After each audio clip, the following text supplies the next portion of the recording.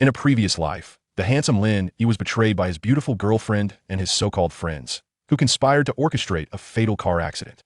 Remarkably, he survived, but was met with a cascade of humiliations. However, fate had other plans for him, as he found himself reborn, transported back to the very moment before the tragic accident. In a swift act of vengeance, he incapacitated the brother who had betrayed him, rendering him a mere shell of his former self. Shortly thereafter, he ventured to the mystical Shennongjia region, only to return and confront his former girlfriend, demanding a breakup. Yet, she wept profusely, refusing to accept his decision. Chapter 1. An Absolute Treasure. At Linshan University, under the veil of a rainy night, the air was thick with tension. "Brother, it's time to hit the road," Wang Zimo sneered, his face twisted into a malicious grin as he observed the approaching headlights of a heavy truck slicing through the rain. Leaning close to Lin Yi's ear, his voice dripped with cold malice. "Yu Wei is mine now. Blame yourself for being so oblivious." In an instant, he forcefully shoved Lin Yi into the path of oncoming traffic. At that critical moment, Lin Yi, reeking of alcohol, felt a sharp pain pierce through his mind, jolting him awake. Opening his eyes in a flash, he instinctively grasped Wang Zimo's arm, leveraging his strength to pull him back. With his feet firmly planted, he launched himself, pivoting on his right foot in a flawless 360-degree rotation. This fluid motion was a culmination of countless nights spent rehearsing in his nightmares, now ingrained in his very being. Wang Zimo, taken aback by this sudden turn of events, was momentarily paralyzed by shock, forgetting to resist. With a powerful tug, Lin Yi sent Wang Zimo hurtling away. "You!" Wang Zimo's pupils dilated, terror etched across his face, as his previously arrogant demeanor evaporated without a trace. No. Shen Youwei's piercing scream was drowned out by the sound of impact. As Lin Yi's consciousness began to fade, he mustered the strength to gaze upon the panicked Shen Youwei and the bloodied Wang Zimo sprawled on the ground. A sinister smile, akin to that of a venomous serpent, crept upon his lips. When Lin Yi regained consciousness, it was already around 1 o'clock the following afternoon. He found himself in a hospital bed, his body aching. Is this a dream? In disbelief, he surveyed his surroundings. The acrid scent of antiseptic gradually reminded him that this experience was unlike any dream he had encountered before. The harrowing scene of the accident replayed incessantly in his mind, akin to a relentless nightmare. Thus, he found himself questioning the reality of his current situation. "Excuse me, may I inquire what year and month it is?" Lin Yi asked, perplexed. The nurse hesitated, a flicker of confusion crossing her features. Could this patient have sustained a head injury? Yet, she maintained her composure and smiled. "It is July 16th, 2012 at 0. Lin Yi responded softly, his lips twitching in disbelief. Could it be? Had he truly been reborn? Moreover, had he returned to the summer vacation of his freshman year over a decade ago? Suppressing his astonishment, he proceeded to ask, "Is this lynching people's hospital?" "Yes," the nurse confirmed. "All right then." Lin Yi turned to gaze out the window, where the streets mirrored those of yesteryears. He then redirected his attention back to the nurse, inquiring, "Are my injuries severe?" The nurse patiently replied, "Nothing serious, just some superficial wounds. A day or two of rest, and you'll be discharged." "Thank you." Lin Yi nodded appreciatively. He vividly recalled that in his past life, the accident had nearly sent him to the afterlife. This time, however, it was Wang Zimo who was sent flying, while he himself had merely sustained a light graze from the truck. Consequently, his injuries were not grave. "Nurse, could you please do me a favor and pinch this area hard?" Still grappling with the idea of his rebirth, Lin Yi pointed to his right arm, earnestly pleading. "Seriously? Is that even a request? Could he have lost his memory?" The nurse grew increasingly convinced of her suspicions. Cautiously, she asked, "Do you still remember your name?" Lin Yi, taken aback, couldn't help but chuckle. "Miss, my name is Lin Yi. There's nothing wrong here. Just help me out and pinch hard, or I might have to file a complaint."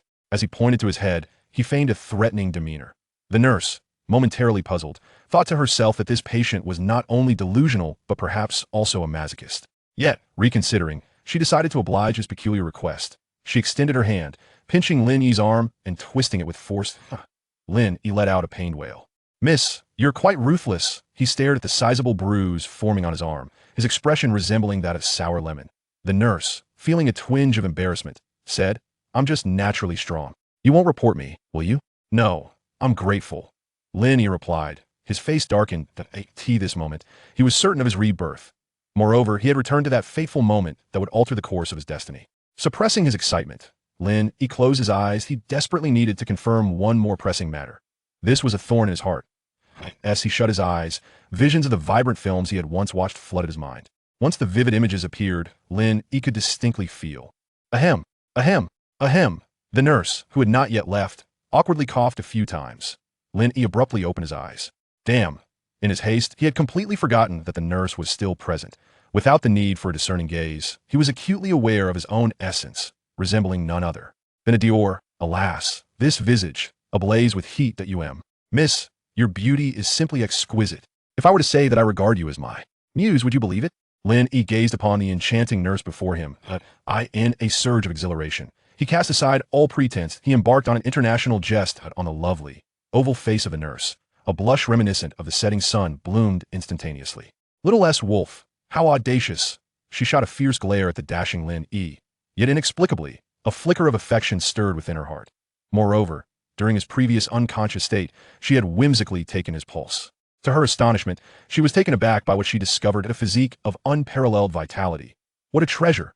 As this realization dawned upon her, she smiled softly and remarked, pointing at Lin Yi's form. Even in your injured state, you still entertain such frivolities. Do you presume your body to be forged of iron? Lin Yi, captivated by her poised stature, could not help but lick his lips. Why not test it out and see? An hour later, the nurse swiftly completed her tasks. Before departing, she extracted her phone and added Lin Yi on WeChat. Leaning in, she whispered softly into his ear. Little brother, once you recover, I wish to witness your true prowess. Absolutely. Lin Yi replied with a grin, his hand playfully flicking at her well-earned Cadillac SUV. Such a mischievous brother. It was only after receiving his affirmative response that the nurse, glancing back thrice, exited the secluded ward. Moments ago, she had distinctly perceived that Lin Yi's skills were somewhat unrefined. As a result, he had not performed to his fullest potential. Nevertheless, she remained quite pleased with his overall demeanor. Yet the thought of having engaged in such an intimate exchange with an unfamiliar man within the confines of a hospital left her feeling quite bashful.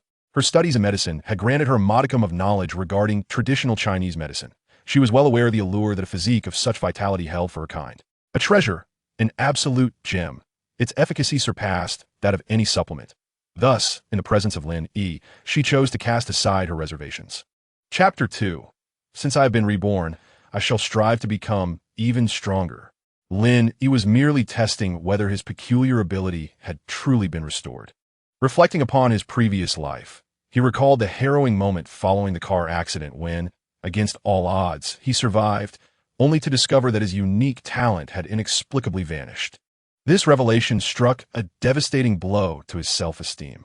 Infuriatingly, his childhood sweetheart, Shennongjia, had borrowed 300,000 yuan from him under the pretext of needing funds for her mother's medical treatment. In that moment, overwhelmed by guilt and the fear of losing her, he had hesitated not a moment, relinquishing the entirety of his parents' hard-earned savings to her without a second thought. Moreover, Lin Yi's secret, which he had thought to keep hidden, was inadvertently uncovered during a private encounter with Shennongjia.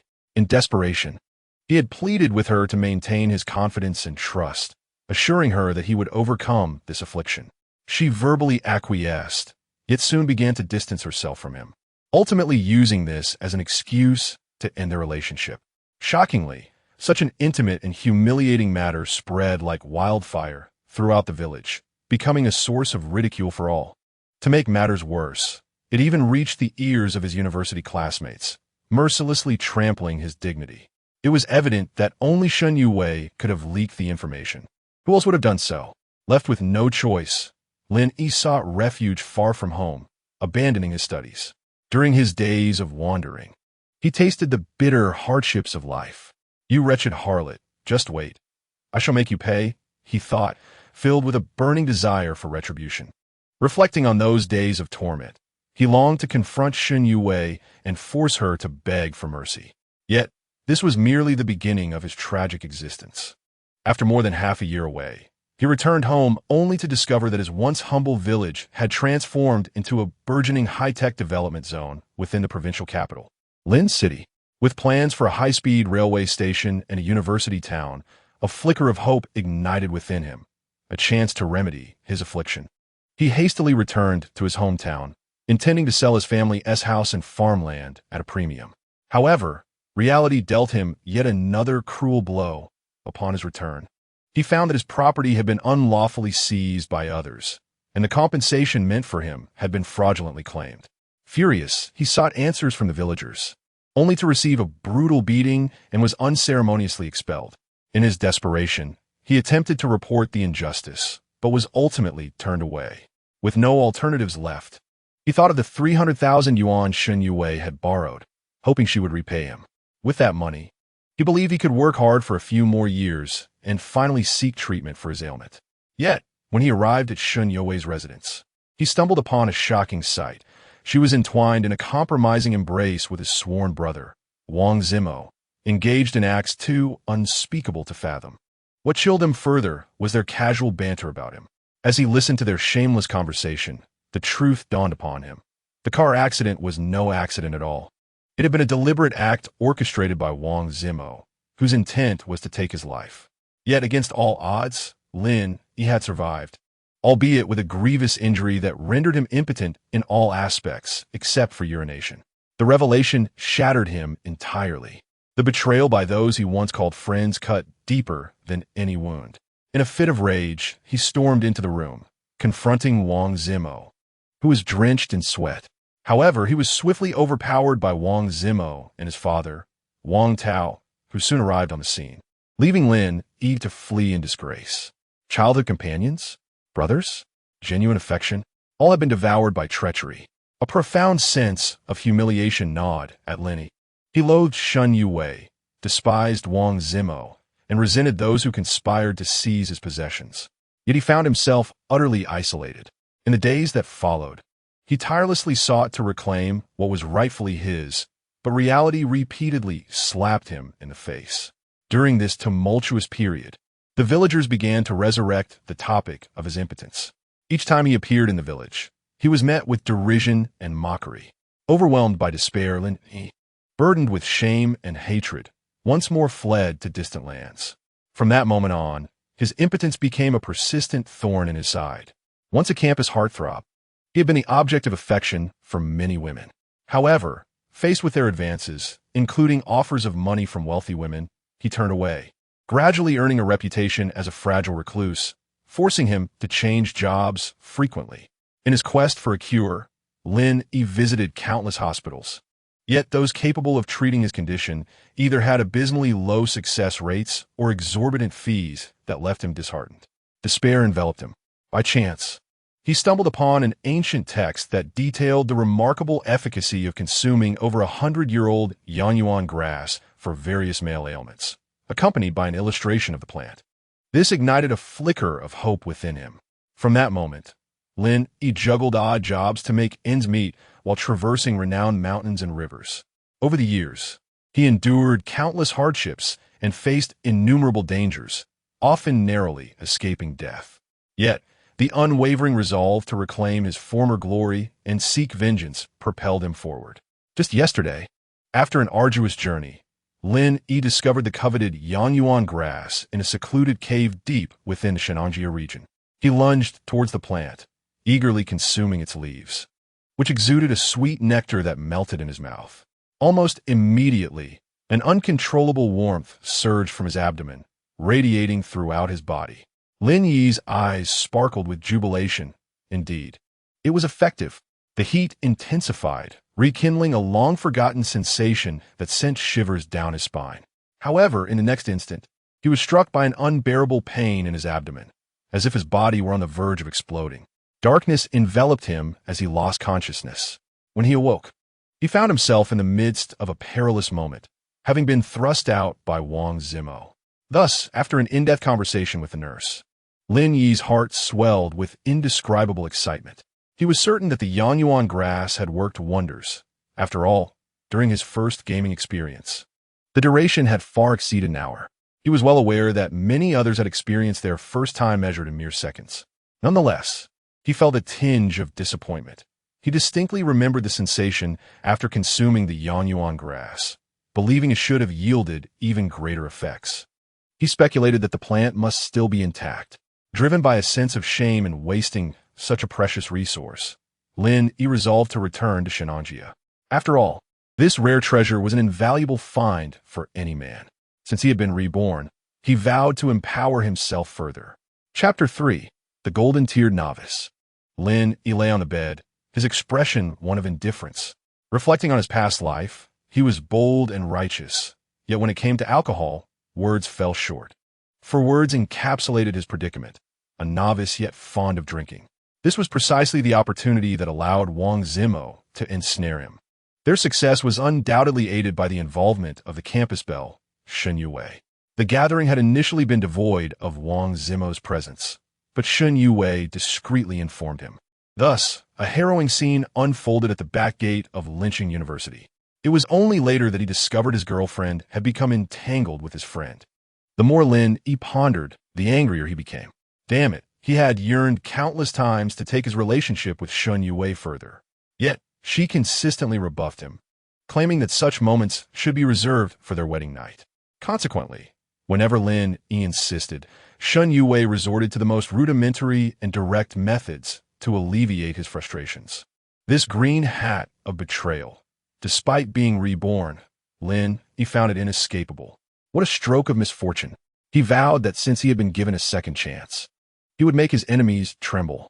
Just as Lin Yi set aside his reminiscences, the door to his hospital room was gently pushed open. 2 officers in uniform entered. "Good day. Regarding the car accident that occurred last night, we require your detailed account of the events." One officer approached the bedside, notebook in hand, ready to record, while the other prepared a film. "Car accident? What car accident?" Lin Yi asked, bewilderment etched across his face. "You're unaware?" The officer furrowed his brow slightly. Lin Yi resolutely shook his head, indicating his ignorance. The 2 officers scrutinized Lin Yi's facial expressions, keen to catch any hint of deceit. Yet they found no signs of fabrication. After a prolonged silence, the officer continued, "You were involved in a car accident last night, which is why you're lying on this hospital bed." "Ah, damn. Alcohol truly is a wretched thing." Lin Yi quickly scanned his body, confirming no serious injuries before he heaved a sigh of relief. "Please describe in detail what you did last night." The officer's gaze remained fixed on Lin Yi, his tone serious. "The girl you were with has disclosed everything." The implication was clear. Lin Yi was best advised against lying. Lin Yi nodded eagerly, feigning deep thought, and after a moment, stated, "Last night, I remember dining with my roommates, and then Zimo arrived.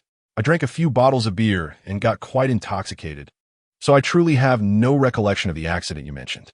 The officer pressed further. "A few bottles of beer were enough to get you drunk?"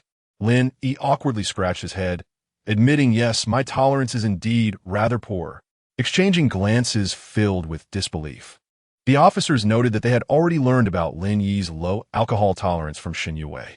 However, witnessing a 180 centimeters tall man succumb to drunkenness after just a few bottles was hard to fathom. If alcohol tolerance were to be graded, Lin Yi would undoubtedly qualify as a novice, and a particularly poor one at that. The officer continued his inquiry. "You truly recall nothing of what transpired afterward?" Lin Yi shook his head firmly once more, insisting he remembered nothing. Suddenly, it seemed he had a realization and anxiously asked, "Is Yue all right? What about Zimo? How is he?" The 2 officers, seasoned in their experience, found it challenging to discern whether Lin Yi's anxious demeanor was genuine emotion or a mere act. They were faced with a conundrum. On one hand, there were no surveillance cameras along the accident route. On the other, Shennongjia's testimony contradicted both the truck driver and Lin Yi's accounts. The only certainty was Lin Yi's abysmal alcohol tolerance, confirmed by inquiries with his university classmates and childhood friends from his hometown. Furthermore, the restaurant owner where they dined corroborated that Lin Yi was assisted out by Wang Zimo and Shennongjia. From the gathered evidence, it became evident that Lin Yi had indeed been intoxicated and was not lying. However, Shennongjia's testimony was decidedly detrimental to Lin Yi. According to her, Lin Yi had forcefully thrown Wang Zimo, leading to Zimo being struck by a truck. Yet, how could a man inebriated to such an extent possess the strength to hurl someone of similar stature? This posed an undeniable conundrum. The truck driver claimed that due to the dim lighting and the drizzling rain, he only became aware of the impending danger just before impact, prompting him to slam on the brakes. However, given the truck's substantial weight, the collision was ultimately unavoidable. He further insisted that the traffic light was green at the time of the accident and that he bore no significant fault. Of course, if given the chance, he would have preferred to run Wang Zimo over. From the interrogation's outcome, if Shennongjia's account were proven true, then Lin Yi would be suspected of intentional homicide. However, during the questioning process, The officers noted that despite Shennongjia being Lin Yi's girlfriend, her concern for Wang Zimo surpassed what was deemed normal. From the outset of the interrogation, she incessantly inquired about Wang Zimo's condition, yet not a single word was directed toward Lin Yi. It was evident that there were undisclosed circumstances at play. The two officers, seasoned and perceptive, sensed the intricate web of relationships. Therefore, Shennongjia's testimony could not be taken at face value. Meanwhile, Wang Zimo, who had previously demonstrated a good tolerance for alcohol, remained in a state of unconsciousness. The doctor indicated that the likelihood of his waking was exceedingly slim. He was more likely to become a vegetable. Thus, the cause of the accident would likely remain unsolved. That girl sustained no serious injuries. She was merely frightened, one officer remarked. However, that boy was not so fortunate. He may never regain consciousness. Upon hearing the first part of the statement, Lin Yi felt a surge of joy. But after processing the latter part, his expression shifted to one of anguish. How could this happen? Zimo has such a good tolerance. He shouldn't have been drunk enough for this to occur. Lin Yi clasped his head with his hands, shaking it vigorously, feigning an inability to accept the reality.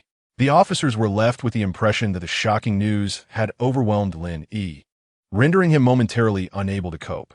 His remarkable acting skills deceived the two officers.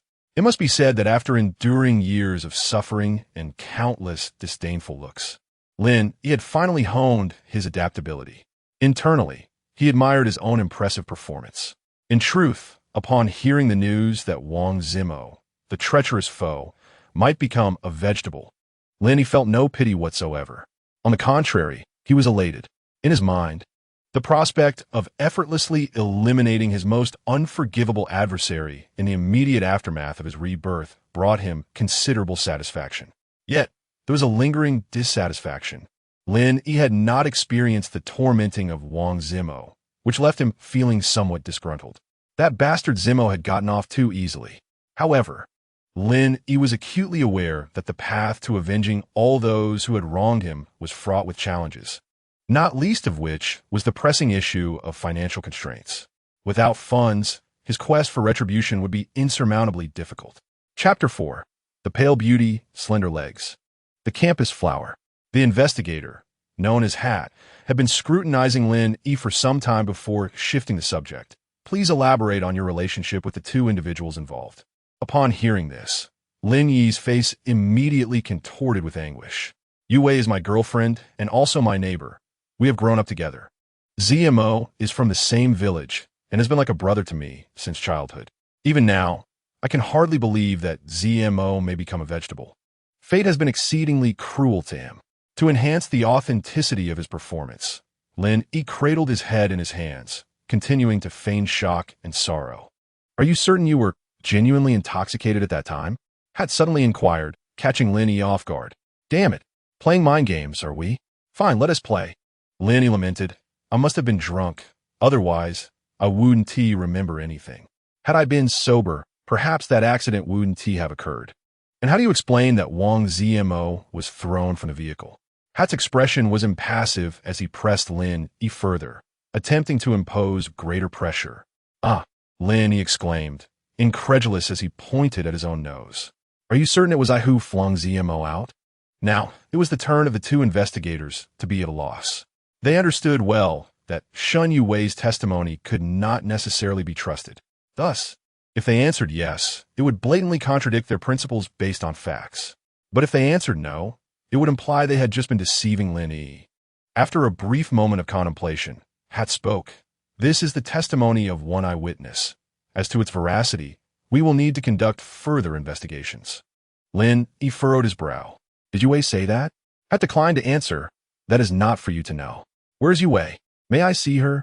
Lin Yi understood that continuing this line of questioning would yield no fruitful results. He refrained from pursuing the matter of Hat's deception and instead seized the opportunity to voice his request.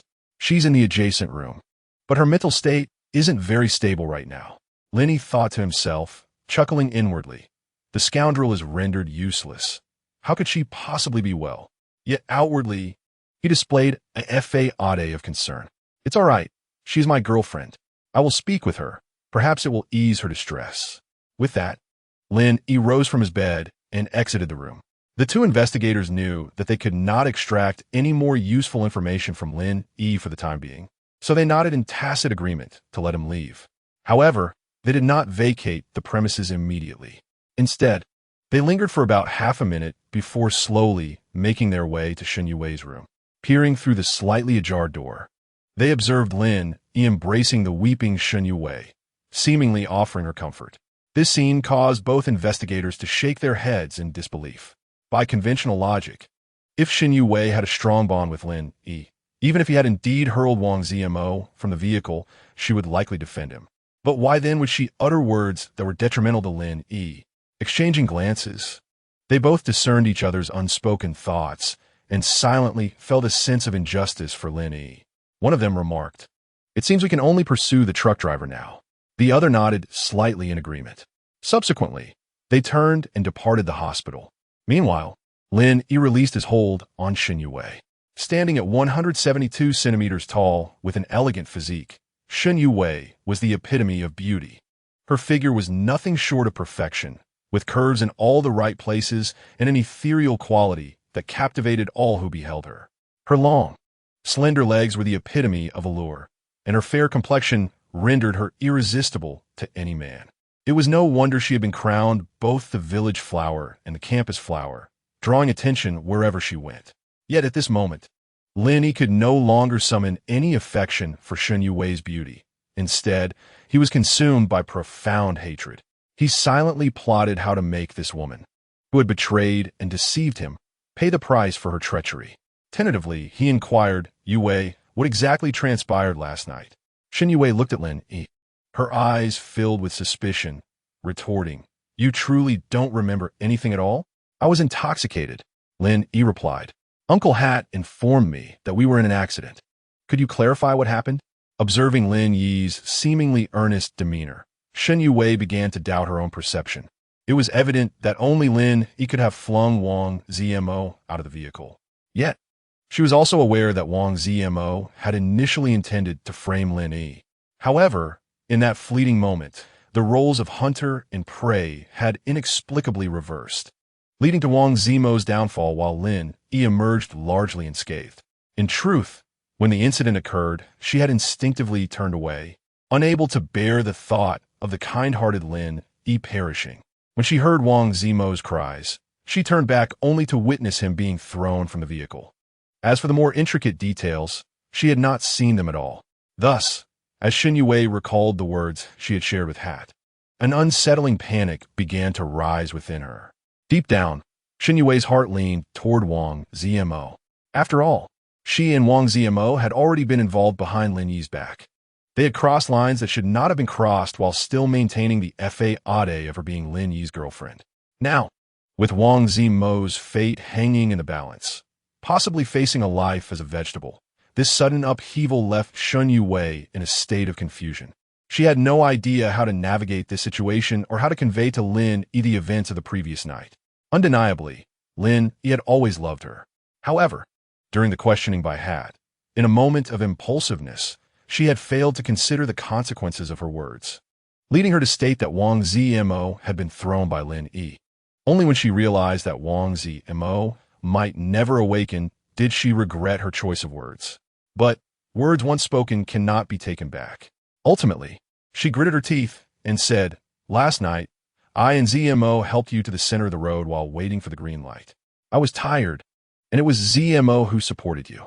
But for reasons unknown, both you and Zmo were suddenly thrown out, and then you were both hit by a car." After speaking, Shennongjia furtively glanced at Lin Yi, hoping to discern something from his expression. Unfortunately, she was met with disappointment. There was no change in Lin Yi's countenance. "I was utterly inebriated. How could I possibly have been thrown out?" Lin Yi questioned, his face a mask of bewilderment, clearly skeptical of Shennongjia's account. "I cannot clarify that," Shennongjia mumbled, lowering her gaze and avoiding Lin Yi's eyes. Lin Yi's brow furrowed even more tightly. "Given the inclement weather at that time, could it be that you misinterpreted the situation?" Shennongjia fell silent, acutely aware that not only was Lin Yi questioning her credibility, but also that a simmering anger was igniting within him. Lin Yi, indifferent to whether Shennongjia responded, added, "What a pity for Zimo, at such a tender age.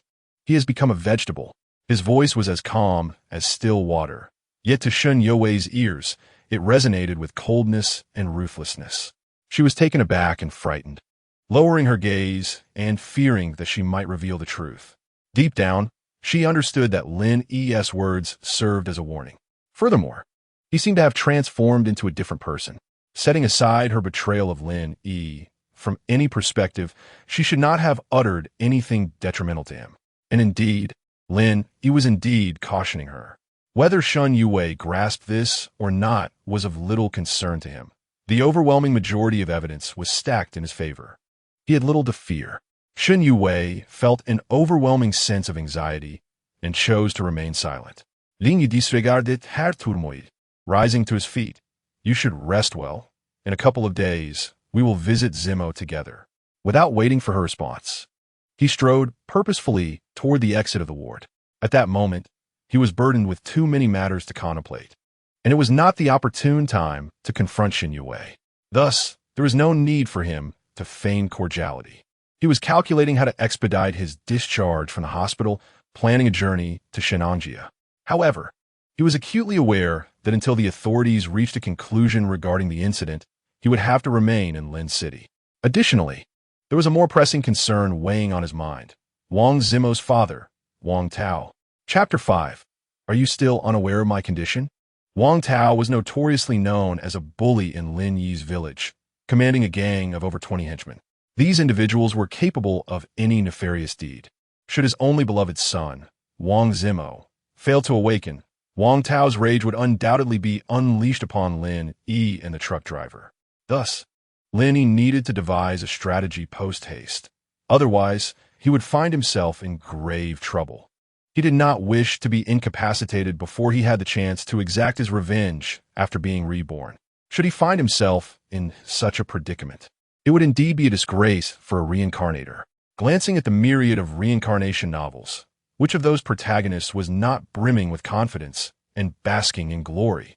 They possessed wealth and women aplenty, their careers flourishing, and their lives seemingly on an unending upward trajectory. Yet, reflecting on his own situation, a mere second later in his previous life could have led to his demise.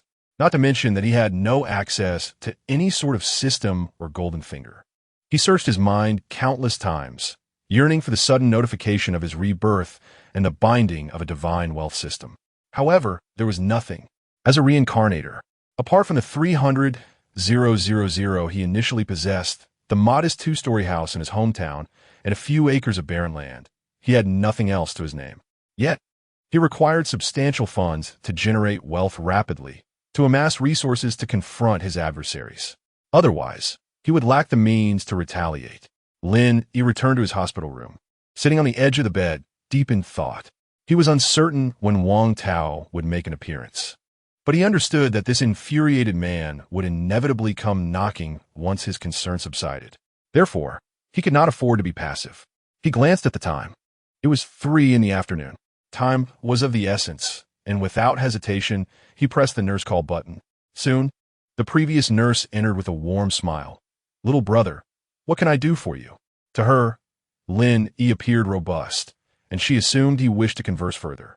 Hence, she casually locked the door behind her. Lin Yi smiled.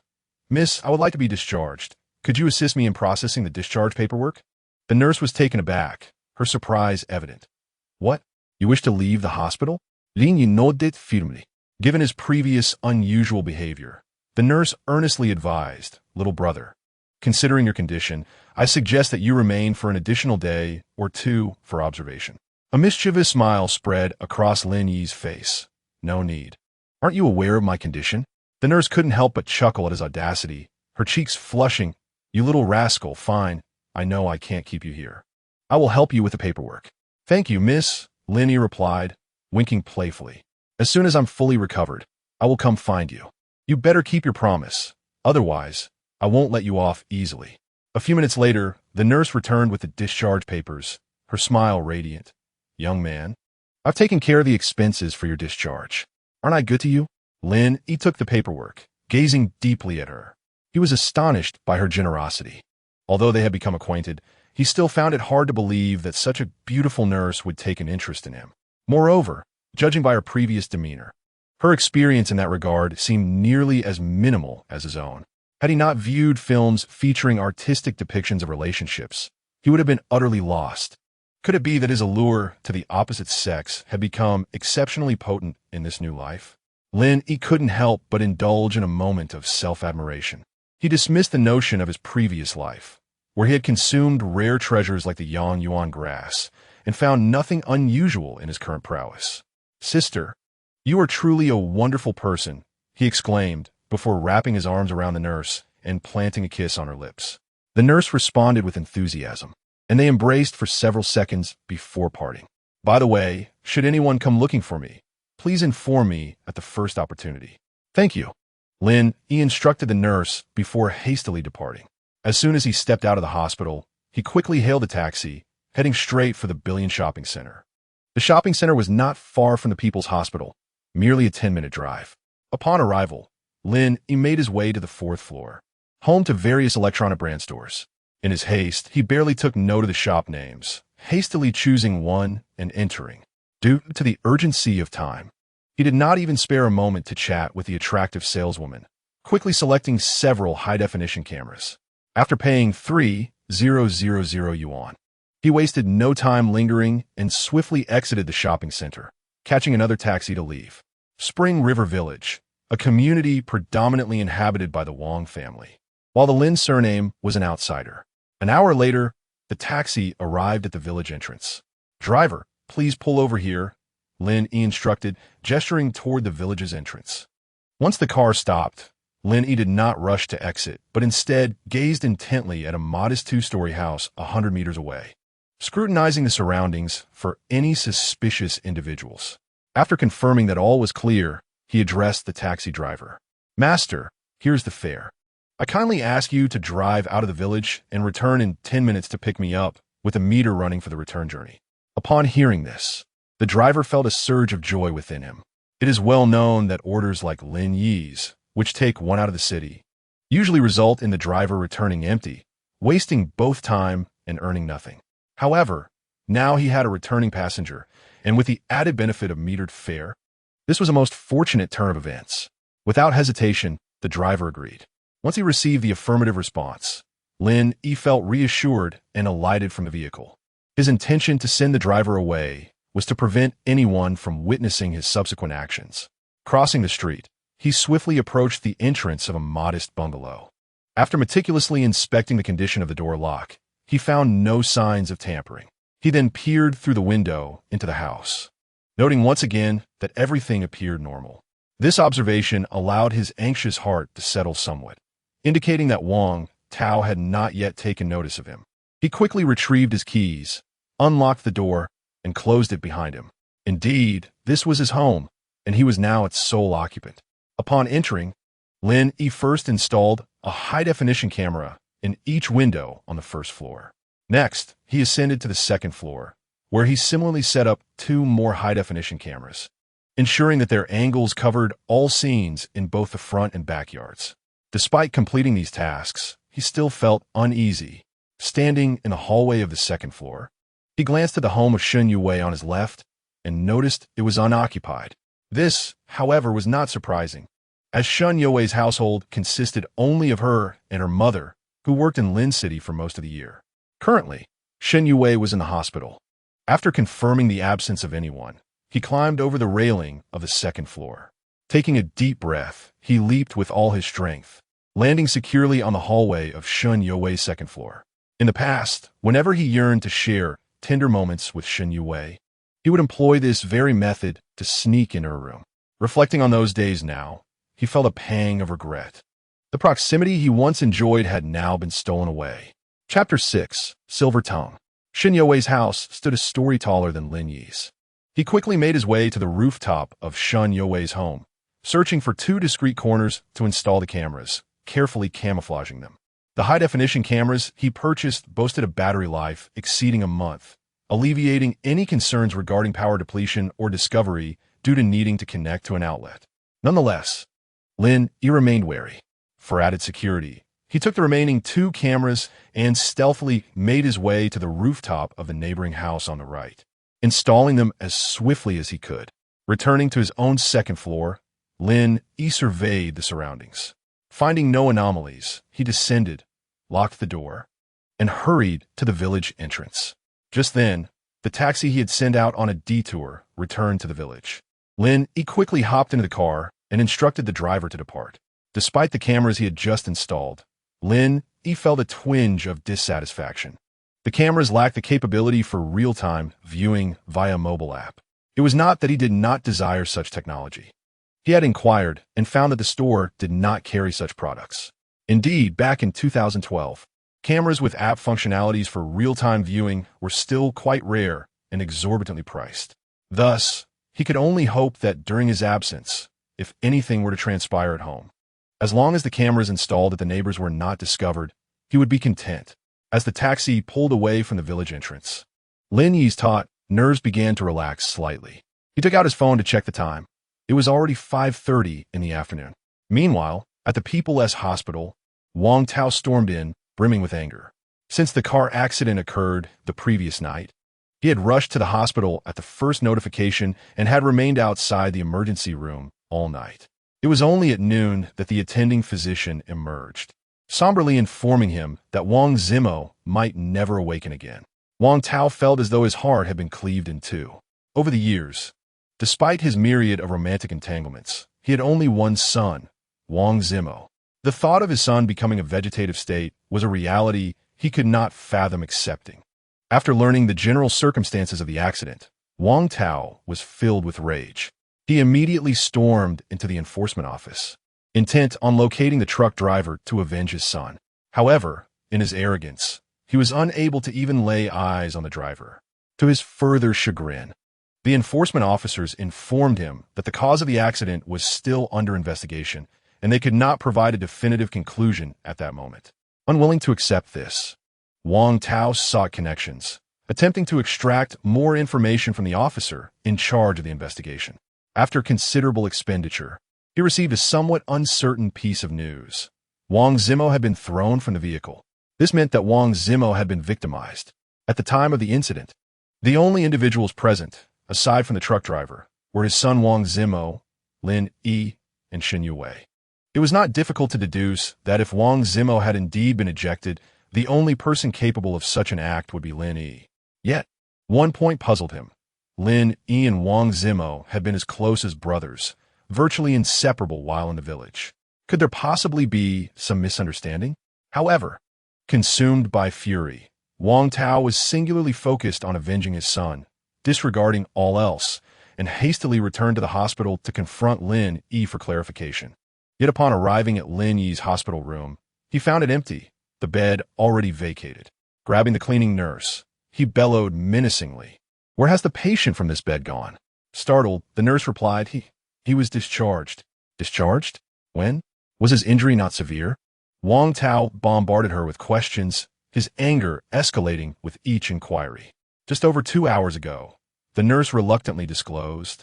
Recognizing the type of person Wang Tao was. "Get lost." Wang Tao spat, cutting her off. Since Lin Yi had been discharged, it indicated that his injuries were not grave.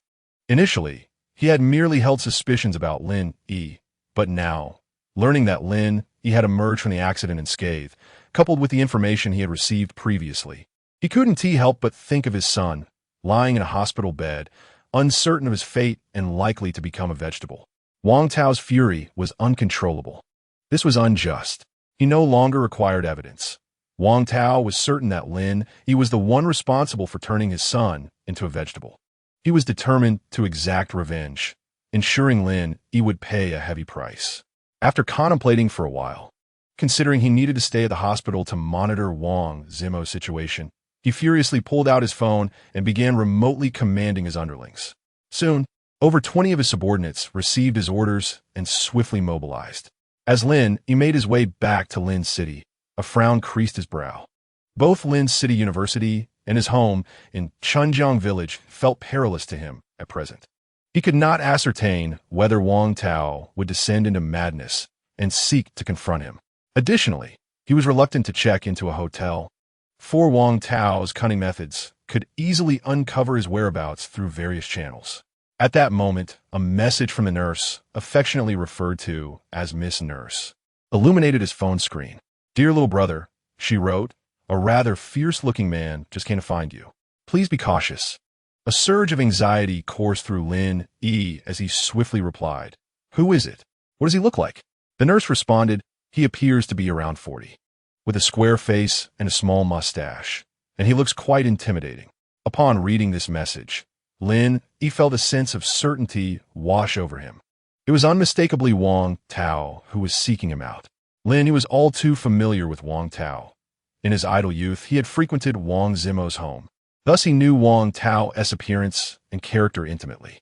In Lin Yi's recollections, Wang Tao was not only a notorious bully in the village, but also led a tumultuous personal life, frequently changing his romantic partners. He recalled that during high school, nearly every visit to Wang Zimo's house would reveal different women emerging from Wang Tao's room, once a figure of admiration among their group of young men. Wang Tao had, in a previous life, been one of the catalysts for Lin Yi's own wandering. Therefore, in this life, Lin Yi vowed never to let Wang Tao escape his grasp. However, he had not anticipated Wang Tao's rapid descent into madness, affirming his earlier suspicions. Lin Yi was acutely aware of his current vulnerability. He was outnumbered and ill-equipped to contend with Wang Tao and his cronies. Thus, he resolved to bide his time. After a moment's contemplation, Lin Yi replied, "I know who it is now. It's fine. Thank you, Mississippi." The nurse, still somewhat concerned, cautioned him again, "Please be careful. He certainly doesn't seem like a benign character." Warmth surged in Lin Yi's heart as he responded, "I will. By the way, when do you finish your shift?" With a playful tone, the nurse jested, "In half an hour." "Why, are you recovering so swiftly?" Lin Yi smirked, promptly replying, "I merely wish to know where you live, so I can visit you more often if time permits." With a charming repartee, the nurse responded, followed by another message. "At the entrance of Greenland Community, 6:30. Don't keep me waiting." Lin Yi replied with an enthusiastic okay emoji and then turned to the driver, saying, "Master, to Greenland Community, please." The driver nodded in agreement. An hour later, Lin Yi arrived at the entrance of Greenland Community. Chapter 7. The Beautiful Nurse and the Young Brother during their flirtatious exchanges. Lin Yi had glimpsed the nurse's ID badge, revealing her name to be Yanin, a melodious name indeed. Yet, he felt a peculiar awkwardness in addressing her as Sister Nan. Instead, calling her Miss carried a playful and endearing connotation, subtly defining their relationship in a light-hearted manner. And Yanin exuded not only beauty, but also a mature allure. Lin Yi pondered whether she would appear even more enchanting in her casual attire, free from her nurse's uniform. As he waited outside Greenland Community, his imagination wandered. From her previous demeanor, he sensed that she possessed a bold and straightforward character. Thus, labeling her as Miss might not entirely align with her spirited personality. However, being merely 19 years old, such a designation felt appropriate. Moreover, and Yanin referred to him as little brother, balancing the scales. Moments slipped by, and Lin Yi stood at the entrance, glancing around, yet Yanin's figure remained elusive. "Little brother, I'm right here." Suddenly, a familiar and melodious voice called from behind him. He turned swiftly, his eyes lighting up as he spotted Yanin waving at him from the entrance gate. Clad in casual attire, her stunning figure was on full display, drawing the gaze of even the security guard stationed nearby, who seemed reluctant to look away. Lin Yi hastened towards her, and Yanin swiped her access card, allowing him to enter the community seamlessly. The security guard regarded Lin Yi with evident envy, a sentiment he chose to ignore. He refrained from inquiring how Yanin had returned and why she was already inside. It was unnecessary, for he intended to stay hidden for only a few days before departing Lin City. And Yanin led Lin Yi towards a building within the community, casually asking, "Little brother, what exactly happened to you? Why was that man looking for you?" Lin Yi shared the events of the previous night without reservation, though he deliberately omitted the fact that Shennongjia was his girlfriend and Wang Zimo was his brother, substituting them instead with university classmates. And Yanin listened intently, nodding in understanding. However, her expression soon shifted to one of concern as she recalled Wang Tao. And who was that person who came looking for you at the hospital? Lin Yi replied, he is the father of the classmate who remains in a coma. Does he suspect you harmed his son? That is a possibility, but I assure you, I was truly intoxicated. I believe my friend will clear my name. As they conversed, they soon arrived at Building 8. Entering the elevator, they ascended directly to the 20th floor. Upon stepping out, Lin Yi immediately sensed a difference. This was a 1-unit per floor design. Just from this detail, he surmised that Yanen's residence must be quite spacious. His assumptions were swiftly validated as they entered her home. The first thing that caught his eye was an enormous shoe cabinet, taking up more space than his own bedroom. The living room was extravagantly spacious, rivaling the size of a basketball court. Furthermore, the decor exuded opulence, with every detail brimming with luxury. In all, Lin Yi couldn't help but inquire, do you live here alone? Yes, and Yanen replied, producing a pair of slippers from the shoe cabinet and handing them to Lin Yi. Don't be too formal. Just treat it like your own home. Though Lin Yi nodded in agreement, a sense of unease lingered within him. After all, such a lavish abode, he estimated, must exceed 200 square meters. Given the current real estate prices in the core area of Lin City, which hovered around 20,000 per square meter, this residence was likely worth at least 4 to 5 million. Walking into such a luxurious home was something he could hardly have imagined, even in his past life. Despite living for another decade, clearly, Yanen hailed from an extraordinary background, rich or noble. This realization only deepened Lin Yi's intrigue. He could not fathom why Yanen would so readily choose to accompany him, even going so far as to cover his hospital expenses. She was even willing to take him to her home. Although he found it perplexing, Lin Yi felt no pangs of inferiority. In his previous life, stepping into such a lavish abode would have undoubtedly made him feel small, prompting a desire to flee. Yet now, as a reborn individual, he harbored no such negative emotions. His heart was set on a clear objective, vengeance, coupled with the aspiration to amass a fortune beyond counting. Thus, luxury cars and opulent villas would soon be his. And of course, women would not be in short supply either. What, then, was the nature of inferiority? To hell with it. Furthermore, Yanen had already become a significant presence in his life. She was in essence his woman. What was wrong with staying in his woman's home? Lin Yi discovered a rather admirable trait within himself, an utter lack of shame. With a cheeky grin, he jested, sister, such a grand house must be terribly dull for you to inhabit alone. How about I stay and keep you company for a few days?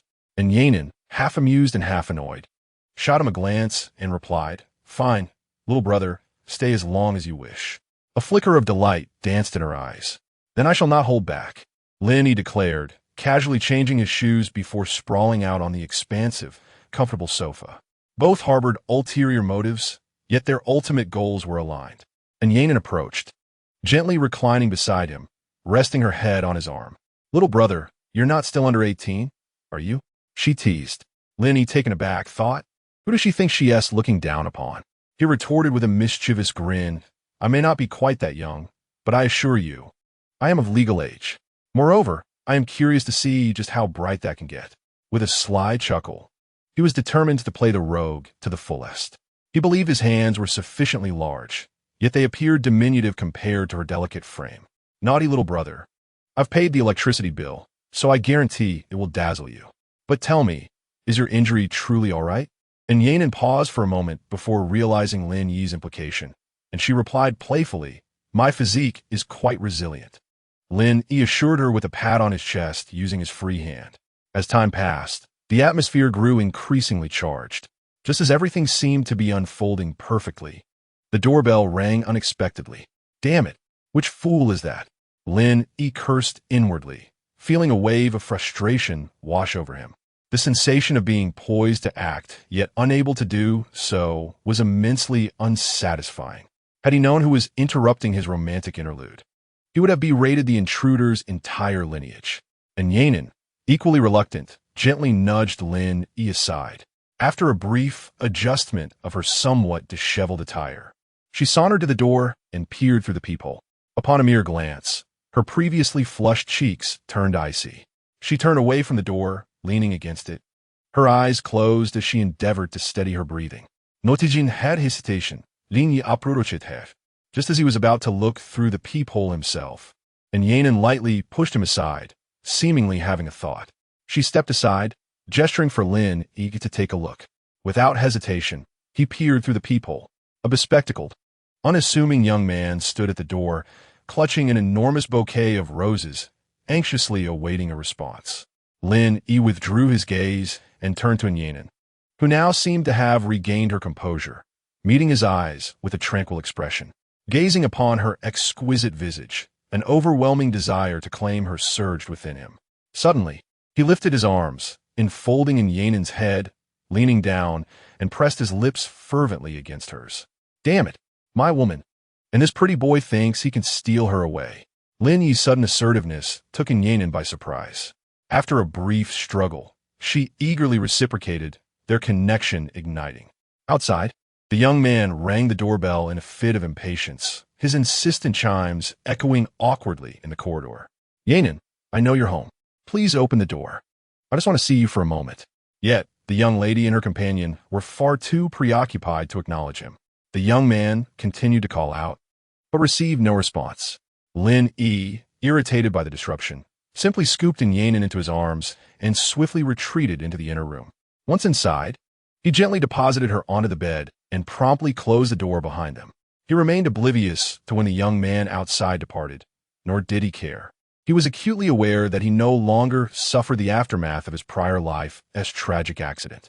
With the benefits of rejuvenation, he felt invigorated. Indeed, 2 hours later, had it not been for the rumbling of his stomach, he might have lingered longer in Yanin's chamber, relishing the moment. And Yanin emerged from the kitchen clad in loose, comfortable pajamas. Lin Yi reclined on the sofa, a look of contentment plastered across his face. However, he noticed her gait was slightly awkward, a sly smile creeping across his lips. After some time in the kitchen, she returned with 2 bowls of instant noodles. I found it rather cumbersome to order takeout, so let us just make do with this tonight, she said, a hint of embarrassment coloring her tone.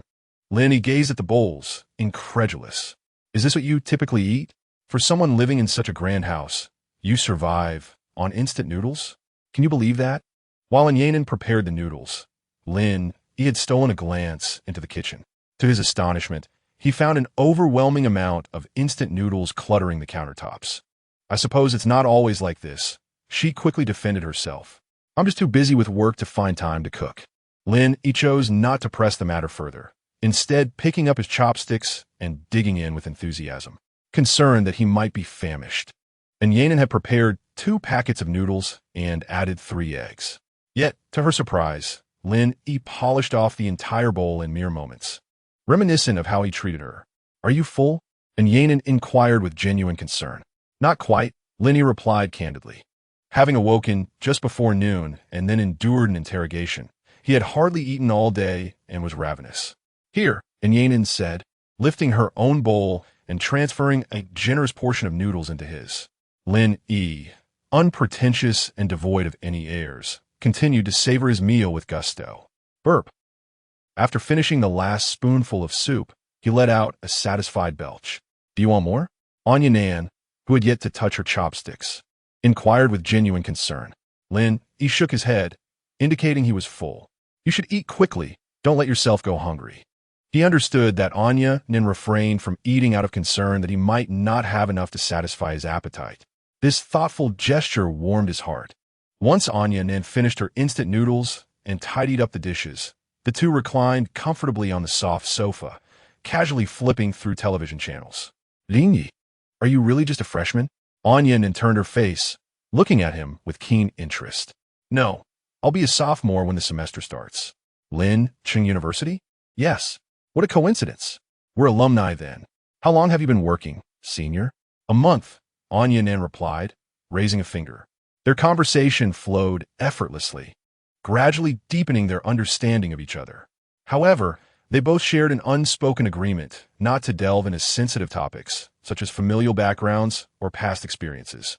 Anya Nan surmised the reason for Lin Yi's visit, but chose not to address it directly, while Lin Yi refrained from inquiring about that pretty boy, believing that if Anya Nan wished to share, she would do so in her own time. After all, everyone has a past. Furthermore, Their relationship was not that of romantic partners. For now, they were merely companions who could enjoy a ride together. Considering that Anya had to work the following day and noting her need for recovery from her walk, they decided against continuing their playful tug-of-war. The next morning, before heading to work, Anya thoughtfully provided Lin Yi with the password for her front door. Additionally, she left him a card for the community gate, allowing him unrestricted access. After Anya departed, Lin Yi found himself restless, leaning against his bed with a gaze that was both profound and frosty. His mind raced as he contemplated his impending plans for revenge and financial gain. The immediate priority was to make a trip to Shennongjia during the summer break to acquire the precious Yanyuan grass. Although this venture would undoubtedly carry risks, he felt confident, having previously visited the place in his past life, that he could navigate it with caution. His urgency stemmed from two primary concerns. Firstly, the summer break was fleeting, and he needed to return to school before the semester commenced to continue his academic pursuits. He felt an obligation to honor the years of hard work he had invested in his education. Moreover, his parents had often expressed their desire for him to attend university, believing it would pave the way for a successful future. Although he had grown indifferent to the significance of a degree in his reborn life, he recognized it as his parents' final wish. Having been given a second chance, he wanted to rectify the regret of having had to drop out. Secondly, he suspected that Shennongjia mother was on the verge of a health crisis. It was imperative for him to return and await Shennongjia's request for financial assistance. Since leaving the hospital the previous afternoon, his girlfriend Shennongjia had not sent a single message to check on him, a silence that stung him deeply. However, Lin Yi felt no anger toward her. The betrayal he sensed from Shennongjia, along with her tacit acceptance of Wang Zimo's schemes against him, fueled a far greater resentment. Thus, he dismissed her current indifference, eagerly anticipating her arrival so he could exact revenge on the traitorous beauty. As for his third target of vengeance, it was Wang Zimo's father, Wang Tao. The first target, Wang Zimo, was already incapacitated. The second, Shennongjia, was well on her way to suffering a similar fate. Given that Wang Tao was frantically searching for him, it was evident he had devised a series of plans aimed at him. Lin Yi knew he could not remain passive. The cameras he had installed merely the day before were intended for a more effective counterattack. Yet, he still lacked a definitive strategy to ensure Wang Tao would pay dearly for his actions. To fearlessly confront Wang Tao, he needed substantial funds and the capability to withstand retaliatory threats from criminal elements. Both of these requirements posed significant challenges for him at present. Crucially, if Wang Tao were to relentlessly pursue him, returning to his village would become nearly impossible, severely jeopardizing his financial plans. Damn, this was clearly a deadlock. How to break free? Lin Yi pondered deeply, his brow furrowed with worry. Perhaps he would have to take it one step at a time. He shook his head in resignation. Meanwhile, shortly after Lin Yi was discharged from the hospital, Shennongjia's mother, Li Kaifeng, arrived at the medical facility. Seeing her daughter was unharmed and aware of the bustling environment of the hospital where certain discussions were better left unspoken, the mother and daughter conferred before proceeding with the discharge formalities. Upon returning home, they engaged in a profound conversation. Li Kaifeng, with a piercing gaze, asked Wei Wei, "Have you had any incidents with Wang Zimo?" From Shennongjia's peculiar demeanor since her arrival, Li Kaifeng had already inferred some troubling truths. Given the severity of the situation, she could no longer afford to remain silent. Shennongjia, with her head bowed and after a lengthy pause, finally nodded, her cheeks flushed, acknowledging the gravity of the situation. She understood that she could no longer conceal the truth and hoped her mother might offer guidance on how to navigate the path ahead. As someone who had been through similar experiences, Li Kaifeng sighed softly and inquired, "Does what you've done align with your feelings for Lin Yi? I didn't intend for it to be this way.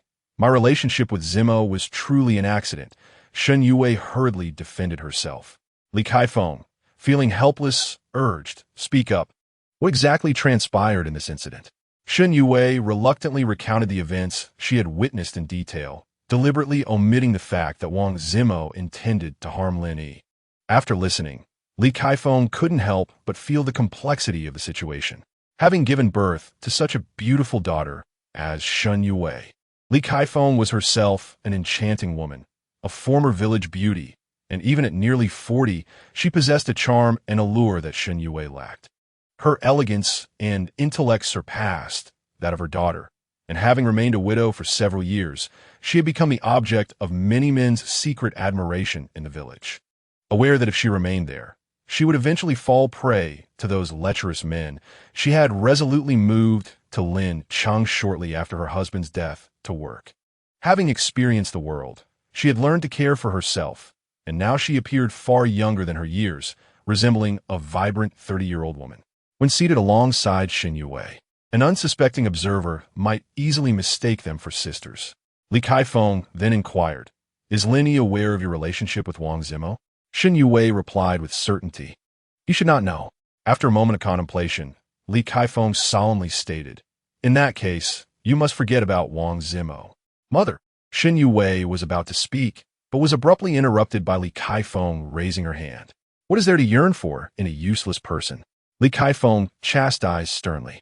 It must be said that upon grasping the entirety of the situation, Li Kaifeng instantly understood how to navigate the current predicament. Shen Yue, having been so harshly reprimanded by her mother, swiftly found resolution in her previously wavering stance. She was acutely aware that Wang Zimo had indeed become incapacitated, and it was unnecessary to cling to any illusions about him. However, her heart remained heavy with guilt towards Lin Yi. She feared that if Lin Yi discovered her betrayal, he would not only shun her, but may even seek revenge. Moreover, her testimony clearly placed Lin Yi at a disadvantage, a fact he was already aware of.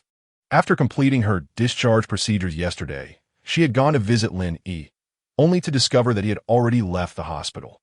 She surmised that Lin Yi's departure was due to his anger stemming from her testimony. Now, with her mother's support, she understood what course of action take. "All right, I know what to do," Shen Yue replied. Li Kaifeng gazed at her beautiful daughter, inwardly lamenting her unexpected choice to straddle two boats.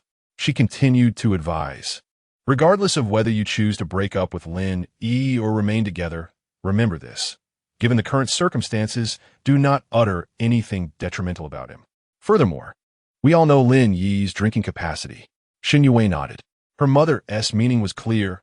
Lin Yi would be fine, so she should not let her words cause him to harbor resentment.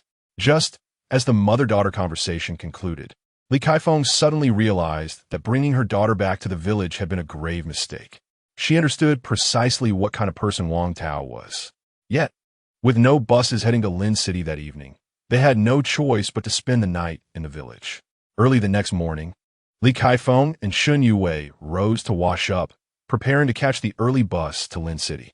However, just as they were about to leave, they were startled by the sound of revving engines outside, followed by a thunderous banging at the door. "Open up!" someone shouted from outside. Shen Yue, startled by the sudden noise, dropped her luggage. Li Kaifeng hurriedly retrieved the luggage and placed it inside before calmly stepping out to open the door. No sooner had she opened it than a group of 7 or 8 thugs stormed in with a menacing demeanor. Following closely behind, Li Kaifeng spotted a haggard Wang Tao striding toward her. Chapter 10. The Exquisite Matron. Meanwhile, the 2 investigators assigned to uncover the cause of the car accident subjected the truck driver to intense interrogations multiple times. However, the answers they received remained consistent with previous statements. The truck driver adamantly insisted he was driving normally and, due to the weather conditions at the time, he could not discern what had transpired between the two. This left the investigators feeling quite helpless. Early that morning, they returned to the hospital, only to find themselves at a dead end. Firstly, they discovered that Lin Yi had already been discharged and was nowhere to be found. Following that, they learned that Shen Yue had also been taken home by her mother the previous afternoon. Unlike the situation with the truck driver, they had no authority to summon Lin Yi and Shen Yue to the law enforcement office, leaving them in the dark about the whereabouts of the two. They promptly dialed Shen Yue's number. "Hello, is this Miss Shen Yue? This is she. We are the investigators who sought you out yesterday. We need to confirm some details with you again. May I ask where you are now?" "I am at my hometown in Spring River Village on the outskirts." "All right. Please wait at home. We are on our way. You must cooperate with our investigation." "Understood." After hanging up the phone, Shen Yue exchanged a glance with Li Kaifeng. nodding in silent agreement. This was fortuitous for them, as they were currently cornered by Wang Tao at home. Opposite them, Wang Tao was fixated on Shennongjia, flanked by the group of thugs who had previously barged in. Each thug wielded a stick or some other weapon, ready to unleash violence at the slightest provocation. Whose phone was that? Wang Tao attempted to maintain a calm tone. By chance, he had seen Shennongjia lingering in his beloved son's bedroom for over 2 hours before emerging. It was only after his pressing inquiries that Wang Zimo admitted to his relationship with Shennongjia. Although he knew his son's actions had wronged Lin Yi, he felt no inclination to delve into the affairs of the young. Little did he expect that his son would end up as a vegetable. In an effort to uncover the truth, and with Lin Yi missing, he had no choice but to confront Shennongjia. Shennongjia remained silent, her gaze shifting nervously to the thugs behind Wang Tao. "You all wait outside," Wang Tao commanded, quickly grasping Shennongjia's intent. Upon hearing their boss's order, the thugs dared not disobey and swiftly exited the living room. Wang Tao turned back to ask, "Now, can we talk?" Shennongjia did not conceal the truth. "It's the investigators. They're coming to find me." Wang Tao pondered for a moment, his expression inscrutable, making it impossible to discern his thoughts or whether he was concerned about the impending arrival of the investigators. He continued to inquire, "Tell me honestly, is Zimo in this predicament because of Lin Yi?" After a night of contemplation, coupled with Shennongjia's betrayal, Wang Tao surmised that Lin Yi must have known about Shennongjia's infidelity long before and sought to eliminate his son. The more he pondered, the more convinced he became of his theory, spiraling into a relentless cycle of suspicion. Hence, after arranging for his daughter to care for Wang Zimo, he drove to Shennongjia's home early in the morning, trapping the mother and daughter inside. Shennongjia trembled with anxiety, while Li Kaifeng gently squeezed her hand, offering a semblance of comfort. Encouraged by her mother's support, Shennongjia finally spoke. He was drunk at the time, completely powerless. It couldn't have been him. Wang Tao, upon hearing this, erupted with fury. His eyes bore into Shennongjia as he growled, "Then tell me, who did it? Was it you?" Shennongjia gasped in shock and quickly retorted, "Uncle Wang, you mustn't accuse me unjustly. At that time, I was between Lin Yi and Zimo. And as a mere weak woman, how could I possibly have the strength to push Zimo?" Wang Tao furiously pressed, "If it wasn't you, and it wasn't that Lin, then are you suggesting Zimo went mad and crashed the car himself?" "I truly don't know." Shennongjia bit her lip on the verge of tears. "I'll give you one more chance to tell the truth. Otherwise, I'll send you and your mother to a club where you'll have to entertain guests 10 or 8 times a day." Wang Tao could no longer contain the fury that surged within him, bellowing threats with unrestrained rage. "Wang Tao, you dare!" Finally, Li Kaifeng, who had remained silent until now, could no longer endure the situation. She rose to her feet and reprimanded him loudly. Wang Tao, standing as well, wore a lascivious grin. "What do I have to fear? Moreover, before I send you both away, I intend to savor the delights of you and your daughter, and then allow my brothers to indulge as well." "Ha ha ha ha!" His maniacal laughter echoed, reminiscent of a madman. The possibility of Wang Zimo becoming a vegetable struck him profoundly, rendering him utterly unhinged. At that moment, he disregarded whether Shennongjia was truly his son's girlfriend. "Wang Tao, Wei Wei and Zimo have been together. Your words are nothing short of beastly." Li Kaifeng raturta fearlessly. In a swift motion, Wang Tao lunged at Li Kaifeng, seizing her collar and lifting her off the ground. "Yes, I am indeed a beast. Unless you tell me who the real murderer is. Let my mother go." Shennongjia interjected, desperately grasping Wang Tao's arm, pleading with him. "Is it Lin Yi who did it?" Wang Tao refused to relent, instead shouting at Shennongjia. She resolutely shook her head, tears streaming down her face. "I truly do not know, Uncle Wang. I beg you to release my mother." With a sudden rip, Wang Tao not only failed to free Li Kaifeng, but, with a sinister smile, reached out with his left hand and forcefully tore her clothing apart. In an instant, Li Kaifeng's ample curves were exposed to the air. Wang Tao's eyes narrowed, and a wave of depravity surged within him. Truly, she was a top-tier beauty, maintaining her perfection even at this age, showing no signs of sagging. Li Kaifeng clasped her hands over her chest, yelling defiantly, "Wang Tao, What kind of hero takes advantage of two vulnerable women? If you have the guts, go confront Lin Yi. If you lack the courage, then stop your madness here. She attempted to provoke Wang Tao with her words, hoping to divert his attention towards Lin Yi and spare herself and her daughter. Simultaneously, she wished to raise her voice to attract the attention of the neighbors next door. However, she was acutely aware that the likelihood of this succeeding was minimal, especially with 7 or 8 thugs lingering outside. Even if the neighbors heard the commotion, none would dare intervene in such murky waters. Do not think you can provoke me. I am not easily swayed. And that kid Lin, I will find him sooner or later, Wang Tao declared, lifting his left hand slowly towards Li Kaifeng. He had long coveted this enchanting woman. Unfortunately, she was too shrewd, rarely returning to the village, and when she did, it was typically a brief visit. She left them with no opportunity. Today, he intended to seize the moment and forcibly claim this woman he had long desired. Chapter 11. Are you acting for me? Wei, get out. Li Kaifeng's gaze was resolute as she completely ignored Wang Tao's vile actions, turning to shout at Shennongjia. Shennongjia hesitated, her mind racing. Was her mother truly willing to sacrifice herself to quell Wang Tao's fury? It seemed utterly unjustifiable, and such a course of action was morally questionable. After all, she and Wang Zimo were indeed together. If her mother entangled herself with Wang Tao, everything would be thrown into chaos. On the other hand, Wang Tao's outstretched hand hovered in the air, and then he grinned smugly, saying, "Now that's more like it." Li Kaifeng dismissed Wang Tao's lewd grin, fixing her gaze on Shennongjia with unwavering resolve. Leave. Shennongjia, observing her mother's calm demeanor, felt a pang of worry that her mother might be harmed. Yet, she also understood that her mother had concealed a pair of scissors in her back pocket, aware of her intentions. Biting her lip, she turned and walked out the door, heading towards the village's outskirts. Upon seeing Shennongjia venture out alone, the thugs exchanged glances and then looked back at the door, their faces betraying a knowing smile. To them, this seemed to be the boss's tacit approval, so they refrained from stopping her.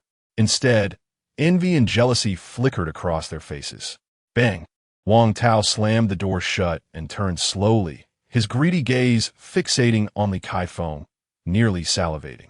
Eagerly, he reached out, yearning to embrace this alluring 8-8 beauty. "Stay with me, and I promise no one will dare trouble you and your daughter again." Wang Tao exuded an air of determination. Deep down, he knew that Shennongjia was unlikely to be the perpetrator behind Wang Zimo's predicament. He sought Shennongjia merely to ascertain whether Lin Yi was indeed the true culprit. Unexpectedly, he found himself with a surprising advantage. A few threatening words seemed to have Li Kaifeng on the verge of submission. "Hold on, let's clarify things first." Li Kaifeng maintained her facade of calm. "Darling, what is there to discuss? Let's indulge ourselves first." Wang Tao, impatient and eager, strode towards Li Kaifeng, desperate to claim her. However, just as he prepared to embrace her, he suddenly felt a sharp pair of scissors firmly pressed against his chest. "Take another step, and I will not hesitate." Li Kaifeng's expression remained impassive, her voice devoid of any tremor, clearly prepared for a desperate struggle. She understood that to deal with a villain like Wang Tao, she must remain composed. Moreover, she knew that if she could protect herself and her daughter this time, it would mean they could never return to this village. Even living in Lin City would require them to tread carefully, perpetually wary of Wang Tao. Wang Tao, witnessing his prey slipping away, felt his anger surge. Yet, staring at the glinting scissors, he bit his tongue and took a step back. "Speak, how much do you want? It is not a matter of money. I simply hope you can spare us. My daughter has nothing to do with Zimo's predicament," Li Kaifeng explained urgently. Wang Tao, incensed by her words, roared, "So you were merely acting for me?" Li Kaifeng hastily defended herself. "I wouldn't dare. Wei is Zimo's girlfriend, and you have no shortage of women around you. There is no need to fixate on this widow. If word gets out, it would tarnish your reputation. Damn it. Who dares to gossip behind my back? I will kill them." Wang Tao retorted dismissively. "You may disregard others' opinions, but you must consider Zimo's situation. The doctor only stated he might not awaken, yet that does not mean he has no chance of recovery. The priority must be to find a way to help him regain consciousness. In this regard, Perhaps Wei Wei could be of assistance, Li Kaifeng urged earnestly. Upon hearing Wang Zimo's name, Wang Tao's previously surging lust was abruptly quelled. He retracted his lewd smile, narrowing his eyes as he fell into deep contemplation. Clearly, he was weighing Li Caifeng's words seriously, particularly the last statement. The relationship between Wang Zimo and Shen Yuwei had evidently crossed a pivotal boundary, and, as a father, he recognized his own incompetence. If anyone could rouse Wang Zimo from his stupor, it was undoubtedly Shen Yuwei, far more capable than he, the father. Moreover, he discerned the underlying implications in Li Caifeng's words. Contemplating how Prince Mo would react upon learning that his father had become entangled with his girlfriend's mother was indeed a matter of considerable concern for him. Wang Tao fixated on Li Caifeng's exquisite visage, scrutinizing her repeatedly, yet finding himself unable to reach a resolution.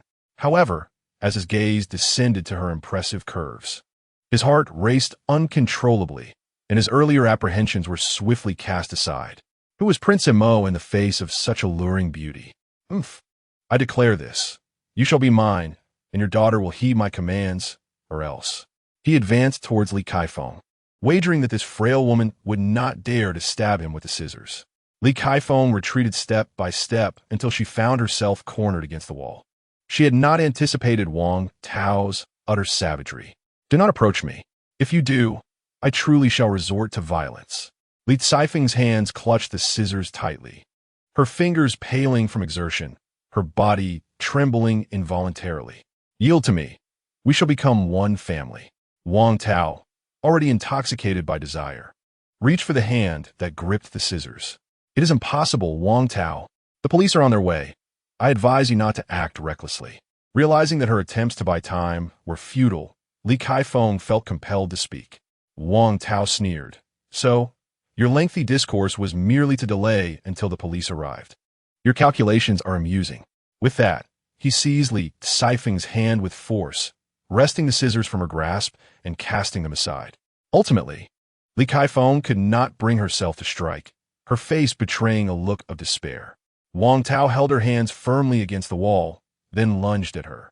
Being merely a delicate woman, she was powerless to resist, tears streaming down her face. Wang Tao, how dare you? Once the police arrive, I shall accuse you of rape. This was Li Caifeng's final act of defiance. Huh! By the time they arrive, the deed will be done. I fear nothing. Wang Tao laughed triumphantly. Chapter 12. Outwitted by a Woman. After fleeing the village, Shen Yuwei was in a state of frantic urgency. She hastily retrieved her phone and dialed the police. The call connected swiftly. Hello, is this Uncle Police? This is Shen Yuwei. She spoke with great urgency. Yes, what is it? It's about Wang Zimo's father. He has trapped my mother and me at home, and they intend to harm her. Please hurry. Shen Yuwei's voice was laced with desperation. All right, we will be there immediately. Having already traveled a considerable distance, the police officer quickly affixed the siren atop the car and pressed the accelerator. The police vehicle roared past, its siren wailing sharply. Within 10 minutes, Shen Yuwei, concealed at the village entrance, heard the familiar sound of the siren drawing near. She rushed to the roadside, a mixture of excitement and anxiety coursing through her. The group of delinquents lingering at her home also heard the piercing wail of the siren. They exchanged glances, their faces reflecting uncertainty, grappling with whether to inform their leader. If they remained silent, their leader might be apprehended by the police. Yet, if they alerted him, they risked incurring his wrath. This brief hesitation was cut short as the police car arrived at the village entrance. Shen Yuwei hurried forward, exclaiming, Uncle Police, my home is right there. Quickly. At that moment, the delinquents could no longer afford to hesitate. One of them turned and ran to bang on the door, shouting, Boss, it's bad news. The police have reached the village. Inside, Wang Tao had just thrown Li Kaifeng onto the bed and was preparing to indulge himself when the sudden knocking at the door felt like a bucket of cold water, igniting his fury. However, upon hearing the words of his subordinate from outside, the lust that had clouded his judgment dissipated. Damn it! Consider yourself lucky, but next time, you will not escape my grasp. He spat, begrudgingly pulling up his half-removed trousers.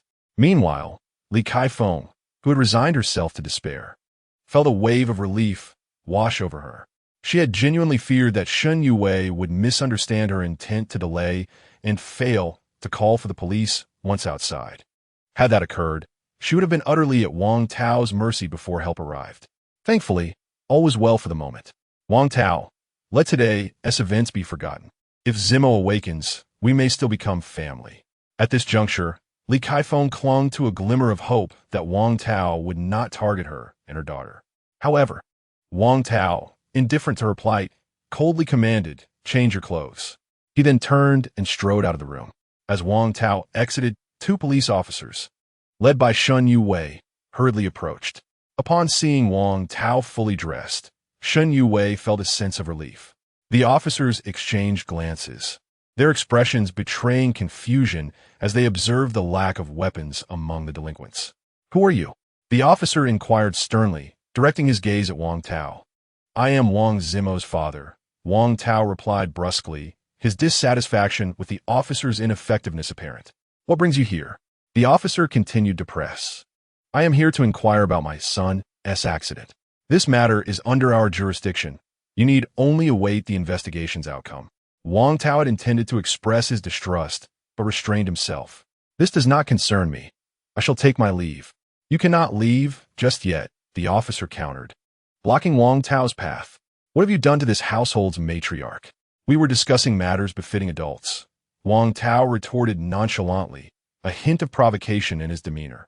Just then, Li Kaifeng emerged, having changed into a different outfit, and nodded at Shen Yue. For a moment, Shen Yue was taken aback. Seeing her mother in a new outfit, she was uncertain whether Li Kaifeng had been harmed by Wang Tao. Yet, it had barely been 10 minutes. Surely Wang Tao could not have finished so quickly, especially considering that her interactions with Wang Zimo were always brief. Her heart twisted with worry. "Let him go." "I am Mifine," Li Kaifeng interjected. Since the principal party had spoken, the officer had no choice but to acquiesce. As Wang Tao departed, he cast a threatening glance at Li Kaifeng and Shen Yue, his eyes filled with menace. He had been so close to his desires, only to have them slip away at the last moment. Unbearable frustration consumed him. Inside, the officer resumed his detailed inquiry with Shen Yue. However, this time, Shen Yue adamantly denied ever claiming that Lin Yi had thrown Wang Zimo from the vehicle. Left with no other option, the officer presented the previous interrogation footage. Yet, Shen Yue remained resolute, insisting that it had merely been her speculation and that she had not witnessed the event firsthand. After multiple confirmations, Shen Yue steadfastly maintained her position. The interrogating officer, wearing a hat, spoke gravely. "If it is ultimately proven that you have provided false testimony, you shall face punishment. Therefore, it is in your best interest to speak the truth." "I am only stating facts," Shen Yue retorted, gritting her teeth. "Very well." The officer found himself at an impasse. At this juncture, there was no compelling evidence to implicate Lin Yi as the perpetrator. On the contrary, the various pieces of evidence uncovered suggested that he had indeed been inebriated at the time, rendering him incapable of being the culprit. The sole testimony that cast suspicion upon him had now reached a deadlock, as Shen Yue firmly maintained that her previous statements had merely been conjecture. Unless more eyewitnesses emerged, it appeared that this traffic incident would be treated as an ordinary case. The 2 officers concluded their questioning and prepared to depart. Just then, Li Kaifeng rushed out to intercept them, anxiety etched across her face. "Excuse me, could you please take us to Lin City?" Li Kaifeng understood that if the officers left, she and her daughter would once again fall into Wang Tao's clutches. The consequences of such an outcome would be dire. Thus, securing a ride with the officers was their only chance. The 2 officers exchanged a glance, silently nodding in agreement, and said, "Get in." "Please wait a moment. We need to grab our luggage," Li Kaifeng replied, her heart quietly relieved as she hurried back to fetch their belongings. Soon, mother and daughter departed from Chunjing village in the officer's vehicle. As they left, Wang Tao and his henchmen stealthily peeked out from a nearby alley.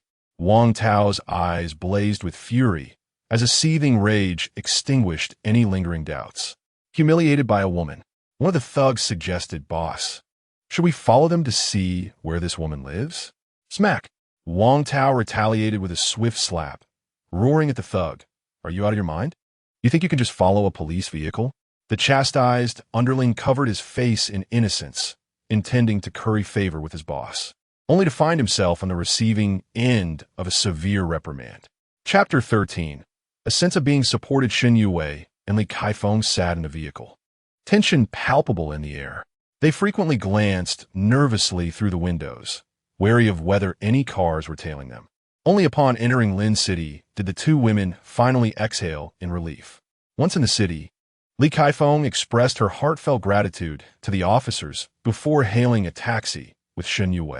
Subsequently, the mother and daughter switched buses twice before finally alighting at the entrance of an old residential complex in the southern part of the city. Shen Yue quietly followed her mother, fully aware that this arduous journey was a necessary precaution to evade Wang Tao's watchful eye. Upon entering the modest two-bedroom apartment that Li Kaifeng had rented, she collapsed onto the sofa, a lingering expression of anxiety on her face. Today, she had narrowly escaped being assaulted by that scoundrel Wang Tao. She was acutely aware that, despite her appearance, suitors would not be in short supply. However, if she were to become involved with Wang Tao, she could just as easily find herself unceremoniously cast aside once he grew weary of her. Stealing a glance at Shen Yue, who sat across from her on the sofa, Li Kaifeng sighed inwardly. Wei, have you been in contact with Lin Yi these past few days? She inquired softly, breaking the silence. No, I haven't, Shen Yue replied, a sudden panic rising within her as her gaze faltered. She knew her neglect towards Lin Yi was inappropriate, but ever since the accident, she had been in a state of disarray. Furthermore, when Lin Yi had come to visit, she had sensed an unusual tension in him, which deterred her from reaching out. You must message him, Li Kaifeng instructed, her tone leaving no room for argument. All right, Shen Yue hesitated briefly before acquiescing. In truth, after their heartfelt conversation the previous night, she had already resolved to do so. Meanwhile, Lin Yi had casually grabbed a bite near the community entrance before ambling to the supermarket to purchase some groceries. Upon returning home, he sent Yanan a WeChat message. Dinner tonight? And Yanan quickly replied, instant noodles or takeout? Lin Yi frowned. Just come back empty-handed. And Yanan replied, got it. Lin Yi, still feeling uneasy, asked, what do you even know? And Yanan responded, instant noodles, of course. By the way, we're out of eggs in the fridge. When you have time, could you pick some up in the supermarket? I'll transfer you the money. Buy a few extra to replenish your strength. Replenish my strength? I'm a man who's already consumed yang yuan grass. I don't need any more. Lin Yi sent back an exasperated emoji before tossing his phone onto the sofa and reclining back. The more he thought about it, the more he felt an unsettling sensation akin to being supported financially. This feeling intensified, particularly when he recalled the young man who had delivered flowers to Shen Yue the previous night. Just you wait tonight, Lin Yi stated. At that moment his phone, which had been abandoned on the sofa, vibrated unexpectedly. He picked it up to find his previously gloomy expression darken further. The message on the screen was from Shen Yue. Lin Yi, where are you? Are you feeling any better? Her words overflowed with genuine concern, as if they could spill forth from a screen. Lin Yi did not respond immediately. Instead, he tossed the phone aside once more and busied himself in the kitchen. Shen Yue clutched her phone tightly, anxiously anticipating Lin Yi's reply. She waited and waited, yet the message she longed for never arrived. Instead, she received several messages from admirers. After all, being the campus belle, she was never short of attention. However, in her current state of turmoil, she had little inclination to engage with any of them.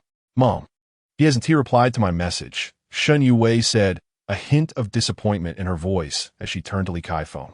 Li Kaifeng frowned slightly, then forget it. With your looks, when you return to school, you can find someone even better. Mom, how can you say that? Shen Yue was taken aback by her mother's unexpected words and momentarily at a loss for a response. Just some country bumpkin. Before Li Kaifeng could finish her sentence, she suddenly swayed and fainted.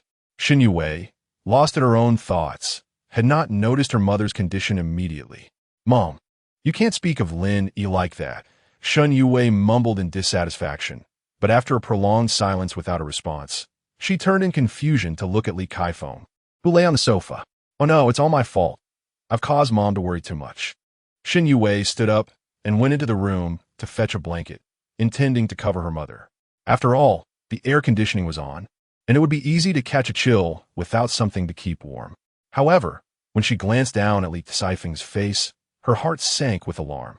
Her mother's once rosy complexion had turned a ghostly pale, alarming in its severity. "Mom, wake up! Please wake up!" Shen Yue gently shook her mother's shoulder, calling out urgently. Yet, Li Caifeng showed no sign of response. In a sudden surge of panic, Shen Yue intensified her shaking and raised her voice, calling out desperately. Yet, Li Caifeng remained unresponsive. This left Shen Yue utterly alarmed. In a frenzy, she grabbed her phone and immediately dialed for an ambulance. After ending the call, she instinctively reached out to contact Wang Zimo, but as her finger hovered over the dial button, the grim realization struck her that Wang Zimo would never answer her call. Consequently, she hastily redirected her efforts to call Lin Yi. However, Lin Yi did not pick up, no matter how many times she tried. Frustrated, she continued to dial repeatedly, but to no avail.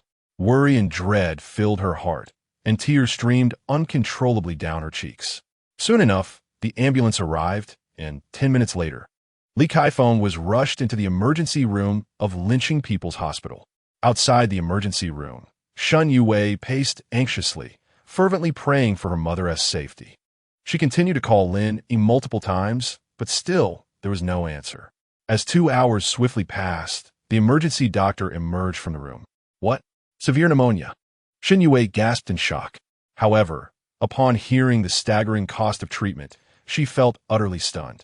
600,000. Even if they sold their house, it would still be far from enough. Yet, without treatment, her mother would perish. In that moment, she felt utterly lost. It was then that she sorrowfully realized that apart from her mother, she had no one to confide in or seek assistance from. Previously, she could rely on Lin Yi, but now he was unreachable. She had thought that her secret relationship with Wang Zimo would provide her with an additional support, but fate had dealt her a cruel hand, leaving her in a state worse than before. Chapter 14. Are you planning to support me? At the bedside, the mother and daughter were gaunt and weary, tormented by the sudden affliction. Wei Wei, perhaps we should forego treatment. After all, there is still a 50% chance of survival, Li Caifeng said, her heart heavy and her eyes filled with despair. No, Mom, we must pursue treatment. Shen Yue vehemently shook her head, tears streaming down her face. Li Caifeng, in immense pain, lamented their dire situation. Foolish girl, we don't have that much money. Over the years, I've saved less than 300,000. Even if we sold the house in Shennongjia village, it wouldn't be sufficient. That place is worth just a few tens of thousands. Regardless, we must get treatment. This amount will cover around half a month of care, and we can devise a plan for the rest, Shen Yue insisted, biting her lip with determination. She could not bear to witness her mother's suffering any longer. Moreover, she had concocted a plan. Besides selling their old house, she pinned her hopes on Lin Yi, as she was well aware of his financial resources. 300,000.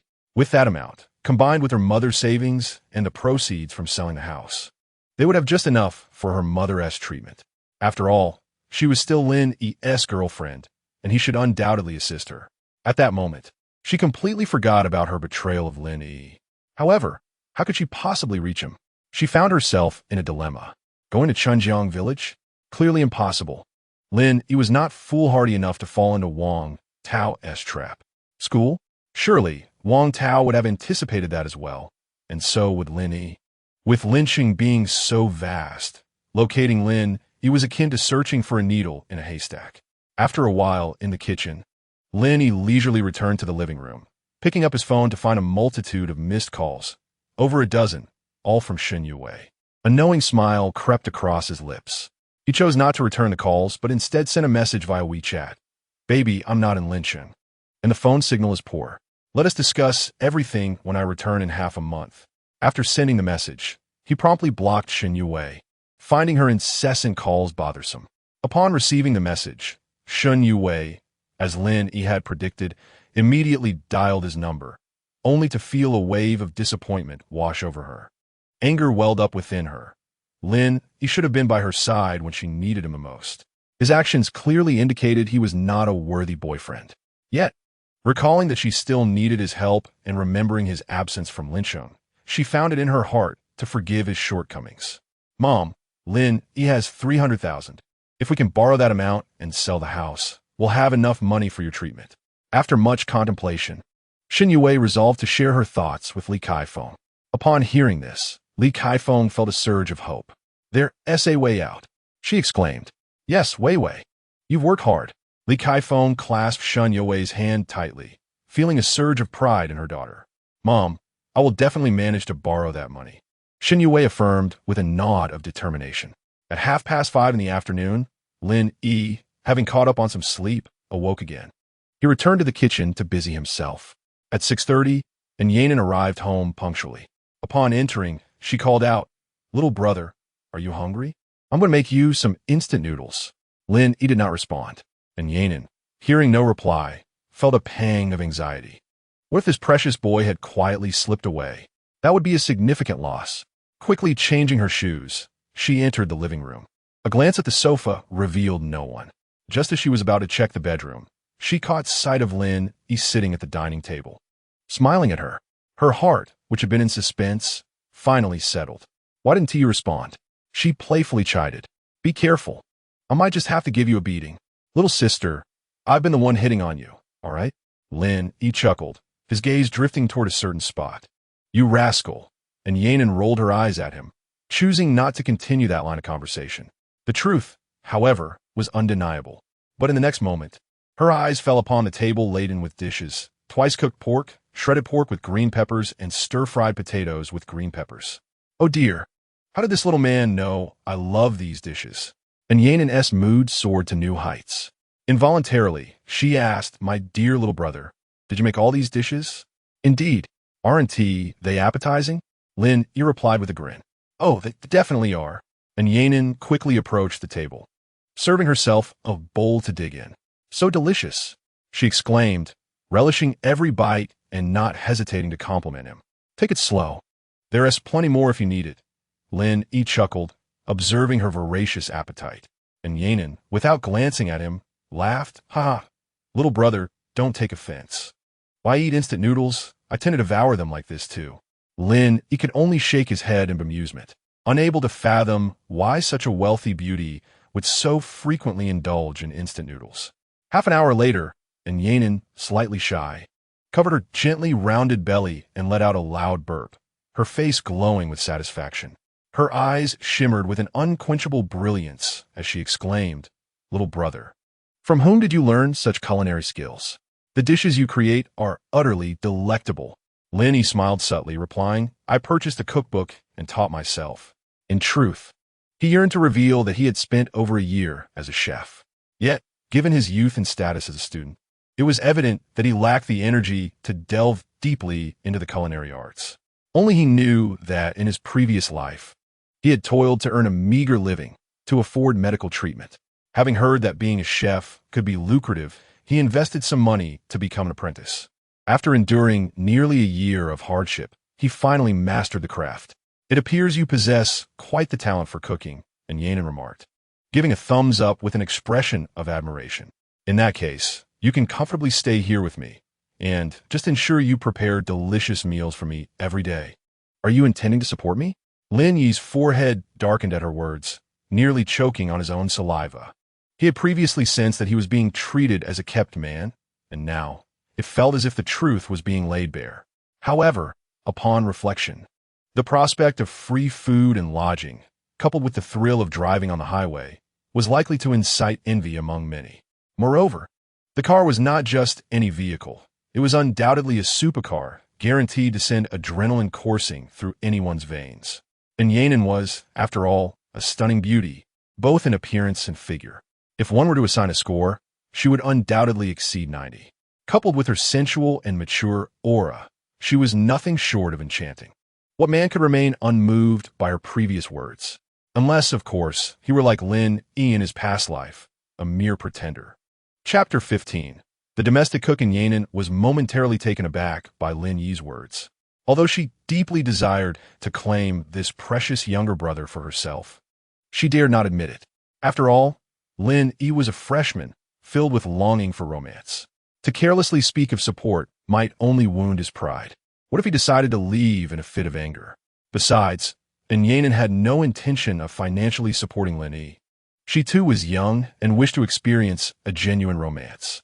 However, upon encountering Lin Yi, who possessed an exceptionally radiant aura, she found herself momentarily unable to suppress her impulses. Thus, she feigned anger, playfully retorting, "Don't be ridiculous. Our relationship is one of equals. Where does the notion of support come from? If I've done anything to give you that impression, please tell me directly, and I shall amend it." Lin Yi felt increasingly perplexed. He truly could not comprehend what this stunning woman saw in him. Yet, despite the questions swirling in his mind, he refrained from voicing them. Some mysteries were perhaps best left unsolved for the time being. With a hearty laugh, he quickly diffused the tension, saying, "I was merely joking, dear sister. Your kindness in treating me so well and providing me with delicious food brings me immense joy." This laughter tacitly acknowledged his continued role as Yanin's cook. To Lin Yi, being a chef and finding someone like Yanin, who appreciates his culinary talents, felt akin to the legendary encounter between a sage and a remarkable steed. Thus, a shared bond was forged, enriched by mutual interests and conversations. In the evenings, they would no longer need to rely solely on playing cards to pass the time. For the next 2 days, each evening, as Yanin returned from work, Lin Yi would have prepared a sumptuous feast awaiting her arrival. In those moments, he embodied the role of a devoted domestic cook, and his health had fully restored. Nevertheless, the delay in the accident's liability determination left Lin Yi in a quandary. He was uncertain whether to continue waiting, as many pressing matters awaited his attention. Prolonged inaction would undoubtedly hinder his subsequent plans.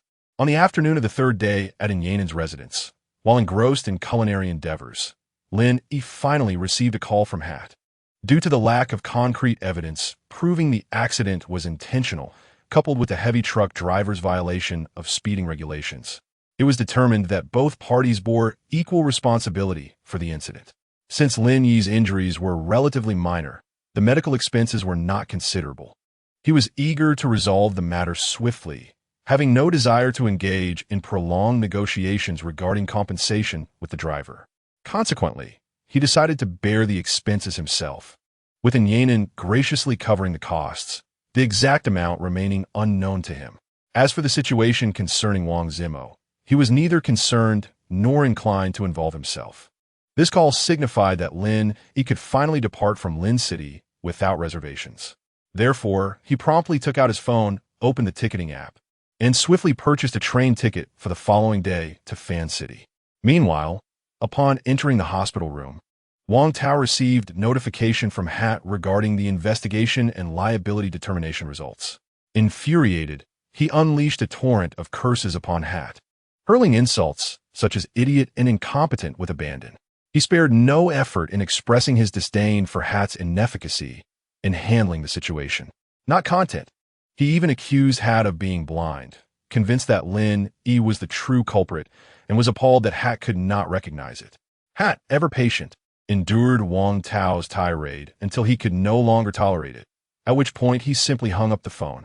Considering the circumstances surrounding Wang Zimo, Hat chose not to pursue the matter further. Once Wang Tao had vented his frustrations, he, being a ruffian, understood that changing the outcome was nearly impossible unless compelling evidence surfaced to implicate Lin Yi directly. Thus, he resolved to address the situation in his own manner. However, Wang Zimo's phone had been shattered in the accident, and Wang Tao had no means of contacting Lin Yi. He dispatched his subordinates to Spring River Village, waiting for several days without catching even a glimpse of Lin Yi. To exacerbate his fury, Li Kaifeng and her daughter had also seemingly vanished from Lin City. After 3 days of searching, he remained empty-handed. Suddenly, he turned his gaze toward his daughter, Wang Ziki, asking, "Ziki, do you have Lin Yi's phone number?" Wang Ziki, who had spent 3 days caring for her brother Wang Zimo, appeared haggard. Nevertheless, her beauty was undeniable. A year and a half her junior, she was a finance major at Lin City University, poised to enter her 3rd year, and was widely regarded as the belle of her department. With her tall, graceful figure and an aura as vibrant as summer blooms, villagers often wondered how a man as fearsome as Wang Tao could be blessed with such a stunning daughter. Of course, whispers circulated in secret speculating that Wang Ziki was not Wang Tao's biological child. This speculation stemmed from Wang Tao's notorious promiscuity, often staying out late, leading to his wife's infidelity. Following Wang Ziki's birth, Wang Tao frequently resorted to violence against his wife. Eventually, after the arrival of Wang Zimo, his wife, unable to endure the domestic abuse, tragically chose to take her own life. Consequently, Wang Ziki's relationship with her father had remained strained. Wang Ziki replied coolly yes. She too harbored suspicions regarding Lin Yi's involvement in her brother's accident. However, she had shared numerous drinks with Lin Yi and was well aware of his alcohol tolerance. Thus, she did not believe that Lin Yi had acted intentionally. Considering the weather conditions at the time and Lin Yi's state after drinking with Wang Zimo, she instead thought that it might indeed have been an unfortunate accident. Yet, confronted with her increasingly obsessive father, she ultimately could not bear to deny the request. Wang Tao, as if seizing a lifeline, urgently commanded, "Give it to me." Wang Ziki hesitated for a moment, but eventually relayed Lin Yi's phone number to Wang Tao. Without a moment's pause, Wang Tao dialed the number. Having purchased his train ticket, Lin Yi turned back to the kitchen to continue cooking. Just then, his phone rang unexpectedly. He glanced at the device resting nearby. The screen displayed an unfamiliar number. He did not answer immediately, suspecting it to be Wang Tao. The phone rang for nearly a minute before it automatically disconnected. Lin Yi resumed his cooking. Shortly thereafter, the phone rang again, still the same number. Lin Yi continued to ignore it. By the time the same number called a third time, Lin Yi was now 100% certain it was Wang Tao. Presently, he was all alone. Even if other relatives or friends sought him out, they would not persistently bombard him with calls. When the phone rang for the fourth time, Lin Yi finally wiped his hands, picked up the phone, and pressed the answer button. "Hello, may I ask, you're Lin Yi, correct?" Before Lin Yi could finish his sentence, he was abruptly interrupted. Recognizing the voice, he replied coolly yes. "I am Zimo's father, Uncle Wang. Where are you right now?" "I'm working outside." Lin Yi casually fabricated an excuse. Wang Tao's tone suddenly softened. "Zimo has yet to regain consciousness. When will you be free to visit the hospital? You are the closest to him. Perhaps you could awaken him." "Uncle Wang, I still have to work to earn my tuition. I can't leave right now," Lin Yi said, a cold smile creeping onto his lips. "How about this? In a few days, when I have a day off, I'll come by." Wang Tao, upon hearing this, exploded in rage. Damn, isn't this just blatant mockery? Yet, he suppressed his fury and continued, "Why not quit your job? I'll cover your tuition for next semester. Zimo needs you more right now." "That would be too much of a burden." Lin Yi laughed even more freely. "I previously advanced a month and a half salary from my boss to pay for medical expenses. If I quit, I have to repay that money." "How much?" "I'll transfer it to you." Wang Tao's expression darkened, his patience wearing thin, his tone becoming rigid. 10,000. Lin Yi made an exorbitant demand. After all, they were both clearly playing each other, and Wang Tao's tone had already shifted. The proverbial fox's tail had been exposed. Lin Yi thought to himself, "Since we are already enemies, what does it matter to toy with you?" Wang Tao took a deep breath and said, "Fine, I'll give it to you. Can you come over now?" He had already concluded that Lin Yi was lying. In Lin City, where could one possibly earn 10,000 as a temporary worker in just a month and a half? Moreover, Lin Yi was merely a freshman. Lin Yi replied, "Un ne vang." "I can't come." "Why not?" Wang Tao's previously suppressed anger surged once more. Lin Yi stammered, I'm not in Lin City. I'm in Haicheng, where the wages are higher." "Lin Yi, are you messing with me?"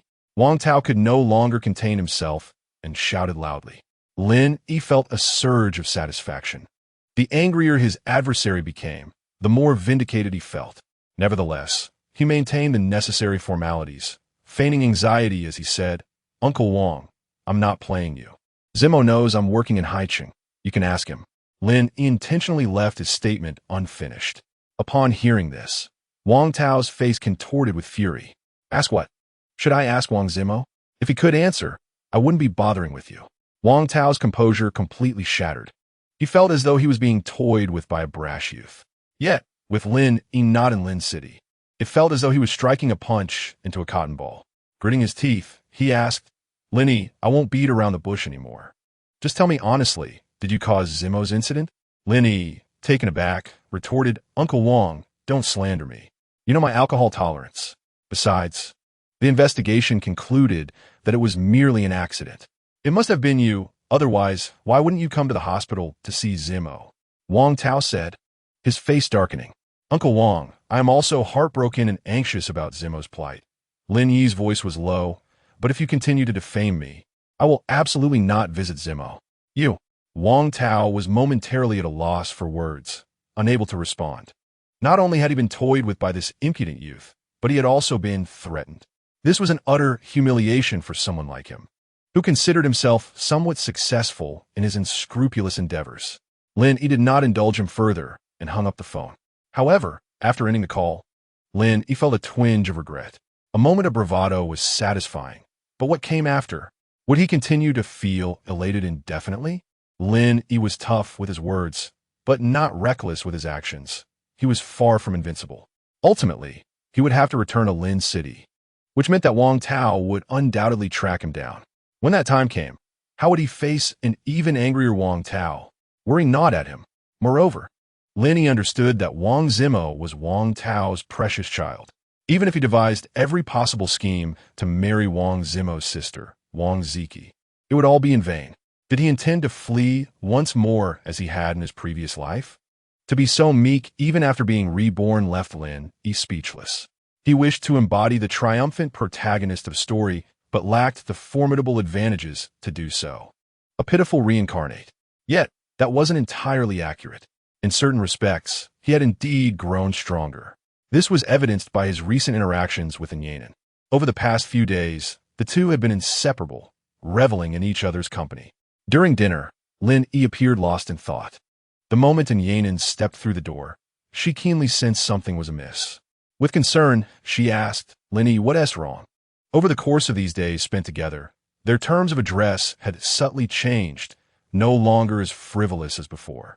Lin Yi forced a smile, responding, Sister Yanin, I'm Fine. Why don't you try today's dishes and see if they suit your taste? And Yanin looked at him skeptically. But I can see you clearly have something on your mind. Why not share it with me? Perhaps I could be of help. Initially shaking his head, Lin Yi suddenly recalled that he would be leaving the next morning and finally spoke. Actually, there's something. I will be leaving Lin City tomorrow. And Yanin, who had been in the process of serving herself, trembled, causing the food to tumble onto the table. Her face was a mask of shock. To be honest, after these days, she had grown accustomed to seeing Lin Yi at home upon her return. The sudden announcement of his departure left her feeling unmoored. Seeing her reaction, Lin Yi hurried to explain, I have a very important matter to attend to and must step out. As soon as it's resolved, I'll return immediately. Yanin hastily inquired, All right, how long will you be gone?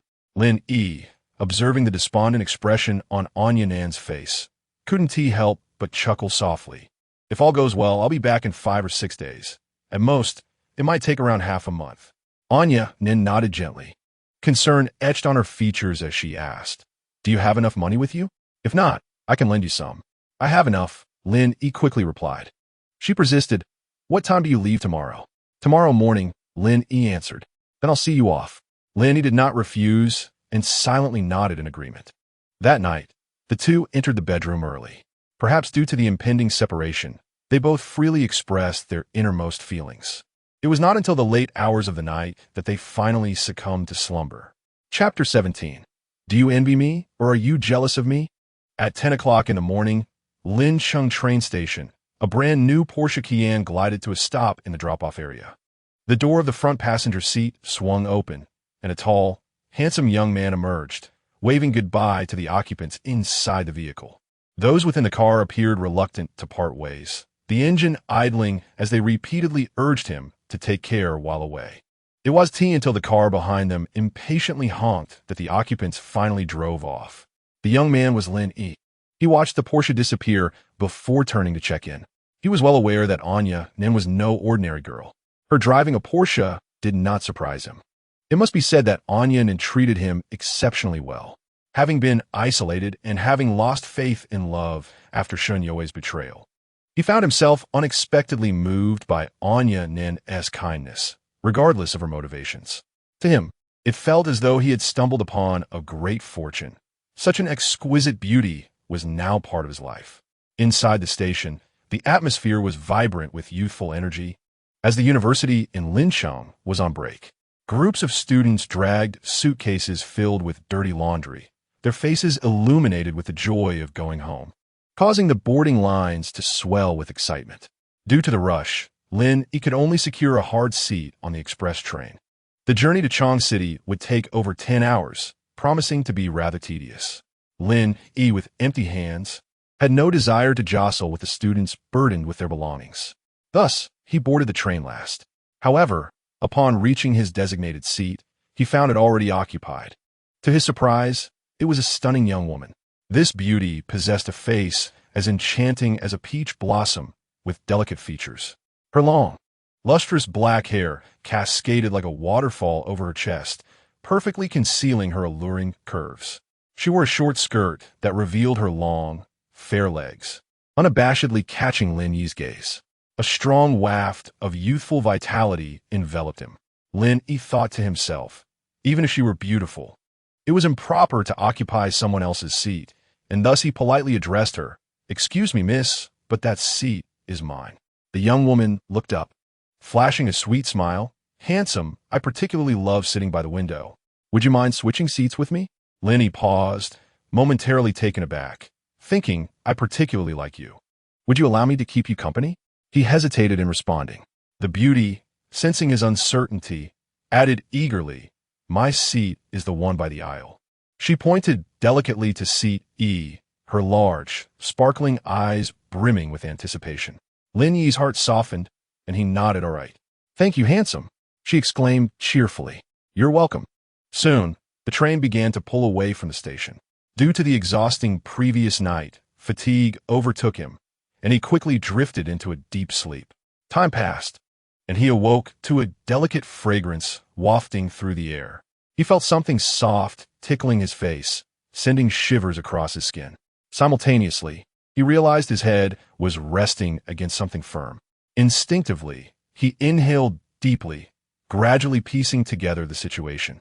It dawned on him that he must have dozed off, leaning against the young woman's shoulder, while she, in turn, had inadvertently rested her head against his. The scene felt undeniably intimate. The dilemma was that he had now awakened. Any movement on his part would surely disturb the beauteous dreams. Yet remaining in this position would lead to discomfort in his neck, as anyone who has experienced it would know. Moreover, with just a slight opening of his eyes, he could glimpse her subtly illuminated features, the LED light casting a glare that stung his eyes. What to do? Lin Yi held on for a few minutes, but his eyelids betrayed him, fluttering open against his will. After several attempts to prevent his nose, known for its propensity to bleed, from clashing with his eyes, Lin Yi devised a plan to extricate himself from this predicament. He cautiously extended his hand, gently cradling the young woman's head, then adjusted his posture, gradually shifting her head onto his shoulder.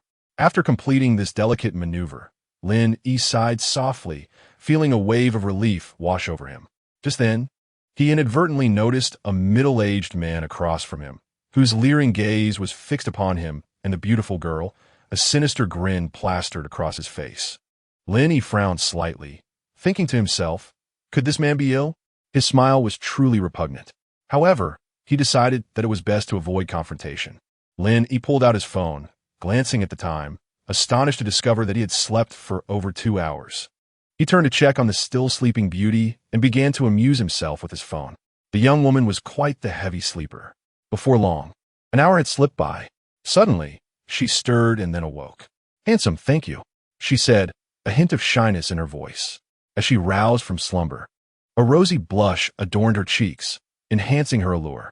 Lin Yi gazed at those tempting apples, nearly succumbing to the urge to take a bite. He managed to restrain himself, smiling as he replied, "We both helped each other out. No need for such formality." The young woman beamed back at him, fully understanding his intent. Meanwhile, the lecherous middle-aged man was fixated on the beauty's charming face, his eyes bulging as if they might pop out. As if trying to win her favor, he said, "Beautiful lady, allow me to show you something." With that, he extended his phone towards her. The young woman regarded the phone with suspicion, hesitating whether to accept it. Lin Yi's brows furrowed at the sight, recalling the man's Yi's earlier behavior. Yet, he could only watch as the beauty took the phone, examining it intently. The middle-aged man cast a smug glance at Lin Yi, implying, "Kid, you're finished." Lin Yi's brow furrowed deeper as he queried, "What do you mean?" The man sneered, "You'll find out soon enough." Lin Yi, disinterested in his repulsive demeanor, turned back to his phone. However, at that moment, he felt a gentle nudge from the beautiful woman beside him. Turning his head, he was met with the sight of her flushed cheeks as she turned the screen of a lecherous middle-aged man's phone towards him. Lin Yi focused intently, discovering that the phone was playing a video. In the footage, a handsome man was leaning against the woman's shoulder, occasionally opening his eyes to glance at her. Damn it! Lin Yi glared furiously at the lecherous man across from him, wishing he could transform into a mighty puncher and annihilate that scoundrel. Damn it! His previous ominous premonition had proven true. It was indeed this lecherous middle-aged man who had recorded him stealing glances at the beautiful woman. "Kid, dare you act, but not take responsibility?" The lecherous man's grin turned even more lascivious. Lin Yi was so incensed by his smug demeanor that he couldn't help but chuckle. He retorted coldly, "What's the matter? Are you envious of me or jealous of me?" Chapter 18. Your urine should be matte, right? The lecherous middle-aged man replied with a sarcastic tone, "Looking so dashing, yet you turn out to be nothing more than a sham, even worse than a beast." Lin Yi maintained an indifferent expression and coldly countered, "I stand upright and act with integrity. However, it seems that your urine is indeed matte."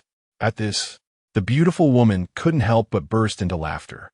Her laughter only further infuriated the lecherous middle-aged man, who glared at Lin Yi and demanded, "Kid, what do you mean by that last statement?" Lin Yi replied with a smirk, "Just complimenting your looks. Is that acceptable?" The beautiful woman laughed even harder at this. The lecherous man, sensing something awry, was acutely aware of his own appearance. Lin Yi was clearly ridiculing him in a roundabout way, striking at his Achilles heel. He glared at Lin Yi, gritting his teeth, "Kid, apologize immediately. If you don't, I'll make sure you regret it." "I'm so scared," Lin Yi retorted defiantly, fully embracing his brash demeanor. Their heated exchange of words instantly drew the attention of nearby passengers, many of whom rose to witness the spectacle. The lecherous middle-aged man shot Lin Yi a fierce glare, realizing he was outmatched in the verbal sparring, and grumbled, "Kid, just wait." He quickly donned a sycophantic expression, turning to the beautiful woman with a flattering tone, "Lovely lady, could you please return my phone?" "Thank you."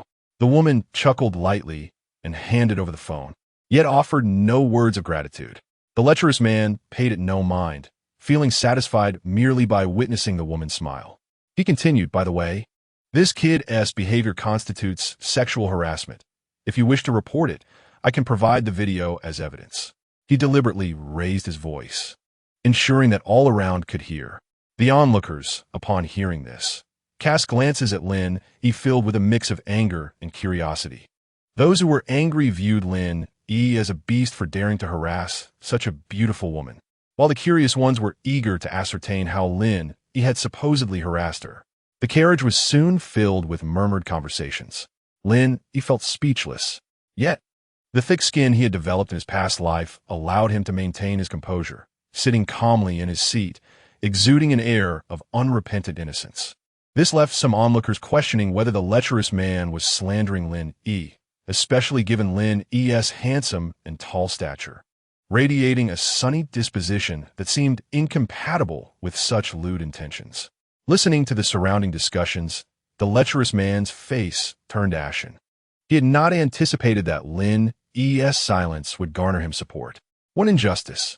He realized that in order to thoroughly tarnish Lin Yi's reputation and vent his own frustrations, the key lay with the beautiful woman. If she was willing to cooperate, his goal could be achieved. Thus, he urgently pressed, "Lady, the evidence is irrefutable. What are you hesitating for? Hurry and report this kid." The beautiful woman gently shook her head and, raising her voice slightly, responded, "I'm sorry, but the video you show me has nothing to do with this handsome man." After saying this, she turned to Lin Yi, smiling and giving him a subtle nod. Lin Yi nodded back in acknowledgement. Upon hearing the woman's words, the onlookers cast increasingly disdainful glances at the lecherous middle-aged man. It was evident that he was attempting to slander Lin Yi. The lecherous man, now displeased, abruptly stood up, scanning the crowd with a fierce gaze. He then raised his phone, loudly proclaiming, "I have evidence. I recorded everything. I am not wronging him. Just watch." With that, he expertly unlocked his phone, navigating through the file manager in search of the recorded video. At that moment, Lin Yi felt a wave of anxiety wash over him, desperately wishing to snatch the phone away. Yet, he understood that doing so would only betray his guilt. But if he didn't act once that video was revealed, even if the beautiful woman chose not to pursue the matter, it would undoubtedly cast a negative shadow over him. For at least the next 8 or 9 hours, peace would be a distant dream in this carriage. As he hesitated, the beautiful woman gently nudged him with her elbow, subtly shaking her head. Clearly, she had guessed Lin Yi's internal conflict. Seeing this, Lin Yi chose to trust her. After all, he had previously given her the window seat, and he believed she would not repay kindness with malice. Meanwhile, the lecherous middle-aged man was rummaging through his phone when he suddenly froze. He opened the camera. It could not find a video. At that moment, he realized where the issue lay. With so many people eagerly awaiting the footage, he could not produce it. A chorus of derisive murmurs erupted in the carriage. This only solidified the suspicion that he was indeed slandering Lin Yi. Embarrassed and furious, he whirled around to confront the beautiful woman, demanding, "I was trying to help you. Why did you delete the video I showed you?" The beautiful woman frowned slightly, her face flushed with anger. "What you showed me was clearly a video of you taking selfies in a hotel. I was being polite by not stating it outright. You perverted scoundrel."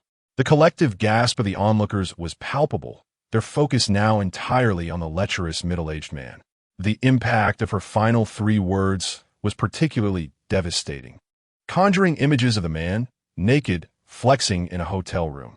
"Release the video," someone shouted loudly, clearly relishing the chaos, prompting others to join in, clamoring for the lecherous man to either clear his name or vindicate Lin Yi.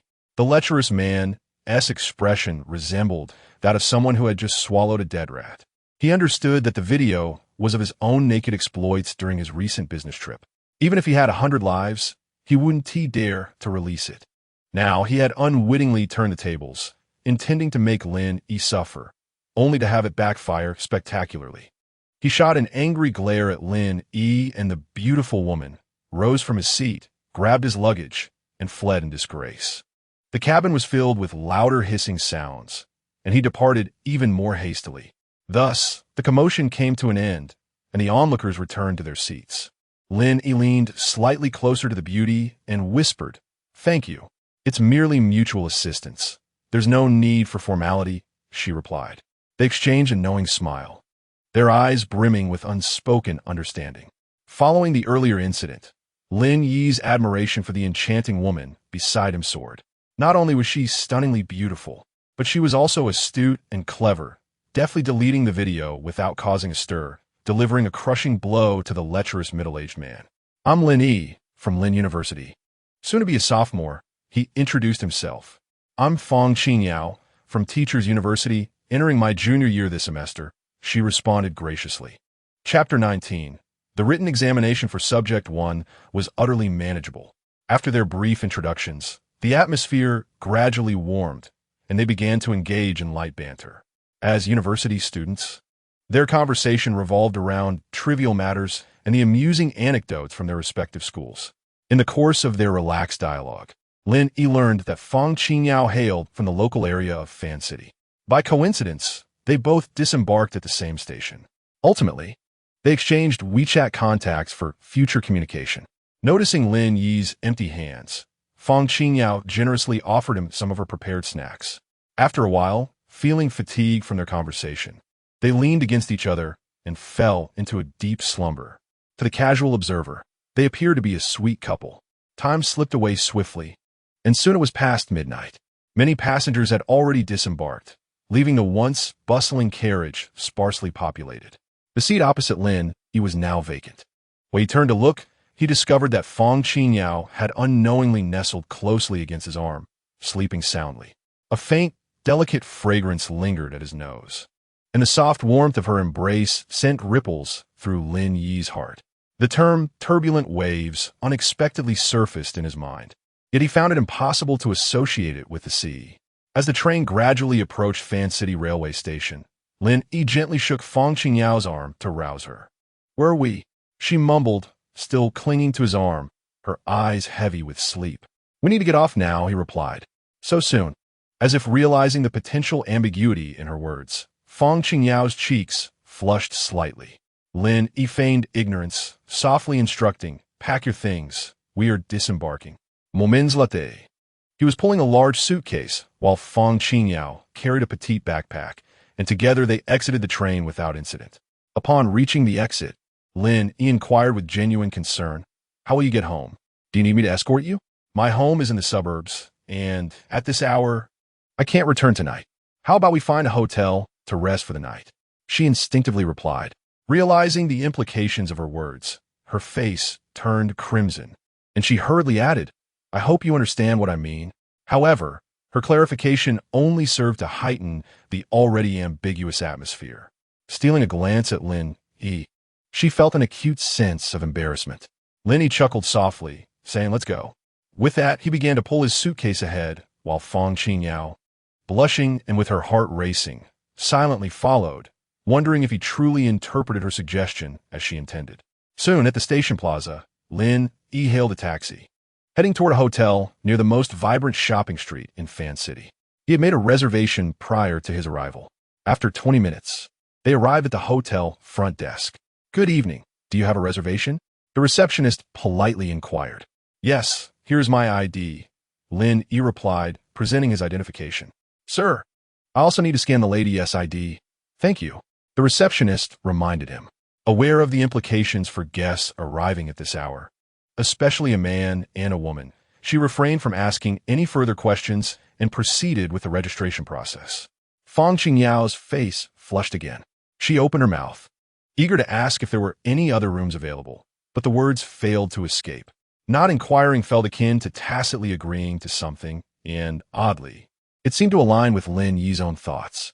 At that moment, Lin Yi, suppressing a laugh, asked, "Excuse me, are there any other rooms available?"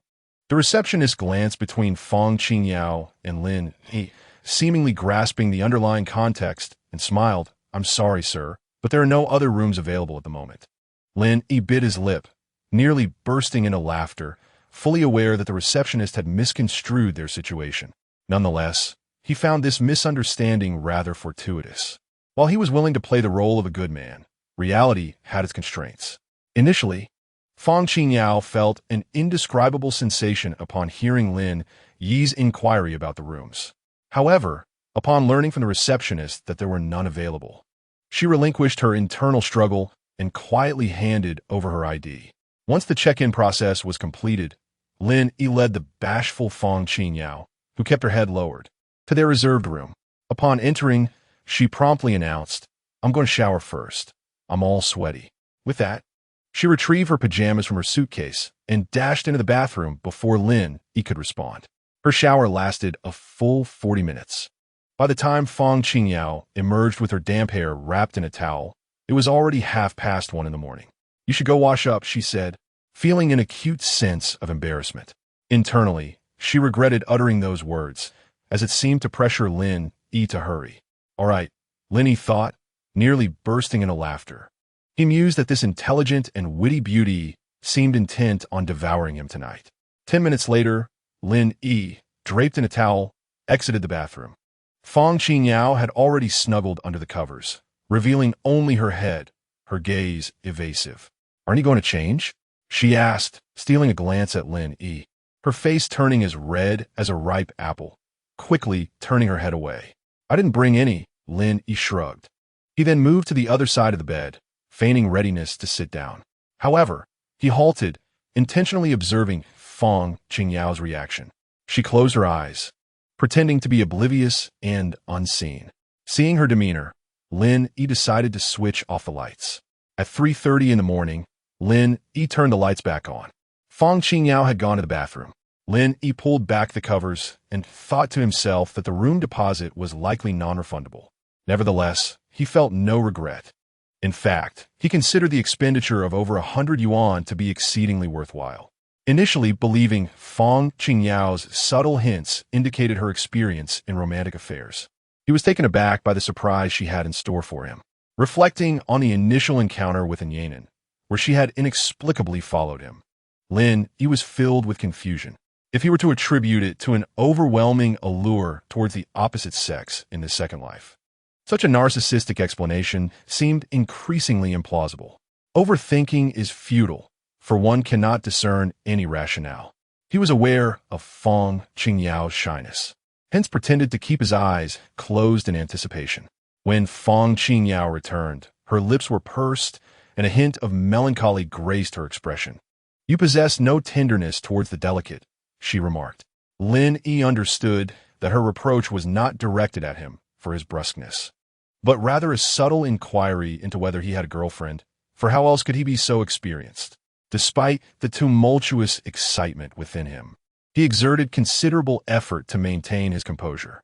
He had comprehended from the outset, having perused numerous texts on the subject. He had memorized the essential points for the driving theory test. Though much of it was merely theoretical, it could be said to encompass a wealth of knowledge. It had nothing to do with being crude, nor did it imply a lack of appreciation for the delicate. Chapter 20. An adventurous ascent into the mountains. Am I not gentle enough for you to feel it deeply? A mischievous smile played upon Lin Yi's lips as he feigned ignorance, deliberately emphasizing the word deeply. Upon hearing this, Fong Qingyao's cheeks flushed with a rosy hue, her gaze evasive. She hastily excused herself, saying, "I'm tired. Let us sleep." It was not until noon that they finally arose and refreshed themselves. "How do you plan to return home?" Lin Yi inquired nonchalantly while donning his clothes. Fong Qingyao, her eyes reflecting a trace of sorrow, replied softly, "I do not wish to go back."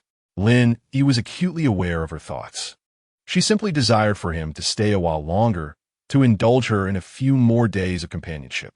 However, time was indeed of the essence for him. Otherwise, he would have gladly lingered to enjoy more time with her. He coaxed gently, "Be good. Return home to rest for a few days. I shall come to keep you company as soon as I finish my affairs. A promise is a promise."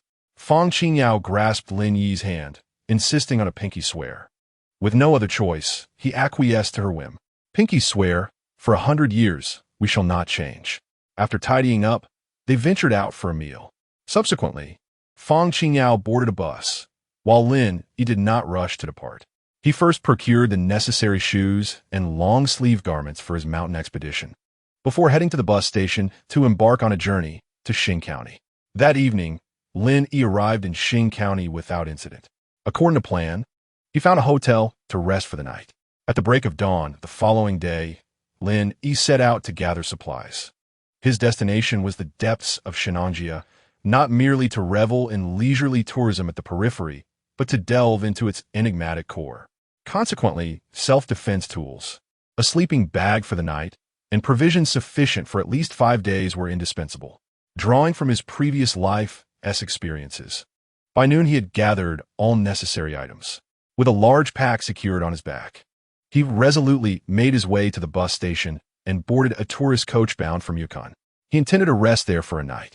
However, the accommodations there were quite exorbitant. In his past life, Lin Yi had been financially constrained, forced to pitch a tent in a random location for the night. Now, with a little money in his pocket, he was determined not to deprive himself. To enter the depths of Shennongjia in optimal condition, he needed ample rest. After all, this life held many splendid moments and enchanting companions awaiting him. He could not afford to jeopardize his life through carelessness. At 6 in the evening, Lin Yi arrived in Yukon and spent the night at a neighboring inn. The next morning, at 8 o'clock, after breakfast, he set out once more. He first hitched a ride to a scenic spot named Zilongton, where he replenished some of his supplies. Then he circumvented the area, relying on memories from his past life to locate the entrance to the depths of Shennongjia, and he entered without hesitation. After traversing a few dozen meters into the dense forest, Lin Yi halted, setting down his backpack to retrieve a sharp machete and a sturdy iron rod. With the machete in his right hand and the iron rod in his left, he proceeded westward. For over an hour, Lin Yi encountered no immediate danger. Yet, he understood that he had ventured into an uninhabited zone, where encounters with wild boars, black bears, and other ferocious creatures could occur at any moment. Venomous snakes and insects were also potential threats, and the area was rife with leeches that could send shivers down one's spine. To mitigate these risks, he had donned high-top shoes and long-sleeve clothing. Though it was stifling, it was a measure of self-preservation. Given the lack of established paths, Lin Yi's pace was slow, and on the first day, he had only managed to cover a few kilometers. Nevertheless, he was fortunate enough to spot some black bears and wild boars. Thankfully, he had sensed their presence in advance and successfully evaded these perilous animals. As night fell, Lin Yi fortuitously discovered a small cave. He used his machete to fell several trees, effectively barricading the entrance. After securing his defenses, he consumed a modest meal of dry rations and settled in for a comfortable night's sleep. The following day, Lin Yi continued his westward journey. The dangers he faced that day were markedly heightened. He managed to slay a wild boar, narrowly escaped an attack from a black bear, and was bitten by several leeches. He also encountered 2 pythons and almost lost his footing over a precipice. That night, he spent a restless evening in a hollow of a tree, filled with trepidation about his reckless choice to re-enter Shennongjia. In his previous life, he had feared nothing, driven by a desire to reclaim his former glory. Yet in this life, he had already attained sufficient strength. Why endure such peril? However, having journeyed so far, it would be a pity to abandon the quest now. On the third day, Lin Yi gritted his teeth and pressed onward. If fortune favored him, he believed he might discover the cave where he had previously found the Yuanyuan grass. Yet, he was acutely aware that the remaining stretch of the journey was fraught with peril. In his past life, he had nearly lost his life on this very path. With each step, Lin Yi meticulously surveyed his surroundings, not daring to relax his vigilance. Remarkably, by noon, no incidents had befallen him. As he neared his destination, Lin Yi took a moment to eat some rations and rested for half an hour before resuming his trek. He gripped his machete even tighter. After advancing several hundred meters, Lin Yi paused it. He vividly recalled that 100 meters ahead, a python, thicker than his thigh, had once lunged out and bitten him, nearly crippling him. In the end, he had only escaped by severing the creature's head with his machete before it could ensnare him. Uncertain whether the python had been reborn along with him, Lin Yi hesitated for several minutes before deciding to take a detour. Resolutely, he circumvented the danger from the right side. Once he successfully bypassed the threat, he sighed in relief. At 4:30 in the afternoon, Lin Yi finally arrived at the entrance to the cave where he had discovered the Yuanyuan grass in his past life. Although darkness had yet to envelop the surroundings, the towering trees and the pervasive mist rendered visibility quite poor. Lin Yi meticulously scrutinized the cave entrance and every detail in its vicinity. After all, this final leg of his journey had been remarkably smooth in comparison to his previous life. He could not afford to let his guard down, fearing that danger might lurk near this cave. However, after a thorough observation, he discerned no immediate threats. Consequently, he stowed away his iron rod, retrieved his flashlight, and brandished his machete, cautiously advancing towards the cave entrance. As he drew nearer, Lin Yi's heart raced with increasing fervor. The harrowing encounter from his past life loomed vividly in his memory. Back then, he had been relentlessly pursued by a ferocious black bear, and in a panic-stricken flight, he had fortuitously stumbled upon this concealed entrance nestled deep within the mountains. The narrowness of the cave permitted only a sideways passage for a single person, which had granted him a narrow escape from the bear's clutches, as well as the fortuitous discovery of the coveted Yuanyuan grass. At that time, he had been far too preoccupied with survival to notice any other details. Approaching the cave entrance, Lin Yi still found nothing amiss in the surroundings. He examined the structure of the entrance closely and was intrigued to discover some signs of human activity. Curiosity stirred within him. Who possessed such audacity to dwell in such a perilous locale? Yet, recalling the myriad secrets hidden within the depths of Shennongjia, he felt a sense of acceptance. After all, his unauthorized venture into the area west of Jinho Ridge was, in strict terms, a violation of the law. At the same time, Lin Yi noticed that the base of the cave entrance appeared unusually smooth, devoid of any vegetation. However, This only sparked a fleeting moment of curiosity before he dismissed it. He switched on his flashlight, wielded his machete with care, and ventured into the cave. At that moment, he felt as if his heart might leap from his chest, overwhelmed with tension. After traversing approximately 10 meters, the cave's interior suddenly expanded into a space of around 20 to 30 square meters. Lin Yi's gaze fixated on the farthest recesses, anxious at the thought of encountering another version of himself lying there. If such an entity existed, how would two identical cells coexist? Yet, upon reflection, he reasoned that if there were another, it had likely perished long ago. The only thing he could do was to personally bury that former self and offer a final tribute of silence.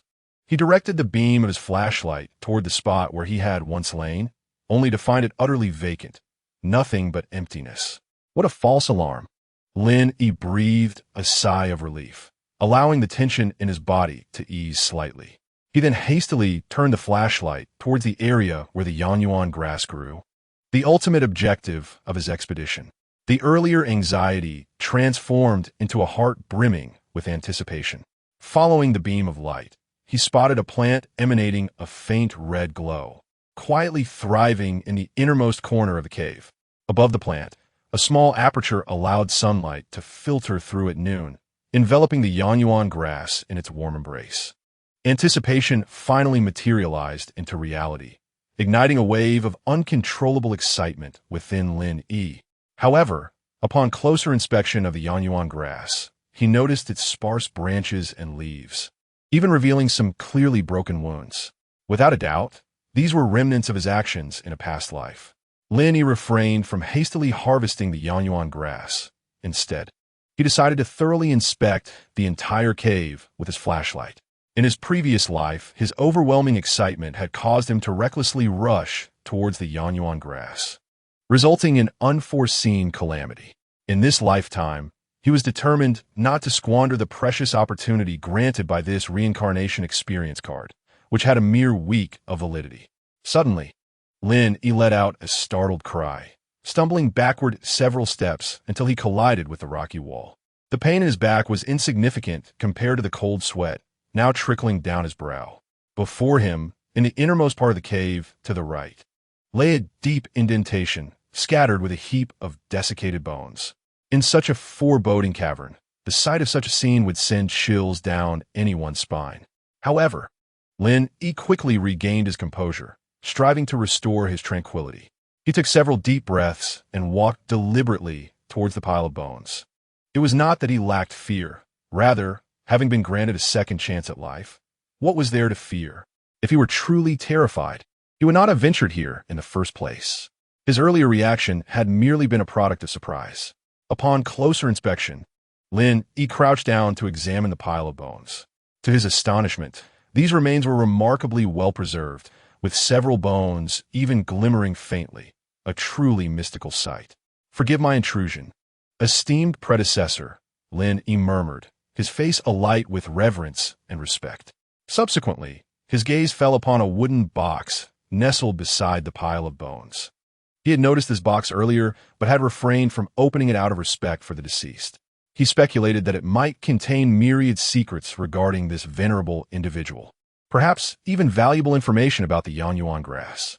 He hoped to uncover the method to properly utilize this plant, recalling how in his previous life, his unbridled joy had led to his tragic end.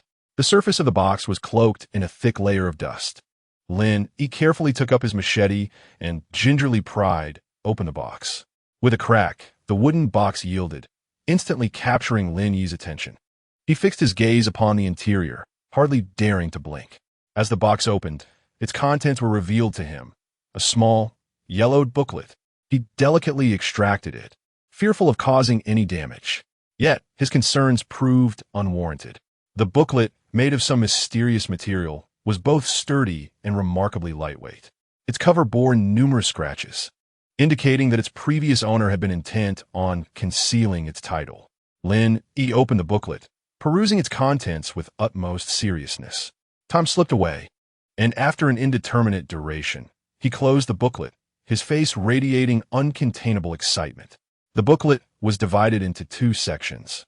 The first section detailed the process of body refinement, meticulously outlining the miraculous effects of the Yongyuan grass and the specific methods of its application. Through reading, Lin Yi finally comprehended why his abilities had grown formidable. The description of the supreme Yang body revealed that while his current physique leaned towards this ideal, it was not yet the purest form. Only upon successfully refining his body could he truly attain the supreme Yang body.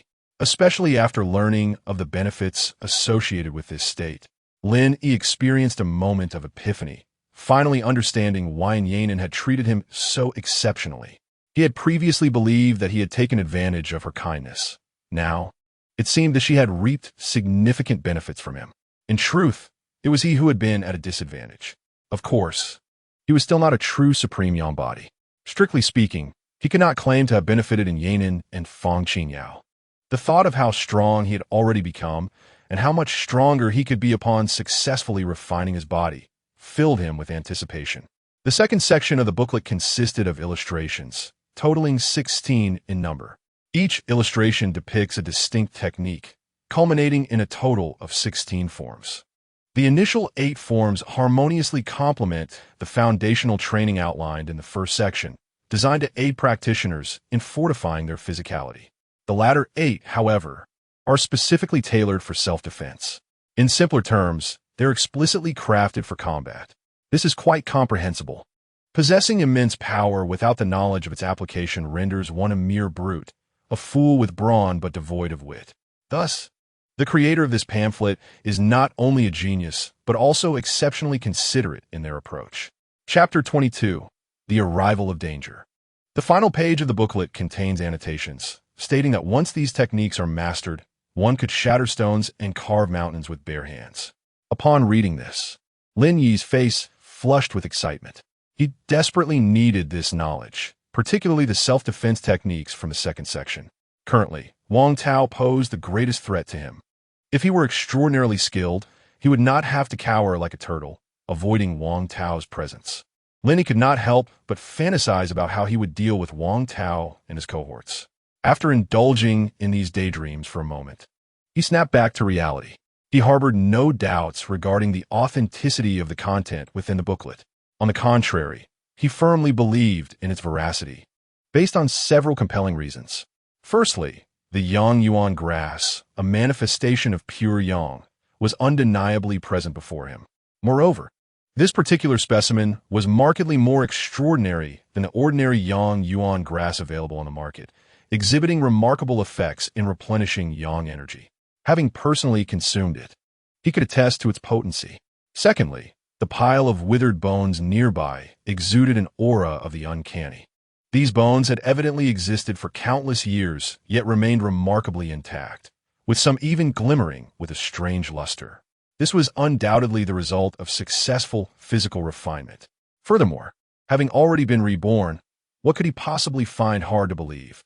Without hesitation, Lin Yi resolved to practice the physical refinement methods documented in the pamphlet, filled with eagerness. However, he faced a vexing dilemma. Where could he procure the blood of beasts that had lived for at least 100 years?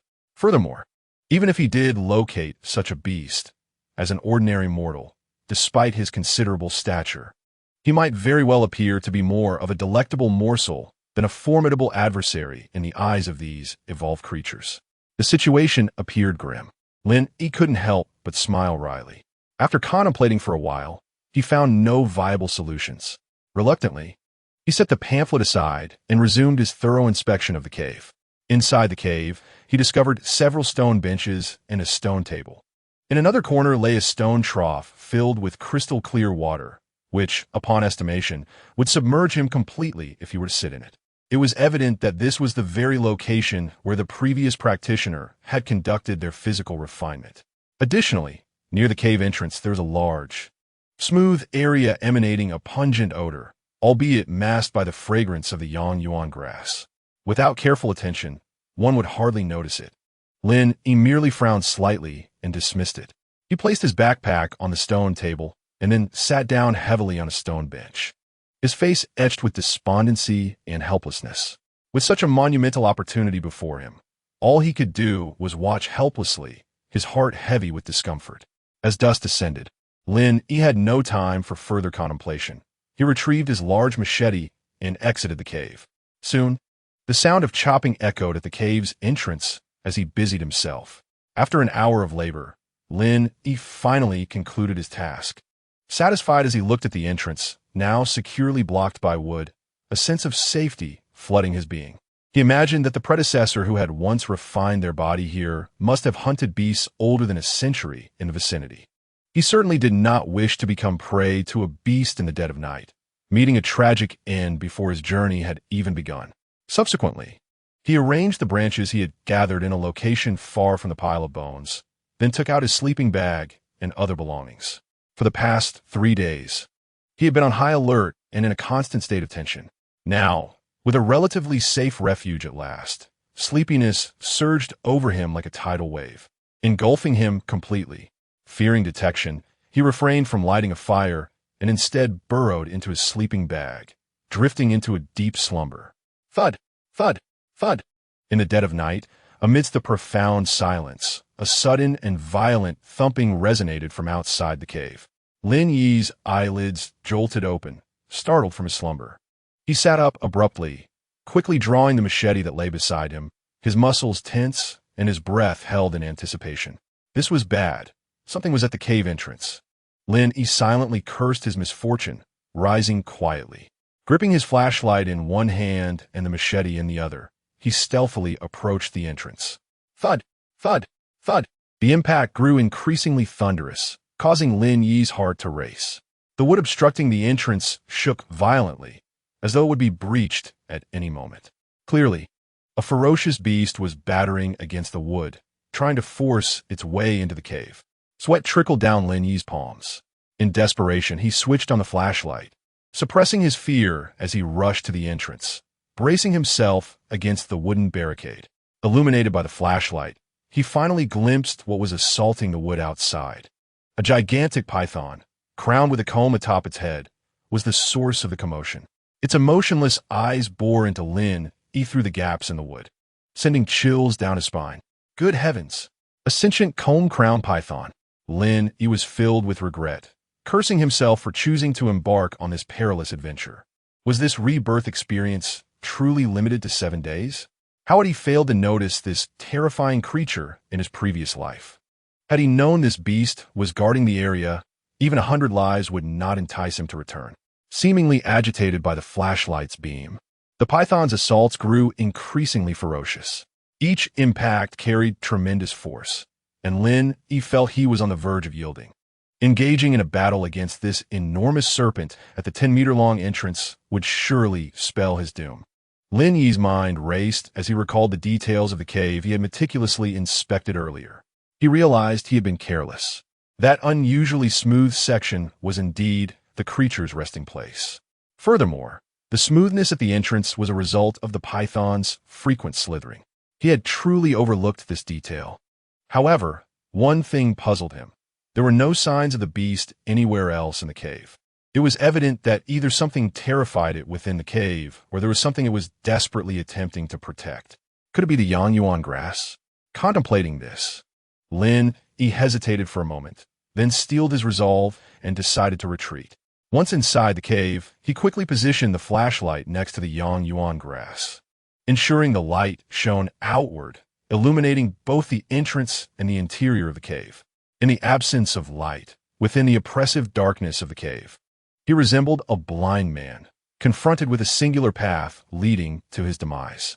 At that moment, he retrieved his mobile phone, placing it upon the ground and directing its camera towards the passageway before activating the recording function. He then concealed himself to the left of the entrance, adopting a stable stance with his feet in a front-to-back lunge. His hands gripped the large machete tightly, raised high above his head, every muscle in his body taut, poised to deliver a fatal blow to the colossal python. His gaze fixated intently on the phone screen, beads of cold sweat cascading down his forehead. Chapter 23. A brave battle against the python. The sound of impact grew increasingly intense. The wood obstructing the cave's entrance was visibly beginning to give way. After a series of relentless strikes from the python, the supporting timber finally succumbed to the pressure, snapping with an audible crack. In an instant, a gaping maw appeared at the cave's entrance. However, the python did not immediately surge inside. Instead, it flicked its long tongue, coldly surveying the interior. The cave remained eerily silent, and Lin Yi dared not breathe. After several tense seconds, the python cautiously extended its head into the cave, followed by the slow emergence of its massive body. It advanced several meters, yet a considerable portion of its length remained outside. The python seemed unhurried, evidently believing that the human within was already within its grasp. Lin Yi maintained his unwavering focus on the approaching serpent, his eyes unblinking, his breath nearly suspended. He noticed that the python's gaze was inexplicably drawn to the Yanyuan grass. In contrast, it incessantly flicked its tongue at the flashlight, seemingly apprehensive that the light might affect the precious grass. Lin Yi was convinced that this treasure was what the python was fiercely guarding. 7 meters, 8 meters, 9 meters. Lin Yi's grip on the machete tightened to the point where his knuckles turned white.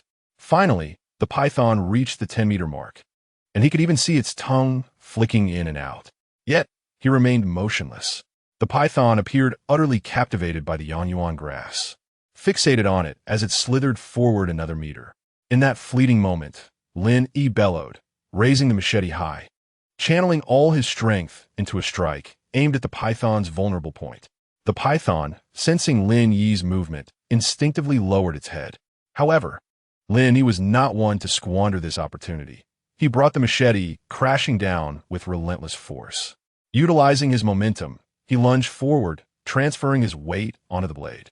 The machete's edge embedded deeply into the python's vulnerable spot, eliciting a blood-curdling scream that reverberated throughout the cave, causing Lin Yi's eardrums to throb painfully. The python attempted to maneuver its tail to retaliate, but the narrow passage hindered its efforts. Lin Yi, desperate to withdraw the machete and continue the assault, found it immovable, evidently lodged within the python's bone. Remaining remarkably composed, he swiftly rose, seizing a nearby iron rod, and furiously struck at the python's vulnerable point. Each blow landed squarely upon the machete's spine, driving it deeper into the creature. The python writhed in agony, attempting to evade Lin Yi's relentless onslaught. When it became clear that striking the machete's spine was futile, Lin Yi redirected his efforts to the python's head. After several strikes, the crest atop its head was reduced to a pulp, blood gushing forth profusely. Yet, within those brief seconds, the python's tail finally fully infiltrated the cave. With a fierce sweep, it lashed out, striking Lin Yi with tremendous force. He was hurled backward, crashing violently against the rock wall, producing a dull thud. Upon landing, Lin Yi winced in pain, yet the dire situation permitted no respite. Gritting his teeth against the agony, he continued to wield the iron rod against the python. The python's roars reverberated, disorienting Lin Yi. Its gaze was filled with rage and a chilling intent to kill. Unfazed, Lin Yi pressed on, knowing that survival was at stake. He brandished the iron rod, seizing an opportunity to leap boldly and strike the python's head with all his might. Upon landing, he quickly rolled away to safety. The python roared again, but the machete embedded in its vulnerable spot rendered any movement excruciating. Moreover, Lin Yi's previous strike had caused the python's already compromised spine to emit a distinct crack, signaling a potentially fatal injury. On the other hand, as Lin Yi landed, he inadvertently became ensnared by the python's tail. Desperately, he swung the iron rod, striking the serpent's body repeatedly, yet he was unable to free himself from its suffocating grip. Regardless of his struggles, he could not escape this formidable confinement. "I am doomed," Lin Yi despaired within, shouting silently. He felt the python's coils tightening around him, each moment making breathing increasingly difficult. After enduring several agonizing minutes, his remaining strength waned, and he succumbed to unconsciousness. As his awareness dimmed, Lin Yi realized his fate was sealed. In that moment, thoughts of his living adversaries flooded his mind, filled with an overwhelming sense of unwillingness. Time passed, though he could not tell how long, until Lin Yi gradually regained consciousness, his eyes fluttering open. Coughing violently several times, he eventually gathered his bearings. Every muscle and bone in his body felt as though they had been mercilessly battered, leaving him in agonizing pain. Instinctively, he glanced at the motionless python beside him, yearning to shift away but finding himself utterly drained of strength. His previously blank mind began to regain its capacity for thought. A sweeping glance across the cave revealed the stark reality. He exhaled deeply, a radiant smile of rebirth illuminating his face. He had survived. Miraculously, he had preserved his life. The cave was permeated with the python's overpowering stench, assaulting his nostrils and throat, prompting him to cough incessantly. Suddenly, a thought struck Lin Yi, and his eyes sparkled with newfound vigor, his emotions surging.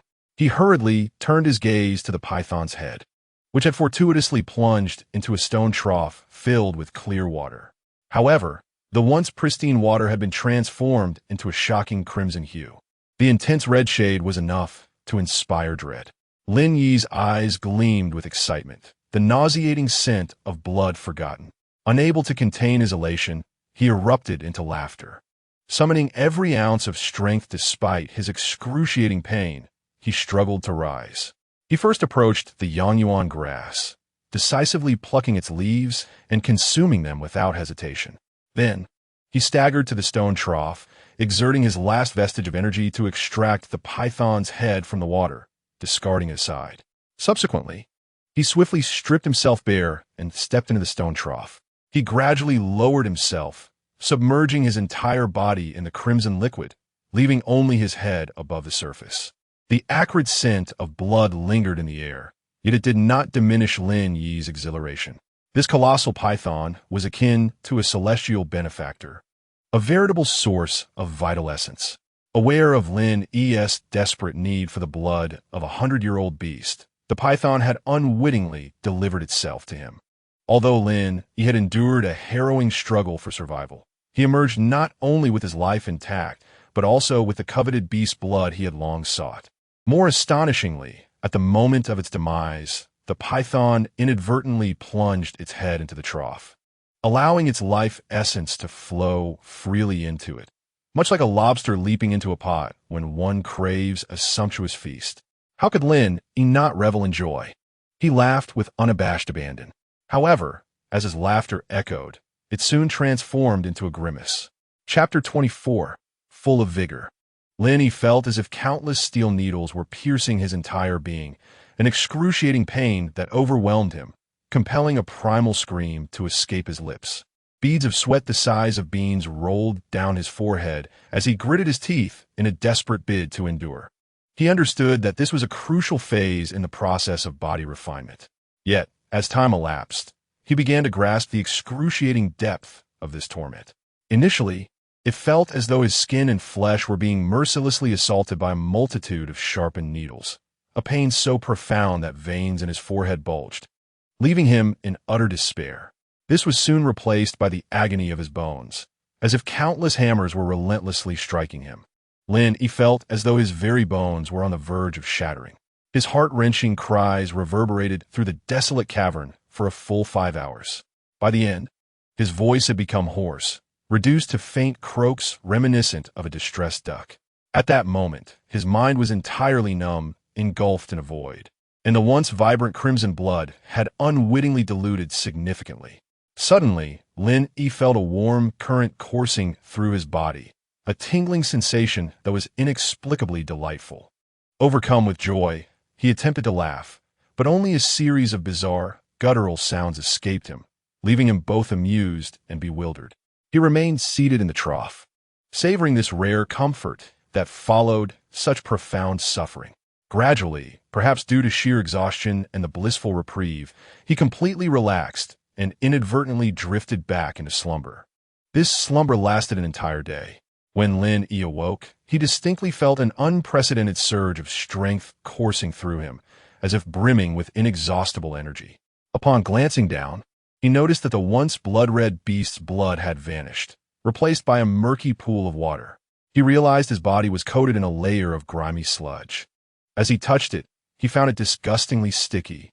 Resolving to cleanse himself, he began scrubbing vigorously, washing every inch of his body. By the time he finished, the trough was filled with dark, glistening muck, so filthy it was almost unbearable to behold. He leapt out of the trough, although he had not emerged entirely clean. The cave offered no fresh water, and he had to make do. After dressing, Lin Yi approached the python's head, grasping the handle of the great blade. With a gentle tug, it came free effortlessly. A smile crept onto his face, but as his gaze fell upon the gargantuan creature, his brow furrowed in contemplation. How should he proceed? To consume it would be impractical without a large pot for cooking, and he could hardly bring himself to eat it. Yet, discarding it felt like a grave waste, as this creature, having attained such a formidable stature, might possess extraordinary nutritional benefits. After a prolonged moment of indecision, Lin Yi ultimately shook his head, abandoning the notion of devouring the python. He glanced at the skeletal remains in the corner, then bent down to drag the several hundred-pound carcass toward the cave entrance. He had no desire to let the body decay within the cave, sullying this relatively clean space with foul odors. Standing outside the cave, he flung the python's corpse several meters away. Lin Yi was momentarily stunned, followed by an overwhelming sense of euphoria. The several hundred pounds of weight felt as light as a feather in his hands. This demonstrated the sheer magnitude of his newfound strength. He mused that against any ordinary person, a single punch would suffice to vanquish them, transforming him into a veritable embodiment of might. Unable to contain his laughter, he thought of the obnoxious Wang Tao. Should he dare to act arrogantly before Lin Yi, he could swiftly teach him a lesson on humility. Lin Yi turned and re-entered the cave, standing solemnly before the skeletal remains, bowing respectfully. Regardless of whether the mysterious tome had been authored by this individual, it was undeniable that he had brought it to this place, granting Lin Yi the opportunity to acquire it and, consequently, such formidable power. Thus, expressing gratitude was profoundly warranted. In summary, Lin Yi was resolutely convinced that his endeavors in body refinement had yielded significant progress. Once his excitement subsided, he became acutely aware of his ravenous hunger, feeling as though his stomach were pressed against his spine. He walked over to retrieve his phone, only to discover it had run out of battery. Fortunately, he had a power bank. After charging his phone, it powered on within minutes. To his astonishment, he realized 2 days had passed. Nevertheless, Lin Yi was in no rush to venture outside. Instead, he leisurely pulled out provisions from his backpack and began to eat voraciously. While he feasted, he meticulously examined the enigmatic tome. Reflecting on the previous body refinement process, Lin Yi felt a deep-seated trepidation. It was no exaggeration to claim that this endeavor offered no shortcuts. It was entirely reliant on sheer willpower to endure. Failing to withstand, it would significantly diminish the results. Fortunately, fueled by a fierce desire for vengeance, he had gritted his teeth and persevered. Turning to the second section of the tome, Lin Yi commenced a thorough study of the initial 8 movements. Once his hunger was satiated, he eagerly began to practice. Each of these movements was exceedingly peculiar, requiring numerous attempts before he could perform them adequately. As he grew accustomed to these motions, Lin Yi embarked on his first attempt. The movements felt somewhat clumsy, taking nearly 20 minutes to complete all 8. Upon finishing, he carefully assessed his body but noticed no discernible changes. Undeterred, he continued to practice. The second round went much more smoothly, taking approximately 10 minutes to finish. Lin Yi sensed a subtle vibration coursing through his bones and muscles. By the third round, he completed the movements in merely 5 minutes, executing each one with precision. At this juncture, he distinctly felt the vibrations intensifying throughout his entire body, accompanied by a rising warmth, causing him to perspire lightly.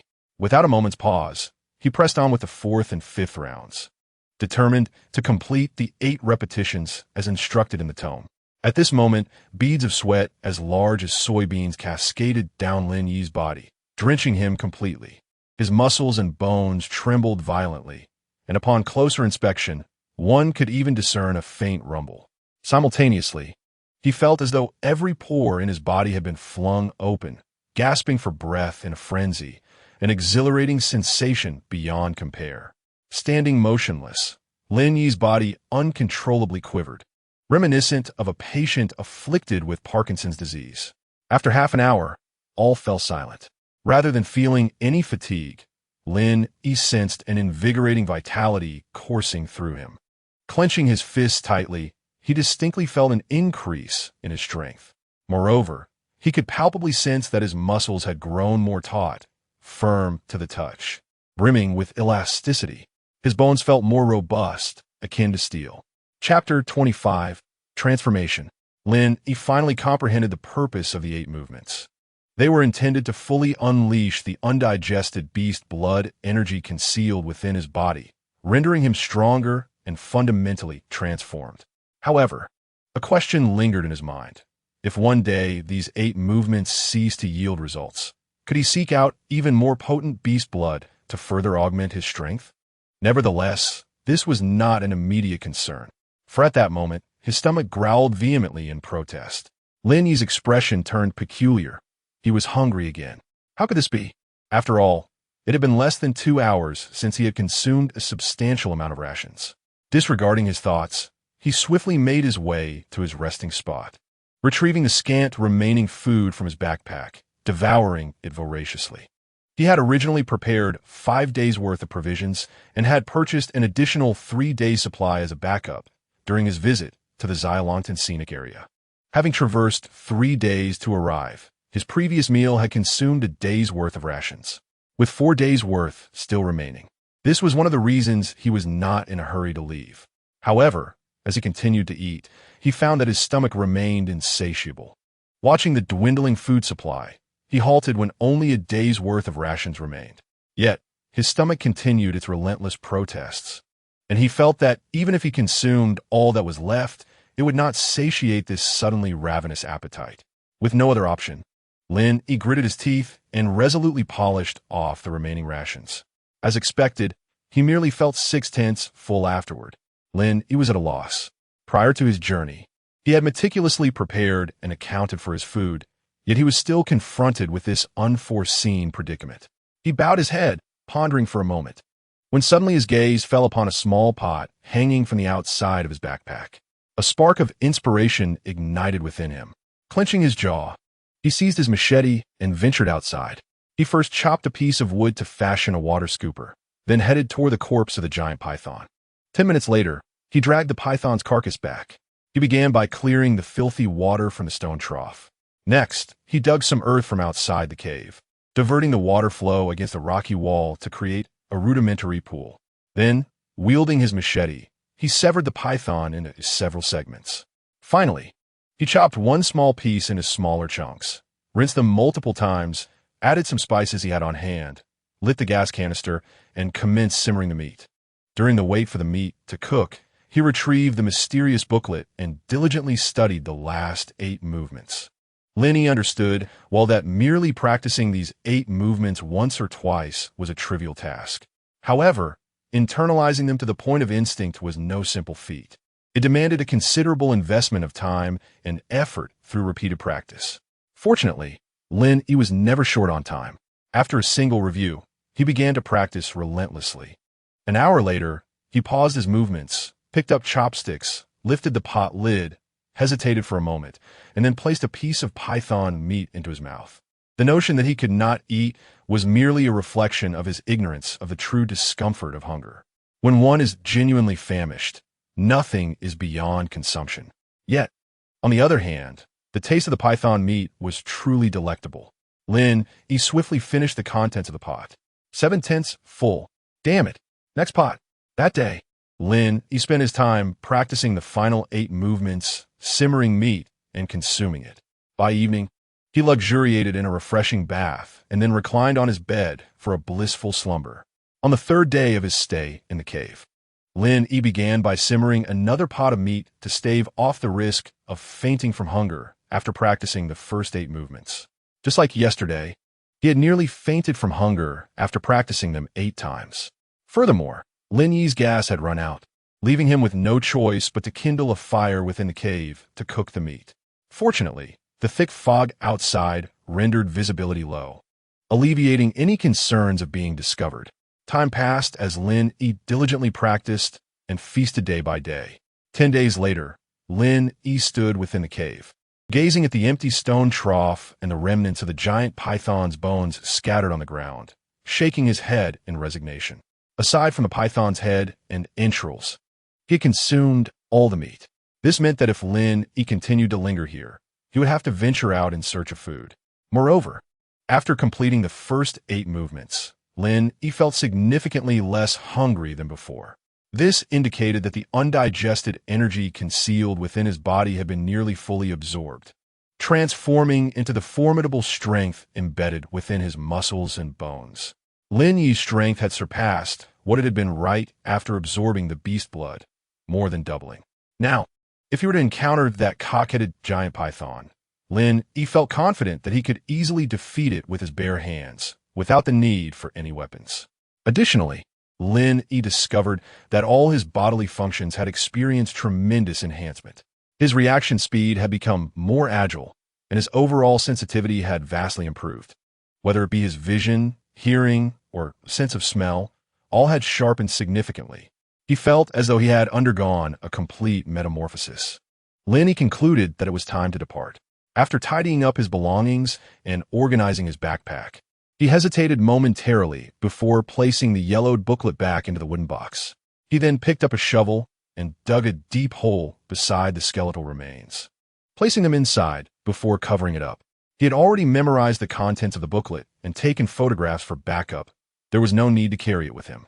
Approaching the pile of bones once more, Lin Yi pondered deeply before digging another hole to inter the remains. Subsequently, he bowed respectfully, expressing his profound gratitude for the rebirth he had received. Furthermore, the two had coexisted in this space-time for over 10 days. Turning away, Lin Yi resolutely exited the cave where he had resided for over 10 days.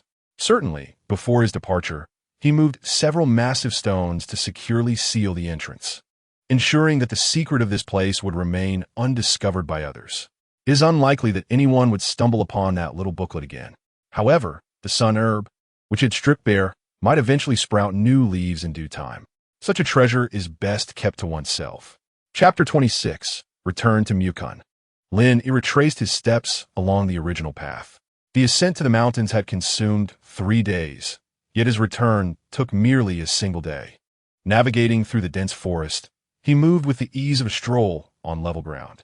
Along the way, unarmed, he dispatched several oblivious wild boars and a hapless black bear, releasing a pent-up frustration. During his ascent, he had circumvented these creatures on numerous occasions, but now they appeared diminutive in his eyes, mere trifles. As night fell, he emerged from the thicket near the Xialongtan scenic area. Lin Yi did not immediately traverse the forest. Instead, he changed into summer attire and discarded his machete and clothing. Once prepared, he exited the woods and made his way toward the entrance of the scenic area. Soon, he successfully flagged down a ride back to Mukun. Taking a seat in the rear, he leaned slightly forward and courteously addressed the front passengers. "Good evening. I am Lin Yi, and I truly appreciate your kindness. Otherwise, I would have been forced to navigate my way back to Mukun in the dark, which would have posed quite a dilemma." The driver, wearing a broad smile, replied, "I am Lu Xiaolong, and this is my girlfriend, Long Xia. We are all young people. It is only natural to support one another while traveling, so no need for such formality." Throughout the journey, the trio engaged in light conversation. Half an hour later, they arrived in Mukun. During their dialogue, Lin Yi learned that Lu Xiaolong and Long Xia were both third-year students at Jianghan University, taking advantage of their summer break to embark on a self-driving tour of Shennongjia. Their vehicle, a Q5 adorned with 4 rings, hinted at a comfortable financial background, likely stemming from the male's family. Nevertheless, an unusual atmosphere permeated the car. Long Xia spoke infrequently, often with her eyes closed, seemingly feigning sleep. Lin Yi surmised that some unpleasantness had transpired between the couple, and Lu Xiaolong's willingness to offer him a ride might have been an attempt to alleviate the tension. "Brother Lin, at which location would you like to disembark?" Lu Xiaolong inquired as he drove. "I intend to go to the Shennongjia Hotel. You may drop me off wherever is convenient," Lin Yi responded. A look of surprise crossed Lu Xiaolong's face as he exclaimed, "What a coincidence. We are headed there as well. Let's go together. Thank you very much." Not long after, The three arrived at the Shennongjia hotel. After parking, they collectively checked in. While ascending in the elevator, Lin Yi proposed to express my gratitude. Allow me to treat you both to dinner. Since I seem to have hit it off with Brother Lin, I shall not be modest, Lu Xiaolong readily accepted. Disregarding whether Long Xie was inclined to join. Very well, let us reconvene in the lobby in 10 minutes. The trio sought out a charming private restaurant nearby, ordering several signature dishes. Initially, Lin Yi had no intention of indulging in alcohol, as his limited tolerance could easily lead to embarrassment. However, Lu Xiaolong was exuberant, insisting on drinking and proactively requesting a case of 24 canned beers from the front desk. This clearly indicated an intention to indulge. Long Xie, on the other hand, maintained a low profile, focusing solely on her meal as if oblivious to her surroundings. Lin Yi pondered the severity of the discord between the couple. Reluctantly, he resigned himself to accompany Lu Xiaolong in the revelry, eager to gauge his current alcohol tolerance and determine whether he still fared as poorly as before. In merely half an hour, the case of beer had been nearly depleted. In times past, Lin Yi would have succumbed to inebriation long before this point, likely retreating beneath the table. Yet now, he felt notably clear-headed, devoid of even the slightest hint of intoxication. To him, beer was akin to mere water. Opposite him, Lu Xiaolong's speech had begun to slur, yet he remained relatively composed. Brother Lin, I did not expect your tolerance to be so impressive. You can certainly keep pace with me. Come, let us continue. Lin Yi raised his glass, and the two drank deeply. Unbeknownst to them, the entire case of beer was soon consumed. Lin Yi felt only a slight buzz, while Lu Xiaolong appeared flushed, struggling to articulate his words. Perhaps, Lin Yi began, wishing to conclude this futile drinking session, but Lu Xiaolong interrupted. Given the joyous occasion, we must drink to our heart's content. Waiter, another case of beer, please. He bellowed toward the front desk. Lin Yi glanced at Long Xie, only to find her engrossed in her phone, showing no intention of intervening. Faced with this scenario, Lin Yi felt it prudent to remain silent. Even if another case were to be consumed, he believed he could manage it. As for Lu Xiaolong's desire to indulge, that was his own affair. At worst, he would simply carry Lu Xiaolong back. Before long, another case of beer was downed. Lu Xiaolong, evidently intoxicated, began rambling incoherently, and the conversation shifted toward matters of the heart. Brother Lin, do you have a girlfriend? Lu Xiaolong asked, his tongue thick with inebriation. No, Lin Yi replied succinctly. Not having one is fine, Lu Xiaolong murmured to himself. Lin Yi patiently advised, romance is not merely a simple exchange of affection. It encompasses various trivialities and conflicts in life. When two individuals choose to be together, they must learn to embrace and understand one another. Upon finishing, Lin Yi discreetly cast a glance at Long Xie, hoping to gauge her reaction. Yet she remained unfazed, appearing to have heard nothing. With a long sigh, Lu Xiaolong remarked, You will understand, once you have a girlfriend, women are inherently troublesome beings. Let us not discuss such matters today. Let us drink. Lin Yi was at a loss for words. What joy was there when they both seemed to be in distress? He decided to mind his own business. Minutes later, Lu Xiaolong clutched the last bottle of beer, raising it to his lips, but losing his grip, causing it to tumble to the floor. With a thud, he collapsed onto the table, snoring loudly, clearly inebriated beyond measure. Lin Yi shook his head in resignation and turned to Long Xie. Miss, please wait a moment. I will settle the bill. Shortly thereafter, Lin Yi returned after paying. Long Xie glanced up at him and asked, Can you manage alone? He is rather heavy. With confidence, Lin Yi smiled and replied, It should be fine. Do not worry. Saying this, he approached Lu Xiaolong, effortlessly hoisting him onto his shoulder and striding toward the exit. Long Xie followed closely behind, her eyes betraying a hint of surprise. It was worth noting that Lu Xiaolong stood at 175 centimeters and weighed 140 jin. Yet Lin Yi bore him with apparent ease. His short sleeves revealed well-defined muscular arms, smooth skin, and an aura of masculinity that was undeniably striking.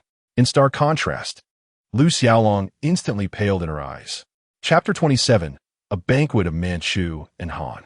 Upon reaching room 808, Lin Yi gently laid Lu Xiaolong onto the large bed. He then turned to leave. Wait a moment.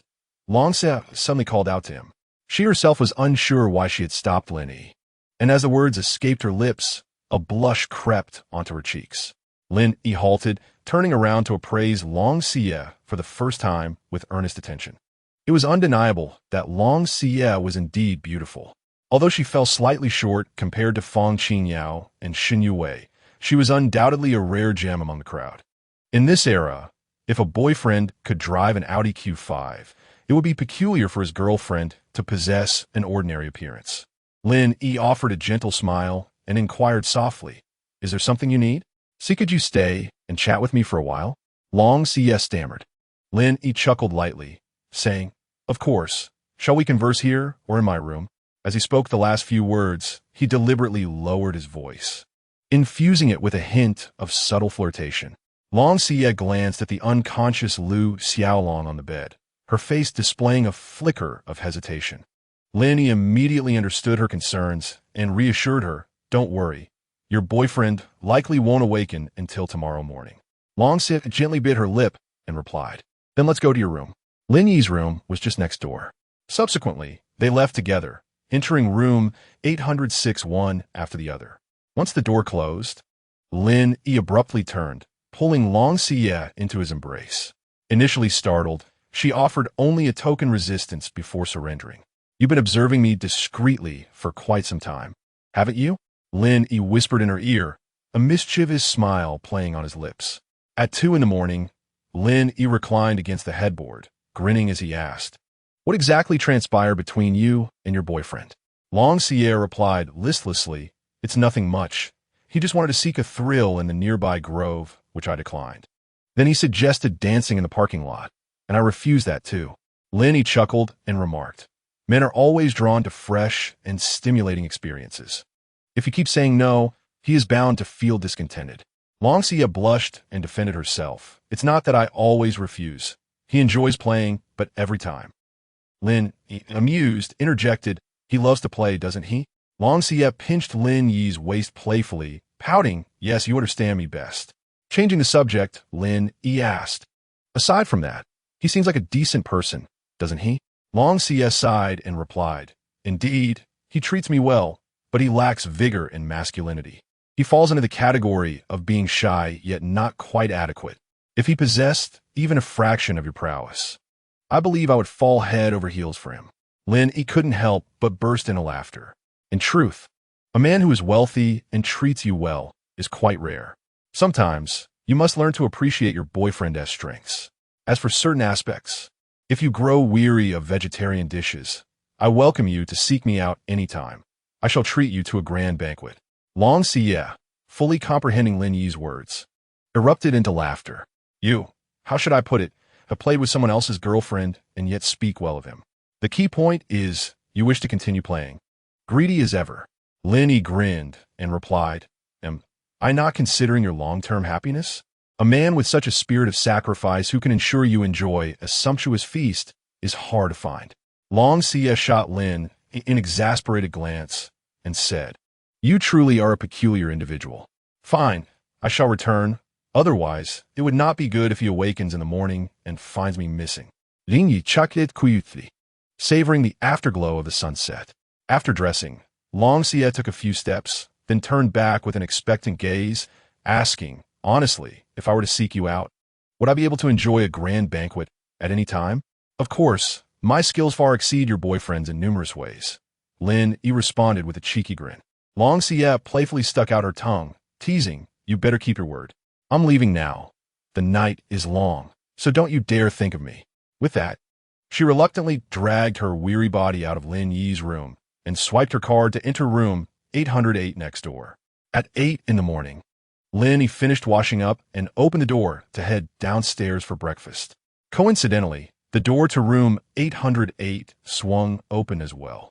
Long Xia affectionately linked her arm with Lu Xiaolong's, and the two exited the room side by side. They were engaged in cheerful conversation, appearing quite enamored, especially Long Xia, who seemed transformed, radiating even more beauty. "Good morning to you both." Lin Yi greeted them with a warm smile. "Oh, what a coincidence, Brother Lin.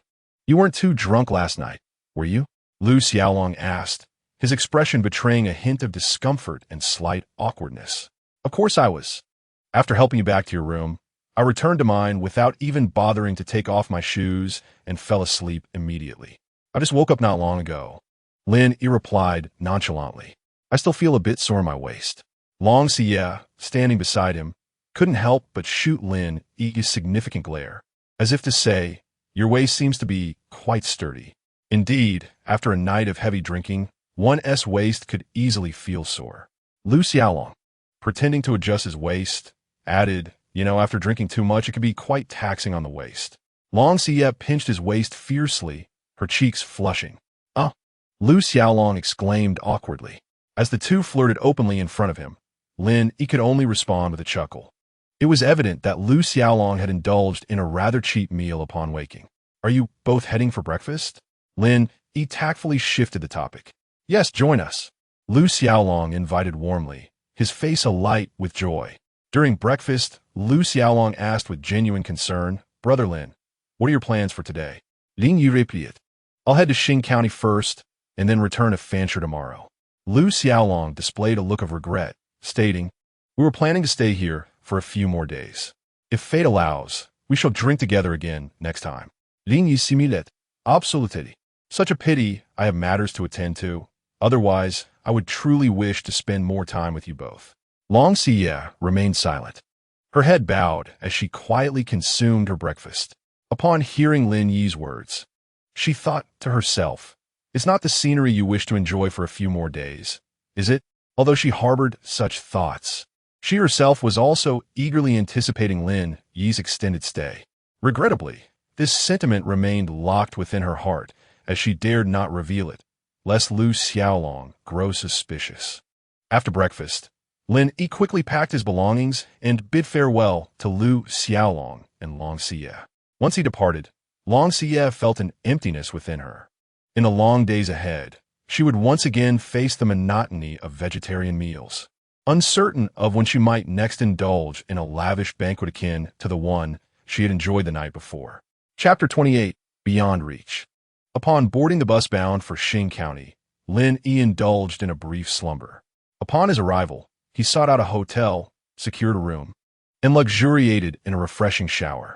Subsequently, he retrieved his mobile device to peruse its contents. For the past several days, while deep within the Shennongjia region, his phone had been devoid of any signal. It was only upon returning to Mukun last night, when connectivity was restored, that he discovered numerous individuals had been trying to reach him. However, he first had to contend with Lu Xiaolong, and after returning to his room, he faced the inquiries of Long Xie, who had never tasted meat before. It was only around 2 or 3 in the morning that he finally succumbed to sleep.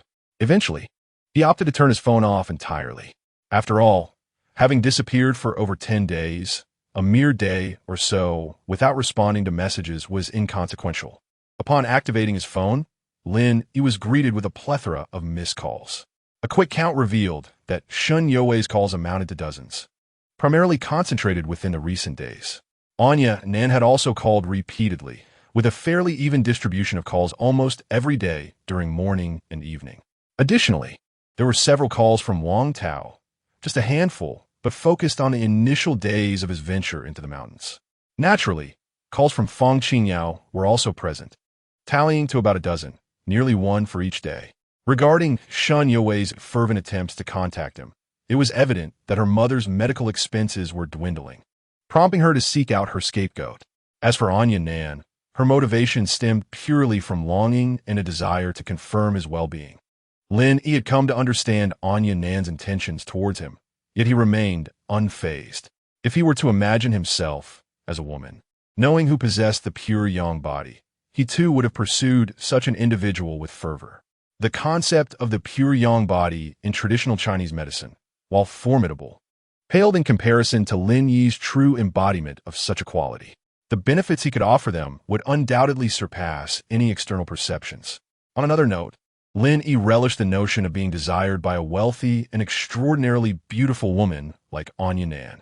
It was likely that Fang Qingyao felt similarly, missing him just as Anya Nan did. However, Wang Tao's intentions were distinctly different. He was desperate for Lin Yi's return to help awaken his beloved son and subsequently settle accounts with him. There were also a few miscellaneous missed calls, primarily from Lin City. Although Lin Yi could surmise the reasons behind them, he was indifferent. Lying on his bed, Lin Yi dialed Anya Nan's number.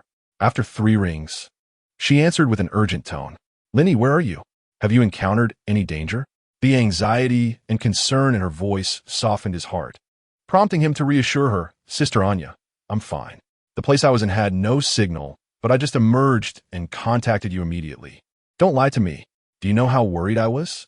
You scared me to death." Anya Nan's voice trembled. "Thank you for your concern, Sister Anya. I truly am fine, and I'll be back in a few days." Lin Yi comforted her. Anya Nan replied with a hint of melancholy.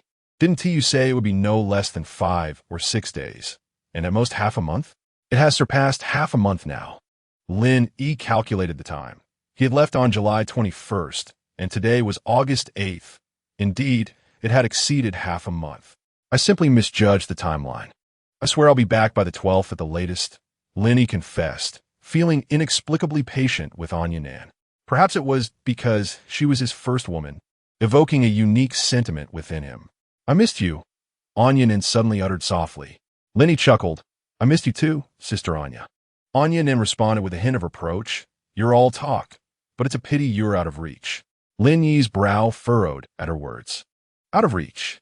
After a moment's realization, he acknowledged that indeed, he was currently quite literally out of reach. Consuming Yangyuan grass had not altered that fact. Thus, Lin Yi retorted, "You just wait. When the time comes, I'll make you call me Brother Lin."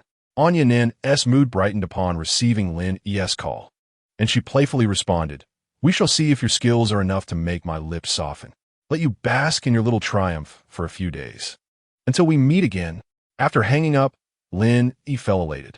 After a brief respite, he was preparing to call Fang Qingyao when, coincidentally, she called him. He pressed the answer button, and Fang Qingyao' voice, laced with urgency and anxiety, came through the receiver. "Lin Yi, I haven't been able to reach you for such a long time. Where on earth have you been?" With a smile, Lin Yi replied, "I went on an adventure in Shennongjia. There was no signal in that area." "Don't jest.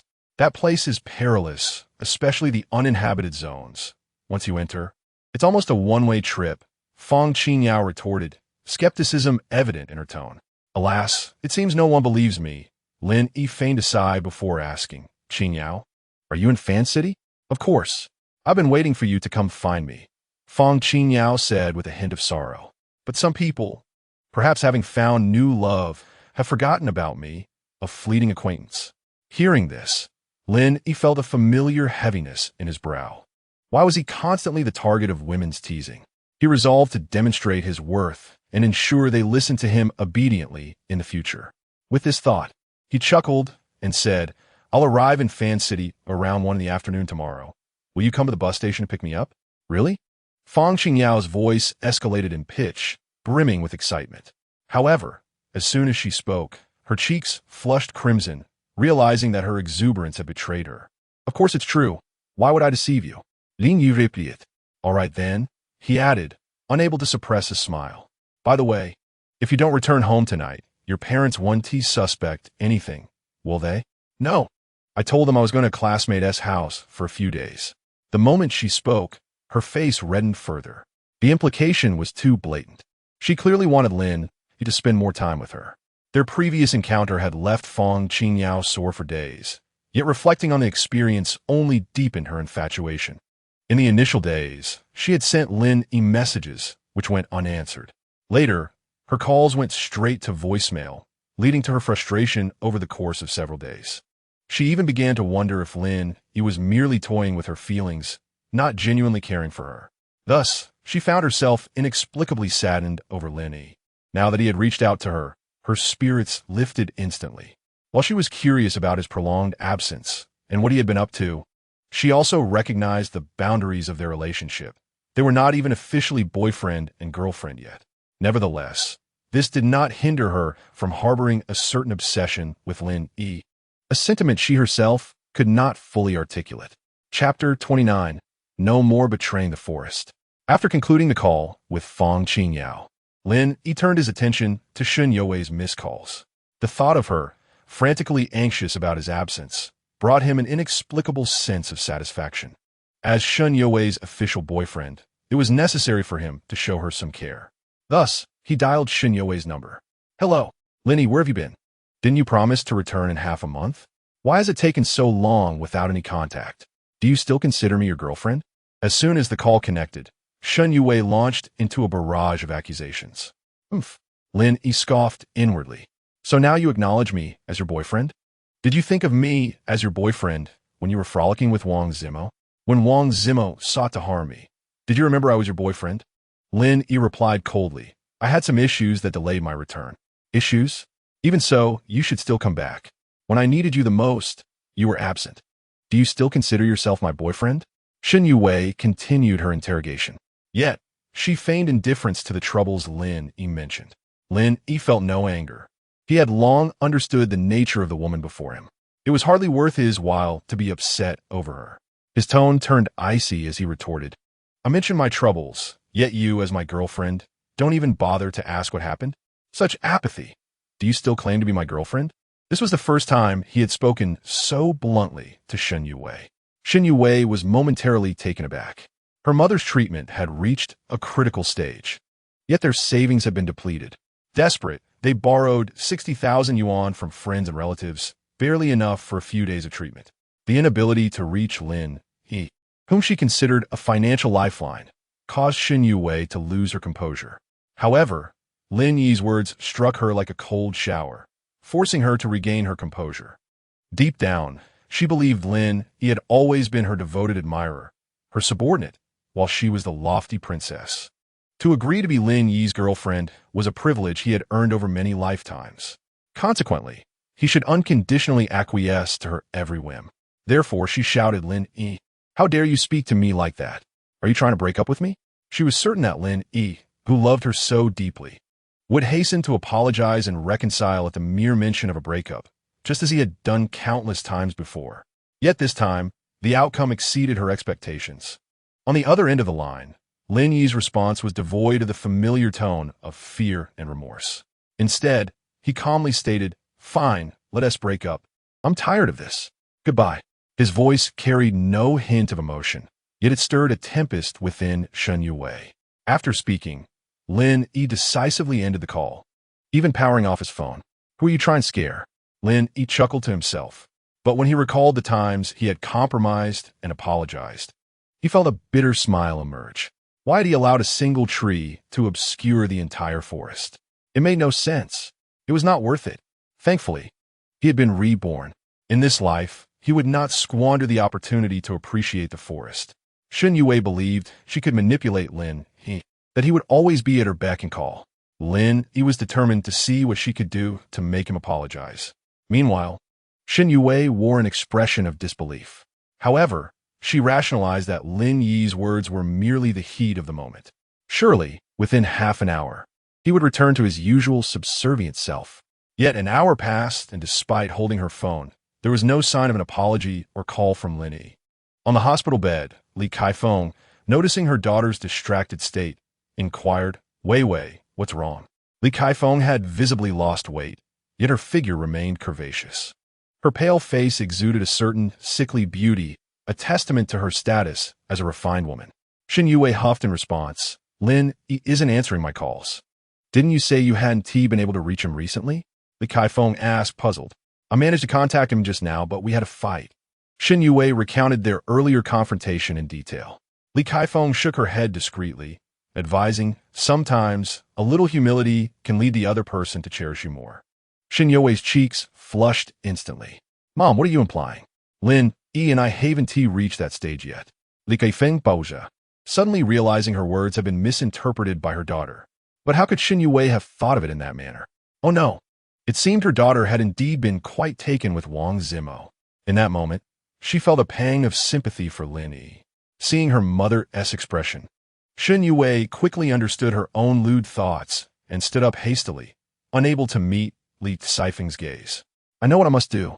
I'll call him now to apologize." She hurried out of the hospital room and into the corridor. After a moment's hesitation, she dialed Lin Yi's number. However, the message played back. "The number you have dialed is temporarily unavailable.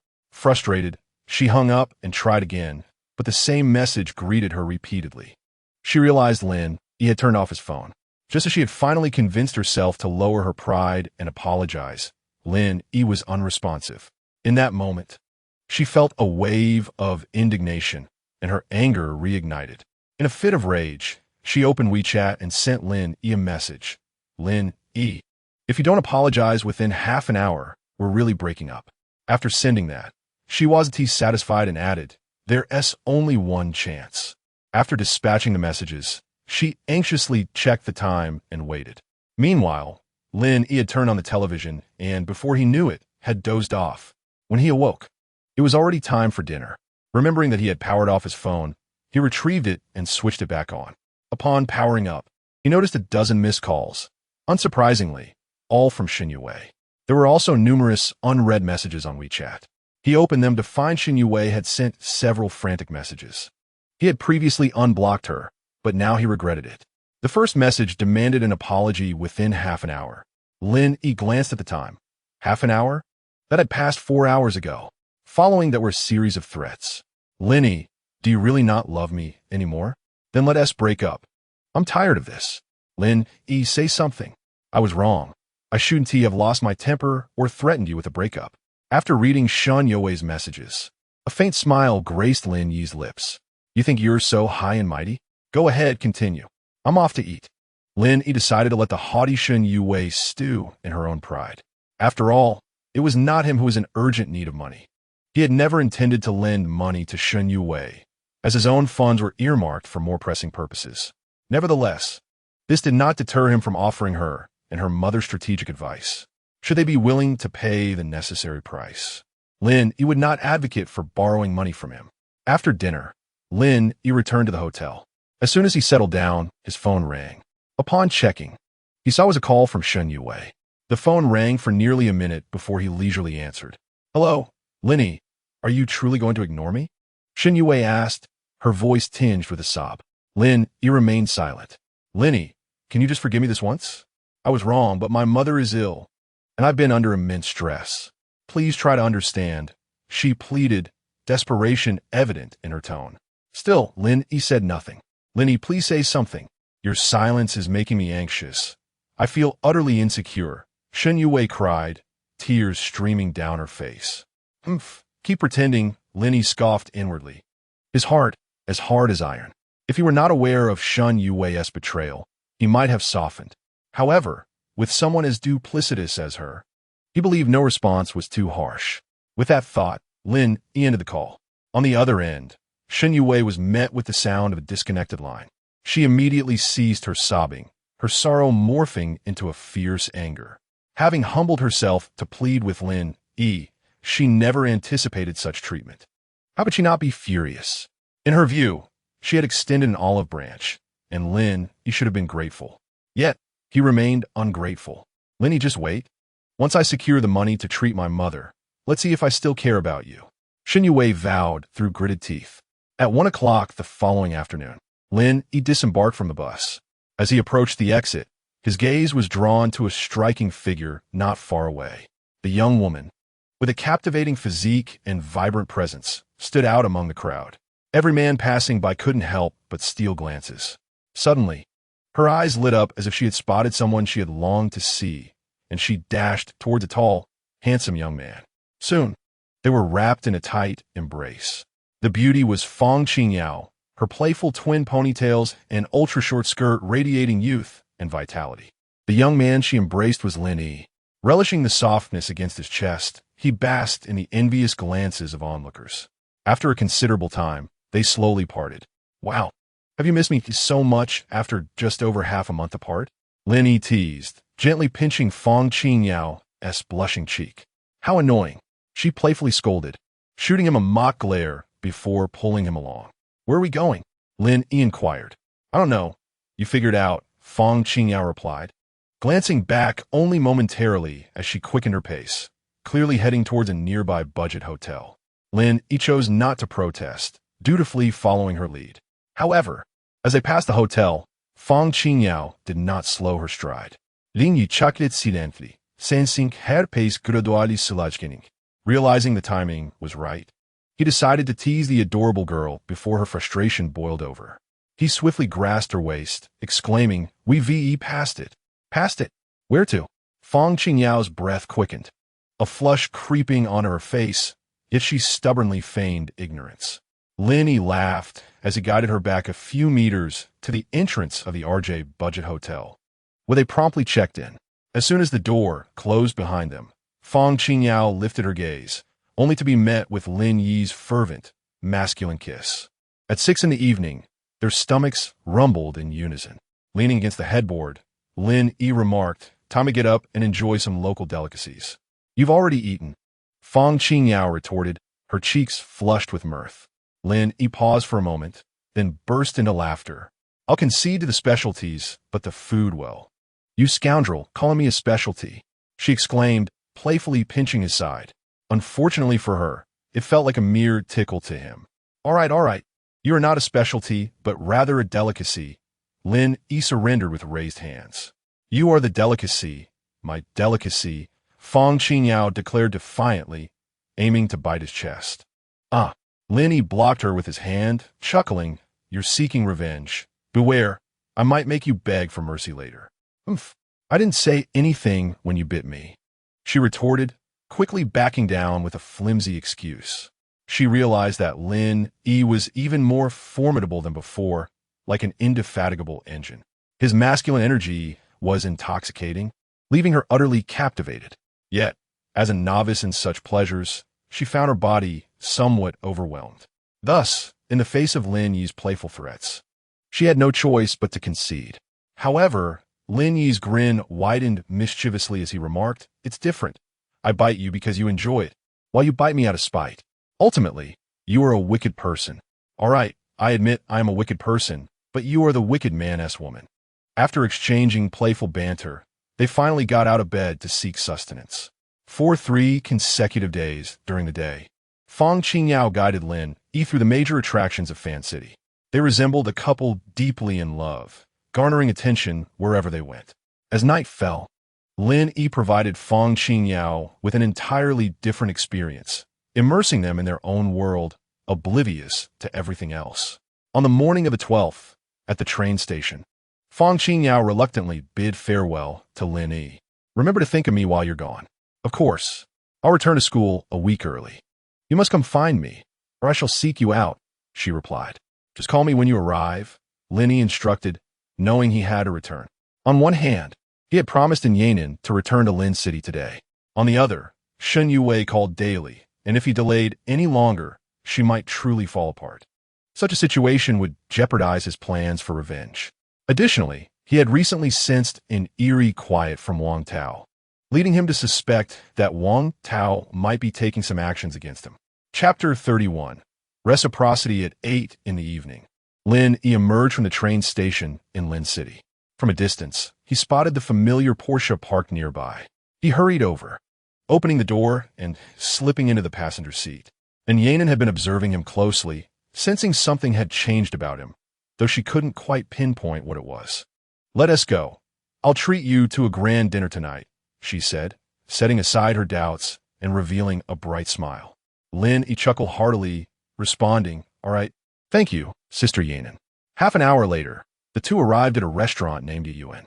Upon entering, they were greeted with warm hospitality. As they stepped into the private room, there was no need to place an order. Soon, the waiter presented a table laden with exquisite delicacies. "Brother Lin, you must be hungry. Dig in," Yan'an urged.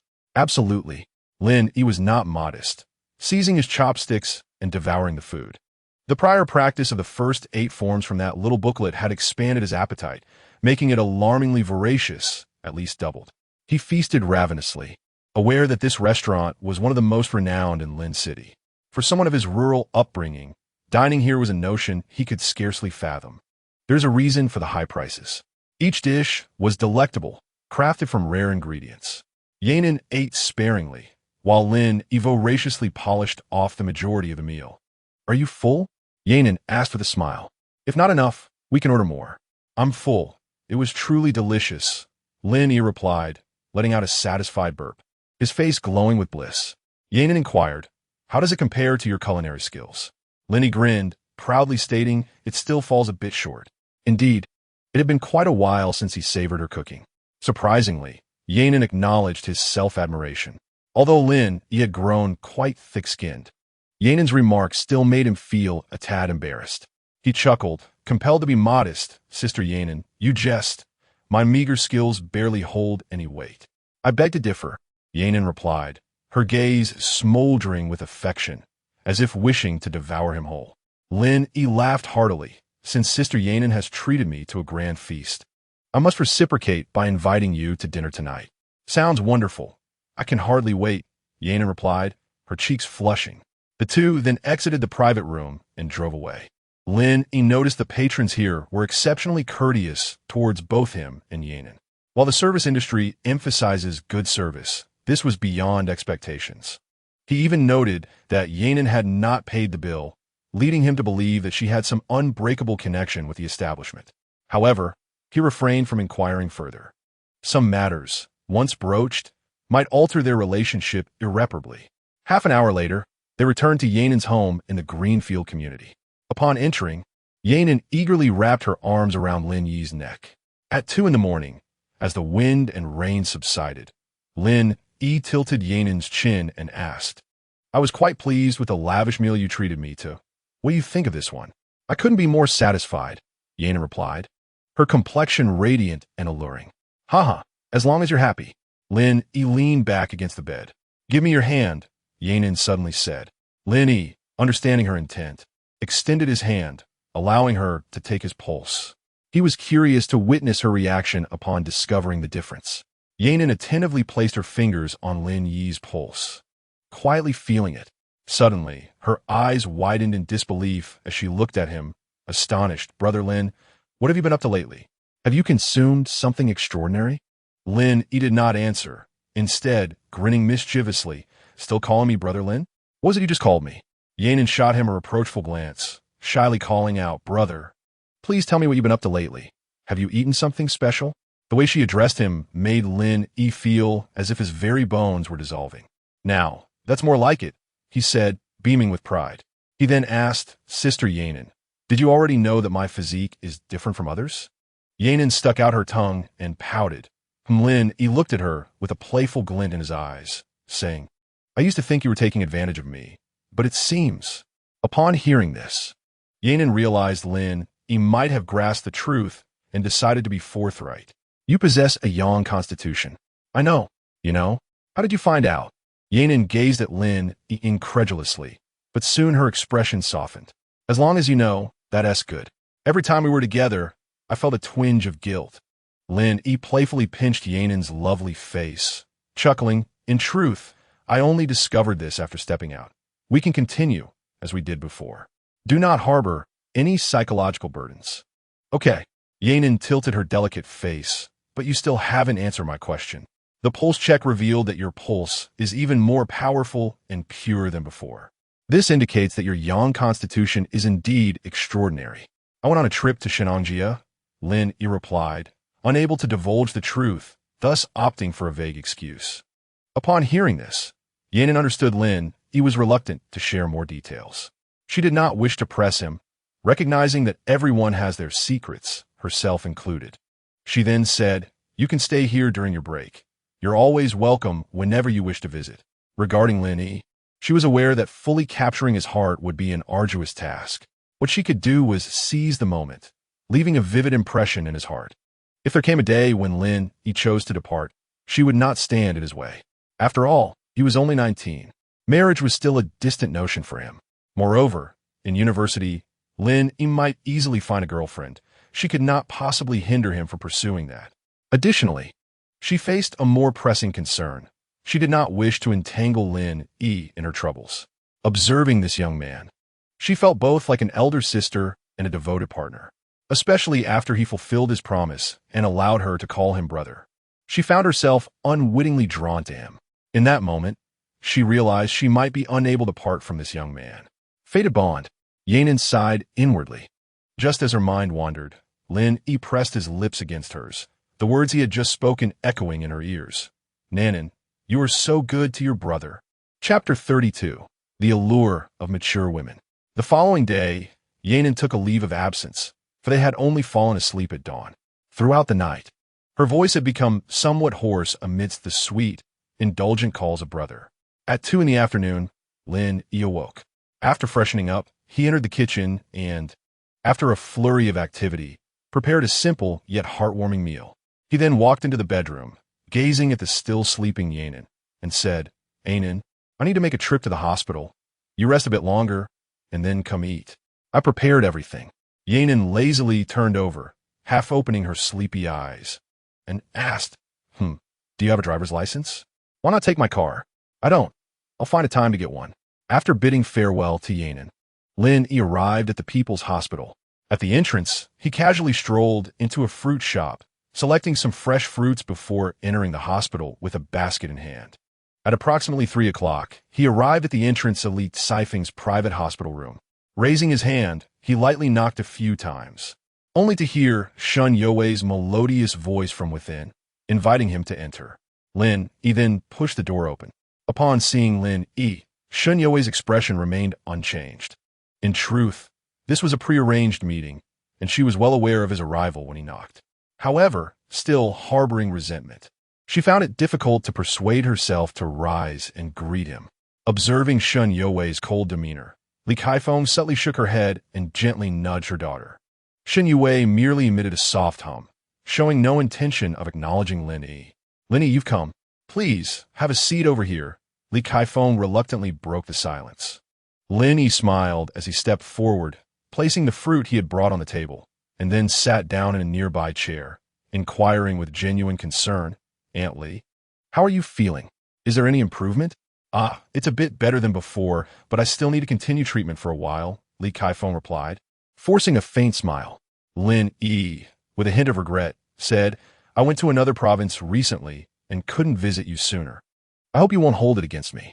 After all, the two families had been neighbors for many years, and regardless of his relationship with Shennongjia, it was only fitting that he pay a visit to Li Caifeng. Thus, the necessary courtesies could not be overlooked. Li Caifeng waved her hand dismissively, saying, "There's no need for such talk. You have your own matters to attend to. Just come when you have the time." Being an elder, she found it challenging to ask Lin Yi for financial assistance. Lin Yi nodded, observing Li Caifeng closely. Time had not etched many marks upon her face, retaining the beauty he remembered from his childhood. A thought crossed Lin Yi's mind. His pursuit of Shennongjia might, in some way, be influenced by Li Caifeng. Imagining the thrill of encountering such a captivating and alluring woman like Li Caifeng during his formative years was akin to stepping out of a novice village only to meet a top-tier enchantress. Who could resist such a temptation? Now, having experienced relationships with the likes of Yanin and Feng Qingyao, he returned to see Li Caifeng with a newfound appreciation for the allure of mature femininity. Although she wore a loose hospital gown, it did little to conceal her voluptuous figure. With every smile and frown, she radiated elegance and intellect, especially with her enchanting peach blossom eyes that seemed to convey deep affection to all.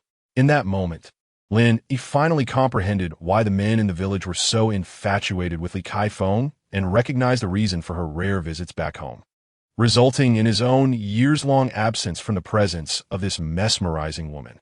Lin Yi mused that if he were to marry Shennongjia, this enchanting beauty before him would, in fact, become his mother-in-law. However, now, everything seemed impossible. He continued to engage in casual conversation with Li Caifeng, his gaze frequently lingering on her face and figure. Li Caifeng, having noticed Lin Yi's attention, feigned ignorance. This was not the first time she had encountered such admiration. She knew that without her hospital garb, her allure would be even more formidable. Exasperated, she attempted to prompt her daughter to break the silence, but Shennongjia remained unresponsive. Finally, in a moment of desperation, Li Caifeng suggested, "Lin Yi, why don't you and Wei Wei step outside to chat? It's been quite a while since you two had a proper conversation." "All right, Aunt Li. Please take care of yourself," Lin Yi replied, rising to exit the room. Shennongjia hesitated, reluctantly following behind. However, once outside, she scanned the area but found no trace of Lin Yi. Infuriated, she stamped her foot and pulled out her phone to call him. After a considerable wait, Lin Yi finally answered. "Hello, where have you gone?" Shen Yue's tone was laced with dissatisfaction, her voice almost sulking. I've left, Lin Yi replied nonchalantly. Left? Don't you want to talk to me? Shen Yue challenged. Lin Yi retorted coldly. You already said we broke up. What is there left to discuss? Besides, why didn't you speak while I was in the room? He was not inclined to indulge Shen Yue's whims. Come back here, Shen Yue commanded, her voice firm. Without a second thought, Lin Yi hung up, unwilling to entertain her further. Shen Yue, now truly enraged, felt that Lin Yi, as her boyfriend, should still adhere to her wishes as he had in the past. His current behavior felt like a direct affront to her boundaries, which she could not tolerate. She rushed towards the hospital entrance, while Lin Yi ambled along without haste. Lin Yi, stop right there. Suddenly, Shen Yue's furious voice echoed from behind. Lin Yi turned, his expression devoid of emotion as he regarded the irate Shen Yue. Why did you leave without saying a word? What is your intention? Shen Yue's eyes were red, her emotions running high, nearly pressing her face against Lin Yi's. Lin Yi scoffed, I came to see Aunt Li, not you. Why should I greet you? You're my boyfriend. Shen Yue shouted back. We've already broken up. That was your declaration, Lin Yi countered, unyielding. No, I don't agree to the breakup. Therefore, you must listen to me, Shen Yue nearly screamed. Their argument quickly drew the attention of passers-by, who, upon hearing their exchange, quickly discerned it to be a mere lover's quarrel and soon lost interest. Your opinion is irrelevant. From now on, we have no relationship. Think for yourself, Lin Yi stated decisively before turning away. As he walked away with such unwavering resolve, a wave of panic surged within Shen Yue. After a brief moment of hesitation, she sprinted after him, grasping his arm tightly. Lin Yi, you can't just leave. You're my boyfriend, and now that I'm facing difficulties, you must help me. Lin Yi, feeling morally coerced, realized that Shen Yue was utterly oblivious to her own faults. How shameless she was, he thought. I've already told you, we've broken up. Why should I help you? Lin Yi replied coldly. No, we haven't broken up. I disagree with the breakup, Shen Yue insisted, tears streaming down her face. A woman's tears are the sharpest of weapons. In the past, Shen Yue had wielded this tactic effectively before Lin Yi and Wang Zimo. Yet this time, Lin Yi merely cast her a disdainful glance and said coolly, please refrain from causing a scene here. If this continues, I will call the police. As she beheld Lin Yi's frigid demeanor, Shen Yue felt a sudden sense of unfamiliarity. They had known each other for over a decade. Yet this was the first time she had ever seen him regard her with such an icy gaze. Her heart constricted tightly. She couldn't help but ponder. Could he have discovered my affair with Prince Mo? However, she quickly dismissed this notion. After all, she and Prince Mo had always been exceedingly cautious in their actions. Most of their encounters occurred when Lin Yi was inebriated and utterly oblivious, making the likelihood of discovery negligible. Could it be that Lin Yi had taken up with another woman? This thought crossed Shen Yue's mind. Therefore, she confronted him. Lin Yi, are you seeing someone else? Otherwise, how could you treat me so coldly? Lin Yi was rendered speechless by her unreasonable outburst, scoffing. Are you out of your mind? What does my relationship status have to do with you? Ex-girlfriend. You must have another woman. How can you justify your treatment of me? We've been together for more than 4 years, and now that I am in trouble, you heartlessly turn your back on me? Shen Yue grasped Lin Yi's arm tightly, refusing to let go, her voice escalating, drawing the attention of those around them. Lin Yi's face was a mask of disdain. You know very well what you've done to betray me. Don't presume that I am unaware. His cold and contemptuous gaze sent a shiver down Shen Yue's spine. Her deepest secret was her betrayal of Lin Yi. From his words, it seemed he was already aware of her relationship with Prince Mo. Yet in that moment, she could not confess, admitting it would jeopardize her mother's ongoing medical expenses. Thus, she feigned calmness and forced herself to ask, Lin Yi, what do you mean by that? Are you doubting my feelings for you? It is not doubt. It is certainty, Lin Yi replied mercilessly, pushing Shen Yue away, unwilling to even glance back at her. Shen Yue, in despair, cried out, Lin Yi, you heartless wretch. After over 4 years together, how can you suspect me? Does your conscience not ache? Spare me your feigned sincerity, and do not compel me to reveal the truth, or else we shall all be embarrassed."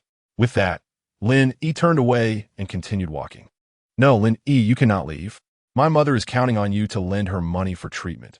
Without it, she could be in grave danger. Please." Shen Yue rushed forward again, clinging to Lin Yi, weeping inconsolably. This was, of course, part of her strategy to divert the conversation from her infidelity. Lin Yi, visibly impatient, retorted, "The fact that we have broken up is undeniable. Whether I lend you money is an entirely different matter. Lin Yi, I beg you. If you do not help us, my mother's next treatment will be without funding." Shen Yue pleaded, tears streaming down her face. "You should return and calm down. Once you have sorted out our relationship, come find me," Lin Yi said, forcefully breaking free from Shen Yue's grasp and striding away. Shen Yue stood there dazed, at a loss for what to do, her heart filled with despair. She had no idea how to tell her mother that she and Lin Yi had ended their relationship, and that Lin Yi likely knew about her affair with Prince Mo. After what felt like an eternity, she finally wiped her tears and turned back toward the hospital. Meanwhile, the scene of the argument between Lin Yi and Shen Yue was fortuitously witnessed by Wang Ziki. However, she refrained from immediately relaying this news to Wang Tao. Instead, she silently watched Lin Yi depart before entering the hospital to visit Prince Mo. On Shen Yue's side, after adjusting her emotions at the door to the hospital room, she finally pushed the door open. However, Li Caifeng's keen perception immediately discerned that her daughter had fallen out with Lin Yi. Instantly, her spirits plummeted. Over 30,000 had already been spent on medical treatment. If they were to abandon it now, all would likely be for naught. She felt utterly reluctant. At just 39, she had so much life ahead of her, so many beautiful moments still to experience. But how could she possibly procure the necessary funds? After years of working in Linsheng, her limited education had confined her to menial jobs, primarily as a cashier. As such, her acquaintances were mostly ordinary individuals like herself, though some had offered to support her. She had turned them down. She found herself engulfed in profound helplessness. If it fell upon her daughter to devise a solution for the remaining 20,000 in medical expenses, it would be an insurmountable challenge without Lin Yi's assistance, unless her daughter could find a wealthy benefactor willing to part with their money. And her daughter would likely have to pay a price to secure such aid. Yet, this was a situation she had hoped to avoid. The mother and daughter sat in the hospital room, silent and burdened by worry. On the other hand, Lin Yi hailed a taxi, heading straight for Chunjiang village. An hour and a half later, the taxi pulled up at the village entrance. Lin Yi gazed towards his home, his brow furrowing in concern.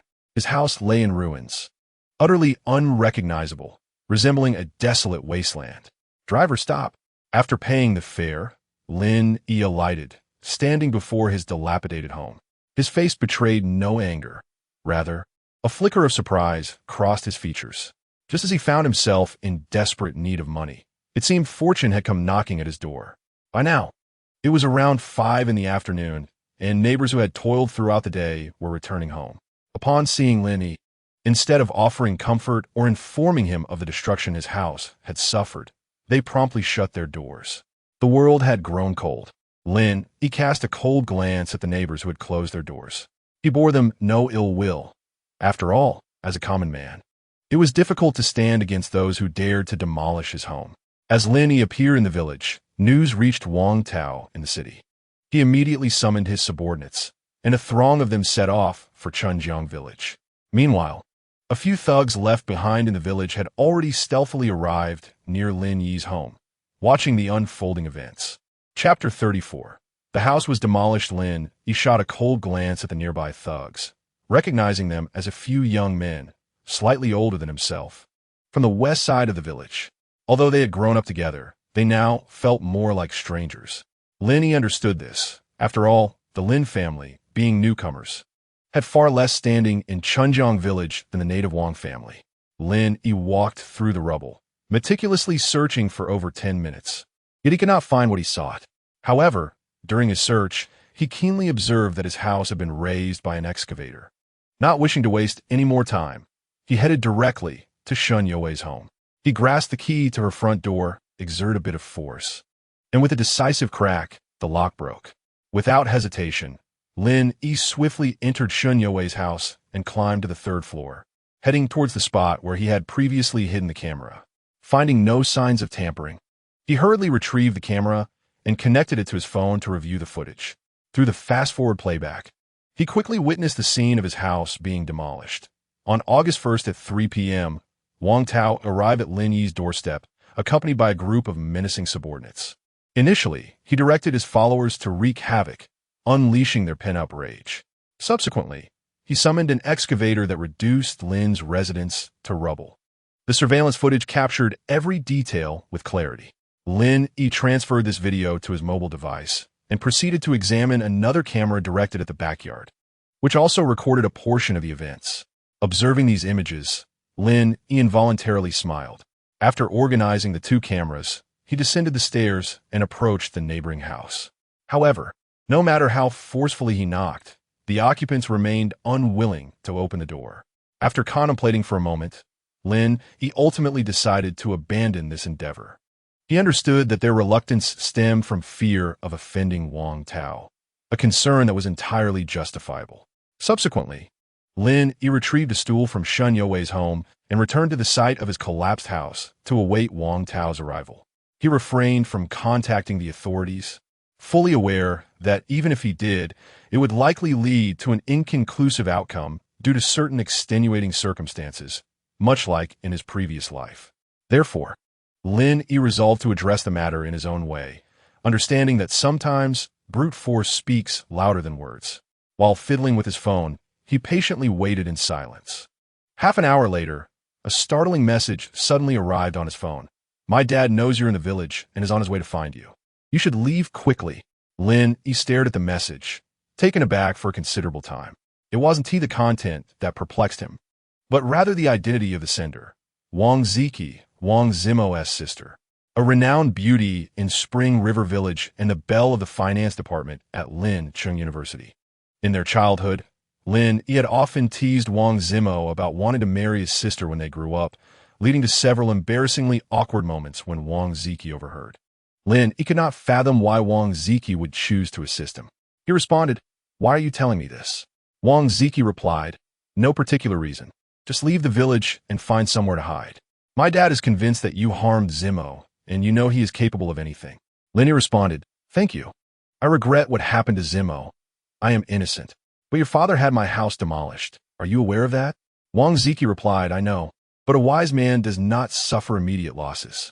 You best keep a low profile." Lin Yi continued, "Thank you. I will visit Zimo in the hospital tomorrow." After that, Wang Ziki ceased her replies.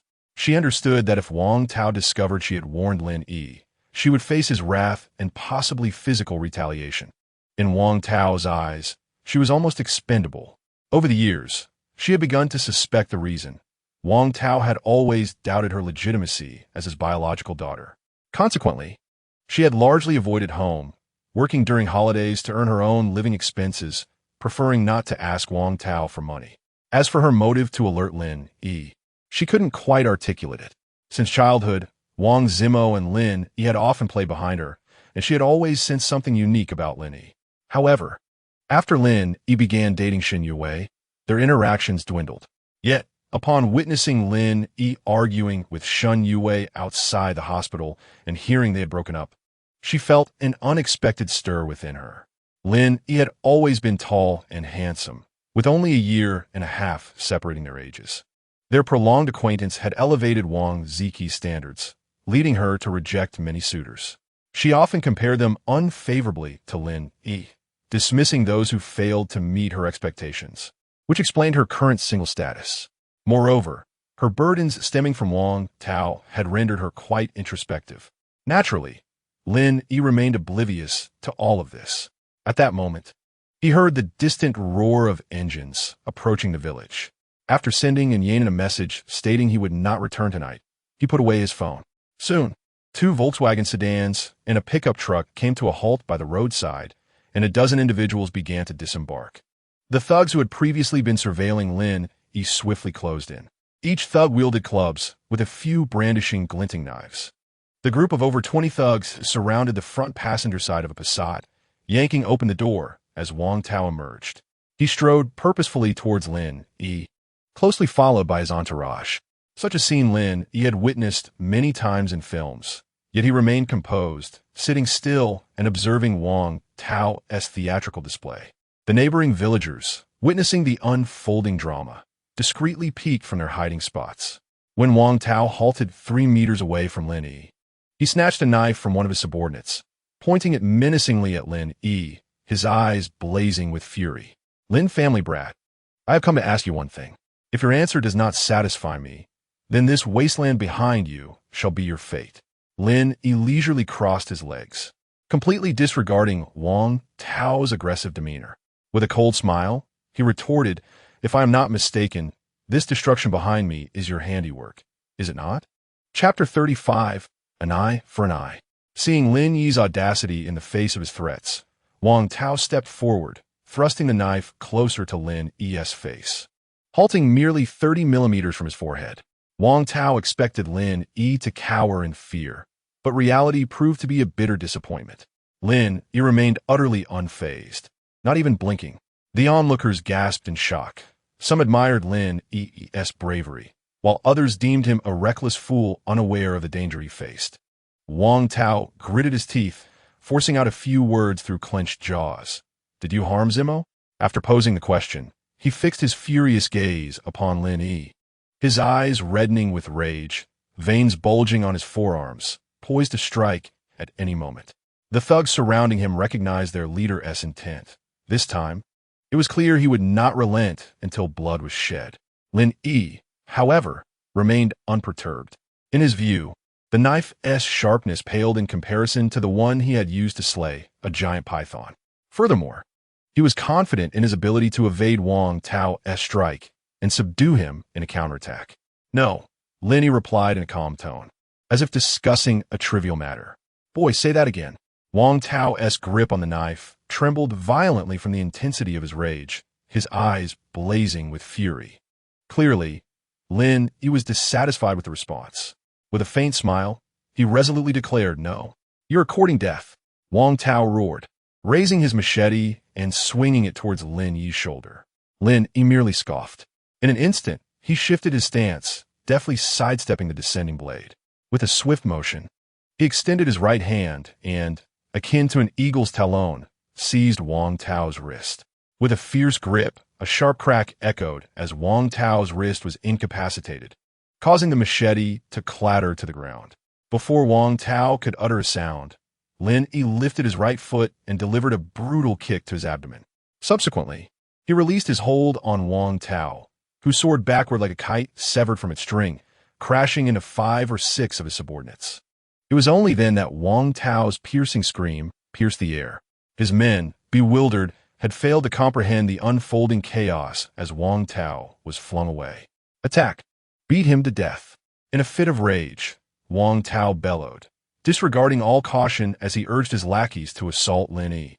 Obeying their leader's command, the thugs brandished their clubs and machetes, charging ferociously at Lin Yi. A smirk curled at the corner of Lin Yi's mouth, betraying his disdain.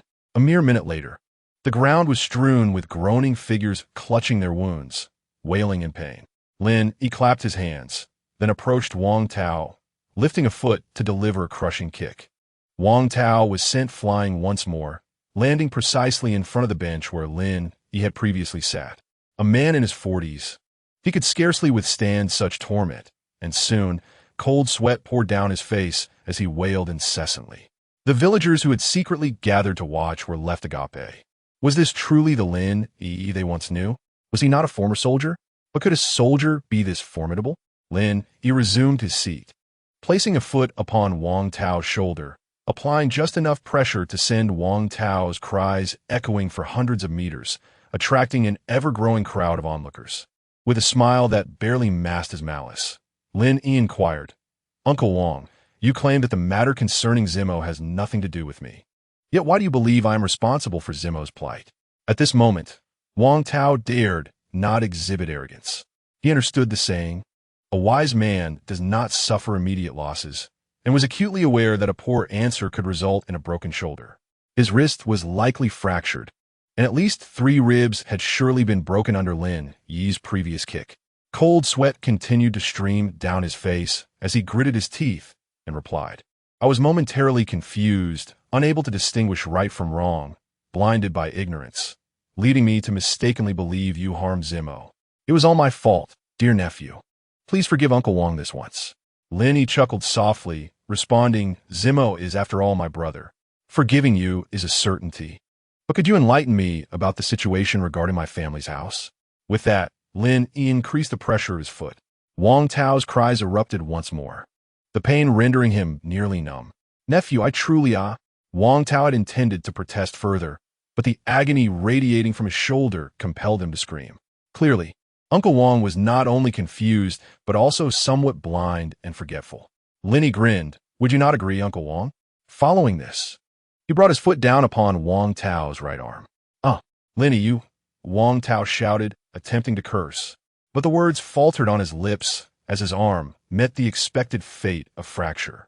At this moment, the 20 or so thugs sprawled on the ground gazed at Lin Yi as though he were a demon. Each of them had suffered broken bones to varying degrees. A sight that was truly harrowing. Uncle Wong, what do you make of this?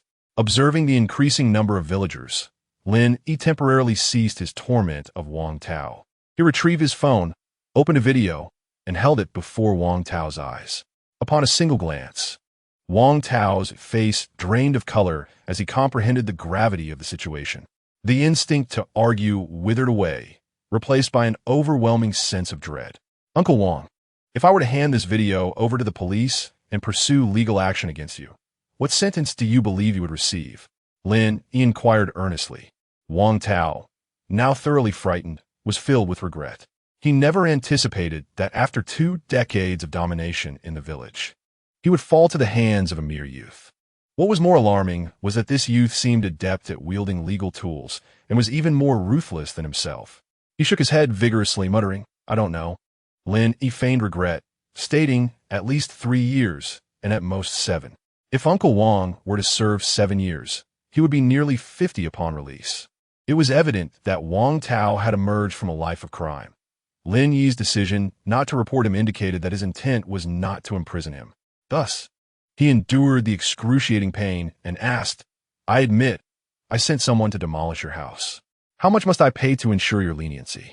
Lin Yi clapped his hands, a pleased smile gracing his face. It seems Uncle Wong is not entirely foolish. What do you think of this figure? He held up one finger, then 2. All right, 120,000. I will transfer it to you immediately. Wang Tao, without a moment's hesitation, acquiesced. Yet, Lin Yi merely shook his head, casually stating, Incorrect, Uncle Wong. You're missing a 0. What? This is outright robbery. Wang Tao could no longer contain himself, shouting in protest. Lin Yi's expression hardened, and he replied sternly, That house was an inheritance from my parents, a vessel for my profound longing for them, but now it has vanished.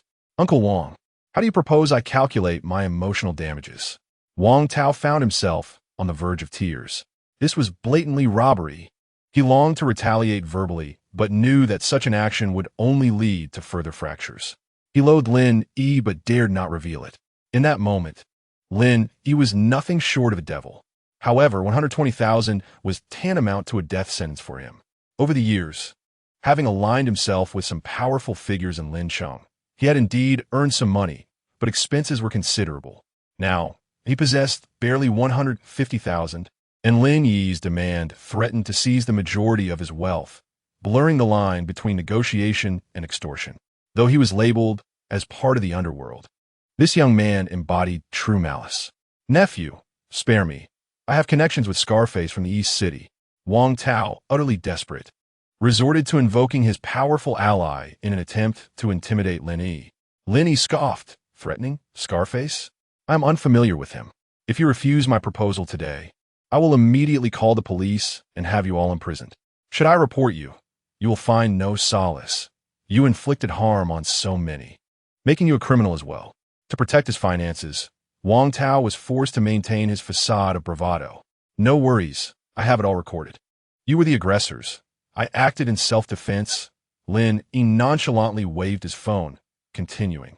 Moreover, you have been wreaking havoc in the village, indulging in nefarious deeds. Haven to you? Surely, There must be a considerable record of transgressions associated with your cap. Uncle Wang, who would that cap trust when the time comes? Upon hearing this, Wang Tao instantly deflated. This lad before him, once perceived as delicate and weak, turned out to be a cunning tiger in sheep's clothing. He had thought that invoking the notorious name of Scar would intimidate this boy into retreat. Yet here he was, displaying a fierceness that caught him off guard, landing a punch that fell harmlessly upon Cotton. Legal arguments could not prevail against the opposing party, and physical confrontation was futile. He found himself thoroughly at their mercy. After years in this line of work, this was the most humbling experience he had ever endured. Uncle Wang, my patience is finite. I grant you 10 seconds to contemplate your decision. Having said that, Lin Yi leisurely commenced his countdown. 10, 9, 4, 3, 2. Wait, I'll comply. Ultimately, Wang Tao gritted his teeth and consented, feeling a profound ache in his heart. Why didn't we just do this sooner? I'll fetch some paper and a pen. Lin Yi rose and strolled towards the neighboring house on his right. He knocked on the door, which had remained tightly shut until Lin Yi's polite rapping prompted it to swing open, revealing his neighbor's warm welcome. Ah, Shaolin, what brings you here? Aunt Wu inquired with a smile that appeared more sorrowful than cheerful. Aunt Wu, could you kindly lend me a few sheets of plain paper and a pen? Thank you. Lin Yi replied courteously. Of course, just a moment. In no time, Aunt Wu returned with several sheets of paper and a pen, handing them to Lin Yi. Observing her cautious demeanor, Lin Yi merely smiled faintly without uttering a word. Upon returning to his seat, Lin Yi began to write. Soon, 2 identical compensation agreements lay before Wang Tao. The document meticulously detailed the events leading to Wang Tao's men demolishing Lin Yi's home, concluding with the terms of compensation. Wang Tao's heart bled as he read through it. The agreement stipulated voluntary compensation for property damages amounting to 450,000, cash losses within the house totaling 350,000, additional property losses of 200,000, and compensation for emotional distress of 200,000. Reluctantly, Wang Tao signed. Lin Yi followed suit. Subsequently, he seized a small thug and gently grazed a knife across his arm, blood oozing forth immediately. The thug, furious yet unable to voice his anger, could only grit his teeth in silence. Lin Yi dipped his index finger in the thug's blood and pressed it onto his name. Witnessing this, Wang Tao, despite the intense pain coursing through him, pressed his own fingerprint onto the document. Next, Lin Yi retrieved his phone to take photographs for record keeping. He then tossed 1 copy of the agreement to Wang Tao. Lin Yi, what are you doing? Why are you injuring so many people? At that moment, a figure emerged from the crowd of onlookers. He glanced at the thugs sprawled on the ground, noting that many were his nephews. First, he shot a glare at Wang Tao, then turned his attention to Lin Yi. Village chief, your esteemed presence has finally graced us. Lin Yi replied with a chilling smile. The newcomer was none other than Wang Ming, the village chief of Chunjiang village. He had been observing the situation from a distance until he was compelled to intervene after being spotted by some villagers. After all, such a significant occurrence in the village could potentially implicate him. Notably, several of the thugs were from his own village, necessitating an explanation to their parents. Lin Yi, I ask you, did you injure these individuals? Wang Ming questioned sternly, hands on his hips. To Lin Yi, however, his authoritative stance seemed feeble. Village chief, you ought to direct that inquiry towards them. If I were to claim innocence, you surely wouldn't believe me. Only their words would hold truth. Wouldn't you agree? Lin Yi's icy gaze swept across the faces of the thugs, causing them to flinch and shy away. Yu Wang Ming, exasperated, turned to Wang Tao and demanded, Wang Tao, what on earth transpired? Wang Tao thought to himself, what chaos are you causing? Unless your son is present, this is all in vain. Yet, he found himself compelled to respond. Gritting his teeth, he stated, this has nothing to do with Lin Yi. We simply fell. He had no choice but to swallow his pride. Village chief, did you hear that? It's unrelated to me, so don't always approach me with that scowl. Should we ever become family, recalling how you treated me would be quite awkward. Lin Yi chuckled without a care. Wang Ming's expression darkened. On one hand, he was incensed by Wang Tao, and on the other, he was infuriated by Lin Yi. Becoming family? That would mean his precious daughter, Wang Shanshan, could be tainted by this scoundrel.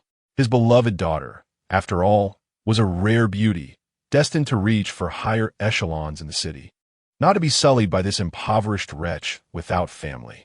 He retorted, "Get lost. If there's nothing more, everyone disperse." With that, he stormed away in a fury. Lin Yi watched him depart, a glint of ruthlessness flashing in his eyes. "Let us go to the hospital." On the way back to Linsheng, the three thugs endured their pain, driving for over an hour. By the time they reached the hospital, their clothes were drenched in sweat. Chapter 37. On what grounds do you make decisions for me? The following morning, as the bank near the People's Hospital opened its doors, Lin Yi wheeled the utterly disheveled Wang Tao, wrapped like a dumpling, into the bank, accompanied by the still-dazed Wang Ziki. As she observed Wang Tao's pitiful state in the wheelchair, an unbidden sense of satisfaction surged within her. It wasn't too long before their turn arrived. However, during the transfer, the bank staff initially suspected Wang Tao was being held against his will and nearly called the police.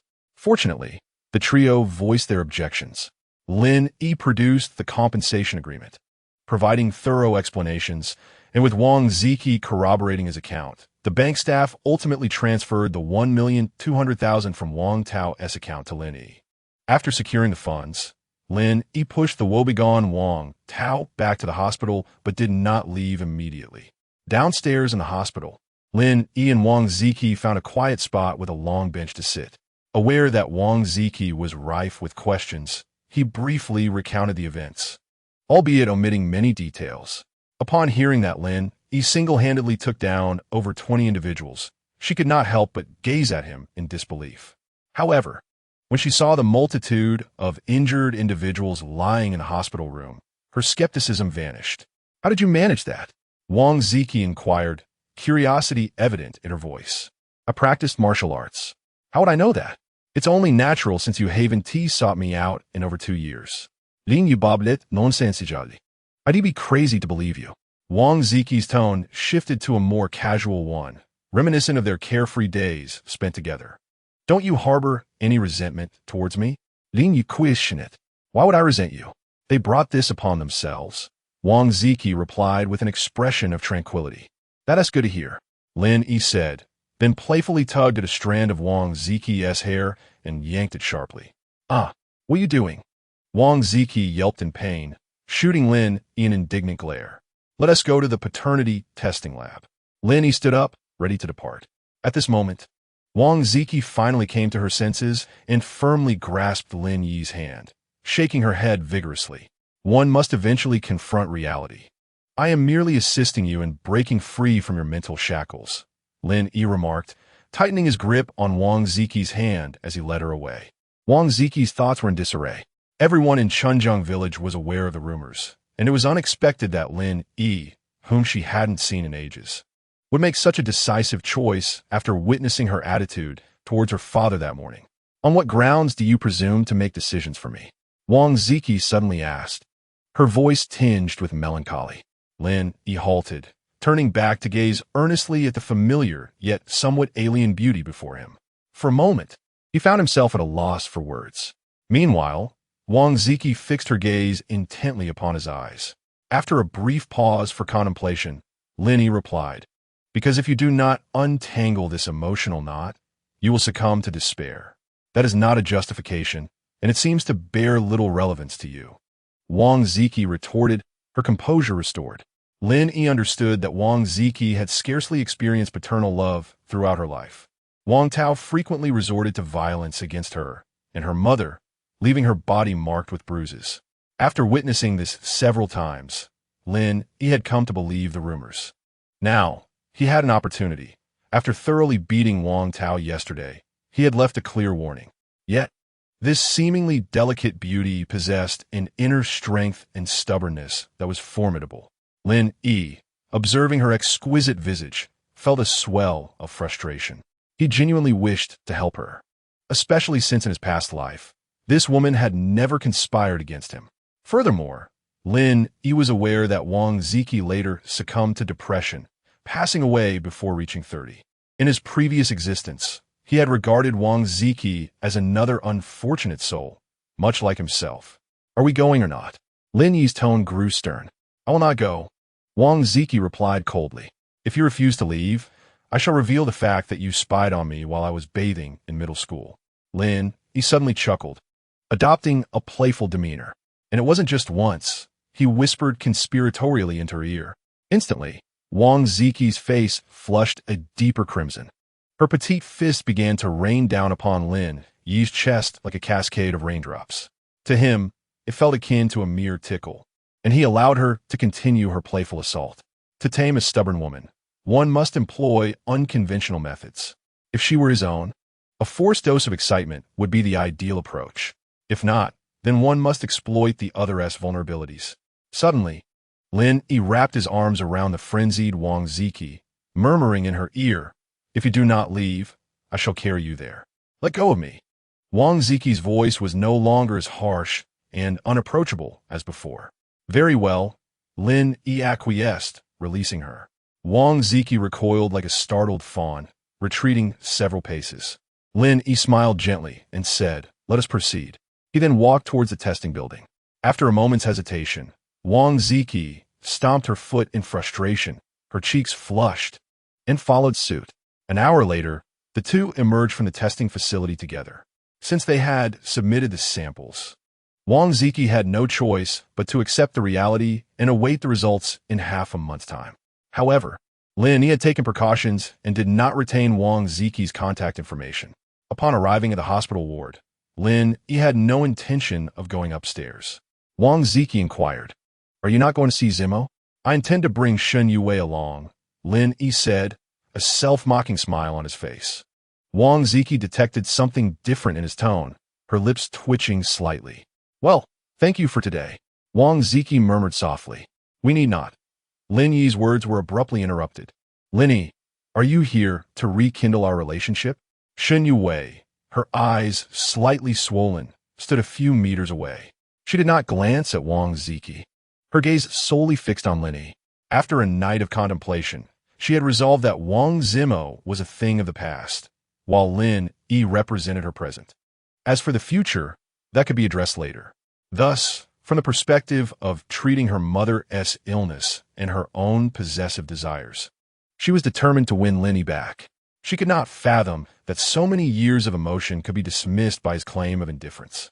"Gulme, since you are here, let us go see Zimo together," Lin Yi replied with an expressionless demeanor. "Why see him? He won awaken anyway," Shennongjia bluntly rejected.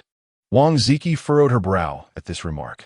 Regardless of his circumstances, Wang Zimo and Shennongjia shared a strong bond. How could she utter such words? "How can you be certain he won awaken if you do not go to see him?" Lin Yi retorted coldly.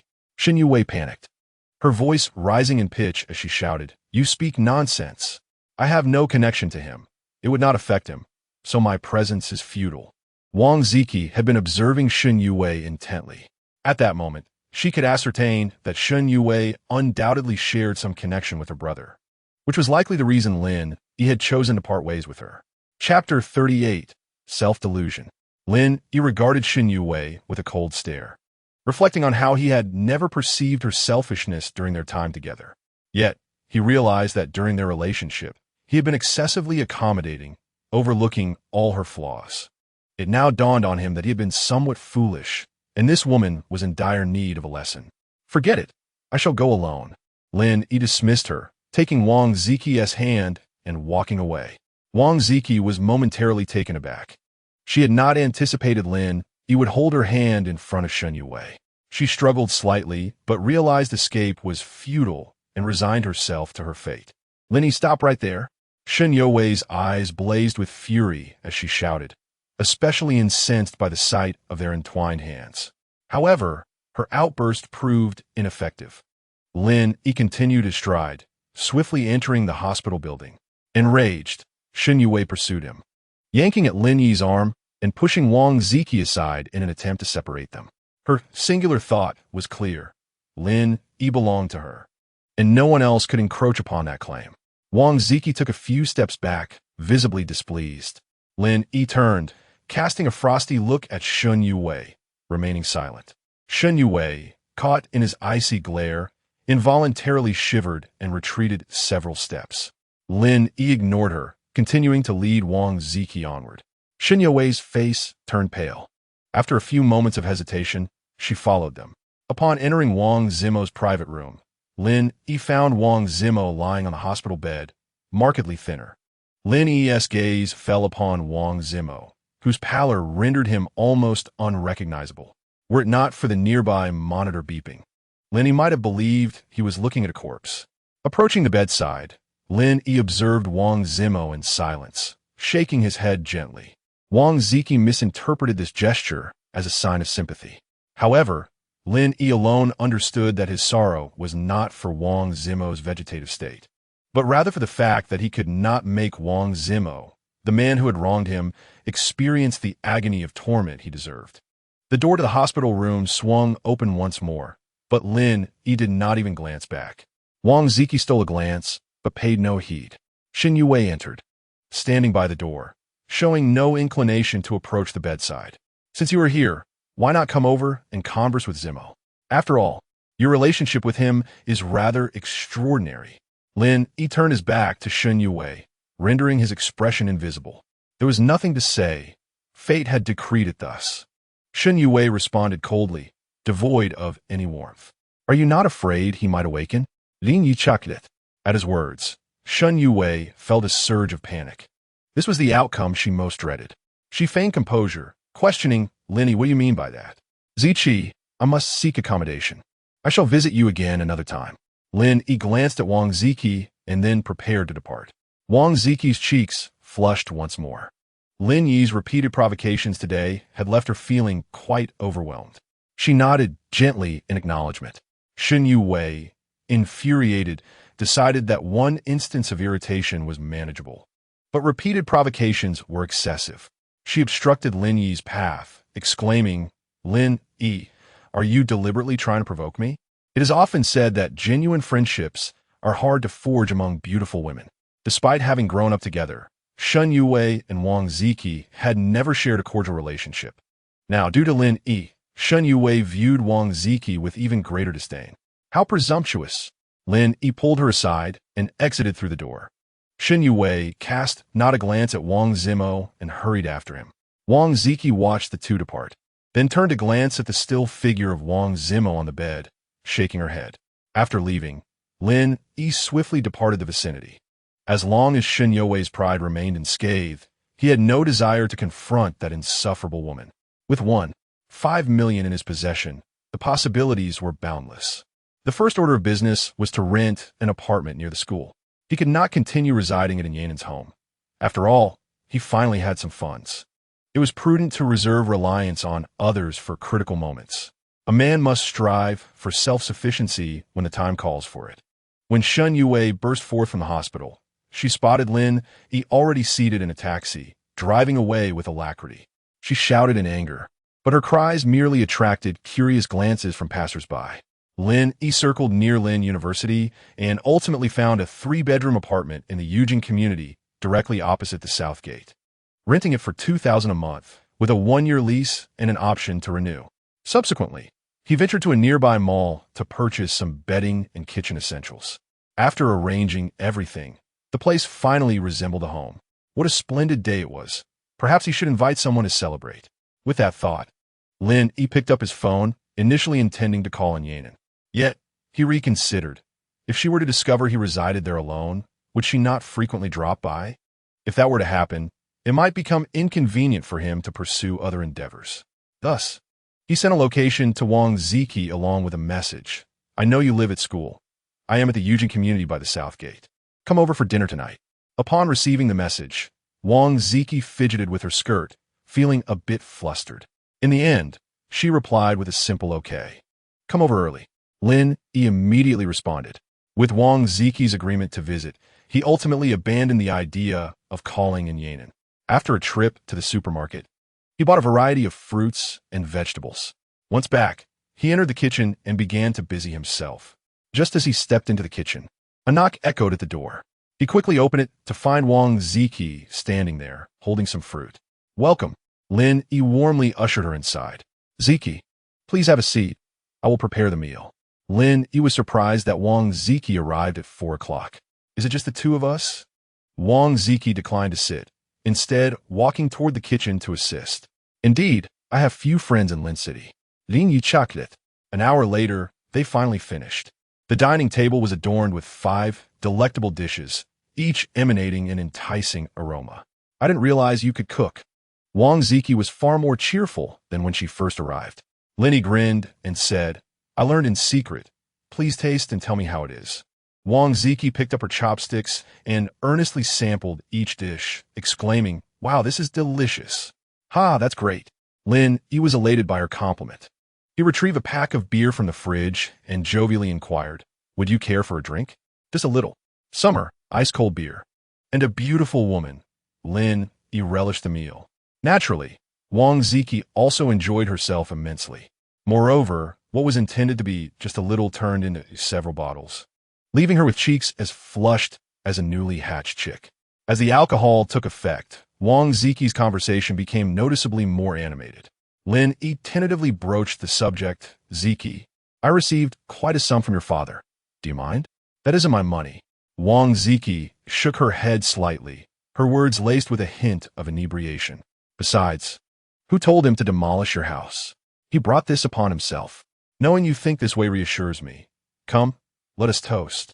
Lin Yi raised his glass and downed its contents. Wang Ziki mirrored him, taking a hearty gulp. After that sip, her cheeks deepened in hue, and her intoxication became more apparent. She squinted slightly, fixing her gaze on Lin Yi, and asked, Lin Yi, tell me honestly, is there some issue between Shennongjia, Zimo, and you? Lin Yi managed a wry smile. Ziki, you already have enough worries. Do not burden yourself with this. Just enjoy yourself. Oomph. Wang Ziki pouted, expressing her dissatisfaction. My troubles are precisely because of you pushing me to resolve them. That was for your own good. But now, I'm also doing this for your benefit. Drink. Lin Yi cracked open 2 more beers, handing one to Wang Ziki while taking the other for himself. After finishing 1 bottle, Wang Ziki had consumed a total of 5 beers, her speech now tangled. Ziki, you're inebriated. Let me help you to rest. Lin Yi set down his chopsticks and moved around the table to support Wang Ziki, attempting to help her stand. I'm not drunk. I can stand on my own. Wang Ziki stubbornly insisted on standing unaided, yet her legs felt weak and lacked strength. Stubborn, Lin Yi wrapped his arms around her waist, lifting her effortlessly and heading toward the bedroom. Upon entering the bedroom, Lin Yi bent down to gently lay Wang Ziki on the bed. However, just as he was about to rise, Wang Ziki unexpectedly clutched his neck tightly, refusing to let go. 2 hours had passed. Wang Ziki lay on the bed, murmuring, What you're doing is wrong. Lin Yi sighed, attempting to explain, You are not without fault either. You clung to me back then and even took the initiative. Tell me, as a young man full of vigor, how could I possibly withstand the advances of such a stunning beauty? Wang Ziki was momentarily speechless, as she could not recall any of the incidents Lin Yi mentioned. She huffed, How shameless! You take advantage and then act all innocent, really. The following morning, Lin Yi sensed that Wang Ziki was attempting to rise stealthily.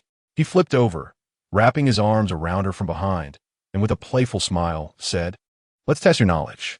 If you answer correctly, you may go freshen up. Wang Ziki tugged at Lin Yi's arm with all her might, but found it impossible to break free. With a hint of annoyance, she replied, Fine, go ahead and ask. A mischievous grin spread across Lin Yi's face. Furrowing her brow, Wang Ziki pondered for a moment before reluctantly shaking her head. As a finance major, she had no clue what a 4-wheel alignment was. At 10 o'clock in the morning, Lin Yi emerged from the bathroom after his shower, dressing while cheerfully inquiring, Now, you must know what 4-wheel alignment is, right?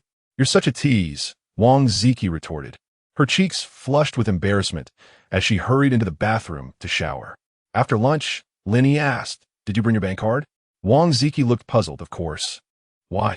Come on, accompany me to the bank. I don't want to go. I'm tired. No more nonsense. Let's go. Without allowing her to protest further, Lin Yi pulled Wang Ziki out the door. At the entrance of the Eugene community, shops lined both sides, including 2 banks. Lin Yi strode directly to an ATM, inserted his card, entered his password, and began a transfer operation. Wang Ziki turned her head away, intentionally avoiding watching Lin Yi input his password and the displayed balance. After a while, Lin Yi withdrew his card and inserted Wang Ziqi's card into the slot. "Ziqi, enter your password," he instructed. "What are you doing?" Wang Ziqi asked, her expression filled with confusion. "Just do as I say. No need for all this chatter," Lin Yi replied with a smile. Wang Ziqi shot him a glare, but complied and entered her password. "Check your balance. See if the money has arrived." "Oh," she said, clicking the balance inquiry button. Her eyes widened in disbelief as the account balance displayed 233 yuan, an unexpected increase of 200,000. "Did you transfer this money?" Wang Ziqi asked, feigning ignorance. "Who else could it be?" Lin Yi said, "From now on, focus on your studies. You needn't take on those part-time jobs anymore. And when buying cosmetics, choose quality ones. Don't be stingy. As for clothes, buy new ones when needed. Don't shortchange yourself." As she listened to his words, a warm feeling surged within Wang Ziqi. Yet she shook her head. "I can't accept this money. It's too much. Take it. I'm giving it to you." No arguments. Though Wang Ziqi contemplated resisting Lin Yi's insistence, she felt a sense of comfort in being cared for, a feeling of reliance that soothed her. Upon returning to the community entrance, Lin Yi paused and said, "I need to step out for a bit. Are you heading back to school or?" Wang Ziqi extended her fair hand, requesting, "Give me the keys." "Why?" Lin Yi instinctively asked. "To wash the sheets, what else?" Wang Ziqi replied, her face flushed with shyness. Realizing the sheets indeed needed washing, Lin Yi felt a bit embarrassed. He scratched his head and retrieved a set of keys from his pocket, handing them to Wang Ziqi. After parting ways, Lin Yi found a nearby typing and copying shop, where he printed several copies of a rural housing application form. He then began to fill them out meticulously. Once completed, Lin Yi hailed a taxi to Spring River Village. Arriving in the village, he instructed the driver to stop in the center. "Please wait for me for half an hour. I'll be back shortly." "All right, but you'll be charged by the meter on the way back." "No problem," Lin Yi replied before stepping out of the car and standing by the roadside. In front of him stood the most impressive 5-story building in the village, luxuriously decorated and even more splendid than the adjacent village committee office. Lin Yi walked up to the building, calling out loudly, Village Chief, are you home?" At that moment, Village Chief Wang Ming was lounging in the committee office, leisurely smoking. Hearing the shout, he stepped out with an impatient expression and upon recognizing Lin Yi, coldly said, "Stop shouting. Come over here."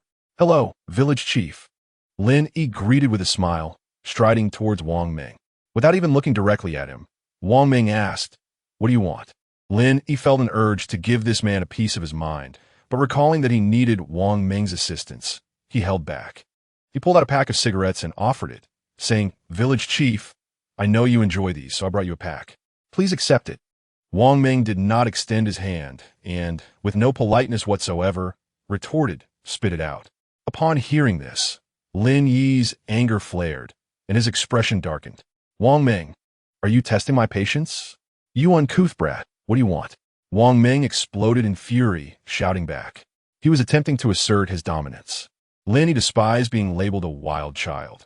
He simply lost his parents at a young age. Taking a step forward, Lin Yi grasped Wang Ming's collar and lifted him effortlessly, as if he were a mere chick. "Say that again. Who is the wild child?" Wang Ming met Lin Yi's icy gaze and recalled the night Lin Yi had single-handedly taken on 20 men, causing him to break out in a cold sweat. What had he been thinking? Now he had provoked this menace. "I wasn't he talking about you. I was referring to myself." "Let us talk calmly," he hastily said. Lin Yi scoffed and released Wang Ming, who stumbled several meters away, landing awkwardly. However, he dared not complain and scrambled to his feet. "Tell me, was my house demolished?" Lin Yi narrowed his eyes, fixing Wang Ming with an intense stare. Though Wang Ming felt a surge of anger within him, he had to keep calm. "Yes. Then, I should be able to rebuild without issue, correct?" "No problem. What I need to do? First, fill out the housing application form and bring it to me for signature and seal. Finally, submit the application to the Land Bureau for approval. Once approved, you can commence building." "So, you're saying as long as I complete the application form, you'll sign it for me, right?" "Correct. Are there any application forms left in the village?" Lin Yi inquired. Wang Meng's mind raced as he concocted a plan, responding, "There are none left." At that moment, he was plotting to find an excuse to evade Lin Yi for a while, deliberately delaying the housing process to relieve his pent-up frustration. In truth, he could also have his son confront Lin Yi. However, after witnessing Lin Yi's prowess, he had refrained from mentioning the incident where he had been humiliated. In contrast, if it had been anyone else, his son would have already returned to the village to teach them a lesson. "You don't have any." "I do."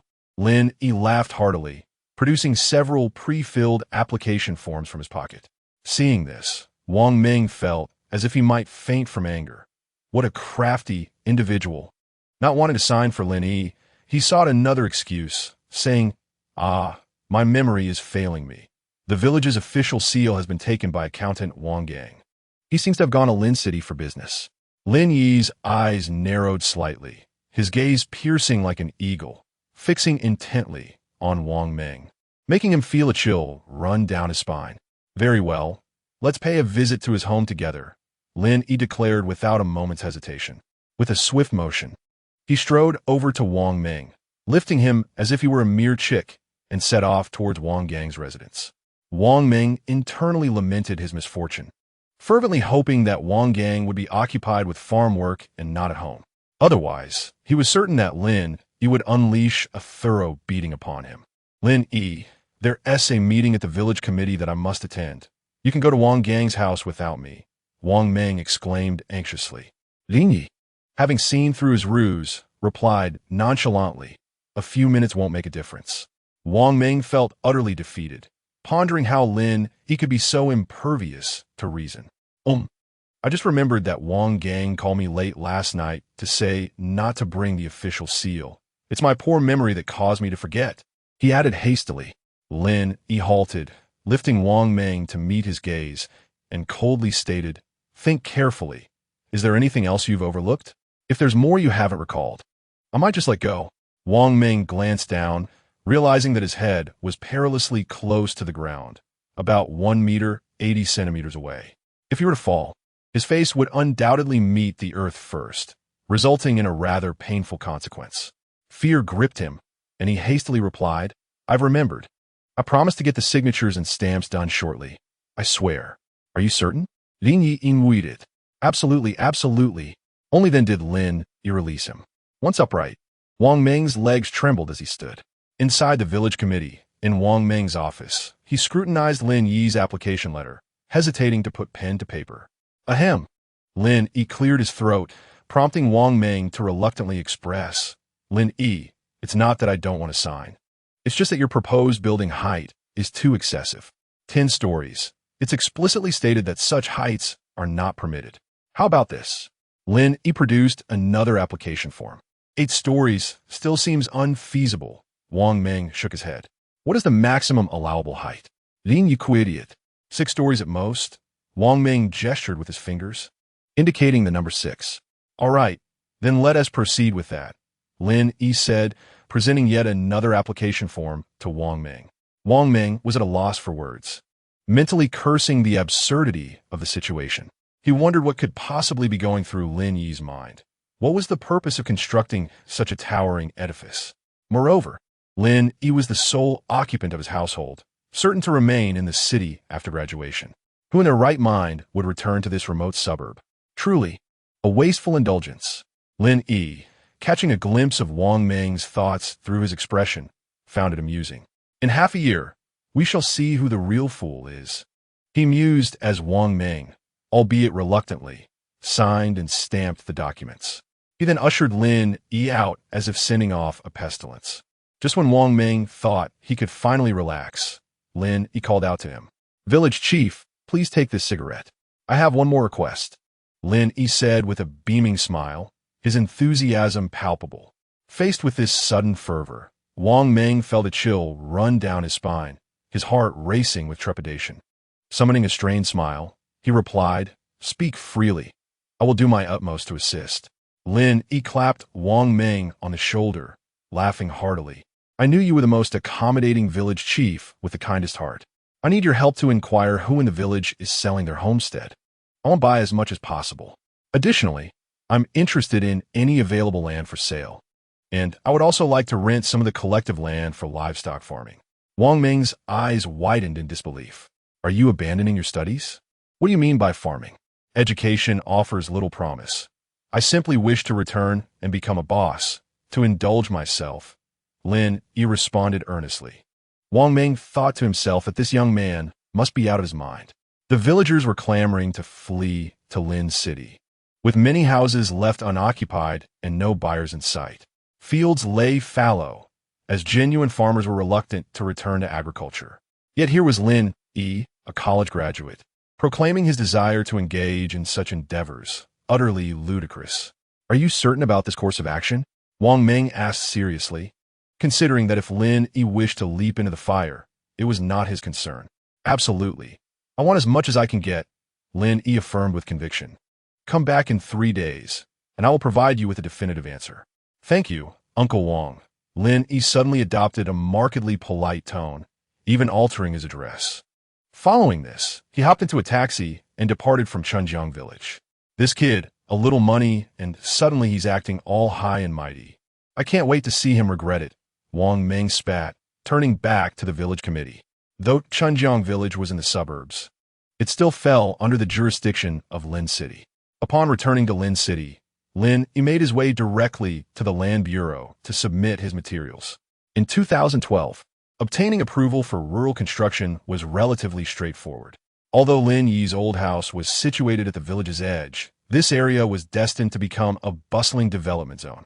Moreover, Lin Yi's homestead spanned a substantial area, over 140 square meters, nearly 150. He intended to utilize the entire plot for construction, planning to erect the building within a month or two.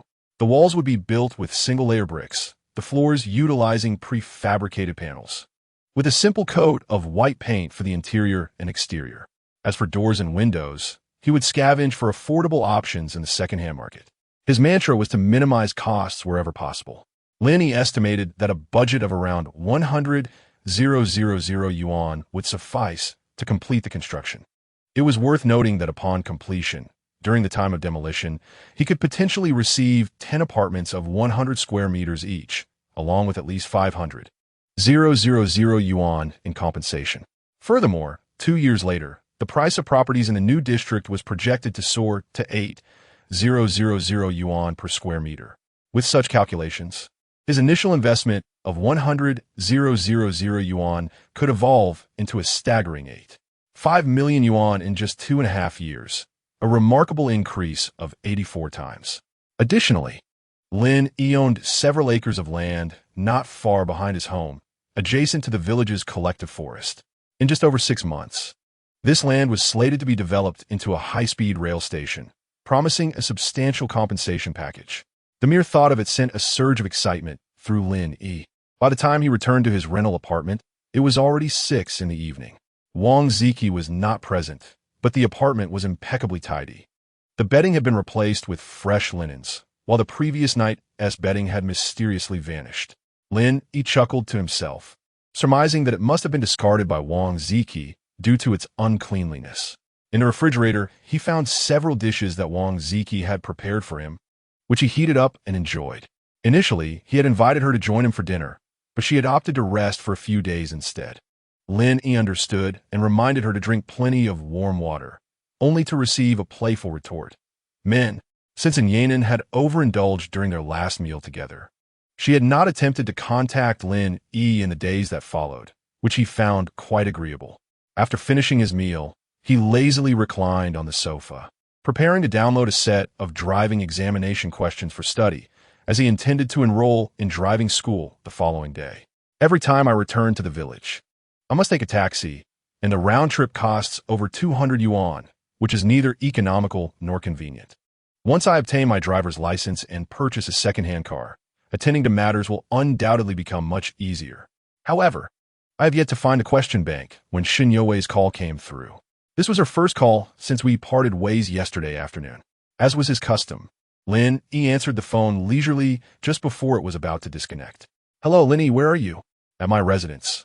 Lin Yi replied in a flat, cold tone. "Please give me an address. How can I find you?" Shennongjia, fearful of being refused, hastily added, I promise I won't cause any trouble this time. At the south gate of the school, Eugene Community, Building XX, Unit XX, Room XX. Lin Yi candidly provided the address. Okay, I will arrive in half an hour. With that, Shennongjia hung up. Lin Yi sensed that she was likely at her wit's end. Unbidden, the image of Li Kai's phone flickered in his mind. He shook his head, attempting to regain his composure. Onion and possessed a graceful figure, exuding maturity and sensuality, her fervor unmistakable. Fang Qingyao, though not closely acquainted, boasted a youthful exterior concealing a curvaceous form, sharp intellect, and strong opinions.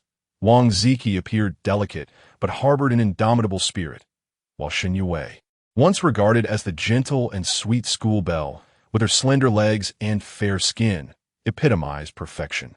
Yet, her profound possessiveness rendered her devoid of guilt when she betrayed herself. In Lin Yi's eyes, she was nothing short of a shameless harlot. If she could openly acknowledge her infidelity, they might part amicably, and he might even harbor a modicum of respect for her. However, her complete lack of remorse and her repeated demands for his assistance transformed her into a mere outlet for his frustrations, lest the humiliations endured in his past be rendered in vain. Half an hour swiftly elapsed, and a series of knocks echoed from the door. "Come in," Lin Yi called out, still lounging on the sofa. Shennongjia cautiously pushed the door open and immediately spotted Lin Yi on the couch. "Do I need to change my shoes?" Despite being the school belle, her humble origins compelled her to curiously survey her surroundings. It was the first time she had encountered such a spacious abode. "Suit yourself." Lin Yi continued to fiddle with his phone, not bothering to look up. Shennongjia glanced at the shoe rack by the door, which held several pairs of slippers. After a moment's hesitation, she decided to change her shoes. She approached the sofa, gently placing her small bag on the table before sitting down as close to Lin Yi as possible. "What do you need from me?" Lin Yi's tone remained flat, devoid of emotion. "Lin Yi, I know I was wrong. I do not seek your forgiveness, but could you please save my mother?" As she spoke, Shennongjia began to cry. "My mother is scheduled for her next round of treatment tomorrow, and we need 30,000 yuan. We truly have no money left. Why should I lend you money?" Lin Yi set his phone down, his gaze icy. "I promise I'll pay you back once I earn money," Shennongjia urged desperately. "It will take you several years to graduate and start earning. By then, if you vanish, how will I find you?" Lin Yi retorted maliciously. Panic-stricken, Shennongjia moved closer to Lin Yi, crouching down to grasp his hand, but he evaded her touch. She placed her hand on his thigh, pleading, "I won't. I really won't. You must believe me." Lin Yi remained unmoved, coldly stating, "I once trusted you completely, yet you know what you have done. In my eyes, your credibility has been utterly shattered." Chapter 42. The Transaction with Shennongjia. Shennongjia gazed at Lin Yi's impassive face, her heart racing with dread. At this moment, she was entirely convinced that Lin Yi had discovered her betrayal. Yet, she found herself with no other recourse. If she failed to secure the funds, her mother's treatment would be halted, jeopardizing not only her previous treatments, but also any hope for Li Kaifeng's recovery. The thought of witnessing her sole remaining family member suffer was unbearable. Thus, she had mentally prepared herself beforehand. No matter what, she had to borrow money from Lin Yi. Even if it was just enough for tomorrow's treatment, it would at least alleviate her immediate crisis. "Lin Yi, considering we grew up together as neighbors, could you please help me?" Shennongjia adopted a pitiful demeanor, evoking sympathy. However, the more pitiful she appeared, the more Lin Yi felt a sense of satisfaction. "How delightfully gratifying. You know we grew up together and that you were my girlfriend, yet look how you have treated me." Lin Yi dismissed her with a wave of his hand, refusing to relent. "Would it help if I knelt?"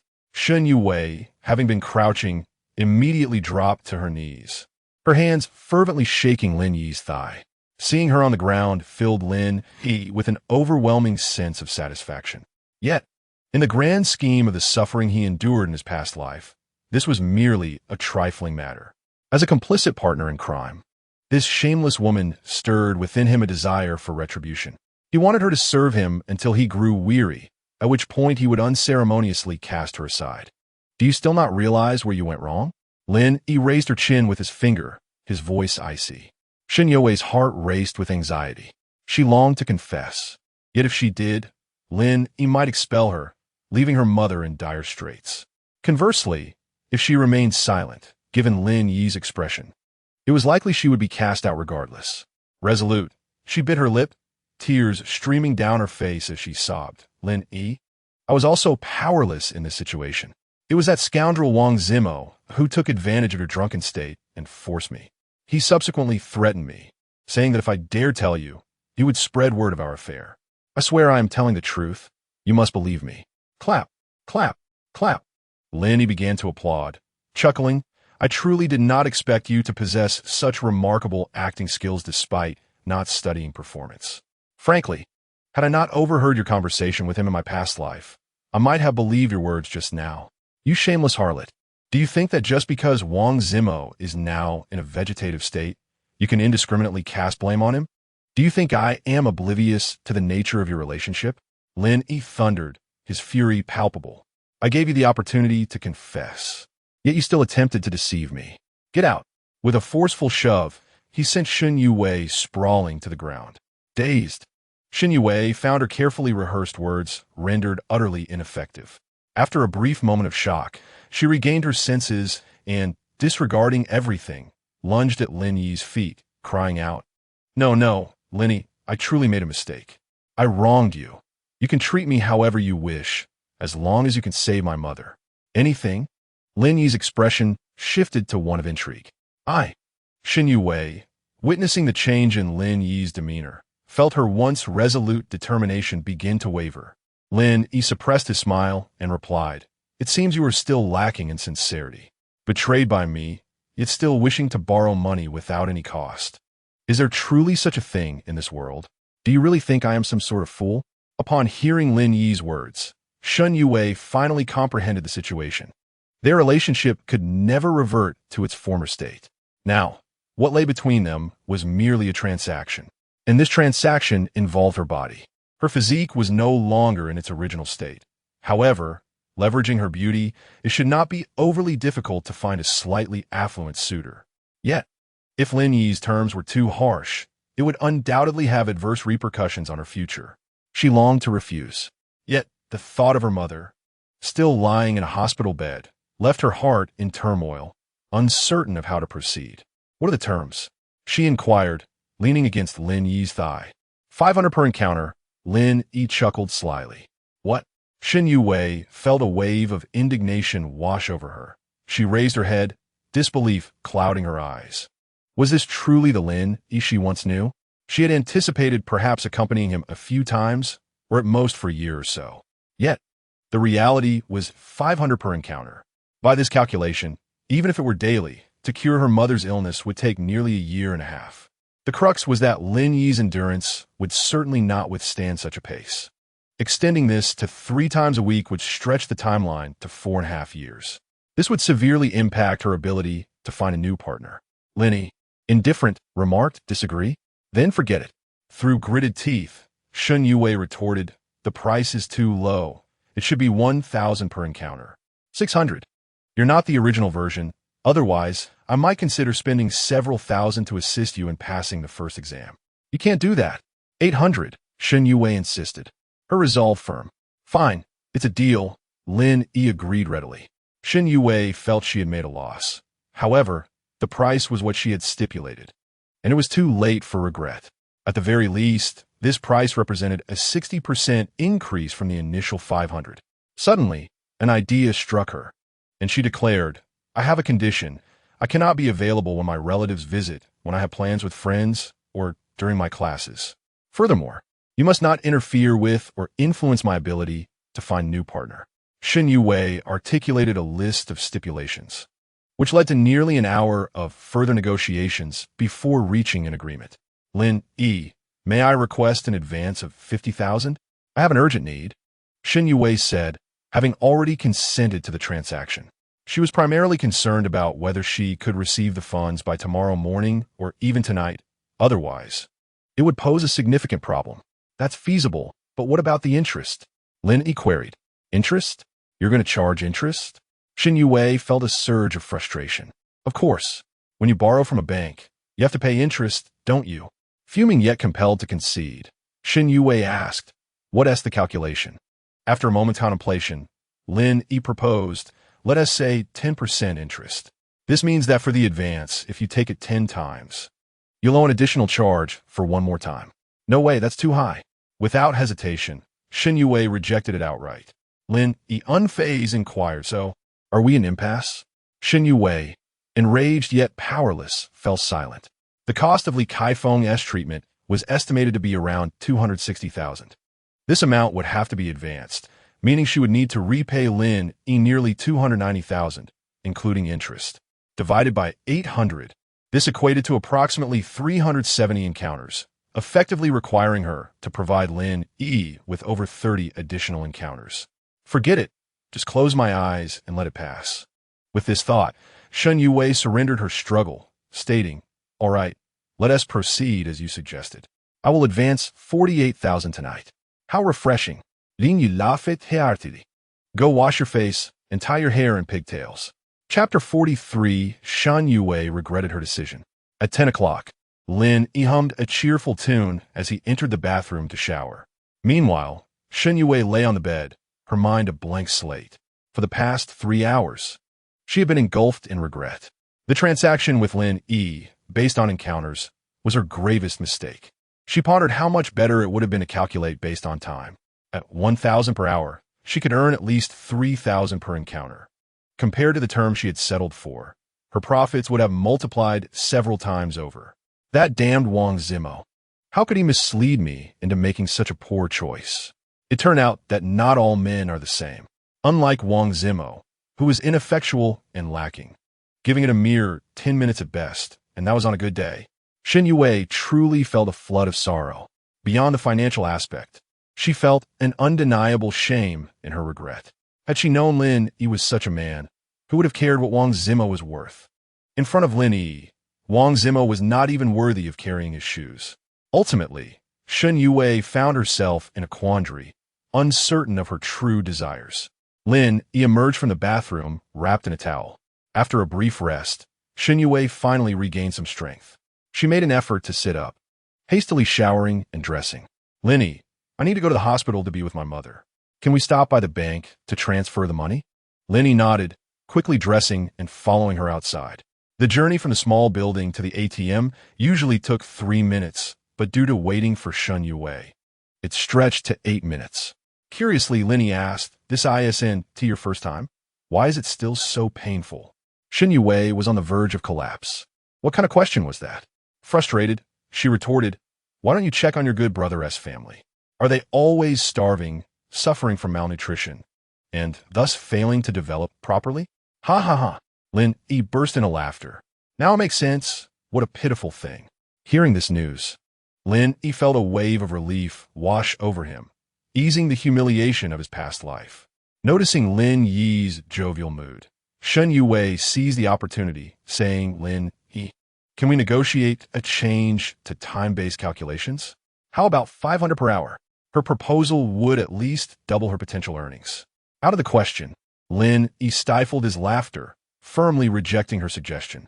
Shen Yue, feeling defeated, quickened her pace. By the time Shen Yue returned to the hospital, it was already 11:30. Li Kaifeng, concerned, inquired, Wei, where have you been? Why are you back so late? Mom, don't worry. I've secured the funds for tomorrow. It's late. You should sleep early, Shen Yue replied, exhaustion evident in her tone. Encountering a formidable challenge had drained her. Soon, she fell asleep.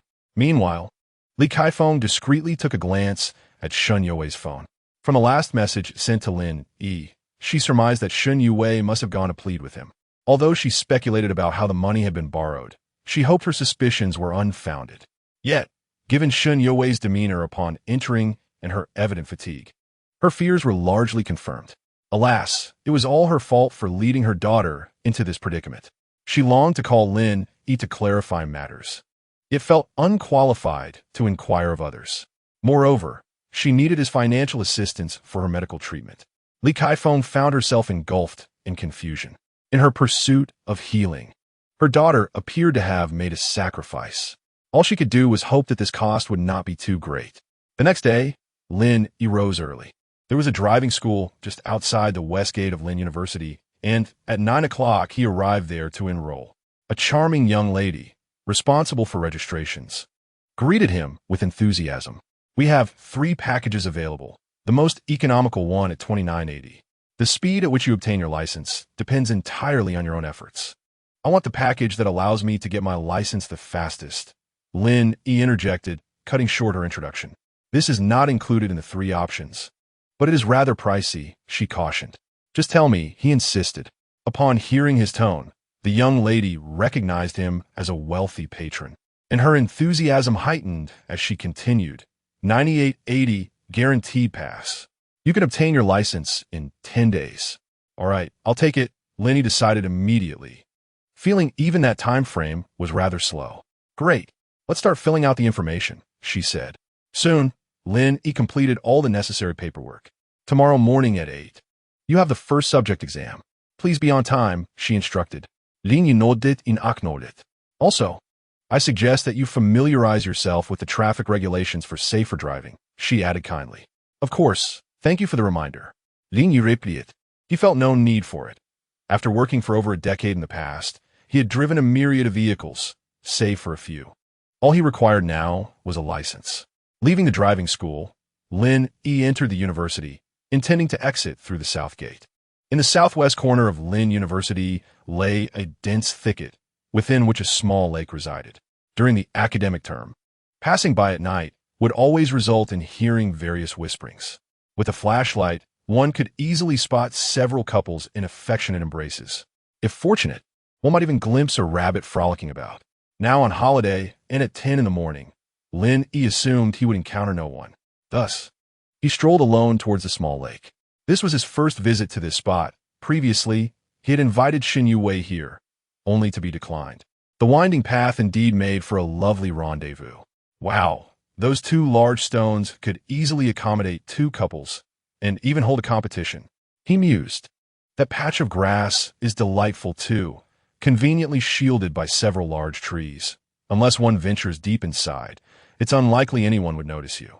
Oh dear, this grass has been rolled smooth. It's almost a shame to grow. As he walked, Lin Yi admired the surrounding environment. However, upon reaching the lakeside, he noticed a stunning woman lounging by a pavilion, with several bottles of liquor scattered across the table. Unable to see her face, Lin Yi could not assess her beauty. But her physique, especially her remarkable waist-to-hip ratio, was enough to attract a legion of admirers. He paused for a moment before approaching her. Hey, beautiful, wake up. He gently nudged her. Yet, she remained unresponsive. Increasing the pressure of his push did nothing either. What are you doing? Haven't you seen a woman sleeping here? She snapped, catching him off guard. Excuse me? He replied, astonished by her reaction. He was merely trying to help. Captivated by her alluring figure, he felt a spark of interest. Another love-struck fool. Destined to be rejected, he thought, intentionally provoking her. Clearly, she was drowning her sorrows in drink, having likely been nursing a broken heart since the previous night. You're seriously unwell. Get lost, she retorted, glaring at him with a fierce intensity. Wow, so stunning. And yet, when angry, she is utterly adorable. Lin Yi mused. Particularly since this woman was evidently affluent, owning 2 luxurious Mercedes-Benz G-Class vehicles. An absolute goddess. Life can be quite unfair, bestowing upon her a flawless figure and breathtaking beauty. It is rare to find a woman who reaches such heights of attractiveness. Among the top beauties he knew, none could quite compare to her. Lin Yi racked his brain, trying to recall the campus beauties he met, but none matched her. Perhaps she is from outside the university, he reasoned, smiling as he asked. Are you suggesting I roll into your embrace or into your heart? The beautiful woman rolled her eyes at him. Are you insane? Feel free to diagnose me. I might just sue you for practicing medicine without a license. Lin Yi replied, maintaining a serious demeanor. She chuckled, her swollen eyes lighting up with amusement. You're quite humorous. Sit down, keep me company. Finally, she ceased her verbal assaults. Lin Yi took a seat and inquired, What brings you to drink alone here all night? She did not answer, instead lifting the remaining half bottle of liquor and taking a hearty swig. Lin Yi felt a twinge of self-importance and decided to stand and leave. Hey, do you know the rules of this place? Her voice called out behind him. Of course. It's forbidden for single men and women to enter. Lin Yi blurted out. Then why did you come in? She countered. Didn't you also enter? He shot back. Don't break the rules, she replied, turning to walk deeper into the thicket. Lin Yi watched her retreat into the dense foliage, feeling perplexed. Suddenly, she turned back and taunted, "Coward! What the heck? A full-grown man being called a coward? No way, I must confront her," he resolved, charging into the thicket after her. 2 hours later. You left 10 minutes late, the woman exclaimed, before vanishing into the underbrush. Lying on the grass, Lin Yi instinctively reached for a blade to chew on, but hesitated mid-motion. Better not. If everyone who comes here plucks a blade, the next visitors would be left with nothing but dirt. Moreover, it felt somewhat unclean, especially with a few blades bearing a familiar hue. Lin Yi felt no significant burden. Ever since discovering his physical constitution, he viewed interactions between men and women as mutually beneficial. If he was happy, the other party also gained something worthwhile. However, such benefits typically required time to cultivate. Yet, regarding this enchanting woman, their encounter was fleeting, leaving Lin Yi with a sense of regret, both for himself and for her. 10 minutes later, Lin Yi emerged from the thicket, swiftly returning to the Yujin community. Throughout his journey, he glanced around but failed to spot her silhouette. A peculiar thought struck him. Perhaps he had been played. Damn, the more I think about it, the more it seems plausible. He found himself utterly speechless. At the entrance of the community, I had a bowl of noodles to satisfy my hunger before returning home. No sooner had I stepped through the door than Lin Yi's phone rang. After a 2-day hiatus, and Yanin took the initiative to call. Hello, brother, have you forgotten about me? And Yanin's languid voice nearly dismantled Lin Yi's composure. Have you missed me so much after just 2 days? Lin Yi chuckled. A day apart feels like 3 autumns. Look how many days have passed. And Yanin teased boldly. Lin Yi smiled gladly. Count on it, I'll be over shortly.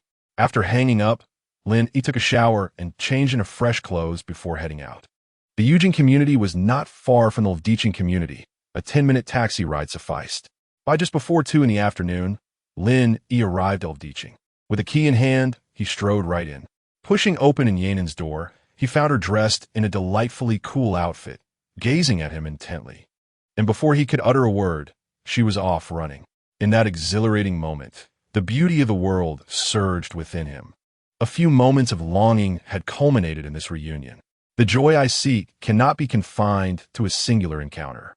3 hours later, and Yanin struggled to reach down and pick up a pillow from the floor, then leaned against the headboard, saying, The day before yesterday, I saw you arguing with a stunning beauty at the hospital entrance. Who was she? My ex-girlfriend, Lin Yi thought, considering that Yanin also worked at the People's Hospital. So it was hardly surprising she had seen him.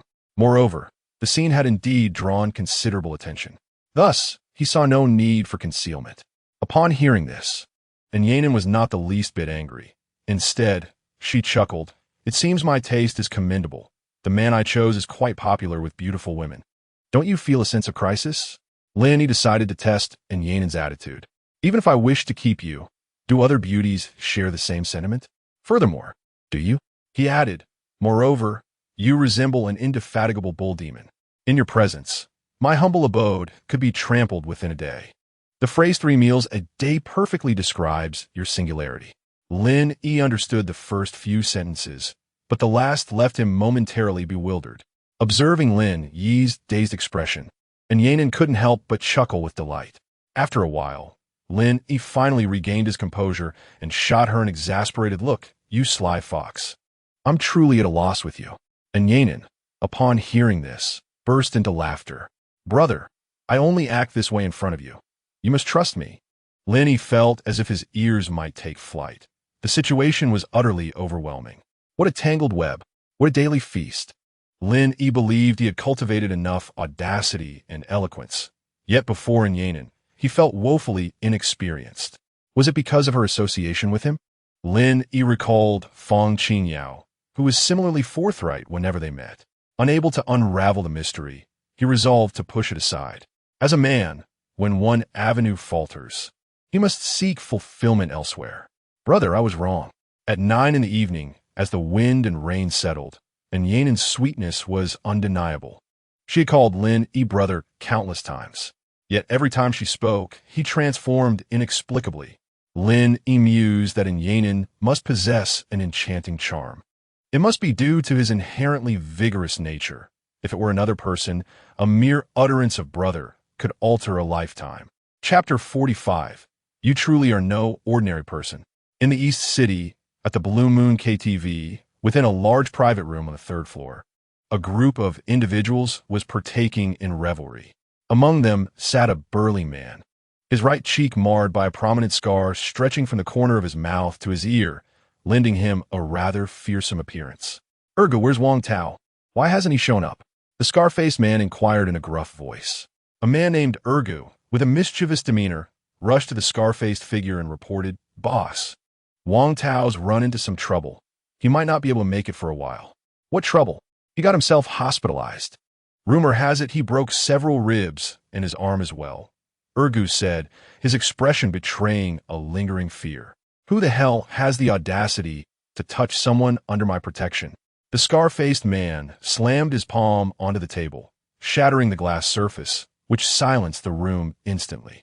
Even the singer paused, hastily shutting off the music to avoid incurring the boss's wrath. Continued his report, apparently. It was a college student from his village who not only injured him, but also sent all 20 of his men to the hospital. The scar-faced man frowned. A college student managed to take down all 20 of them? How is that even possible? Faced with the boss's skepticism, replied, I don't know the specifics.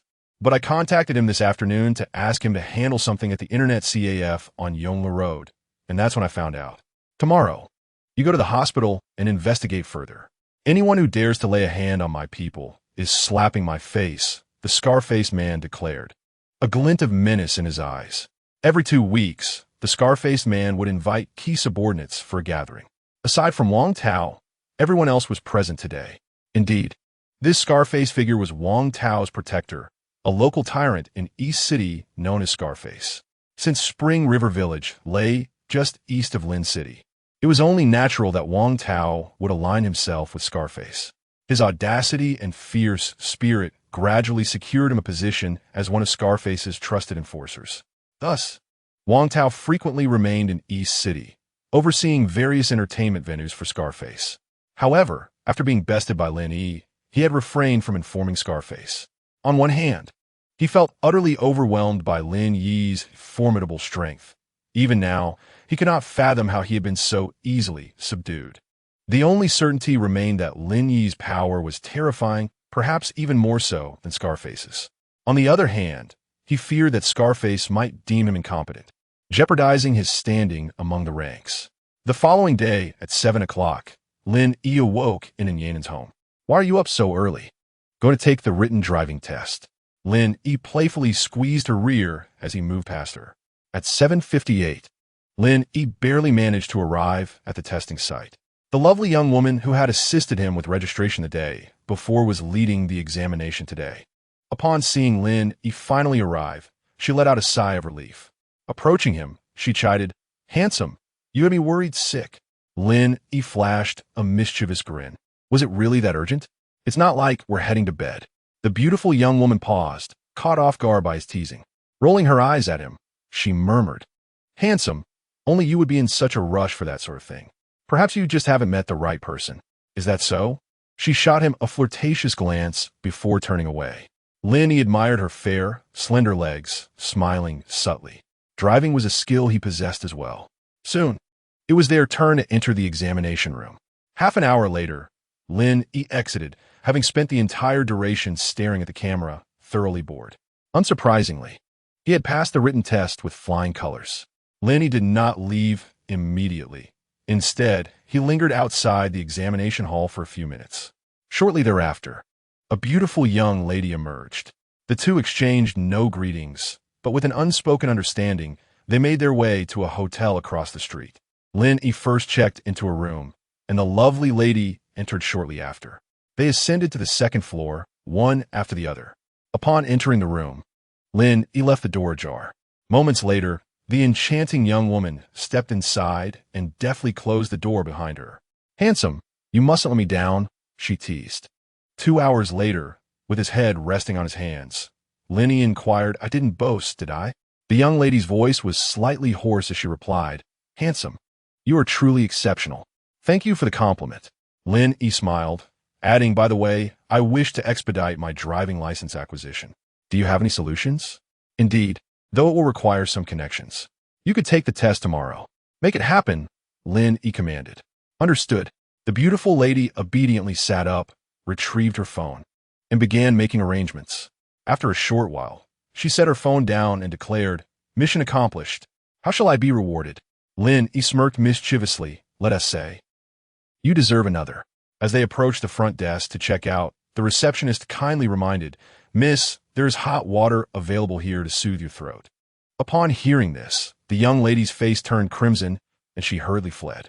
Meanwhile, Lin Yi pretended to be oblivious, nonchalantly waiting for the hotel inspection.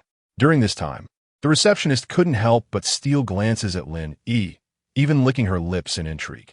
Once he retrieved his deposit, Lin Yi quickly made his exit. Stepping out of the hotel, it was already 1 o'clock in the afternoon. Fortunately, he had booked the room for 5 hours. Lin Yi appeared relieved. "This is all your fault." The young lady's voice had grown even raspier. Lin Yi chuckled. "I warned you to keep it down, but you chose to ignore me." "I wanted to humph," she retorted, turning to walk away. At the curb, Lin Yi hailed a taxi. Once inside, he asked the young lady, "Where are you headed?" "To the driving school." "Driver, to the west gate of Lin University. We're in driving school." Lin Yi instructed the driver. "Got it." The driver exchanged a knowing smile through the rearview mirror upon observing their demeanor. After settling the fare and exiting the vehicle, Lin Yi inquired with concern, "You're feeling unwell, yet you're still going to work?" "Of course. Who will support me if I don't go? I'm just a poor student. I can't afford to keep anyone." "A poor student who spends 10,000 yuan on a driving test? Who would believe that? Believe it or not. All right then, I won't tease you anymore. This driving school is owned by my family, and the grounds belong to us as well. That building next door is also ours." The young lady revealed, no longer concealing her background. Lin Yi was taken aback. "I didn't expect you to be quite affluent. Allow me to formally introduce myself. My name is Zhou Tong." The beautiful young lady gazed at Lin Yi with warmth. "How about you become my boyfriend?" Lin Yi regarded Zhou Tong, who stood a head shorter than him, and a humorous thought suddenly crossed his mind. This woman was indeed wealthy, with her private jets parked in a scenic area. Yet, in terms of physical allure, Zhou Tong was undeniably captivating. Otherwise, Lin Yi would not have been inclined to engage with her. Chapter 46. The First Draw of the Curtains. "Beautiful lady, it's not that I refuse, but I fear you might struggle to go to work." Lin Yi grinned mischievously. "Are you saying you dislike that I'm not a virgin?" Zhou Tong asked, her eyes reddening. Lin Yi playfully pinched her cheek. "How could that be? I'm not a novice in obtaining a driving license either." Zhou Tong pulled out her phone, looking forlorn as she said, "Then can I add you on WeChat?" "Of course." Lin Yi also took out his phone and opened the app. As Lin Yi returned to the Eugene community, he opted to enter through the west gate. Retracing the route from the previous day, passing by a small lake, he cast his gaze around, but regrettably did not spot that familiar figure, feeling a sense of wistfulness. Upon returning to his apartment, Lin Yi unlocked the door and noticed a pair of women's shoes on the floor. He furrowed his brow momentarily before relaxing. Just then, hearing the door open, Wang Ziki stood up from the sofa and quickly walked over, spotting Lin Yi as he changed his shoes. "Lin Yi, you're back." Wang Ziki's fair complexion blushed lightly, exuding shyness. "Yes, I went for my driving test," Lin Yi replied with a smile, offering an explanation. "Have you eaten?" "I made some food," Wang Ziki softly inquired. It dawned on Lin Yi that in his preoccupation with parking, he had completely forgotten to eat. "Not yet. Looks like I'm in for a treat," he said with a smile. Perhaps it was the memory of being startled by Lin Yi's appetite during their previous dinner that prompted Wang Ziki to prepare an abundance of dishes today. Watching Lin Yi devour his meal hungrily, she felt a sense of satisfaction bloom within her. After feasting, Lin Yi excused himself to the restroom. Upon returning, he glanced at his room and felt a twinge of embarrassment. The bed, once disheveled after his encounter with Shennongjia, was now meticulously tidied. Lin Yi was well aware that Wang Ziki was a woman of great attention to detail. It seemed she must have realized that this bed had been occupied by someone else apart from her. Yet, she said nothing. Suddenly, Lin Yi pondered whether he had misjudged this daughter of an adversary. Shouldn't he feel pleased instead? In his past life, he believed both he and Wang Ziki were victims of circumstance. Now, he endeavored to support her in avoiding despair. However, if it turned out she was indeed Wang Tao's daughter, how would their relationship continue? For a moment, Lin Yi's mind swirled with confusion. Forget it. I want to know the outcome for another 10 days. He resolved to cast aside these troubling thoughts and return to the sofa. After finishing her tasks in the kitchen, Wang Ziki joined him on the sofa.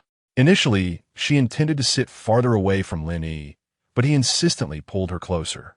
Have you been in school these past few days? Yes. Are you ready? Lin Yi asked with concern.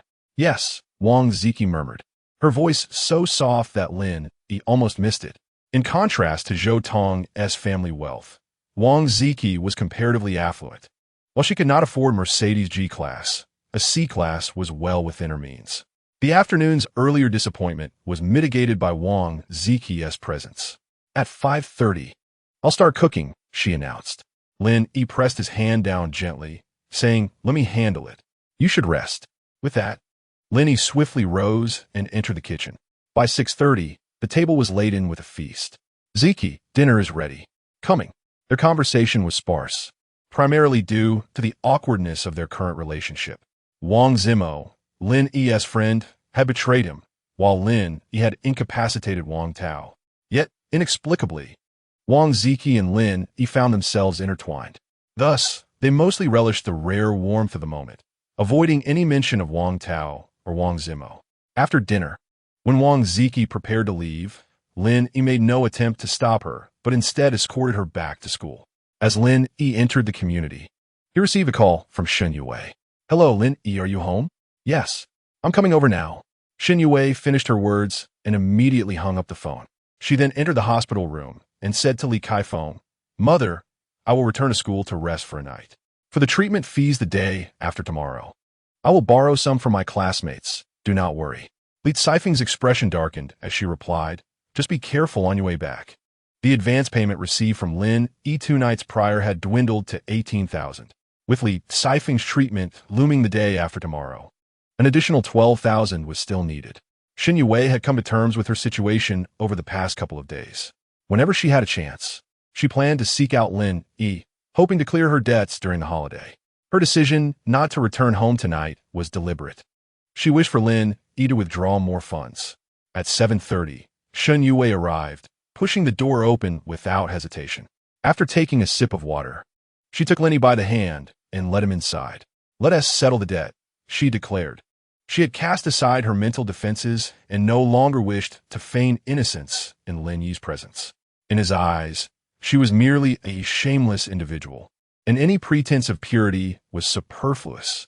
Lin Yi regarded her transformation with fresh eyes, secretly relieved he had not truly married her. Otherwise, what loomed over him would not merely be a trivial hat, but an expansive field of green. However, among all the individuals, Lin Yi found a most pleasure in conversing with Yanyan, as she allowed him to fully relax. Next was Shennongjia, for he was most familiar with her. In their previous life, while they had never taken that final step, he was acutely aware of everything else. This was a natural reaction of the body. At midnight, Shennongjia lamented, Lin Yi, you are truly cruel. Upon hearing this, Lin Yi felt an immense sense of satisfaction. Shennongjia's calculations had been ruthlessly shattered by him. She had expected to eliminate 2 instances tonight, hence her hurried entrance to settle the debt. Little did she anticipate that Lin Yi would extend their time by an additional hour and a half, totaling 4.5 hours. She felt as though she had lost everything. If this continued, her chances of finding a boyfriend would plummet, unless she happened upon a complete fool, utterly oblivious to the reality. Yet, clearly, a fool was not her target. Moreover, Lin Yi, like a bull, showed no regard for her predicament. She contemplated that at least 300 more sessions were needed to settle her debts. Shennongjia believed that, even if she were made of iron, she would eventually be worn down to a needle. What have I done to deserve such treatment? Are you not aware of your own heart? Shennongjia seethed with indignation. Isn't this perfectly normal? Aren't others in the same boat? Lin Yi fine ignorante. You are not human, Shennongjia retorted, utterly at a loss for words. After a moment of defiance, she collapsed onto the bed, weeping. Chapter 47. Voluntary transaction. Lin Yi mused. Continue your charade. He then spoke. Let us have a civil conversation and refrain from insults. I am not insulting you. I merely speak the truth, Shennongjia said stubbornly. Forget it. I want to hold it against you since you're a woman, Lin Yi replied with a chuckle. Suddenly, Shennongjia lifted her head and declared from now on. We will calculate by time. 2 hours will count as one session. Absolutely not. Lin Yi rejected her outright. He had finally discovered a method of revenge that provided him immense satisfaction, and he would not easily acquiesce. If he were to concede to Shennongjia's demands, he would have to count 3 sessions for the previous duration. That was simply not worth it. 2.5 hours. Shennongjia compromised. That can work. Lin Yi coldly stated. However, the option to prepay for this service will be revoked henceforth. Upon hearing this, Shennongjia panicked. Tears sprang to her eyes as she cried. Lin Yi, you know I need the money. Is it amusing to bully a weak woman like me? Lin Yi scoffed. You came seeking my assistance. Not the other way around. If you are unwilling, return my money, and we shall part ways. Shennongjia fell silent, sobbing quietly on the bed. Lin Yi continued. If you wish to continue borrowing money, you must heed my words and cease making demands. You have no right to negotiate. Furthermore, the timing of our transactions is determined by me. Do not come unless summoned. When called, you will come obediently. This is the rule. Breach it once, and today's transaction will be void. I will overlook it this time as a first offense, but it will not happen again. The prior agreements between them had largely been Shennongjia's attempts to prevent Lin Yi from interfering with her studies and social life. Now, Lin Yi sought to completely dominate the situation, training Shennongjia to be submissive. Shennongjia remained silent, continuing to weep. Suddenly, Lin Yi shouted, Stop crying. If you must, go outside to do it. His booming voice startled Shennongjia into silence. Once he saw she had ceased crying, he remarked, Now that's more like it. Coming here to sob, one might think I have mistreated you. Our agreement is based on mutual consent. Shennongjia longed to unleash a tirade of curses. What have you done to me, yet you deny bullying me? Who can I appeal to for justice? You speak of consent? Did I truly consent to this? She felt utterly powerless. Leave, go sleep in the next room. Lin Yi was indeed feeling fatigued and needed to send her away. It was not fear of her actions that prompted him, but rather his desire for a good night's sleep. Rising early, enduring multiple rounds of intimate exchanges, and facing an early examination for the second driving test the next day, his body could not withstand such strain indefinitely. Shennongjia reluctantly got up, hesitating as if to say something, but ultimately retreated to the adjacent room. The following morning at 7:30, Lin Yi arrived at the driving school. Lin Yi, get in my car. I'll take you there, Zhou Tong called out enthusiastically from Mercedes C class as soon as they reached the school lesson trance. Lin Yi, unfazed, opened the passenger door and climbed in. Zhou Tong started the engine and said, I've arranged everything. Just show your face during the exam, then come back out. I'll wait for you outside. Lin Yi nodded nonchalantly. That said, although he was confident in his driving skills, passing the second driving test on the first attempt was not guaranteed. Since Zhou Tong had everything arranged, he chose not to dwell on it further, especially after having paid so much. Meanwhile, Zhou Tong seemed to have her own plans brewing. At 8 o'clock, they arrived at the second test venue. After entering, it didn't take long for someone to find him.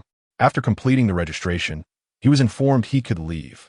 Lin Yi stepped out of the examination area and returned to the roadside, once again sliding into the passenger seat of Zhou Tong's Mercedes C class.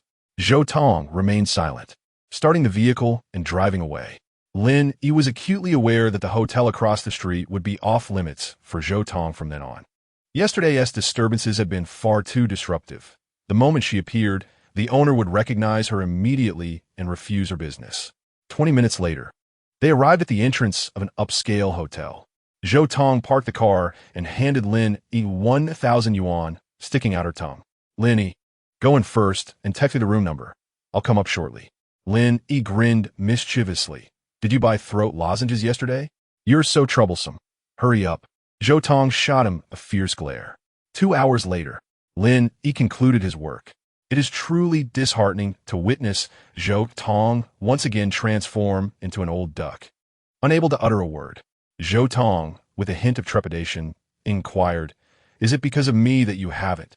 Lin Yi chuckled softly. "Not at all. I prefer a gradual approach. I know you worry about my voice deteriorating," Zhou Tong replied, her cheeks flushing. "You're quite considerate, understanding the needs of others. On a more serious note, when can I take the third driving test?" Lin Yi shifted the conversation back to the matter at hand. "I've done my utmost to arrange it. It will be in 3 days. However, since the third test requires you to drive on the road, it would be prudent for you to practice in the meantime. Let's head to the outskirts shortly, so you can witness my driving skills." 40 minutes later, in the suburbs, Zhou Tong stepped out of the car, watching as Lin Yi settled into the driver's seat. She felt a surge of anxiety, wanting to voice her concerns but hesitating. "Get in," Lin Yi called, rolling down the window. Zhou Tong hesitated, fearing that Lin Yi might not be a competent driver.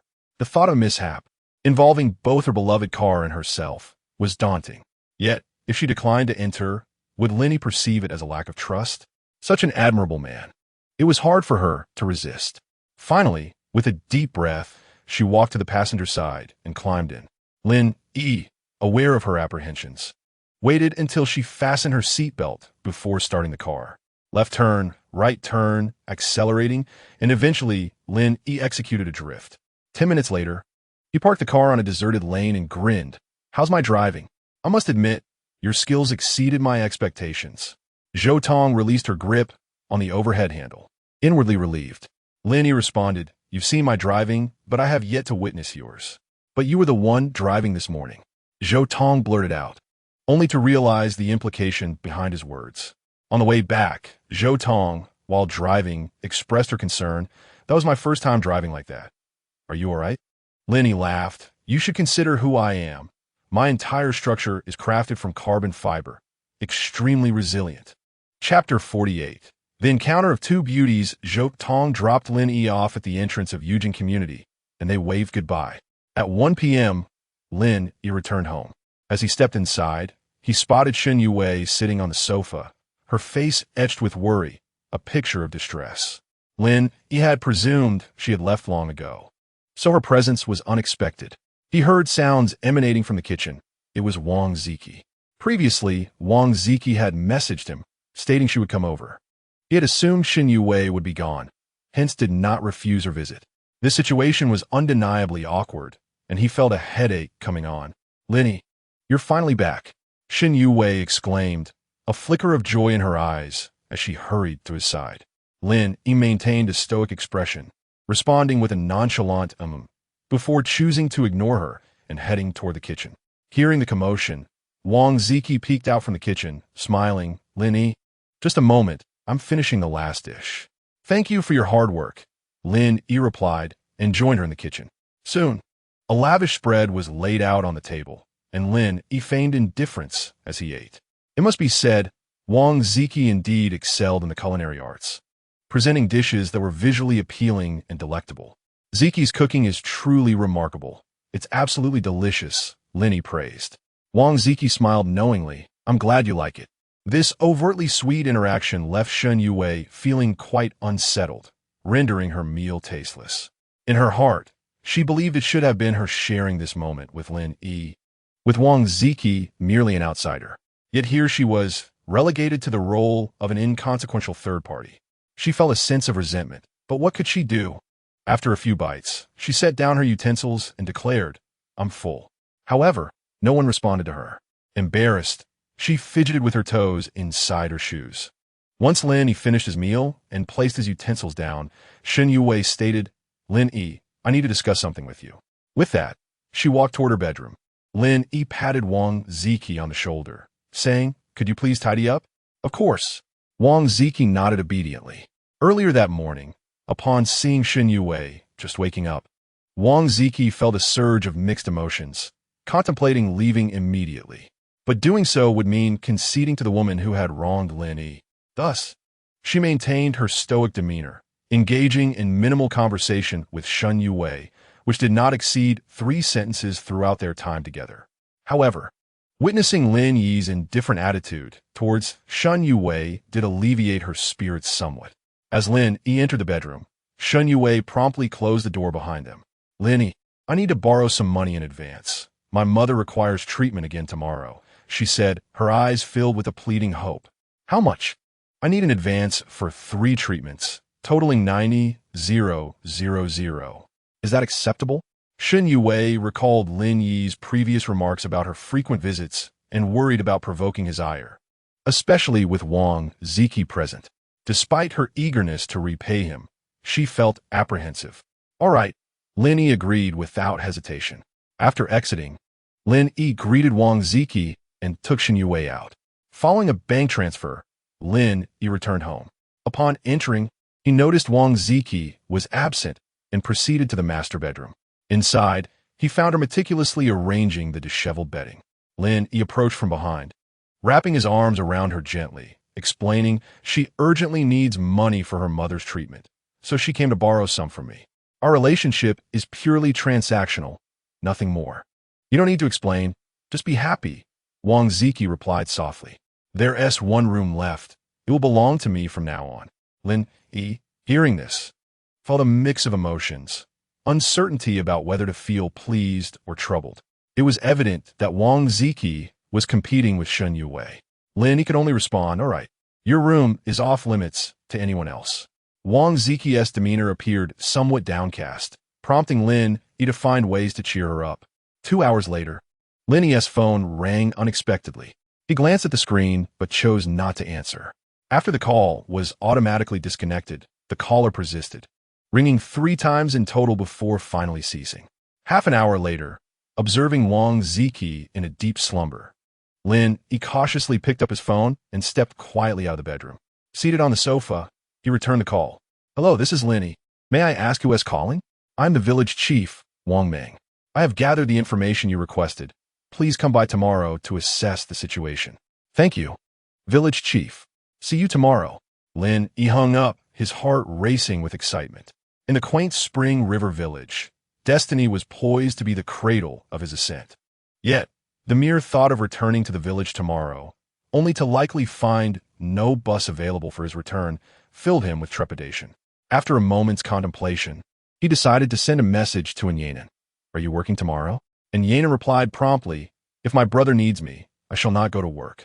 Lin Yi gazed at his phone screen, a smile breaking across his face. His affection for the understanding and Yanan deepened. He responded, drive me out tomorrow. And Yanan replied, all right, come over tonight. Lin Yi sent an affirmative emoji and added, I'll come over later to cook, waiting for you to finish work. I'm so looking forward to the delicious food my brother will make. After their exchange, Lin Yi suddenly remembered that Wang Ziki was still asleep at his home. Oh no, he had forgotten. Should he take Wang Ziki along?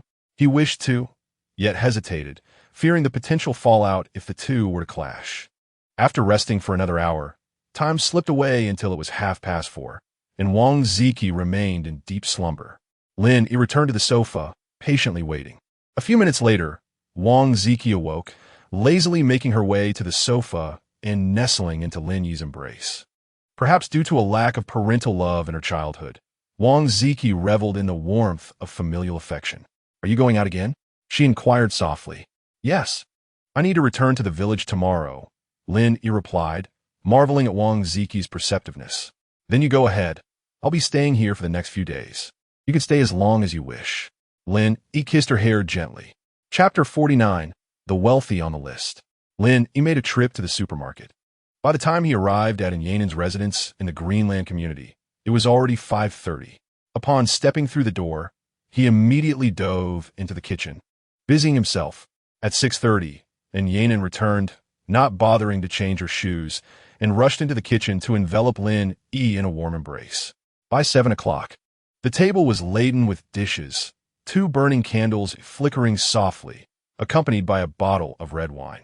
And Yanan and Lin Yi gently clinked their glasses, enveloped in a romantic atmosphere. I never expected you to be so adept at making girls happy, and Yanan remarked, her eyes sparkling with delight. Lin Yi chuckled, scratching his head. I can hardly claim to be skilled. I merely learned from television. As they savored the delectable meal, an hour slipped by. The warmth of the alcohol brought a rosy flush to Yanen's cheeks, reminiscent of ripe apples, which stirred an impish desire in Lin Yi to take a playful bite. Once they had feasted sufficiently, they set down their utensils. And Yanen gracefully approached Lin, settling onto his lap, wrapping her arms around his neck, and kissing him tenderly. The following morning, at 9:30, and Yanen parked her Porsche in front of the village committee office in Spring River Village. "Is this the place where you grew up?" she asked. Her curiosity piqued as she surveyed her surroundings. "Yes. Where is your home? Let us go visit."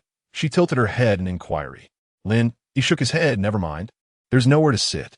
And Yanen looked perplexed, her brow furrowed in confusion. Noticing her reaction, Lin Yi pointed to a dilapidated building 100 meters away, saying, "It's that house that has already collapsed."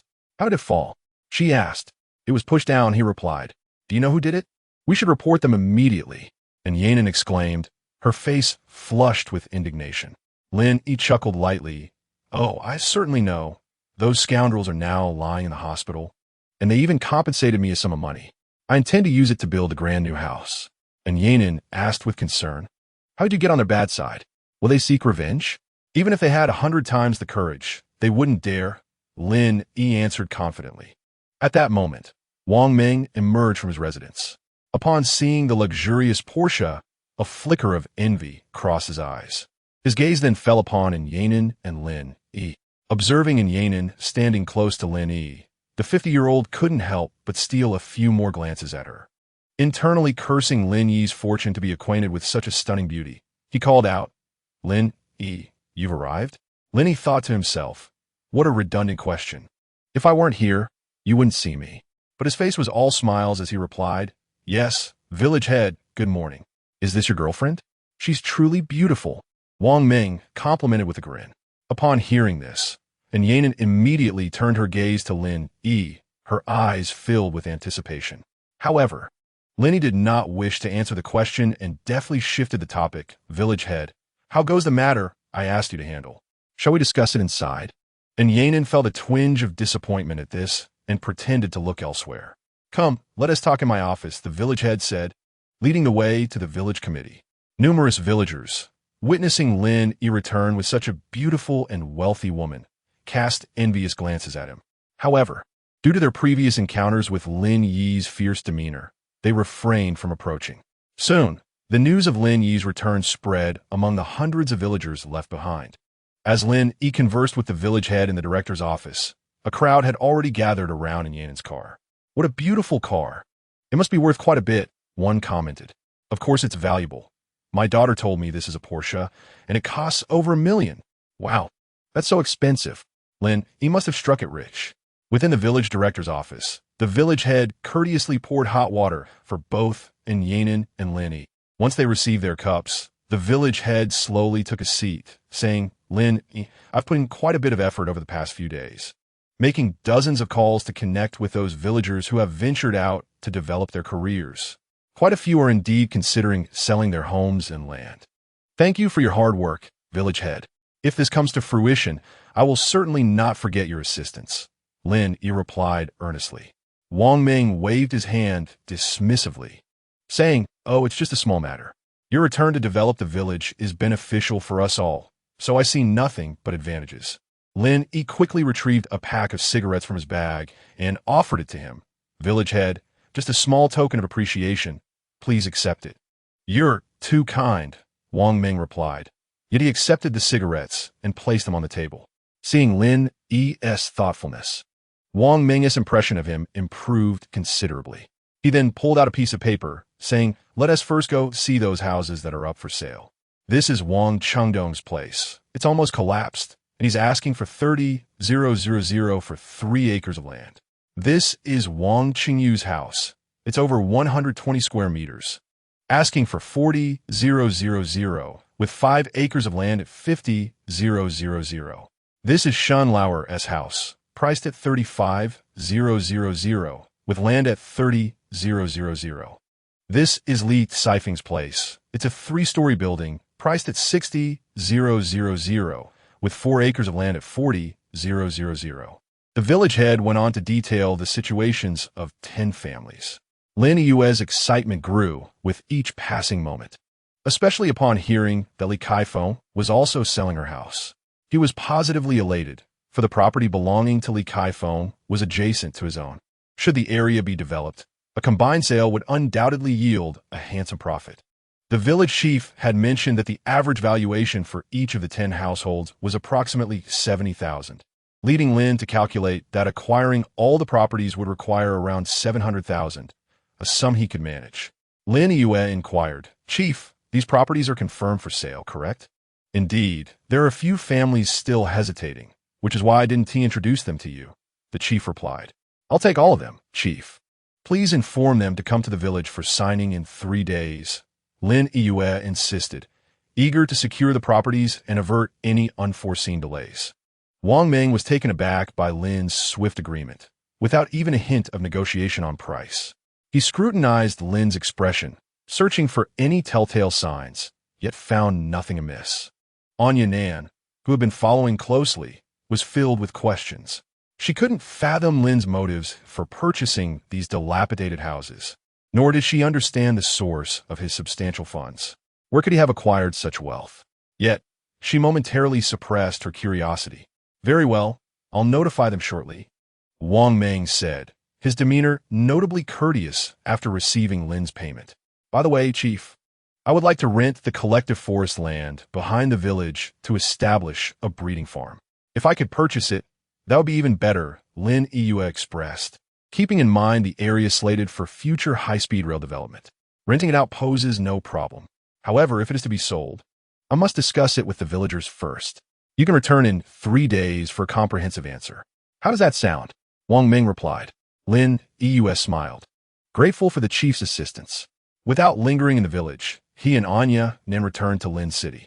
Meanwhile, a question lingered in Wang Meng's mind, particularly given Lin's unexpected willingness to pay without haggling, prompting suspicion that he might possess insider information. Eager to clarify, he called his son, Wang Ning. "Ninger, what are you doing?" "Father, is there something you need?" "Oh, just a matter or two." Wang Ming recounted Lin Yi's real estate dealings. "Do you think he has some inside information indicating our area is set for development?" "That seems unlikely. If there were any significant news, we in the construction business would surely be the first to know," Wang Ning replied, furrowing his brow. "I have my doubts." A woman accompanied him, driving an extravagant vehicle called a Porsche, Wang Ming noted, still puzzled. "Ah, indeed, a Porsche. Yes, that it," Wang Ming continued. "He plans to come back in 3 days to sign. Could you dig a little deeper? If there is any truth to this, it might be wise for us to acquire those properties ourselves and reap the profits." "Very well, I'll consult my contacts and keep you posted," Wang Ning said. At just 32, he had founded the Yuanda Construction Company and served as its chairman. In his previous life, he had amassed significant land in the village through various and scrupulous means, including the properties belonging to Lin Yi's family, making him a target on Lin's list of vengeance. Meanwhile, as Lin Yi journeyed home, he meticulously planned the allocation of his finances. He currently possessed 28 million. Constructing his own house was estimated to cost around 100,000, while the previously mentioned properties would consume approximately 700,000. Renting the collective land for 5 years would likely incur about 50,000, and purchasing it would require another 100,000. A simple breeding farm would also demand roughly 100,000, and some of the houses he had inspected were in such disrepair that reinforcing and repairing them would add another 30,000 to 50,000. By his calculations, he would have approximately 200,000 remaining. Additionally, he needed to buy a vehicle costing at least 50,000, leaving him with 150,000. Financially, he felt rather constrained. Moreover, the total area of land he was considering, around 45 acres, seemed too limited and dispersed, diminishing its overall value. Though considerable funds were anticipated in the future, time was of the essence. In his past life, Lin had often resorted to purchasing lottery tickets in a bid to secure funds for medical treatment. He had one particular number that he pursued for a month, only to lose patience and alter it. Consequently, what could have been a substantial second prize was reduced to a mere 200 yuan. Had he not changed his number, he would have claimed nearly 300,000, a sum that could have facilitated his treatment. This memory lingered painfully in his mind. He recalled that the jackpot had been in the billions. Yet he was hesitant to exhaust the entire pool for fear of drawing unwanted attention. He intended to secure a modest fortune, sufficient to initiate his next plan. To remain inconspicuous, he resolved to buy this particular ticket weekly, multiplying his investment 50-fold and retaining all stubs to create the illusion of a consistent pursuit. Caution was paramount. He glanced at Anya Nan, who was intently focused on driving, and, after a moment's contemplation, decided to bide his time before making any further moves. Why are you purchasing so many houses and plots of land? At that moment, Anya Nan noticed his gaze and voiced her curiosity. Each person has their own unique purposes. Lin Yi responded, opting for evasion. Forget it, Anya Nan retorted, casting him a sidelong glance. 3 days swiftly passed. Just yesterday, after receiving a message from Zhou Tong, Lin realized he still needed to take the third driving test. He called village chief Wang Ming to reschedule the contract signing for the afternoon. At 7 a.m., Zhou Tong arrived to take him for the exam. Under Zhou Tong's guidance, Lin Yi was assigned as the first candidate. Living up to expectations, he successfully passed the test with the examiner's assistance. The fourth subject proved even simpler, thanks to additional help. Before 10 o'clock, Lin had obtained his driver's license. How will you show your gratitude? Zhou Tong coiled her arms around Lin's, playfully. Looking at her eager expression after 3 days apart, he chuckled. I promise to reward you generously another day. Zhou Tong paused momentarily, then suddenly grasped his meaning. She felt a mix of amusement and disappointment, asking, why not today? Lin explained, I have matters to attend to back home. Zhou Tong replied with a hint of dejection. All right, I had hoped you would be free today, and I would have welcomed you with open arms. Oh well. This left Lin momentarily speechless. A few seconds later, he found himself both amused and exasperated, having to console Zhou Tong before returning to the Yujing community. Once home, Lin Yi donned his pre-packed backpack and stepped out. Exiting the community, he swiftly slipped into a Porsche parked by the roadside, eliciting envy from the security guard at the entrance. Anya Nan and Lin Yi did not hasten towards Chunjiang village. Rather, they found a place to indulge in a light meal before embarking on their journey anew. Shall I take the wheel? Lin Yi jested. After all, I am now a licensed driver. Are you really capable? Anya Nan pondered, torn between her concerns. If she declined, she feared it might bruise Lin Yi's pride. If she agreed, she worried about his driving skills, fully aware of how he had acquired his license. You doubt me? Lin Yi chuckled mischievously. Ah well, if I must perish, at least I shall do so alongside you. Anya Nan suddenly laughed. Very well, let us become a pair of wild mandarin ducks. Lin Yi roared with laughter and then slid into the driver's seat. 5 minutes later, Anya Nan's anxious heart finally settled. She inquired, should I buy you a new vehicle for your travels? No need. I am a grown man and shall procure it myself, Lin Yi replied, determined to maintain their relationship free from monetary entanglements, fearing it might corrupt their bond. Chapter 51. I hold no fear for the worthless. Before entering the village, Lin Yi observed an abundance of vehicles parked at the entrance, far exceeding 10 in number. As he drove deeper, he noticed small clusters of people gathered on either side of the road. Continuing onward, he soon spotted a throng amassed in the open area before the village committee. It was evident that the gathering was divided into 3 factions. One faction, noticeably smaller, comprised individuals he recognized from his childhood, those intending to sell properties to him. The second group was unfamiliar, yet a familiar silhouette triggered a memory. Wang Tao. He currently stood beside a burly man, being supported by 2 others. The sight of him, along with the scar etched on his face, confirmed Lin Yi's suspicion that this was the infamous scar from the eastern city who lurked behind Wang Tao. The third group was led by Wang Ning, the village chief's son and proprietor of Yunda Construction Company. At this moment, the village chief stood beside Wang Ning, surrounded by numerous villagers. All eyes were fixated on the Porsche driven by Lin Yi.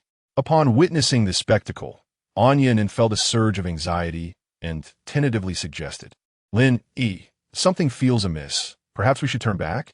Lin Yi turned to her and offered a reassuring smile. "Anya, stay in the car. No matter what transpires. Do not open the door." Anya Nan, alarmed, asked, "What about you?" "Fear not. I do not regard these worthless individuals with any trepidation." Lin Yi grinned. Indeed, today's gathering had caught him off guard, yet it mattered little. Should anyone obstruct his pursuit of property, they would be impeding his livelihood. And it was likely many would be carried out from here today. Lin Yi parked the car at the roadside before the village committee, switched off the engine, and stepped out. "Lin Yi," Anya then called out nervously, her face etched with concern. "Do not worry. Simply ensure the doors are locked." He replied with a smile, before shutting the door with a resounding thud. He nodded at Anya Nan, who was compelled to secure the vehicle before moving to the driver's seat, resolved to take drastic measures if any unexpected events unfolded. Lin Yi tugged at the car door, confirming Anya Nan had properly locked it before making his way to the plaza adjacent to the village committee. He surveyed his surroundings. The villagers averted their gazes, their expressions betraying fear, a remnant of Lin Yi's previous ruthlessness. Next, he focused on the village chief, Wang Meng.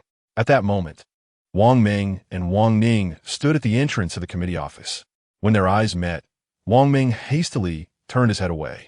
Lin Yi then shifted his gaze to Wang Ning, who met his stare with calmness, unperturbed, almost reveling in the unfolding drama. Finally, his attention fell upon Wang Tao, who recoiled several steps in trepidation. Wang Tao, along with Scar and his companions, occupied the plaza's center, evidently the true source of trouble for Lin Yi. "Oof, useless fool," Scar barked, clearly disgruntled with Wang Tao's demeanor. Wang Tao had no choice but to return to his original position, inwardly lamenting his unwillingness to confront Lin Yi personally, fully aware of the likelihood of receiving another beating. However, at the behest of his superior, driven by a desire for vengeance, he had no option but to comply. He yearned to reclaim what he believed was rightfully his and still blamed Lin Yi for Wang Zimo's plight, especially now, having witnessed Lin Yi's formidable prowess. Initially, he intended to use Scar as an instrument of revenge. Thus, when Ergo approached him, he embellished the narrative, claiming Lin Yi disregarded Scar entirely. To avoid inciting his superior's wrath, he had refrained from disclosing the truth to Scar. This embellishment naturally ignited Scar's fury. After receiving word from Wang Ning the previous night, Scar arrived at Chunjiang village today with over 40 of his men. He glanced at a muscular, tattooed man to his left, nodding in acknowledgement. The man stepped forward, halting 2 meters from Lin Yi, and demanded, "Kid, did you beat up Wang Tao?" Lin Yi replied with unwavering composure. He brought it upon himself. "Do you know he associates with our boss, Scar?" The man pressed on. "Initially, I was unaware. Later, I learned of it." "But what of it?" Lin Yi retorted. "Watch your tone, kid," the man shouted, pointing an accusatory finger at Lin Yi. "I have a strong aversion to being pointed at." Lin Yi's expression darkened, his gaze fixed intently on the man. Unfazed, the man boldly declared, "I'll point if I wish. What will you do about it?" Lin Yi's eyes narrowed, intolerant of such insolence. With a swift movement, he seized the man's hand, twisting it with a gentle yet firm grip. The man let out a cry of pain, dropping to one knee. Nevertheless, he was no ordinary thug. He retaliated with a left hook aimed at Lin Yi's face. Lin Yi made it immediate, raising his right foot and delivering a powerful kick to the man's chest. The thug was sent crashing at Scar's feet. Lin Yi mused, "So you wish to test me? Allow me to demonstrate my capabilities." The skirmish unfolded within mere seconds, leaving most spectators baffled by the rapidity with which Lin Yi dispatched his opponent. Even Scar and his entourage, obstructed by the fallen man, wore bewildered expressions. It is worth noting that this man, known as a Hu, was one of Scar's most capable and formidable subordinates. Yet within moments, he lay on the ground, clutching his chest in agony. The surrounding villagers, having witnessed Lin Yi's ferocity before, were unperturbed. Had Scar and his crew not been present, they would have undoubtedly cheered in admiration. Wang Ning's countenance, however, shifted as he recognized a Hu's prowess, capable of taking on numerous opponents single-handedly. Yet, witnessing a Hu's swift defeat tempered his earlier disdain. Meanwhile, Wang Meng, who had previously grasped Lin Yi's might, discreetly stepped back, positioning himself behind Wang Ning. As Wang Tao retreated several steps upon Ahu's arrival, a tremor coursed through his entire being. Only Yanan, who sat in the car with her phone poised to call for help, let out a silent sigh of relief. She had not anticipated that Lin Yi would not only be an adept driver, but also formidable in a brawl. At this moment, she found herself convinced by Lin Yi's assertion that these individuals were nothing but worthless scum. Truly, he was the man she had chosen. After a brief moment of shock, the expression on Scar's face darkened significantly. His entourage of over 40 henchmen promptly brandished various weapons, such as iron rods and machetes, clearly ready to charge at Lin Yi at Scar's command. Chapter 52 was simply exhilarating. Scar raised a hand and gently pressed down, suppressing the eagerness of his followers. Yet, their eyes remained fierce and menacing, fixed on Lin Yi. Lin Yi, however, remained calm, a slight smile gracing his lips as he turned to Wang Tao and inquired, "Uncle Wang, what is your intention? You destroyed my house and are expected to compensate me. Are you now having second thoughts about that?" Upon hearing this, Wang Tao felt as though he wished for death. If he denied having second thoughts, it would lessen Scar's justification for his aggression. Yet, to admit it would mean acknowledging Lin Yi's earlier kick, which had already broken 4 of his ribs. A second strike would likely render him bedridden for months. The thought of this filled him with resentment towards Ergo. Had it not been for Ergo dragging him out of bed, he would not be enduring this torment. However, refusing to answer was not an option. Gritting his teeth, he replied, "Lin Yi, your house is not worth that much." Lin Yi's previously cheerful demeanor vanished instantly upon hearing this, his expression transforming into one of icy displeasure as he bellowed, "I too regret it. Add another million for emotional distress." Wang Tao, caught between anger and fear, turned crimson, struggling to articulate a response. At that moment, Scar stepped forward and intoned gravely, "Kid, you have gone too far." The atmosphere shifted. Scar's underlings, who had been tense and furious, suddenly wore smiles, while Wang Ning observed with a smirk, seemingly entertained by the unfolding drama. It was evident they had confidence in Scar. Lin Yi, however, remained unfazed, his gaze steady upon Scar. Meanwhile, Yanan in the car was increasingly anxious, her phone still poised to dial emergency services, the digits for 110 already entered, merely awaiting the final press of the call button. "Have I gone too far? Shouldn't it be you who has overstepped?" Lin Yi burst into laughter, pointing at himself as if he had heard the most absurd joke.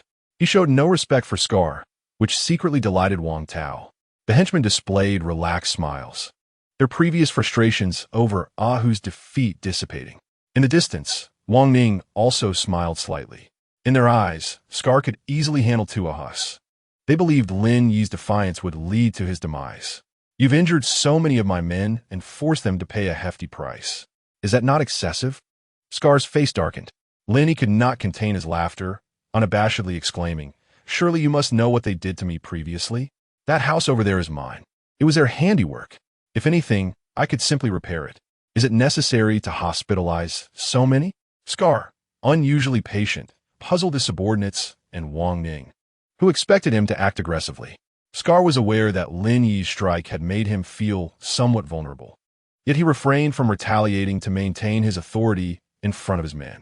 Lin Yi, recognizing Scar's desire for an exit, knew that such leniency would require Scar to concede first.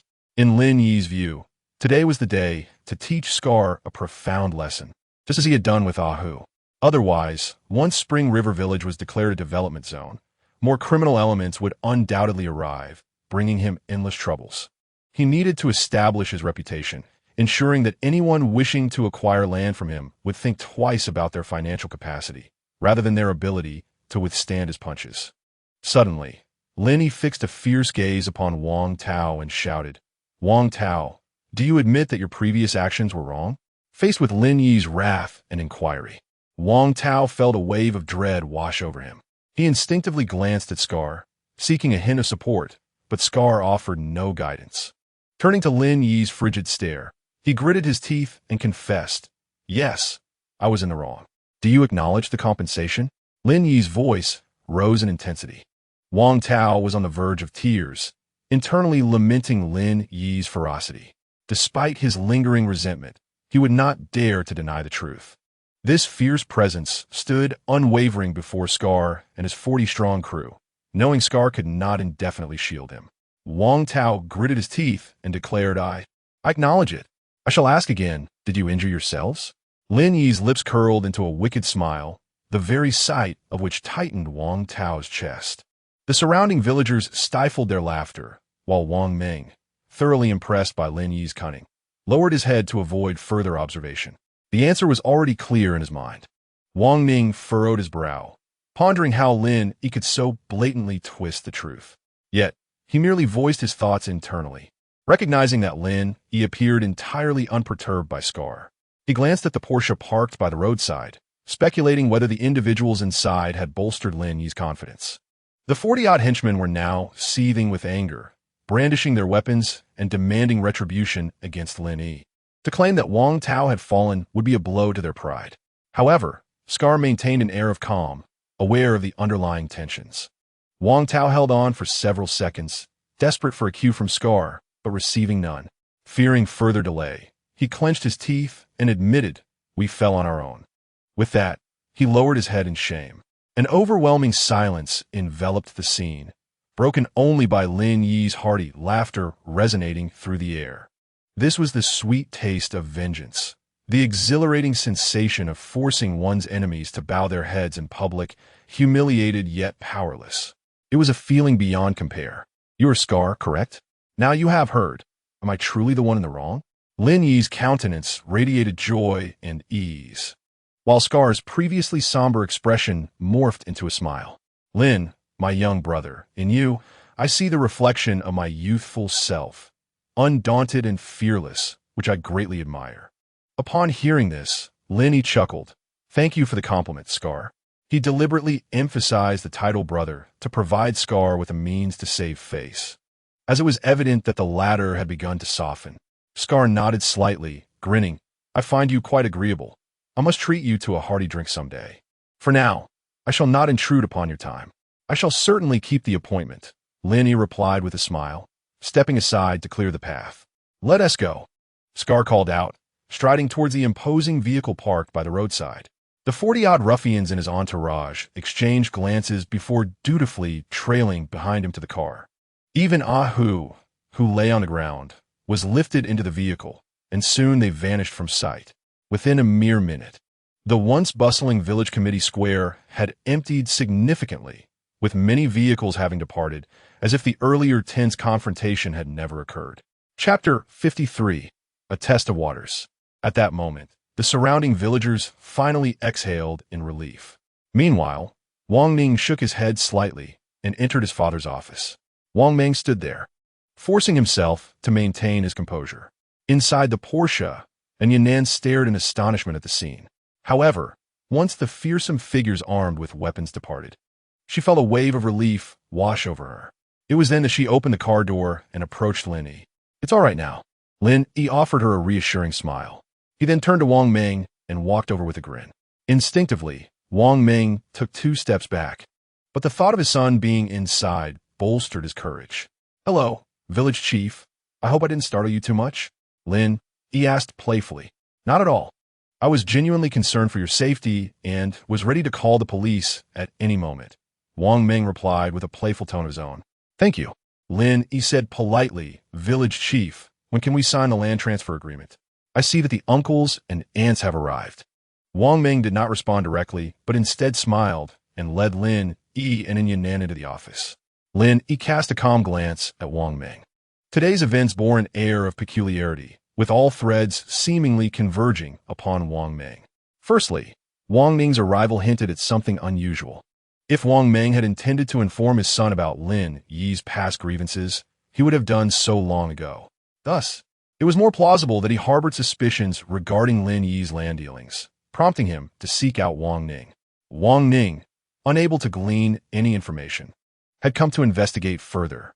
As for Scar's appearance, Lin Yi speculated on 2 possible scenarios. Either Wang Tao had solicited Scar for revenge, thereby consulting Wang Meng to ascertain Lin Yi's whereabouts, or Wang Ning had informed Scar about Wang Tao's situation after learning of it himself. These three individuals were undeniably in collusion. Despite Wang Ning's usual disdain for Wang Tao, and even a slight disdain for Scar, the development of Chunjiang village into an industrial zone had seen Wang Tao and Scar elevated in Wang Ning's eyes, serving as pawns in his game. In the past, Wang Tao feared no one more than Wang Ning, a rising star known for his ruthlessness and cunning. Yet, Wang Tao had remained relatively quiet in the village. Scar's willingness to consider Wang Tao as a key player stemmed not only from Wang Tao's own merits, but also from Wang Ning's influence.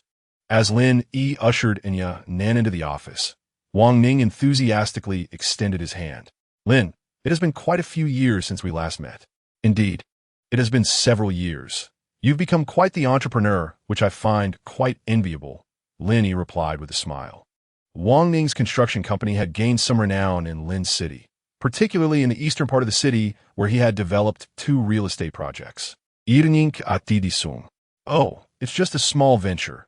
You, Lin, are truly exceptional," Wang Ning flattered, prompting Nan to roll her eyes in response. "Ning, you're busy. I need to discuss something with your father," Lin Yi interjected, eager to avoid further pleasantries. However, Wang Ning insisted, "No rush, Lin. Let us close the door and have a chat. Surely you have some insider information?" He cast a pointed glance at Nan. Lin Yi thought to himself, realizing that his previous inquiries had yielded no results, and now the inquiry had turned to him. He laughed heartily, saying, "As I mentioned, I've returned to engage in farming, specifically raising cattle and sheep. After all, a university education often leads one to work for others." He continued, "Having recently received a compensation payment, I intend to invest it wisely." "So, you're buying land. Why the need for a house?" Gang ninkinquiret puslet. Lin Yi cursed inwardly. "What business is it of yours?" Wang Ning, being a businessman, was far more astute than Wang Meng, who simply wished for Lin Yi to purchase as much land as possible. In contrast, Wang Ning, a real estate developer, understood that Chunjiang village was less than 40 minutes from Lin City, sitting on a vast expanse of flat land. The real estate market had been thriving within Lin City for the past few years, and rumors circulated that development efforts were primarily focused on the southern, northern, and western areas near West Lake, while the eastern region had been largely overlooked. However, no one could guarantee where the government would ultimately direct its development efforts, warranting Lin Yi's suspicion. Furthermore, his doubts were particularly aimed at Yan'an, given her striking beauty and the fact that she drove a Porsche, indicative of a wealthy background. Such individuals often possessed more informed insights. Lin Yi shook his head with a wry smile, saying, "It seems nothing escapes your keen eye, Ning. I have indeed come across some information regarding a rural housing renovation initiative, which should provide a subsidy of around 20,000 per household. I plan to buy the properties, renovate them with the subsidy, and then sell them for a profit." "Are you certain?" Wang Ning appeared skeptical. "Absolutely certain," Lin Yi affirmed resolutely. In truth, he had gleaned this information earlier, though it had yet to be disclosed. Such a trivial amount was hardly of interest to him. Despite knowing that even this meager sum would elude Lin Yi, he had no intention of warning him. After scrutinizing Lin Yi for some time, he glanced at Nan before sighing resignedly. Yet, still uneasy, he jested, "Lin, your girlfriend is truly beautiful. Where does she work?" Lin Yi chuckled inwardly and replied, "She is a nurse at the People's Hospital. We just met after my recent car accident." At this point, Wang Ning seemed to concede defeat. Wealthy families would never allow their children to take on roles as nurses in hospitals. "All right, you can chat with my dad. I must be on my way," Wang Ning said, turning to leave. Just as he exited the village committee office, he spotted someone sneaking a glance into Wang Meng's office. Upon closer inspection, he realized it was his younger sister, Wang Shanshan. "Shanshan, what are you doing here?" Wang Ning called out. "Brother, are you leaving?" Wang Shanshan did not respond, but instead diverted the conversation. "Make sure you don't provoke Dad at home, understood?" Wang Ning admonished sternly. "I know," Wang Shanshan retorted with dissatisfaction, yet she quickly dashed to Wang Ning's side, instantly donning a cheerful facade, and said, "Brother, lend me 2,000 yuan. Didn't I just give you some money before you returned home a few days ago?" Wang Ning glared at his younger sister, who was 12 years his junior. But his heart softened and he begrudgingly took out the cash. This Wang Shanshan was truly the tyrant of their household, fearless and unyielding. "All right, you may go now." Having secured the money, Wang Shanshan turned on her heel and left, behaving like a traitorous wolf. Wang Ming clenched his teeth in frustration, yet he felt powerless against his little sister. Chapter 54. An Unexpected Delight. With Wang Ming's departure, Wang Ming had no further thoughts. Soon, he summoned the 10 families that had previously been discussed. It was only at this moment that Lin Yi realized that Shun Yu Wei was among them. He had been preoccupied with dealing with Scar and others earlier and had not paid attention. Upon catching sight of Lin, Shun Yu Wei instinctively retreated to the back of the crowd. Thus, when the two faced each other, Shun Yu Wei felt an overwhelming sense of awkwardness, whereas Lin Yi appeared completely at ease. The blame lay with Wang Ming, who had failed to inform the others about the identity of the prospective buyer for their homes and land. Upon seeing Shun Yu Wei, and Yanan feigned nonchalance. However, Shun Yu Wei felt disheartened upon first spotting in Yanan. Why had Lin Yi suddenly become so popular among the ladies?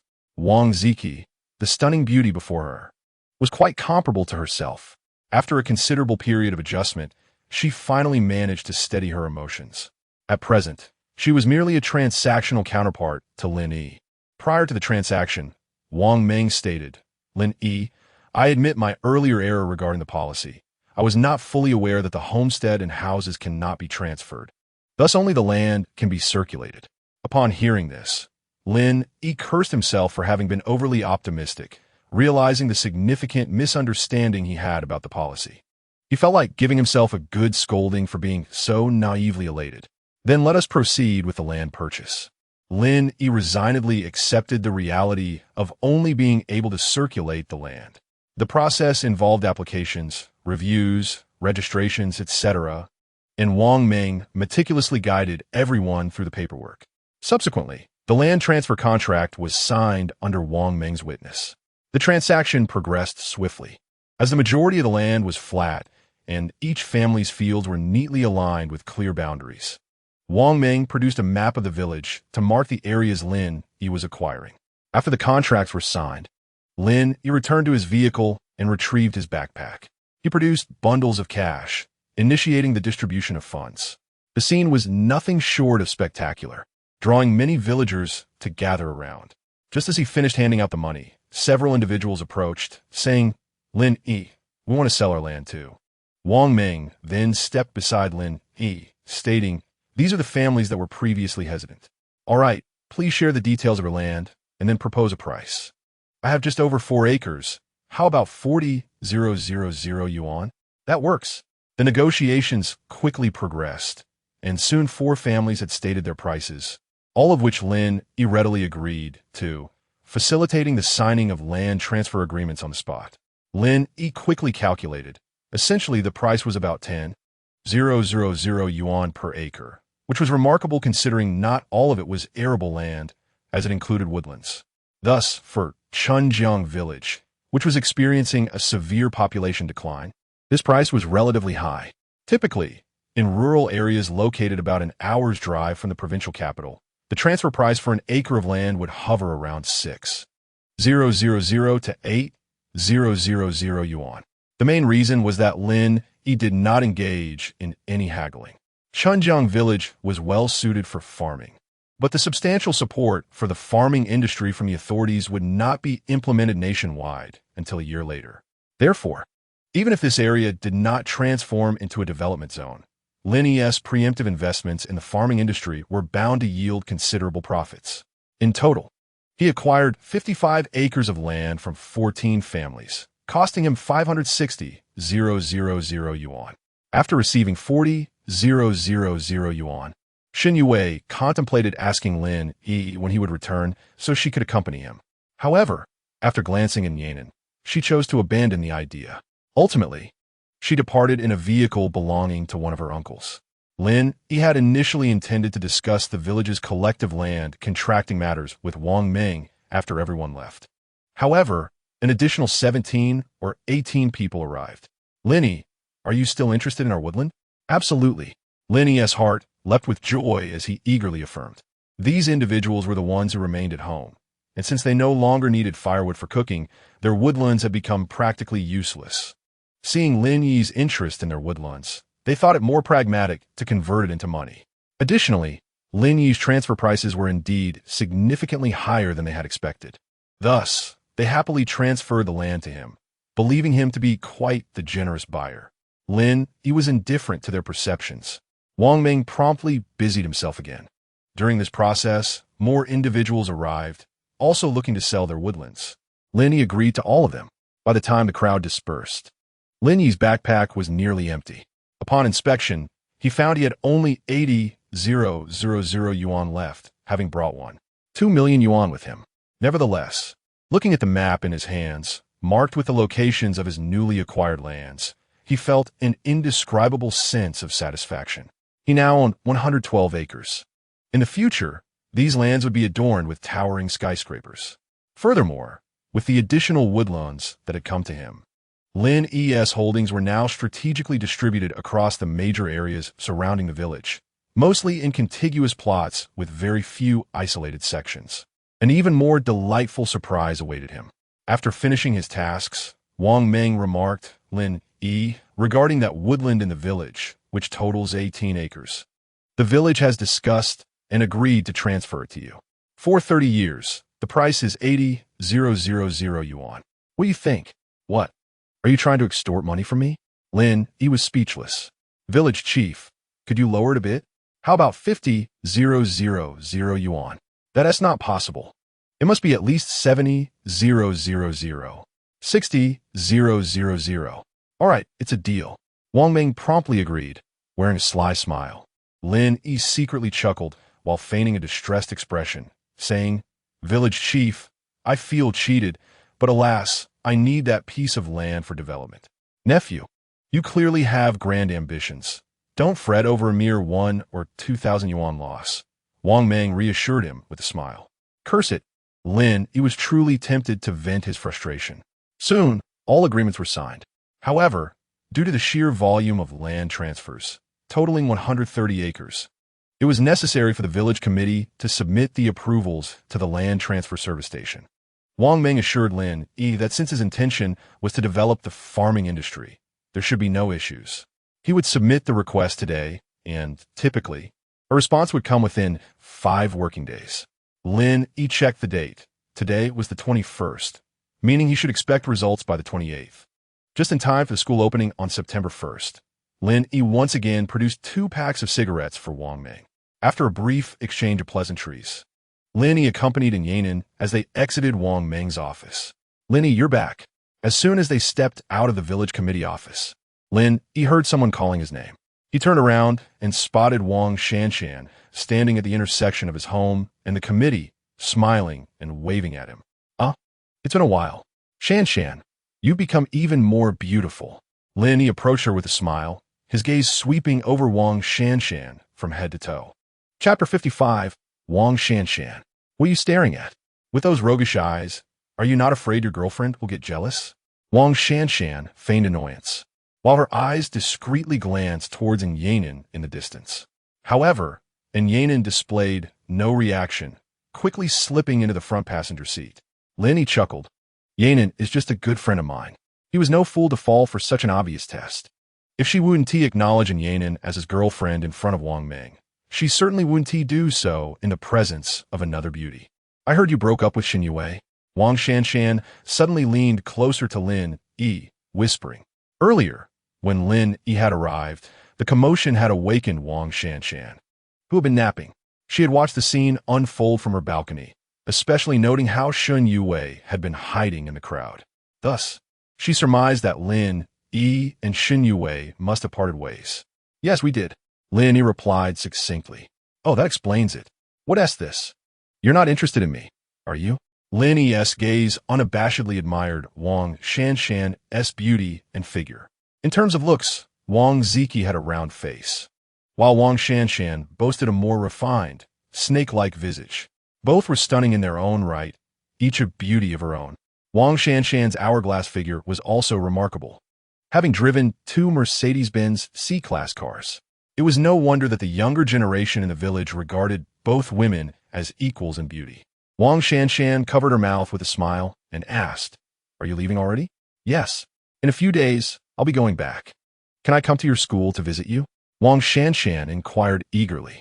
"Of course, you're always welcome." Wang Shanshan watched Lin Yi depart before heading home, while Wang Ming happened to witness this scene, pacing anxiously in his office. He genuinely feared that Lin Yi's earlier jest about becoming his son-in-law might turn into reality. He truly did not think highly of Lin Yi.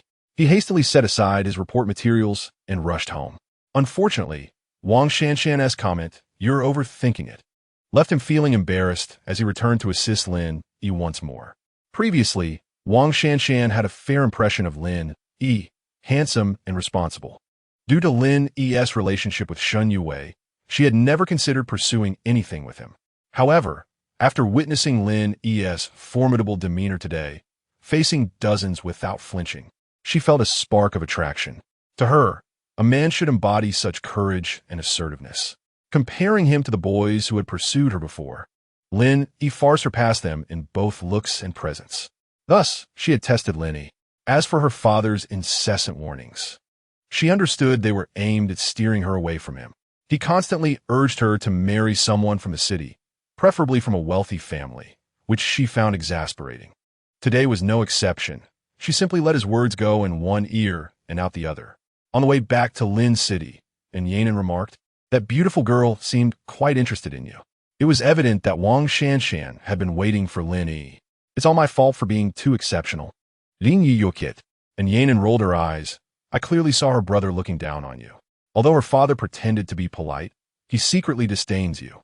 If she were to get involved with you, just imagine how amusing that would be." Lin Yi laughed.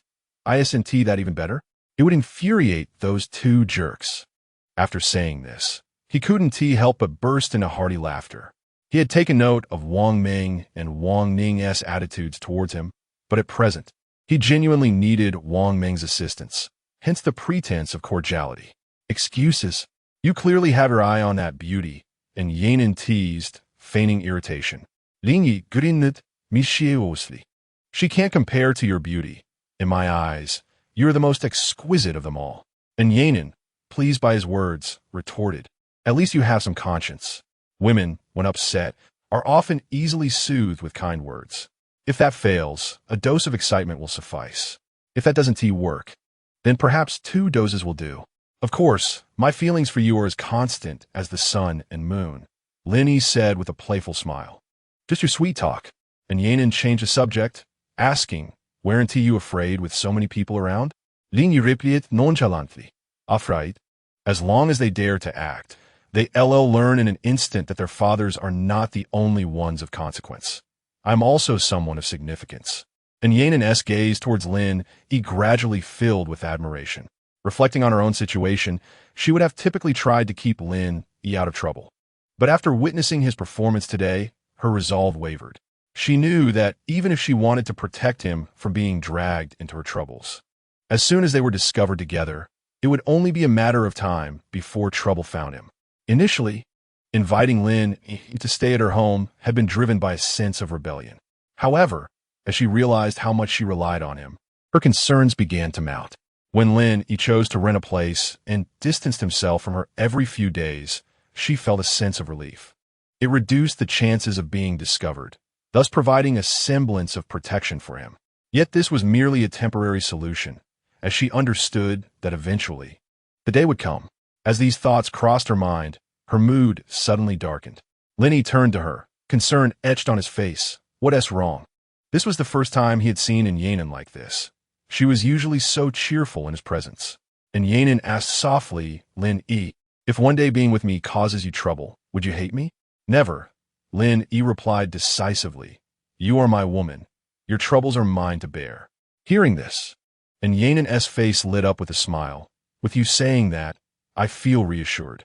They continued to chat, yet neither mentioned the troubles that loomed on the horizon, which Lin Yi suspected were connected to that scoundrel. After escorting Yanin home, they shared a meal together like a young couple, enjoying dinner before watching an art film from Japan or Korea. Eventually, they embraced and drifted off to sleep. The next morning, Yanin left for work, and when Lin Yi awakened, it was already 10 o'clock. He pulled out his phone to see a message from Yanin. Lin Yi. There's a bank card on the table in the living room. The secret number is XXXXXXX. It contains 1 million. I know you might need money, so consider a loan. Just return it when you can. Lin Yi chuckled, and Yanan had deduced from yesterday's events that his funds were likely dwindling.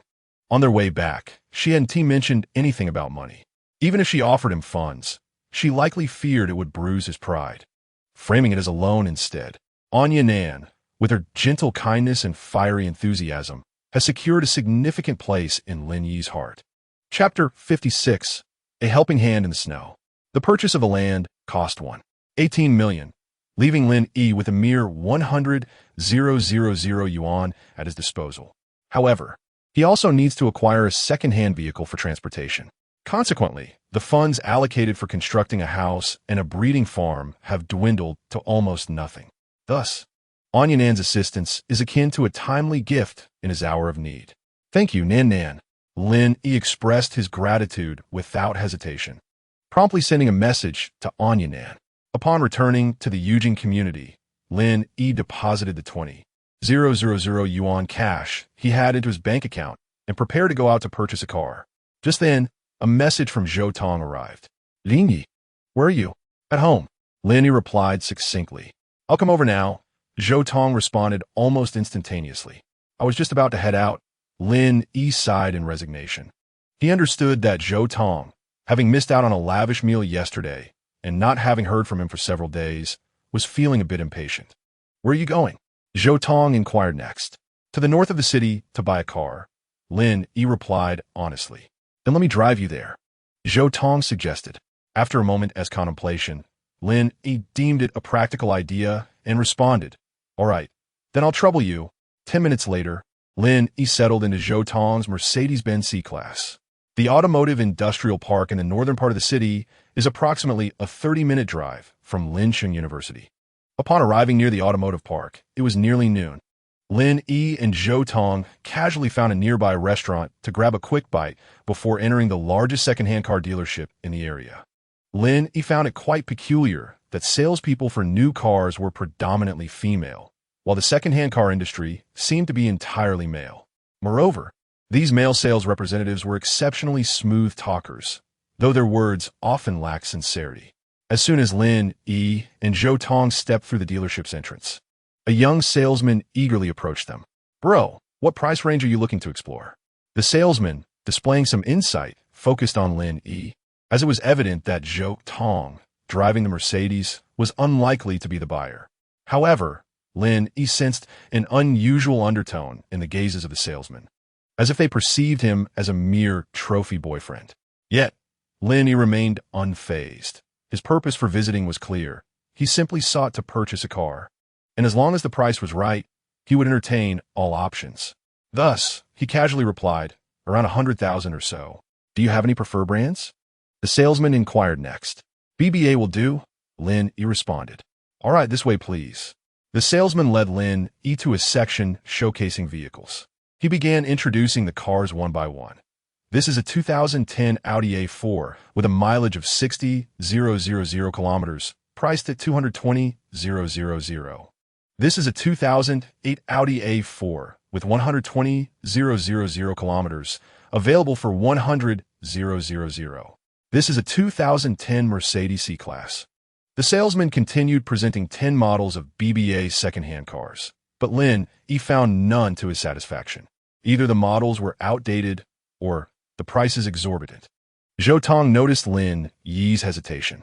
Suddenly, she grasped his arm and turned to leave, prompting the salesman to urgently call out, Bro, we can negotiate the price. However, Zhou Tong paid him no mind, swiftly pulling Lin Yi into the car before they drove off with a roar. Sitting in the car, Lin Yi asked with some confusion, Zhou Tong, what are you doing? Zhou Tong replied, their prices are far too high. I happen to have a 2012 Audi A4 that I don't use. I'll sell it to you. Lin Yi laughed. I can't afford to buy your car for too much. I'll sell it to you for 80,000. Zhou Tong stated earnestly, but I have a small request. You mustn't ignore me. Of course, I want to be unreasonable. She added. Zhou Tong was acutely aware that her relationship with Lin Yi was somewhat impulsive. She understood that Lin Yi had a preference for more substantial, attractive partners. while she felt she was quite impoverished and overly vocal. Their time together was often spent in different locations. She wished to see where Lin Yi lived, but was too afraid to voice it, fearing he might cast her out after a single visit. Although she couldn't claim to harbor deep feelings for Lin Yi, she had become significantly attached since they started seeing each other. Hence, she sought alternative means to bind him to her, fearing that one day he might tire of her or find another woman and unceremoniously discard her. While she recognized the strategy was merely a temporary fix, she struggled to conceive a better plan. Let's go take a look at the car. Lin Yi did not immediately agree. Indeed, as Zhou Tong suspected, his relationship with her was akin to that with Long Xia, lacking seriousness. The distinction lay in the fact that he might never see Long Xia again, while Zhou Tong was always within reach. For Lin Yi, who was accustomed to lavish feasts, being with Zhou Tong was merely a change of pace, like enjoying a vegetarian meal. It offered a unique flavor. He was not averse to Zhou Tong's proposal. They both stood to gain something from it. On the way back, Lin Yi suddenly recalled a crucial question and asked, "Your car is practically brand new. If I buy it, won't your family cause me trouble?" "They wouldn't dare," Zhou Tong replied with conviction. "You can rest assured on that front." Soon, Zhou Tong drove the Mercedes C-Class back home. Moments later, she emerged with a nearly pristine Audi A4. Lin Yi glanced at it, exclaiming, "Wow." The mileage is only a few dozen kilometers, and many protective films are still intact. It's essentially a new car. The base price for an Audi A4 is over $300,000, and the mid-range version exceeds $400,000. Selling it for $80,000 is equivalent to giving it away. How about it? Are you satisfied? Zhou Tong asked nervously, fearing Lin Yi might feel morally coerced. "It's perfect. Let us proceed with the transfer," Lin Yi replied, wrapping his arms around Zhou Tong and planting a hearty kiss on her cheek. By 5 in the afternoon, all transfer paperwork was completed without a hitch. Lin Yi then returned to the community to finalize parking arrangements. With that, he resolved his transportation dilemma. Subsequently, Lin Yi took Zhou Tong to a fine dining restaurant for a sumptuous meal. After dinner, Zhou Tong had indeed assisted Lin Yi, prompting him to share his knowledge generously. At midnight, due to restrictions on overnight stays, Zhou Tong reluctantly returned home. Lin Yi, not wishing to remain in a hotel, suffering through the sounds of revelry from neighboring rooms, also decided to head home. Chapter 57, 8,000 miles to deliver ahead. Upon returning home, Lin Yi entered his bedroom, ready to retire for the night. However, he discovered that another individual was already nestled in his bed. The person seemed to notice Lin Yi's arrival and turned over, softly murmuring, "You're back." Lin Yi replied, "I couldn't sleep, so I came here." 2.5 hours later, Wang Ziki had drifted into a deep slumber. Lin Yi took out his phone to check the time, a helpless smile gracing his lips. He was acutely aware that Wang Ziki often bore the weight of familial troubles, which adversely affected her sleep quality. Yet, since being in the presence of his sunlit disposition, her sleep had markedly improved. His unique constitution seemed to have an extraordinary effect on women's rest. Observing Wang Ziki, Lin Yi felt a twinge of sympathy for her. Wang Ziki slept soundly until the following morning at 11 o'clock, when Lin Yi's phone rang, rousing her from her peaceful slumber. Lin Yi answered the call. "Hello, this is Lin Yi. Is this Lin Yi?" The caller inquired. "Yes, it is. I am from the Resource Bureau. Your housing application has been approved. Please come by to collect the documents at your convenience." "Thank you." Lin Yi hung up, his face alight with excitement. The approval of his housing application indicated that he could organize this task before the semester commenced. While he did not aspire to win a scholarship at university, securing his graduation certificate was paramount. Thus, attending classes and establishing rapport with relevant professors was crucial. He resolved to arrange the housing-related matters before the school year began, with subsequent construction of the breeding farm to be completed at a later date.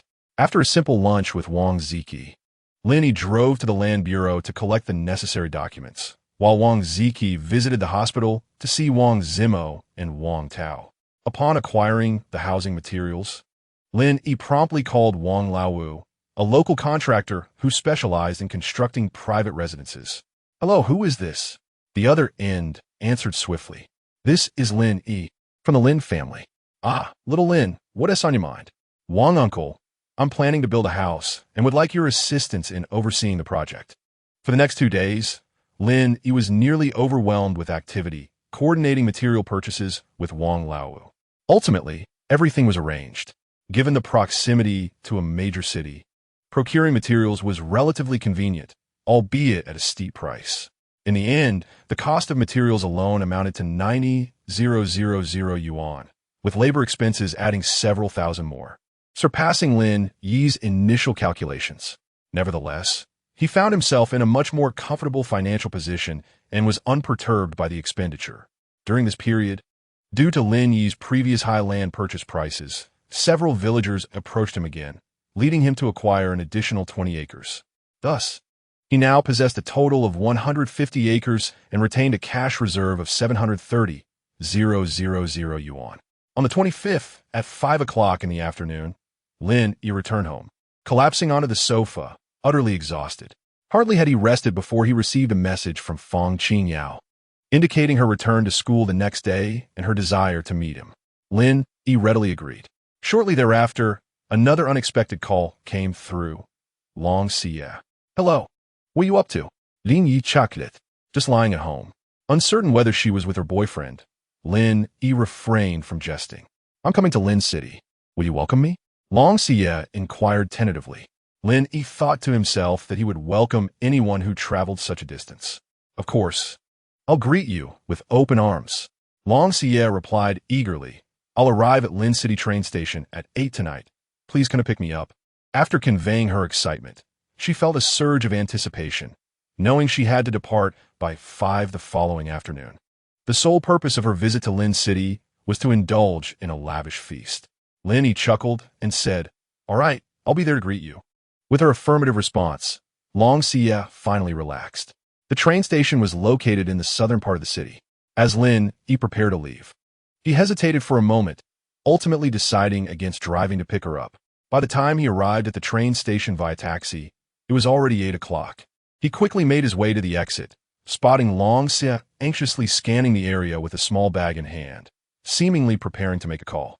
Lin Yi approached her with a few swift strides, smiling. Apologies for the delay. I was caught in traffic. Upon recognizing him, the tension in Long Xia's shoulders eased, and any trace of displeasure vanished. It's all right. I just arrived.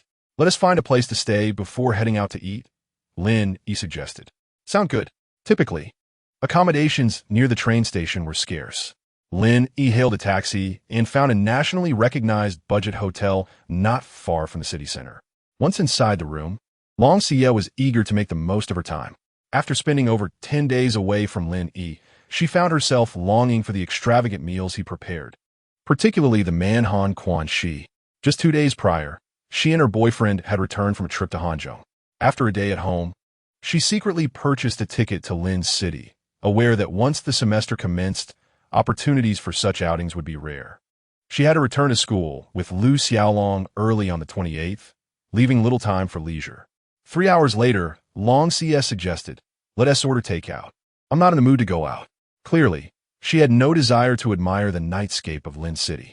All right, Lin Yi replied, opening his phone to order food while inquiring, when do you head back? My train is at 5 tomorrow afternoon. Since you come all this way, why rush back? Let's explore Lin City a bit more. Lin Yi said, although he mused inwardly that he likely wouldn't have the chance to leave before 4 o'clock the next day. Based on her demeanor, it was evident that her visit to Lin City wasn't a fleeting whim, and with such a brief stay, she had no intention of wasting time on trivial outings. After enjoying their late-night snack, Long Xia opted for a second round of local delicacies. The next morning, Lin Yi hoped for a leisurely start before work, only to be surprised when Long Xia set an alarm for 8 o'clock. Following a 2-hour class, Lin Yi teased, aren't you worried about the changes? What if you can't adapt upon returning? Long Xia stuck out her tongue, replying, he is still young and lacks the ability to discern right from wrong. Got it. Lin Yi chuckled. For lunch, Lin Yi opted for takeout again. At 3:30 in the afternoon, Long Xia finished her grooming routine. Despite her fatigue, Lin Yi could see that she radiated vitality. At 4 o'clock, they set out, with Lin Yi escorting her to the train station. As they parted ways, Lin Yi grinned and asked, "So, did you enjoy the hospitality of this landowner?" Long Xia's cheeks flushed. "I was exceedingly very satisfied. Next time, I'll try to stay longer." Her emphasis on extremely underscored her genuine delight. "You can't have too much of a good thing," Lin Yi joked. Long Xia shook her head. "Your culinary skills are unparalleled. I could never tire of them." With that, she reluctantly turned and entered the station. Chapter 58, The Model Roommate. As Long Xia departed, Lin Yi did not leave the station, but instead made his way to the exit. After waiting for approximately 40 minutes, he spotted Fong Qingyao emerging from the exit, adorned in a strikingly short jumpsuit. Her stunning visage and alluring figure commanded attention from all around. Lin Yi approached her, assisting with her luggage while wrapping an arm around her waist. Amidst the envious gazes of onlookers, he hailed a taxi for their departure. The distance from Shida University to Lin University was merely a couple of streets. However, Lin Yi was acutely aware that bringing Fong Qingyao near the school would likely lead to awkward encounters with acquaintances, which would be more embarrassing for her than for him. They headed towards the East City, specifically to the Mayday Grand Hotel, a venue regarded as quite luxurious. Upon entering, Fong Qingyao, who had not been seen for over 10 days, playfully inquired, "Brother, have you missed me?" While she may not possess the same intoxicating allure as in Yanan, her charm was sufficient to send shivers through Lin Yi's soul. "Whether I miss you or not is uncertain, but my mischievous brother Lin, he certainly does," he teased. Anticipating her reaction, after exchanging light-hearted banter, the two wasted no time and delved straight into the matter at hand. At 8:30 in the evening, they decided to venture out for dinner. "Lin Yi, I want to go to KTV to sing," Fong Qingyao proposed. Lin Yi shook his head. "It's rather dull with just the two of us."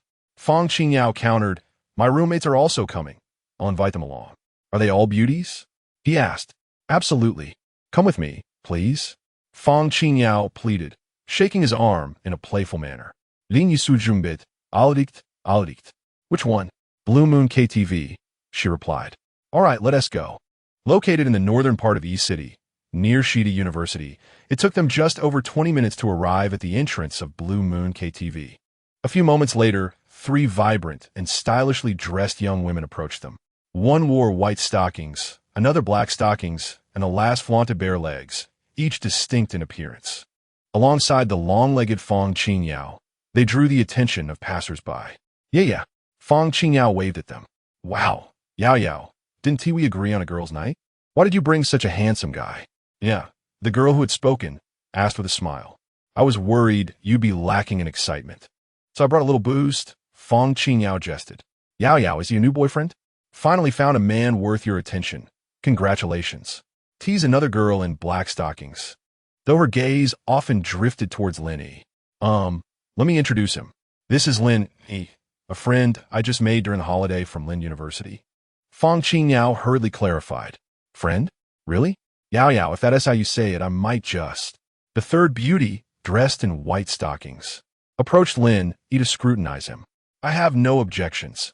You 3 can pursue your own interests." Fong Qingyao laughed heartily. "Let us see if you'll regret those words later," Yi chuckled. Lin Yi felt a wave of embarrassment wash over him. What a fierce bunch of roommates. Fong Qingyao turned to Lin Yi and said, "Lin Yi, this is Sun Yi, the leader of our dorm." Lin Yi nodded in acknowledged. "The one in black is Huang Tingting, the most extroverted among us," she continued. Just as she finished, Yi interjected, Yao, you're too kind. She is actually the most mischievous." Yeah, that is unfair," Huang Tingting exclaimed, blushing as she playfully nudged Sun Yi. "I was wrong. You're the one." Sun Yi quickly retreated. Fong Qingyao shook her head, continuing with the introductions. "This is Cheng Mushua, the most knowledgeable in our dorm." Sun Yi and Huang Tingting couldn't help but laugh, leaving Lin Yi bewildered. "Most knowledgeable? In what sense?" Lin Yi blurted out. "Of course, in matters of relationships," Huang Tingting quipped, causing Lin Yi to feel even more flustered. "Truly, what exemplary roommates." Lin Yi shifted the topic, stating, "All right, let us head inside." The 4 beauties finally quieted down and followed Lin Yi into the grand lobby of Blue Moon. He took the initiative to book a private room. However, just as he stepped away, a figure approached Fong Qingyao and her friends, whispering, "Ladies, Room 888 on the third floor has invited you to join for a sing-along. Upon hearing this, the four ladies shook their heads in refusal. Ladies, it's just singing. Please show some courtesy, the man insisted. No, thank you. Fang Qingyao firmly declined once more. Ladies, I came alone to invite you. If you refuse, I assure you there will be many more coming soon. The man's demeanor turned cold, laced with a hint of menace. Sorry, we have friends, Fang Qingyao reiterated. Fine, just wait. The man glared at them before heading upstairs. After Lin Yi finished booking the room, he called for the ladies to join him upstairs, but they remained immobile. Puzzled, he glanced at their expressions and noticed their unease. Fang Qingyao hurried to his side and whispered, Lin Yi, let us not sing. Let us go back. But I've already booked the room, he replied, oblivious to any prior incidents. However, observing the anxious looks on Shennongjia and the others, he sensed that something unpleasant had indeed transpired. Don't worry, I'm here, and since we've booked the room, let us sing for a bit. If it gets uncomfortable, we can always leave, he reassured her. Fang Qingyao hesitated, but after relaying Lin Yi's words to her friends, they silently nodded in agreement. The five of them made their way to room 000 on the second floor, and shortly after, a server brought in a fruit platter and a case of beer. Due to the earlier incident, the four girls appeared somewhat distracted while singing. Curious, Lin Yi approached Fang Qingyao and asked, Yao Yao, what is going on? Just as she was about to respond, the door to their room swung open. For young men adorned with earrings and tattoos stormed in, glaring at the five of them. The leader, sporting bleached hair, barked, Ladies, our boss has specifically invited you to join us for some karaoke. Let us go. Startled, Fang Qingyao clutched Lin Yi's arm tightly, while Shennongjia and the others huddled together, clearly aware that these individuals were trouble. When they remained unresponsive, the leader sneered, Are you coming willingly? Or should we drag you? Choose one. It was evident they intended to force the issue. Hey, I want to join too, can I? Lin Yi suddenly interjected. The leader was taken aback, but quickly regained his composure, cursing, You little pretty boy, we don't need your kind here. Get lost. Fang Qingyao tightened her grip on Lin Yi, urging, Lin Yi, let us find a way to leave. Don't provoke them. Lin Yi patted her hand and smiled. Don't be afraid. I'm here. He then stood up, saying, Listen, let us talk this out. There's no need for insults. You're just a little pretty boy. Get lost if you know what's good for you.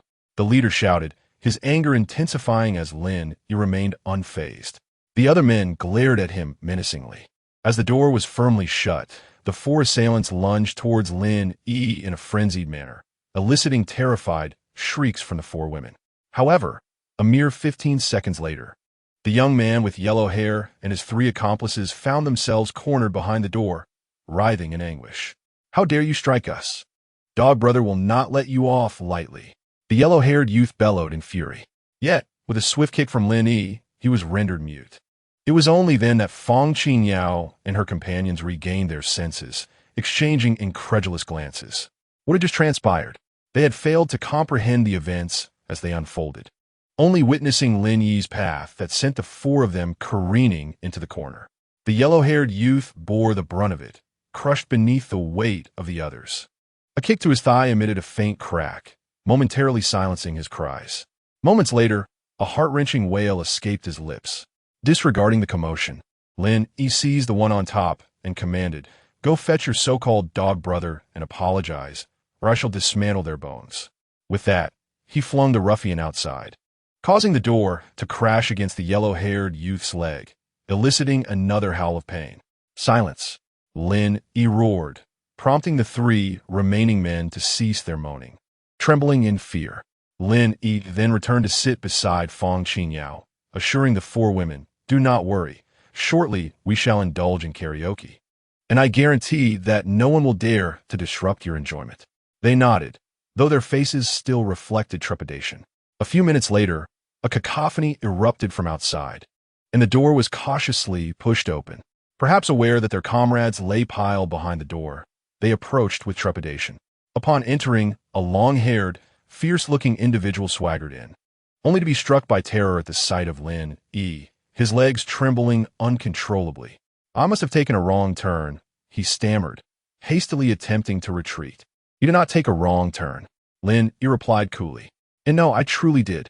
The man, known as Ergo, a trusted subordinate of the Scar-faced man, had witnessed Lin Yi's ferocity in Spring River Village.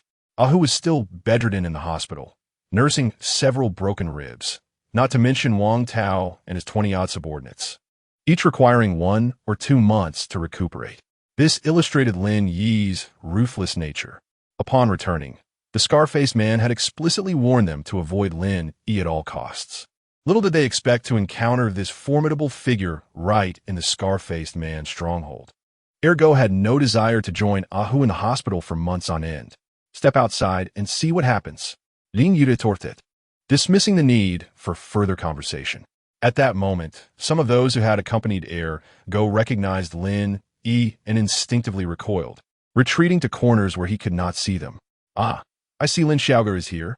I apologize. My underlings lacked discernment and intruded upon your enjoyment. Ergo said with a forced smile.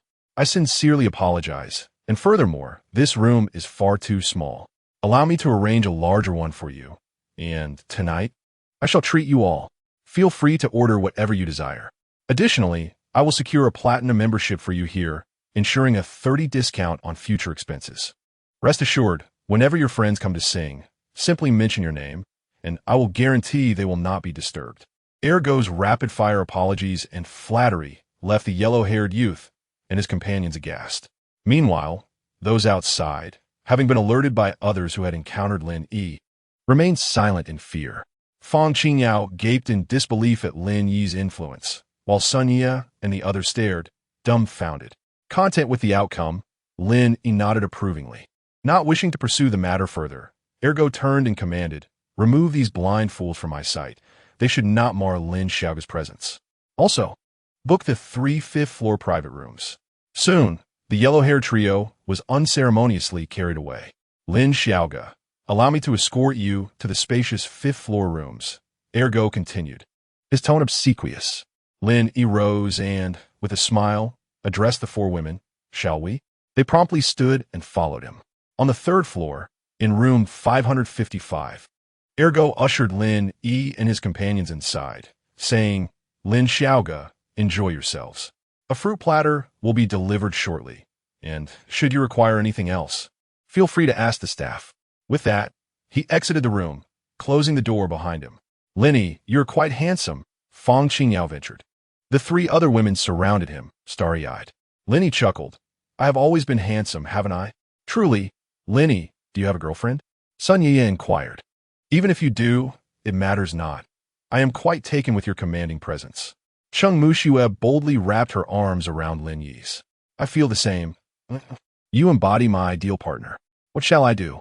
Huang Tingting chimed in, refusing to be outdone. Fang Qingyao regretted inviting these bold companions. The key issue was Lin Yi's youthful vigor, while these women were all dressed provocatively. What if he lost control? Could you refrain from being so flirtatious? Fang Qingyao admonished. Yao Yao, between men and women, attraction is a natural instinct. That is your misstep, Cheng Muxue laughed. You truly are daring. If you're going to follow him tonight, let us see who ends up begging for mercy, Fang Qingyao retorted, not merely speaking out of anger.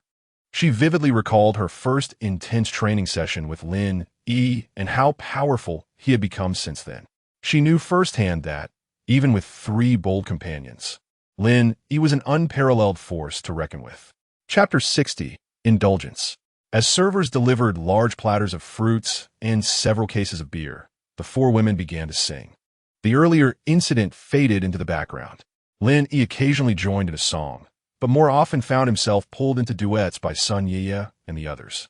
Fang Qingyao maintained a semblance of decorum, which Lin Yi found perplexing, considering the audacity of her 3 bold companions. As the drinks flowed, the 3 women gradually leaned closer to Lin Yi, igniting a desire within him to teach them a lesson about humility. After singing for over 3 hours, the clock struck midnight, and the 4 women had imbibed sufficiently. Thus, Lin Yi proposed to conclude the evening. All right, tonight was delightful. Wherever you wish to lead, I shall follow, Huang Tingting boldly proclaimed, her words slightly slurred. Let's be off, Lin Yi replied, steering the situation. Upon reaching the lobby, he was surprised to find Ergo still present. Approaching Lin Yi, he handed him a card, stating, Lin, here is the platinum card for this place. I have loaded 2,000 yuan onto it, including the amount you paid today. Please take good care of it. Lin Yi accepted the card and led the four women out of the lobby. Upon reaching the entrance, Lin Yi was troubled.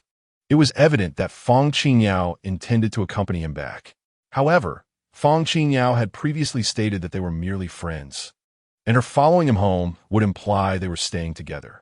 Furthermore, Shennongjia and the others clearly did not wish to return to school. Just then, Shennongjia, the dormitory leader, spoke up. It's too late. We can't go back. What should we do? When she asked, her gaze was fixed on Lin Yi rather than the other three.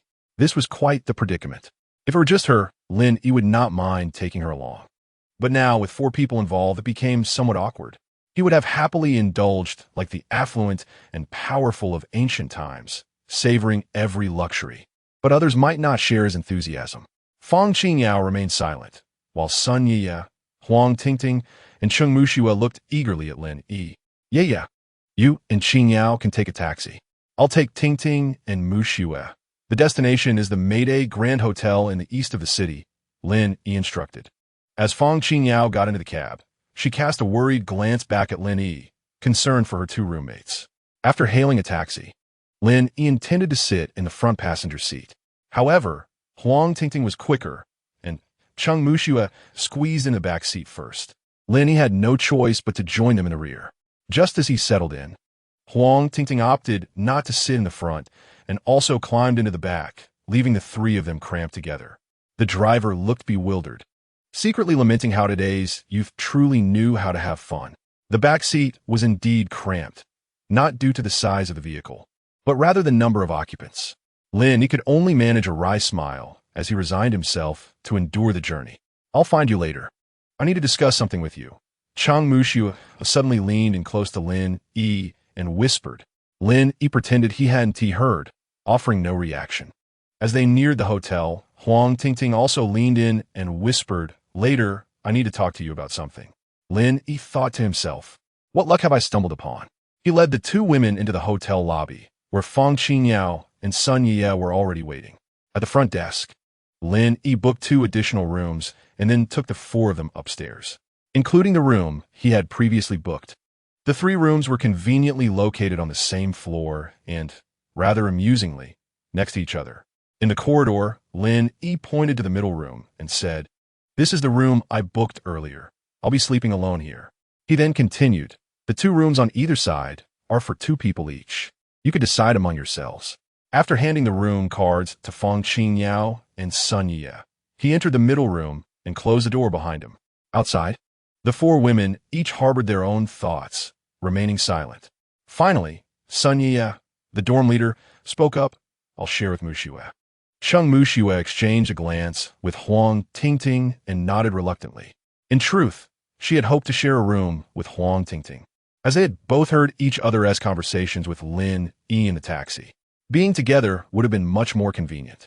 However, with the dorm leader having spoken, they had no choice but to accept the arrangement.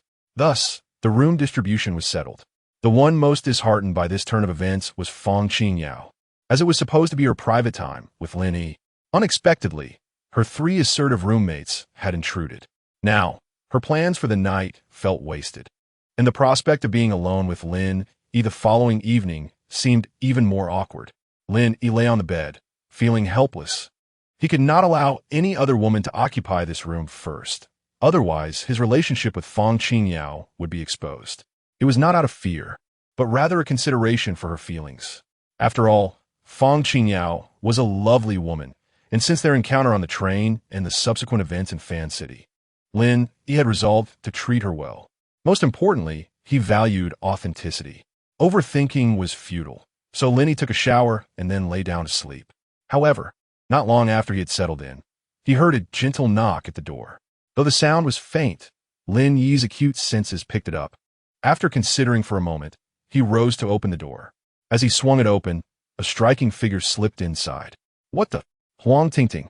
Half an hour later, another knock echoed from outside. Lin Yi and Huang Tingting exchanged glances. Lin Yi reluctantly approached the door again, peering through the peephole, but seeing no one. He decided to open the door. Yet again, another figure slipped inside. Lin Yi recognized her instantly. Shennongjia. This was getting ridiculous. A few minutes later, Shennongjia appeared outside, having somehow shown up unnoticed. She pressed her ear against Lin Yi's door, listening intently for a moment. Suddenly, she felt a wave of incredulity wash over her. Although she had never witnessed such a scene, she had certainly seen enough in films imported from the West. It would be abnormal not to have. Grinding her teeth, she prepared to return to her own room. However, since Huang Tingting had taken a room card, the door had automatically locked behind her. This was unfortunate. She had no choice but to call Feng Qingyao. When Feng Qingyao opened the door, Shennongjia stepped into the dark room. They used their phones to illuminate the space, only to discover that the room card had also been taken by Shennongjia. How frustrating. Truly wonderful roommates. The most awkward of all was Feng Qingyao, who now understood the situation next door without needing to guess. There was no need for speculation about what was happening. For a moment, she and Shennongjia were at a loss for words. Yao, have you and Lin Yi? Shennongjia probed. Don't try to hide it from me. I can tell. Feng Qingyao thought to herself, if you can see through it, why ask me? In truth, it was she who felt awkward. Clearly, she and Lin Yi had reached an intimate understanding, yet her roommates were making a fuss out of it. Not only those two, but also the one in front of her, who seemed equally intrigued. The two next door were practically insatiable. She could understand, given that they were indeed W girls. However, Shennongjia, as the dorm leader, was a stunning beauty herself, her purity and gentleness typically unmatched. Yet today she was also. You two are truly good sisters. Feng Qingyao was at a loss for words, choosing silence instead. Upon seeing this, Shennongjia deduced, Lin Yi is truly a scoundrel. If he is with you, he should take responsibility. What he is doing now is simply wrong. Feng Qingyao quickly countered, it was I who chose to follow him, and he could never be with just me. Shennongjia, puzzled, asked, I don't understand. Why couldn't he be with just you? I can't explain it to you right now. Just wait a moment. You'll understand when they come out, Feng Qingyao replied, her face flushed. Shennongjia remained confused, but, sensing that Feng Qingyao did not wish to elaborate, fell silent. Both were sleepy, yet they continued to hold on. They ended up waiting for 3.5 hours. As the clock struck past 4 in the morning, a knocking sound echoed from outside the door, swiftly followed by its opening. Shennongjia appeared out, only to be met with a shroud of darkness. She activated her phone screen, using its faint glow to illuminate the room. However, the moment she did so, a fright seized her, prompting her to withdraw her head hastily. Yiya and I are aware of everything, Shennongjia whispered, her tone tinged with indignation. Shennongjia had no choice but to enter, inserting her card into the power slot. The lights flickered to life, casting an awkward ambience among the three as they exchanged uneasy glances. Moments later, a knock resounded from outside once again. Shennongjia opened the door to reveal Huang Tingting, who sheepishly slipped inside. The two approached Shennongjia and Feng Qingyao, their cheeks flushed with embarrassment. You two are truly inseparable sisters, Shennongjia began, but faltered. Shennongjia quietly suggested, I believe that Yiya and Qingyao should pay him a visit. What did you say? Shennongjia's face turned crimson in an instant, taken aback by Shennongjia's bold words. It felt like a declaration of war. I speak the truth. If you doubt it, ask Tingting, Shennongjia insisted. Qingyao, do you agree? Huang Tingting suddenly turned to Feng Qingyao, remarking, his room is filled with your scent. Qingyao, don't tell me you think you can monopolize him. If that's the case, you will surely suffer, Shennongjia chimed in. I'm going to sleep, Feng Qingyao said, her cheeks aflame, and pretended to doze off. Shennongjia finally grasped the underlying message. Lin Yi was not an ordinary person. After all, 3.5 hours, what did that signify? If she were to indulge in sumptuous meals daily, it would certainly wear her out. Having had her share of relationships, she had witnessed the prowess of men. Thus her curiosity was piqued. Eventually, she rose and stealthily exited her room, softly knocking on Lin Yi's door. Meanwhile, Lin Yi was preparing to retire for the night when the sound reached him, signaling yet another all-nighter of work ahead. The next afternoon, the five gathered in the hotel lobby. Aside from Feng Qingyao appearing slightly fatigued, the other three radiated vitality. You should return with them. I'll seek you out in a few days, Lin Yi whispered to Fang Qingyao. All right, she replied, her mood visibly dimmed. Initially, Lin Yi had been solitary, never intending to monopolize anyone. Yet now, all four in the dormitory had connections to him, complicating future interactions. Reluctantly, the four parted from Lin Yi. Upon returning to their dorm, Sun Ye secured the door, and the four convened for a discussion. Qingyao, we owe you an apology. Our actions were misguided, Sun Ye began. It's fine, I understand. Fang Qingyao replied, still downcast. To speak frankly, even if you asked me to leave Lin Yi now, I couldn't bring myself to do it. Sun Ye confessed. Neither could I. Huang Tingting and Cheng Muxue echoed in agreement. However, I promise that when you're alone with Lin Yi, we won't intrude. Sun Ye continued, implying that while they could enjoy the main course, they would not be deprived of the broth. They were acutely aware that Fang Qingyao was not only beautiful, but also inexperienced in relationships. From their limited understanding of Lin Yi, it was evident he would likely treat her with greater kindness. All right, let us not overthink this, Fang Qingyao interjected. Our priority is to keep this matter concealed from outsiders. Otherwise, that won't happen, Sun Ye assured. Such a fortunate situation must be safeguarded. Huang Tingting and Cheng Muxue vigorously nodded in agreement. Also, Tingting, I advise you to break up with your boyfriend if you wish to pursue a relationship with Lin Yi, Fang Qingyao felt compelled to say, concerned that Lin Yi might inquire about their circumstances. I'll end it now. Huang Tingting decisively pulled out her phone and sent a breakup text. However, her phone was soon inundated with messages. Meanwhile, Lin Yi returned home, and as expected, Wang Ziki was waiting for him. Ziki, don't leave tonight. It's convenient since we need to visit the hospital tomorrow. On his way back, Lin Yi received a call from the hospital's testing center, notifying him to pick up the DNA test results the following day. It had been half a month since Lin Yi returned to Lin City, and during this time, he had toiled incessantly like a workhorse. At the hospital, Shun Yue was filled with anxiety. On one hand, Lin Yi had not once reached out to her for a transaction during this period.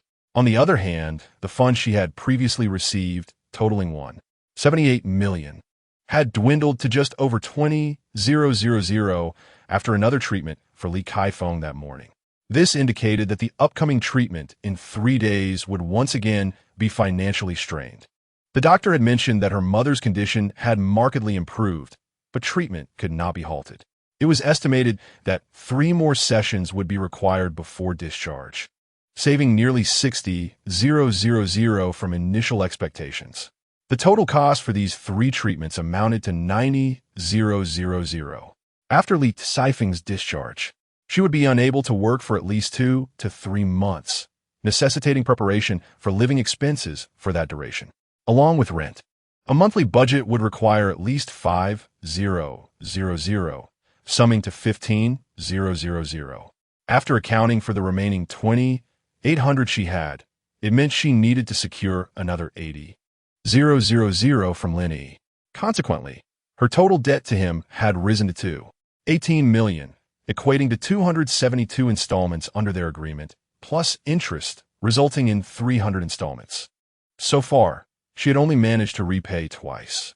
Chapter 62, Wang Ziki's Thoughts. Despite her anxiety regarding Lin Yi's demands, she remained patient, secretly hoping he would reach out to her soon.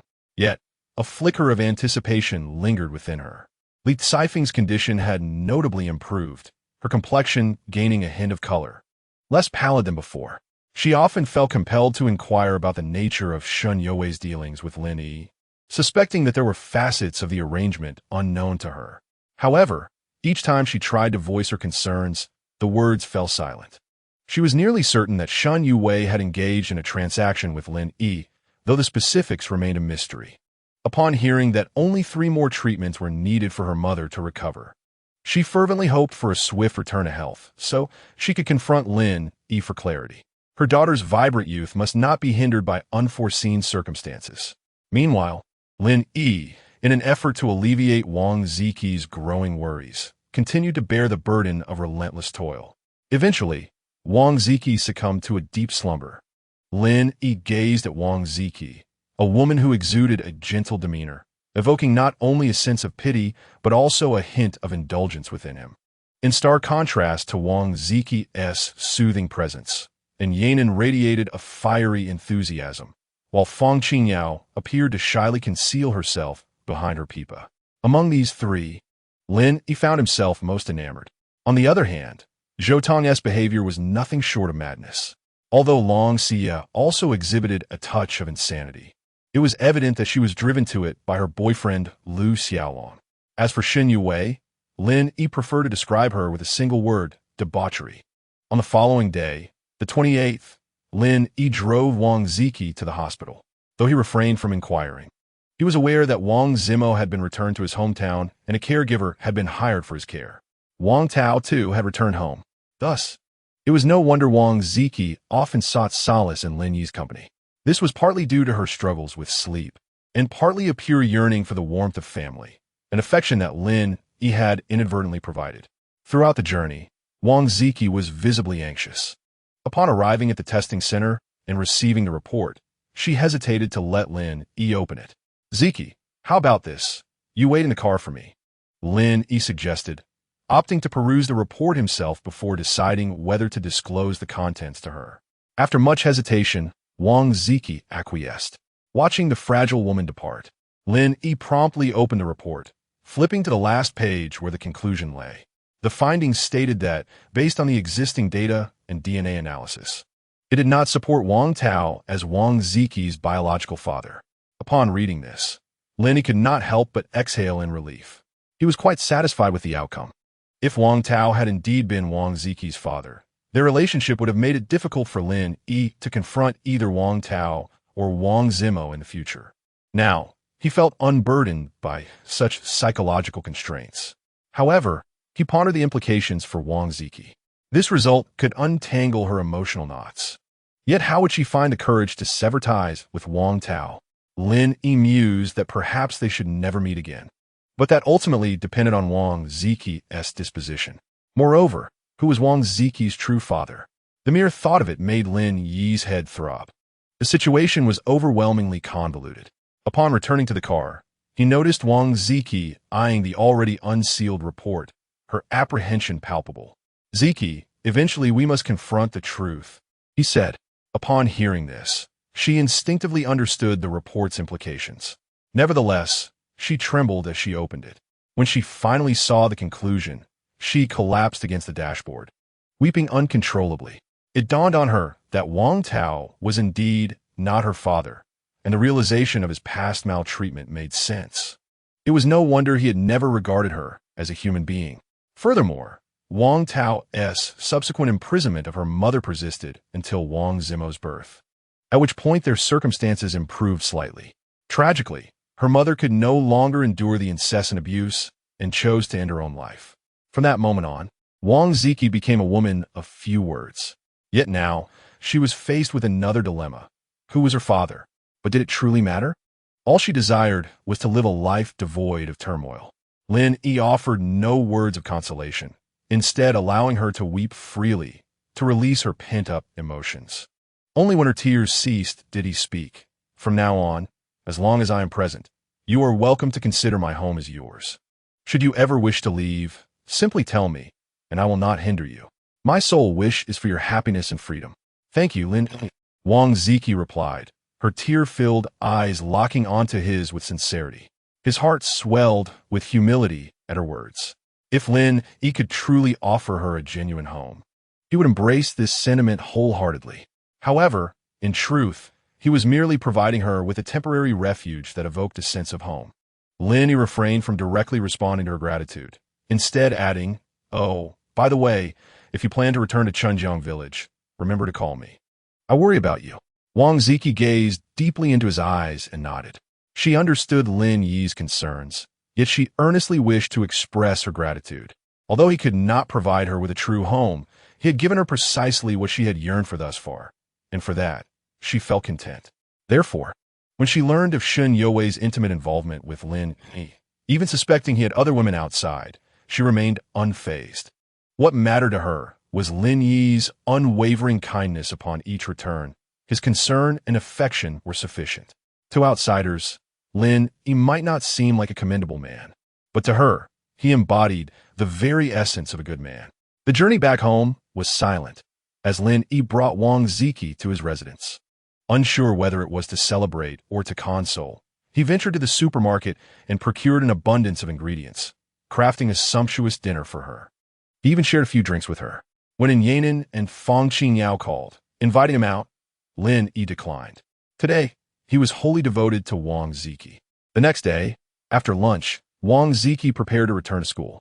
Observing her lifted spirits, Lin Yi personally escorted her back. With only 3 days until classes resumed, he reflected on the ongoing renovations at his home and the pending land approvals. Consequently, he found himself with little to occupy his time in his hometown. Hence, Lin Yi resolved to seek activities in Lincheng, especially with over 2 months remaining until he could access his funds. Before that time, he wanted to lay some groundwork. He decided to visit a nearby bookstore to acquire a map and began to examine it. However, before long, Zhou Tong's call interrupted him. Lin Yi recalled that ever since he had nearly received a brand new Audi A4 from her, he had yet to adequately reward this wealthy, yet impoverished beauty. Smiling, he answered the call. As anticipated, she lamented her longing for him. Ultimately, Lin Yi set aside his tasks and ventured out to meet her. At 5 p.m., after alleviating Zhou Tong's longing, Lin Yi inquired, "Did your parents scold you?" Zhou Tong was well aware of what he referred to. She chuckled. "I simply told them I didn't like that Audi and sold it. Did they ask where your money went?" "They did. And I said I spent some and saved the rest." Lin Yi sighed inwardly, realizing the carefree nature of the wealthy. A few $100,000 was merely a trivial matter to them. Reflecting on his own life, where each day was a meticulous balancing act, he felt a twinge of pity for himself. As he drove home, Lin Yi suddenly remembered that Shennongjia funds were likely depleted by now. Furthermore, she had been quite obedient lately, refraining from contacting him. After a moment's thought, he decided to send her a message. "Come over tonight." At that moment, Shennongjia was helping her mother fetch hot water, her phone carelessly tossed onto the bed. Lin Yi's message was fortuitously seen by Li Kaifeng, who felt a mix of emotions. In truth, she was not particularly fond of Shennongjia's association with Lin Yi, but since her daughter was fond of him, she felt powerless to intervene. However, upon discovering that her daughter had secretly entered into a relationship with Wang Zimo behind Lin Yi's back, she was initially consumed by anger, feeling that her daughter was betraying Lin Yi. Yet, upon further reflection, she concluded that since the situation had already unfolded in such a manner, it would be better for them to sever ties completely, allowing Shennongjia the opportunity to seek someone wealthier. Li Kaifeng, having endured hardships, understood the paramount importance of wealth, especially in light of her current health condition. It was for this reason that she had previously told Shennongjia that it was not the end of the world. They could always find someone else. Yet, fate seemed to mock them, as Shennongjia found herself ensnared in an ambiguous transaction with Lin Yi due to her circumstances. Officially, the two had already parted ways. What was the most valuable asset her daughter possessed? Was it not her exquisite beauty? Such a tragedy. Upon Shennongjia's return, Li Kaifeng feigned ignorance. After tending to Li Kaifeng's needs, Shennongjia finally picked up her phone. After glancing at her messages, her expression remained unchanged. "Mom, I'm heading back to school tonight. I assure you, I won't delay tomorrow's treatment." With that, she exited the hospital room. Li Kaifeng painfully closed her eyes. On her way to Lin Yi's home, Shennongjia had resolutely decided to withdraw the full amount of money. At 6 o'clock, she arrived punctually at Lin Yi's residence.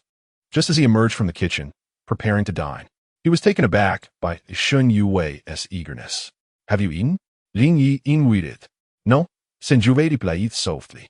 She had indeed forgotten to eat in her haste. Moreover, she hoped to return to school after the transaction was concluded. As for the prospect of 2 transactions, she had lost all hope. Lin Yi had become not just slightly stronger, but exponentially so. "Let us eat together," he proposed as he began to serve himself. Shennongjia hesitated for a moment before stepping into the kitchen to help herself to a portion of rice, slowly eating her meal. She recalled the last time they had shared a meal, which coincided with the first night of summer vacation, when Wang Zimo had attempted to frame Lin Yi, only to fail, leaving him in a vegetative state. As for her, She had embarked on a rather unfortunate holiday, and now, as summer was drawing to a close, her own tragedy showed no signs of resolution, especially when considering her debt to Lin Yi, which had accumulated to nearly 300 instances. Lin Yi consumed his meal swiftly before retreating to the sofa. After Shennongjia finished dining, she hesitated for a few seconds before rising to clear the table, wash the dishes, and wipe down the surfaces. Once everything was tidied up, she noticed that Lin Yi showed no inclination to invite her into the room. She caught a whiff of her own scent. After a long day, she was drenched in sweat. Thus, she decided to take a shower. After emerging from the bathroom, she found a hairdryer to dry her hair, then slipped into Lin Yi's bedroom, lying quietly on the bed. After a brief period of playing on her phone, Lin Yi finally rose to enter the bedroom. 3 hours later, after spending over 10 minutes in the bathroom, Shennongjia returned. "You performed well today, with 2 instances deducted," Lin Yi remarked nonchalantly. Shennongjia felt a mix of joy and anger. She had previously possessed 2 skills, and today she had acquired an additional one. If Lin Yi did not count it as an additional instance, it would have been rather unreasonable. Moreover, she understood that Lin Yi's notion of a satisfactory performance included her voluntarily washing the dishes. She silently nodded before saying, "Lin Yi, I'd like to discuss something with you. I wish to withdraw an additional 80,000. What do you think?" Lin Yi calculated the remaining balance and found that he still had 650,000. This 80,000 had already been promised to Shennongjia, and he had initially anticipated a higher amount. Therefore, he had no reason to refuse. "All right, have you kept track of the numbers?" Lin Yi asked. Shennongjia replied eagerly. "I remember everything clearly. With this 80,000, the total advance will amount to 18 million, equating to 725 instances plus interest, making it a total of 300 instances. Now, you have utilized 4 instances, leaving 296.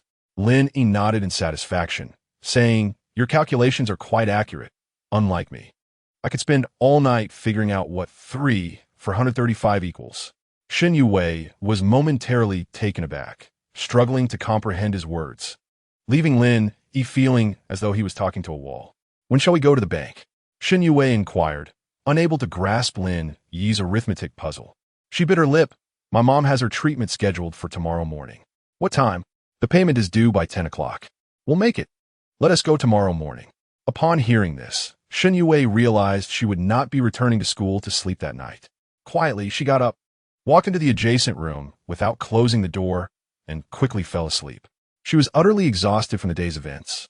Meanwhile, Lin Yi had initially planned to sleep, but suddenly recalled that he had not practiced the first 8 forms from the manual since returning from Shennongjia. Fueled by inspiration, he made his way to the living room to begin his practice.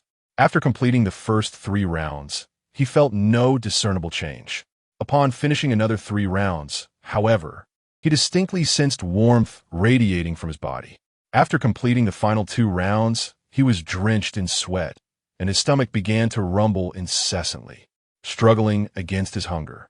He carefully assessed his body's strength, realizing it had subtly increased compared to before. This revelation exhilarated him, suggesting that over the past month, he had accumulated energy that could be transformed into strength through the practice of these 8 forms. This indicated a potential for greater strength, albeit a gradual process. Unless he were to acquire the blood of a ferocious beast over a century old, preferably one that had attained sentience, his hunger continued to protest loudly. Reluctantly, Lin Yi dressed and dashed out of the house. At the entrance of the community, he first ordered 10 takeout portions from a noodle shop. He then visited a bun shop, where he purchased all that remained. Afterward, he went to a braised meat shop and took the last 20 pounds of braised pig heads and trotters. It was not that Lin Yi preferred not to eat out. Rather, he feared alarming others. In the event someone recorded a video of him, he dreaded the possibility of being captured and analyzed. Upon returning home, he devoured his meal ravenously, and it was not until half an hour later that he felt a sense of fullness return. The food he had brought back had been completely consumed. After disposing of the trash downstairs, Lin Yi returned and practiced the first 8 forms again, but still felt no change. This reaffirmed his earlier thoughts. He resolved to practice each month going forward. After this exhaustive endeavor, Lin Yi realized one pressing issue. He could not fall asleep. Chapter 64, A Return to Strength. The body of the sun had undergone yet another enhancement. Lin Yi felt that unless he released his pent-up energy tonight, sleep would elude him. He was reluctant to enter the guest room.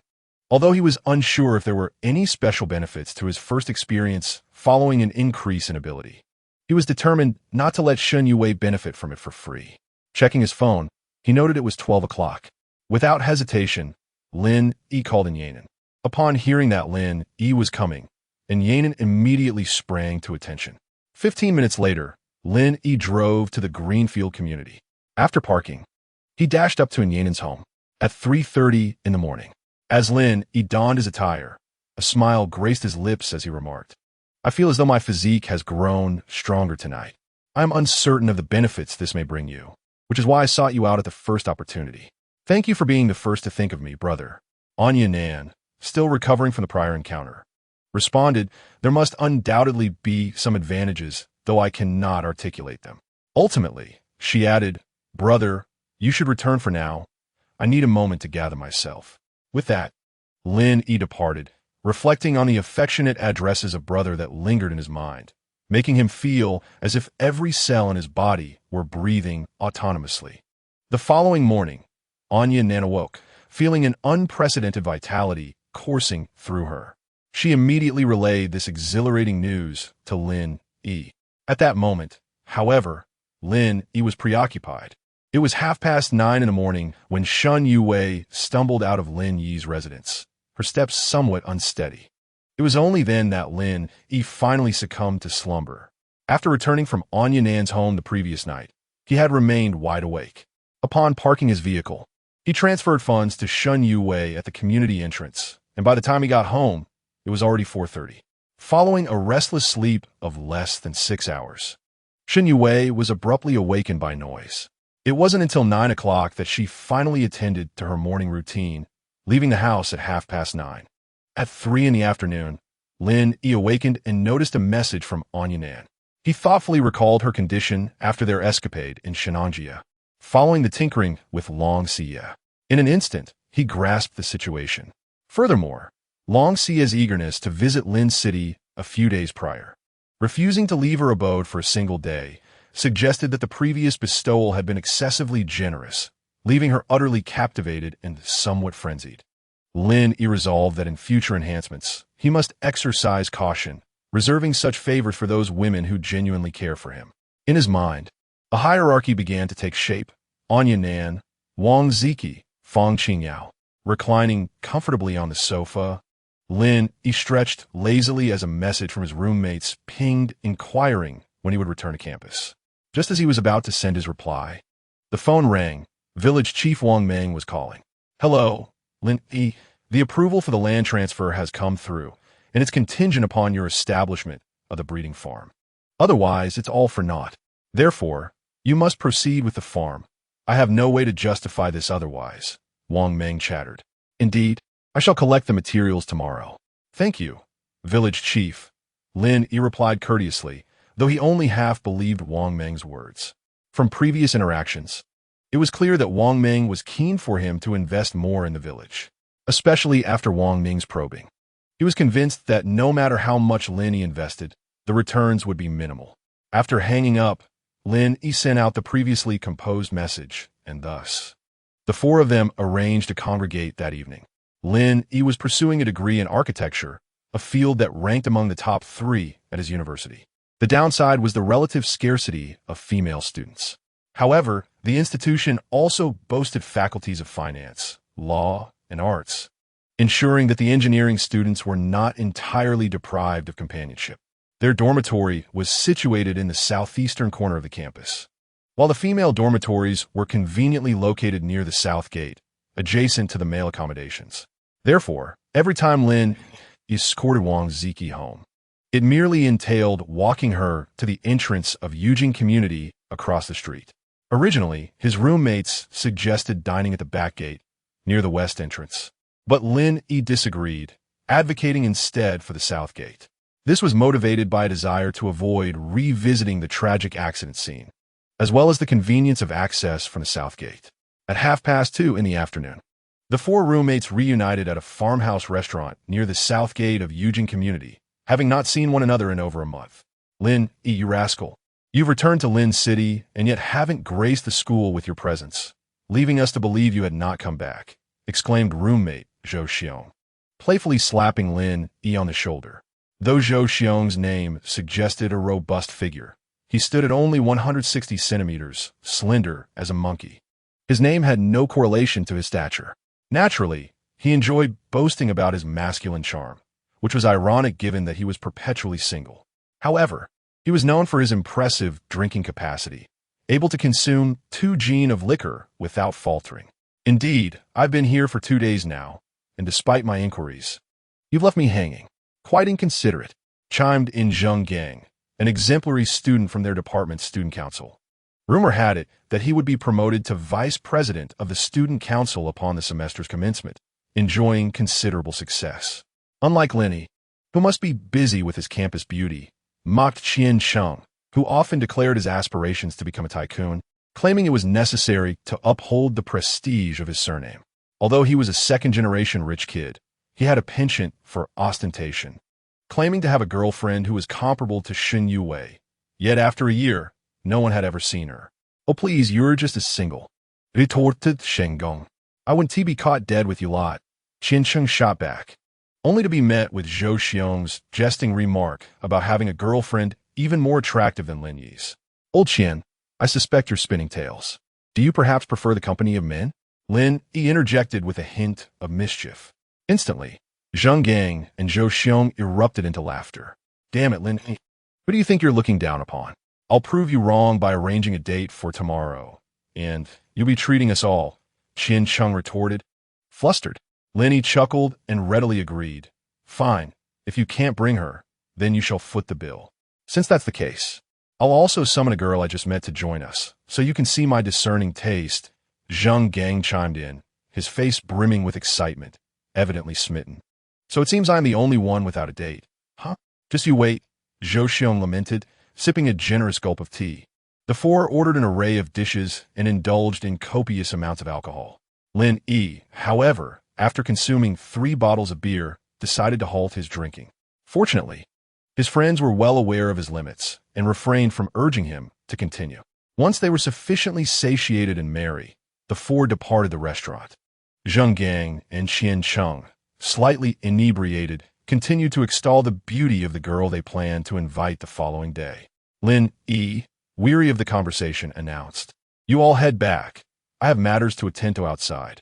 He hesitated to disclose that he had rented a place, fearing that these intoxicated companions might wish to visit, and that Wang Ziki might be present inside, an explanation he could scarcely bear to contemplate. As he made his way back, he discerned a familiar figure ahead and quickened his pace, wrapping his arms around the person from behind. Wang Ziki nearly gasped in surprise when she turned around to find Lin Yi. She then became as compliant as a fawn, allowing him to make his advances. It was 1 o'clock in the morning. Wang Ziki fought against her drowsiness and softly said, I'll be here for the next 2 days, but once school starts, I want to be coming over regularly. Lin Yi chuckled and inquired, What if I miss you? You can come over on weekends, she replied, her cheeks, which were already flushed, deepening in color. Lin Yi understood her concerns. She worried about being discovered by her roommates if she frequently visited. Ah, that girl. Though her heart yearned for connection, she was perpetually plagued by anxieties. Lin Yi neither opposed nor supported her decision, but he was confident that soon enough, Wang Ziki would alter her perspective. Early the next morning, Lin Yi rose before dawn. At 9:30, he arrived punctually at the Chunjiang Village Committee. Upon seeing Lin Yi's brand new Audi A4, Wang Ming inwardly cursed him as a shameless man. In his eyes, Lin Yi must have been supported by the woman who drove the Porsche. Otherwise, it was inconceivable that he could afford such a vehicle. Given the substantial expenses incurred in land transactions, Lin Yi remained unfazed by Wang Ming's expression and politely offered him a pack of cigarettes, saying, Village Chief, thank you for your hard work. Wang Ming handed Lin Yi a stack of documents and then asked, When do you plan to commence construction on your breeding farm? The higher-ups are quite interested and intend to send someone to assist with the design. Lin Yi had researched the necessary procedures for building a breeding farm and was aware of the essential facilities required, such as pollution control systems. The offer of technical support from above was a boon he welcomed wholeheartedly. His intention was to enhance the value of the original woodland, enabling him to seek a greater compensation later. However, he had no genuine plans to engage in breeding. "Thank you for arranging it, village chief," Lin Yi replied with a smile. "Since school starts tomorrow, perhaps we could aim for next weekend." After all, the resolution to designate Chunjiang village as a high-tech development zone had only been confirmed and announced at the end of November. In his previous life, Lin Yi had been away and didn't receive this news until January of the following year. Therefore, as long as he completed the construction of the breeding site by mid-November and brought in a few cattle, he would be set. "All right, I will make the arrangements." Wang Ming promptly agreed. "I'll take my leave now." Lin Yi turned to enter his car, but Wang Ming called out to him once more, hesitating as if he had something to say. "Lin Yi, about Shanshan." Wang Ming stammered. "What about Shanshan?" Lin Yi furrowed his brow. "Oh, it's nothing." Wang Ming quickly reassured him, instantly grasping the situation from Lin Yi's expression. "I'll take my leave now." Lin Yi settled into his car and smiled. The mention of Wang Shanshan reminded him of her previous assertion that she would seek him out. Wang Ming was evidently probing, concerned about any potential relationship between his daughter and Lin Yi. However, it was worth noting that Wang Shanshan had mentioned coming to find him before school started, and with classes commencing tomorrow, her absence was notable. Moreover, it appeared she had already departed for Lin City, not remaining in the village. At that moment, Lin Yi recalled that September 1st fell on a Saturday, with classes officially starting on the 3rd. The school required students to return on the 1st to help them settle in and avoid disruptions to the new term. Conversely, the normal university commenced classes on the 3rd, only asking student council members to arrive early. With this realization, Lin Yi couldn't help but smile. No wonder Fang Qingyao had mentioned returning a week early. She indeed had. It was merely his miscalculation of the timeline. Lin Yi did not rush back to Lin City, but instead checked the progress of his house's construction. In just 5 or 6 days, the foundation had been laid, and 2 workers were busy with the first floor bricks. Lin Yi was quite satisfied with this progress. Since he lacked the time to supervise, he had purchased the materials and entrusted the project to Wang Laowu, which proved to be a convenient and efficient solution. After all, Lin Yi's construction requirements were deemed substandard by the experienced Wang Laowu. Ultimately, Wang Laowu made several suggestions, but Lin Yi paid them no heed. In the end, unable to argue against the one financing the project, Wang Laowu had no choice but to acquiesce. Consequently, the project cost was quite reasonable, totaling just over 50,000 yuan, and Lin Yi generously paid 60,000 yuan. Thus, the construction of the 6-story building with an area of 150 square meters cost him merely 150,000 yuan. Upon returning to Lin City, and considering that Wang Ziki would be moving back to school, Lin Yi specifically visited the supermarket to buy a plethora of groceries to bring home. The two spent over an hour in the kitchen preparing a sumptuous dinner. At 5 o'clock, they sat down to eat. However, by 6 o'clock, Lin Yi's phone began ringing incessantly. "If you have something to attend to, go ahead." "We've just finished eating," Wang Ziki said thoughtfully, noticing that Lin Yi was ignoring his calls. "It's nothing urgent. I can go a bit later. It's my roommates," Lin Yi replied, smiling as he answered the call and switched to speaker mode. "Where have you been? Are you afraid of losing and don't want to treat us to dinner?" Qian Sheng shouted from the other end of the line. Lin Yi shook his head in exasperation at Wang Ziki and responded, "What's the rush? I'm tied up with something. I'll be there in 20 minutes. Make sure to bring some cash." Qian Sheng laughed heartily before hanging up. Lin Yi had not given yesterday's bet much thought. If Qian Sheng did bring his girlfriend, he would genuinely be happy for him. After all, it was just a meal, something he could easily afford. "You should go. I'll clean up," Wang Ziki said kindly. Lin Yi gently ruffled her hair and replied, "You're a gem. I'll be back soon." Chapter 66. As long as the figure is right. At the farmhouse restaurant, Lin Yi pushed open the door to the private room of Ting Zhuxian. "Lin Yi, I thought you were going to bail on us," Qian Sheng remarked smugly upon seeing Lin Yi enter. Lin Yi retorted with disdain, "Do I look like that kind of person?" However, as soon as he spoke, His gaze inadvertently landed on the girl sitting beside Qiancheng. His eyes lingered momentarily before he discreetly averted them. From the moment Lin Yi stepped in, the girl had her gaze locked onto him. Lin Yi, sit here, Zhou Xiong called out, gesturing to the seat next to him. Why didn't you bring someone with you? Lin Yi chuckled lightly and made his way to the seat by the door, intentionally leaving a space between himself and Zhou Xiong for the waitstaff to serve. As he glanced over at Zheng Gang, he noticed that he too had a beautiful woman by his side, though Lin Yi did not recognize her. Lin Yi, that's excessive. I am wholeheartedly devoted to my studies and shall not entertain the notion of romance for the time being, Zhou Xiong proclaimed unabashedly. Sigh. In an instant, Lin Yi and Zheng Gang emitted disdainful sounds simultaneously. Oh, so you excel in your studies? Zheng Gang chuckled derisively, filled with scorn. In reality, Zhou Xiong's academic performance was the poorest amongst them, having failed several subjects last semester. Zhou Xiong's face darkened, though his complexion was already somewhat dusky, rendering it less conspicuous. All right, Lin Yi, allow me to introduce you. This is my friend, Fang Qingyao, from the Normal University. Qiancheng's face beamed with pride, as if the terms friend and girlfriend were interchangeable. Lin Yi couldn't help but feel a wave of exasperation. Was an introduction truly necessary? He and Fang Qingyao were well-acquainted friends, their relationship far from ordinary. Observing Qiancheng's smug demeanor, Lin Yi found himself at a loss for words. Lin Yi, I truly did not expect to encounter you here, Fang Qingyao remarked, sensing Lin Yi's discomfort and taking the initiative to speak. Upon hearing her words, Qiancheng was instantly taken aback, while Zheng Gang and Zhou Xiong wore equally astonished expressions. What is going on? Do they know each other? Lin Yi could only muster a forced smile. Qingyao, what a coincidence. Qingyao, such an intimate form of address. Qiancheng fixated his gaze on Lin Yi, his mind swirling with questions, a multitude of inquiries flashing through his thoughts. He himself would never dare to address Fang Qingyao so intimately.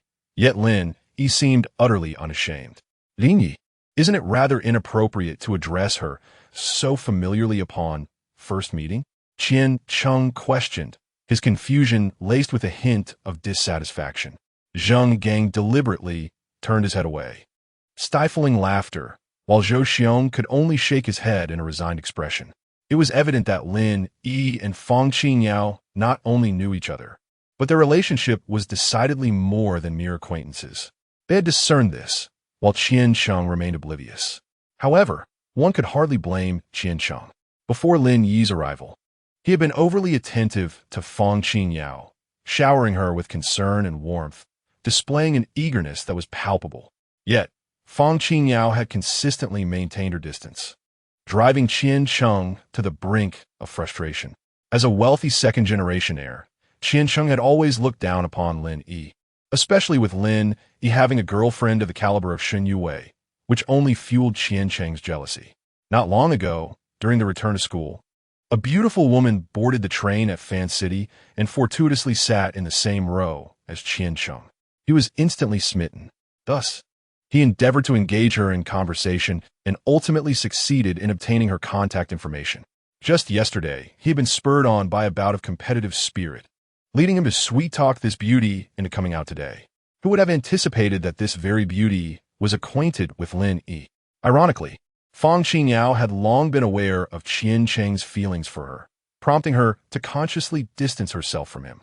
When disembarking from the train, Qiancheng, caught unawares by a sudden urge, could not wait for Fang Qingyao, who was eager to reunite with Lin Yi. Consequently, he missed the sight of Lin Yi embracing Fang Qingyao at the exit. Had he witnessed that scene, the current predicament would have been entirely averted. Lin Yi, upon hearing Qiancheng's words, felt a wave of incredulity wash over him. He wished he could somehow shake some sense into this hopeless individual. Of all people, he had to pursue his own woman. All right then, let's raise a glass first. Zheng Gang, perceptive as ever, since the atmosphere had grown tense, and promptly lifted his cup. Zhou Xiong quickly echoed, I am parched. Let's have a drink first. Except for the two ladies. The men all raised their cups and drank in unison. After finishing, Zheng Gang eagerly introduced Lin Yi. This is Ouyang Shireen, a third-year senior from the College of Arts. Hello. Lin Yi greeted politely. Ouyang Shireen possessed a strikingly mature visage. Her tall stature and alluring curves accentuated her charm, and her smile radiated an intoxicating allure, exuding femininity. She perfectly embodied the adage, as long as one has the right figure, clothing merely serves as embellishment. With striking beauty, anything worn becomes top tier. Fang Qingyao was already recognized as a top-tier beauty, yet Ouyang Shireen, seated beside her, held her own, perhaps even surpassing. It was no wonder Zheng Gang was so cautious in her presence, utterly defenseless, his grin stretching to the roots of his ears. Hello. Ouyang Shireen responded with a smile, her voice tinged with a unique magnetism. This reminded Lin Yi of Yanan, whose gentle calls of brother left a lingering impression. Sheng Gong scrutinized Lin Yi closely, his eyes betraying a hint of anxiety. Fearing Lin Yi might have some prior acquaintance with Ouyang Shireen. Fortunately, Lin Yi exhibited no signs of familiarity or discomfort, allowing Zheng Gang to breathe a sigh of relief. After several rounds of drinks, Fang Qingyao remained silent, her mood seemingly subdued. Meanwhile, Qian Cheng, like a sycophant, busily served her dishes and poured her drinks. Fang Qingyao declined all his offerings. Lin Yi observed silently, choosing not to intervene. It was instead Ouyang Shireen who broke her previous quiet demeanor, frequently toasting to others. Although Zheng Gang had transformed into an eager attendant, Ouyang Shireen did not refuse him either. Eventually, Ouyang Shireen addressed Zhou Xiong, saying, "Let us exchange contact information. I can introduce you to a girlfriend later." Upon hearing this, Zhou Xiong eagerly downed a large cup and promptly opened WeChat to scan her code. Subsequently, Ouyang Shireen also exchanged contact information with Fang Qingyao. She then requested to add Qian Cheng, who politely declined. Ouyang Shireen jokingly remarked, "I understand. You truly are a good man." To his surprise, Qian Cheng's face flushed at her words. Then, Ouyang Shireen called out to Lin Yi, "Junior, let us add each other as well." There was no particular reason behind her action. It felt more like a desire to make another friend. Lin Yi glanced at Zheng Gang, noting his lack of objection, and the two ultimately exchanged contact information. Among the four of them, Lin Yi was the tallest and most handsome, followed by Qian Cheng and Zheng Gang, with Zhou Xiong at the rear. Thus, Zheng Gang felt a twinge of caution regarding Ouyang Shireen's decision to add Lin Yi. Chapter 67. Stirring up a hornet's nest. Their meal stretched over an hour and a half. After dining, Qian Cheng proposed heading to KTV for some entertainment. Zheng Gang was the first to raise his hand in support, and Ouyang Shireen followed suit, expressing her agreement. However, Fang Qingyao insisted on returning to campus, which sent Qian Cheng into a frenzy as he desperately flattered and persuaded her. Eventually, Fang Qingyao reluctantly agreed. Zhou Xiong, observing the situation, realized that he had no choice but to attend. The intentions of his two roommates were glaringly evident. Not attending would be akin to undermining their plans. Thus, he readily agreed to go, assuming the role of a third wheel. Lin Yi, however, remained indifferent to the dynamics, stating, "I have some matters to attend to. You all go ahead. If you head to Blue Moon KTV, just mention my name, and they will arrange a private room for you." The moment Lin Yi uttered these words, it was as if he had stirred a hornet's nest. No sooner had he finished speaking than Fang Qingyao immediately declared, "I still want to go. I'm not good at singing." This sent Qian Cheng into a flustered panic. His suggestion to visit the KTV was merely a ruse to spend more time with Fang Qingyao, was it not? If she declined to go, then what purpose would it serve for him to attend? "Qingyao, let's go. We'll sing for a while and then return," Qian Cheng implored, almost instinctively grasping Fang Qingyao's arm, affectionately addressing her as Qingyao. Fang Qingyao discreetly cast a glance at Lin Yi before resolutely shaking her head. The situation escalated when Lin Shireen chimed in, "Then I won't go either." Zheng Gang was bewildered. What was happening? He quickly urged, "Well, Shireen, you should go. Classes haven't started yet. It would be a good way to unwind." Yet, Ouyang Shireen simply shook her head in refusal. Zhou Xiong was the first to discern the underlying issue and exclaimed, "Lin Yi." This call snapped the flustered Qian Cheng and Zheng Gang back to attention, both turning their gaze toward Lin Yi. The sudden withdrawal of two beautiful ladies from the KTV visit coincided with Lin Yi's own reluctance to attend. Could it be that their hopes were not merely figments of their imagination?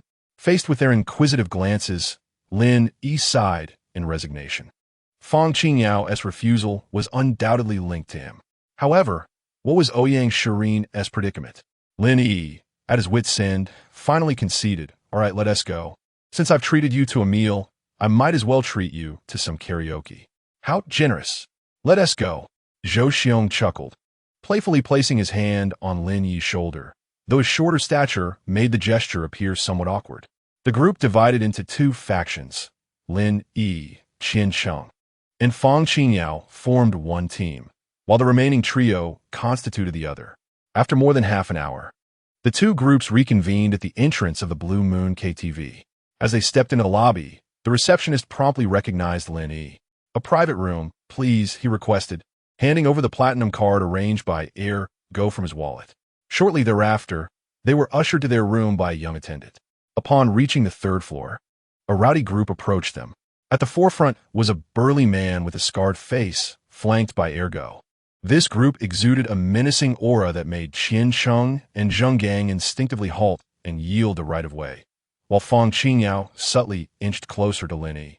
He remained stationary, but Zhou Xiong, quick on his feet, reached out to pull Lin Yi aside.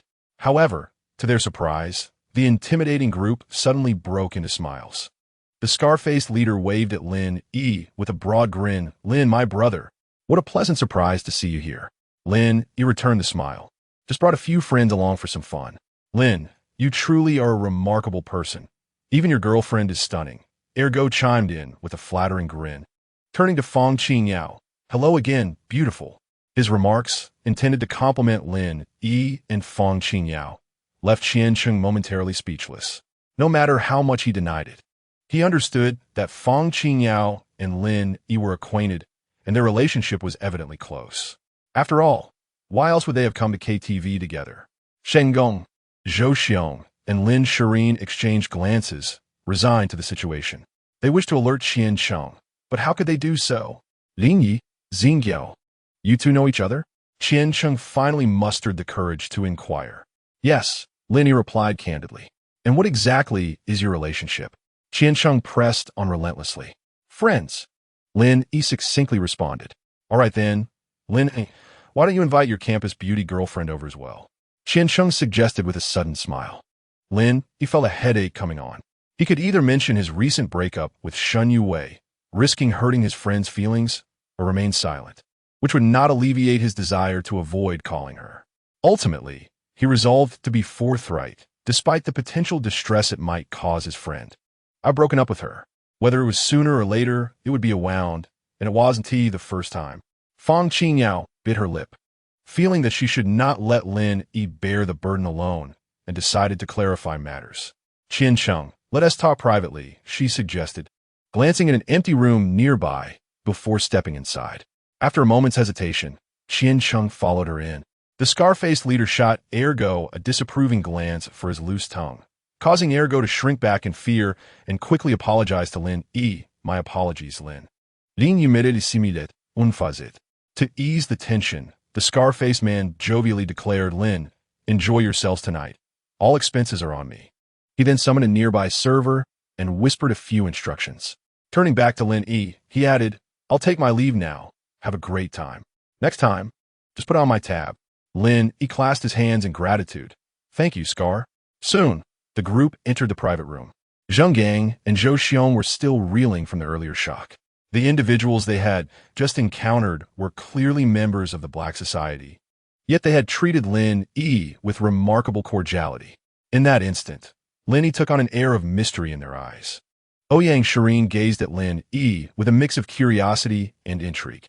Before long, the server delivered beers, snacks, and fruit platters, filling both tables to the brim. Their certainty that Lin Yi possessed an unknown background deepened, yet their curiosity remained unvoiced. A few minutes later, Fang Qingyao re-entered, her complexion considerably brighter and her demeanor significantly more relaxed. Half a minute later, Qiancheng entered with a darkened expression. Upon entering, he seized 2 cans of beer. Handing one to Lin Yi, you cover the meal, so I'll take care of the KTV expenses. He shot Lin Yi a fierce glare before downing the beer in one go. Clearly, he had lost yesterday's bet. Aware of Qian Cheng's displeasure after learning some truths, Lin Yi joined him in consuming a bottle. However, just as Qian Cheng finished, Zhou Xiong chimed in cheekily, "Qian Cheng, the expenses here have already been covered by that Scar guy. You might as well return the meal money to Lin Yi." Qian Cheng nearly exploded with rage at this revelation, wanting nothing more than to punch Zhou Xiong. "You talk too much. Just drink." Uncertain of how much he had consumed, Qian Cheng ultimately found himself carried home by Zhou Xiong. Zheng Gang offered to escort Ouyang Shireen back, but she politely declined. Lin Yi took it upon himself to return Fong Qingyao to the university. Yet, upon arriving at the entrance of Shida, Fong Qingyao adamantly refused to go inside. She had returned to Lin City early solely to spend more time with Lin Yi. Unexpectedly, after spending an afternoon in leisure, she found herself disturbed that evening by her predatory roommates. In the ensuing days, she could not catch a glimpse of Lin Yi. Coupled with the misunderstanding that transpired tonight, Fong Qingyao was determined to have a private conversation with Lin Yi. "Lin Yi, I refuse to go back. I want to plant strawberries with you," she implored, her gaze brimming with hope. Lin Yi glanced at his phone, noting the time. It was already 10:30. Swayed by Fong Qingyao's yearning eyes, he ultimately yielded. Searching for a nearby hotel, Lin Yi and Fong Qingyao entered a room, where her eyes reddened with emotion. "Lin Yi, tonight was truly a misunderstanding. I had no idea that Qian Cheng was your roommate. I met him on a train back, and he asked me to help him play a prank on his roommate. Since he's also from my hometown, I agreed. I never anticipated that the roommate he mentioned would be you." Lin Yi chuckled softly, gently ruffling her hair as he reassured her. "How could I possibly blame you? Now let us indulge in some clandestine activities." Fong Qingyao let out a delicate laugh. Life is not merely about the mundane. It is also filled with it. 2 hours later, as Lin Yi dressed, he instructed, "Get up. It's time to head back." "Where to?" Fong Qingyao, reclining against the headboard, inquired softly. "To my rented place. I promised someone I would return." "Oh, very well," she acquiesced, then murmured, "No wonder you were in such a hurry today." Lin Yi frowned. "How dare you speak of me? You've done so several times already. Is that not sufficient?" "I was merely comparing your recent timings," Fong Qingyao defended, her cheeks flushed. "Goodness, what a tiresome woman." Lin Yi conceded defeat. Upon their return to the Yujing community, Fong Qingyao suddenly remembered to ask, "Is anyone home?" "Yes, a friend," he replied, realizing there was indeed someone present. She felt a surge of joy at Lin Yi's willingness to bring her to his rented abode, signifying his trust in her. At 1 a.m, Lin Yi finally returned home with Fong Qingyao.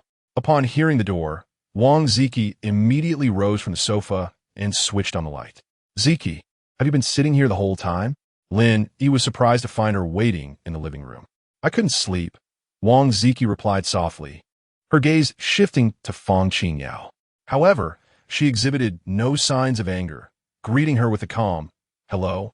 "Hello," Fong Qingyao responded, feeling guilty. She had only just learned of Lin Yi's girlfriend, and he had claimed they had broken up. Upon seeing Wang Ziki, her first instinct was to assume she was Lin Yi's girlfriend. It appeared that their relationship had not truly ended, as their conversation suggested, and Fong Qingyao felt somewhat uneasy. "Qingyao, you can stay in this room tonight," Lin Yi said, pointing to the room previously occupied by Shen Yue. Fong Qingyao nodded quickly and hurried into the room, shutting the door behind her. Lin Yi shook his head in exasperation, while Wang Ziki quietly entered Lin Yi's room, firmly believing that tonight rightfully belonged to her, regardless of Fong Qingyao's presence. Lin Yi turned off the living room light and followed her into the bedroom. At 3:30 a.m, Wang Ziki finally fell into a deep slumber, while Fong Qingyao in the adjacent room also succumbed to sleep. Lin Yi was not concerned that Fong Qingyao would leave him. After all, she was aware of the stories involving her predatory roommates. Wang Ziki also understood the transactional nature of her relationship with Shen Yue. Both women had tacitly acknowledged Lin Yi's involvement with others, yet they remained unaware of their respective positions in his heart, which was the source of their greatest concern. The following morning, the campus of Linda buzzed with activity. as welcoming committees prepared for the arrival of new students. It was not until 11 that Wang Ziki and Fang Qingyao awoke at their leisure. They both rose simultaneously, exiting their respective rooms, exchanging a glance that spoke volumes of unspoken awkwardness. After a brief nod, they retreated to separate washrooms. "Are you ready? It's time to eat." Lin Yi called out from the dining room. "Coming." To their surprise, both responded in unison, pausing for a moment in astonishment before quietly taking their seats at the table. Lin Yi chuckled heartily. "Why don't you two introduce yourselves?" Wang Ziki, with her typically cool demeanor, spoke first. "I'm Wang Ziki, a junior. I've watched Lin Yi grow since childhood." Lin Yi felt a sudden tightening in his chest, as if being scrutinized. It was unexpected for Wang Ziki to make such a statement. Fang Qingyao stifled a laugh, easing the tension in the air. Lin Yi frowned. "Is that an appropriate introduction?" "I merely stated the truth," Wang Ziki replied nonchalantly. "If you're bold enough, come back tonight, and I'll make you call me brother." It seemed that they were all too familiar with one another, and Lin Yi realized that this threat had lost its effectiveness. They had already addressed each other that way before. Fang Qingyao laughed heartily, finally composing herself to introduce herself. "I'm Fang Qingyao, a student from Shida, also a junior. I met Lin Yi on the train during the summer vacation. We are quite familiar with one another." Upon hearing this, Lin Yi was thoroughly impressed. Each of them was a good girl, yet their paths had intertwined with in unexpected ways. "You are welcome to come here anytime. I generally return only on weekends," Lin Yi said, indicating that Fang Qingyao held a significant place in his heart. Wang Ziki, meanwhile, endeavored to reconcile with the current situation.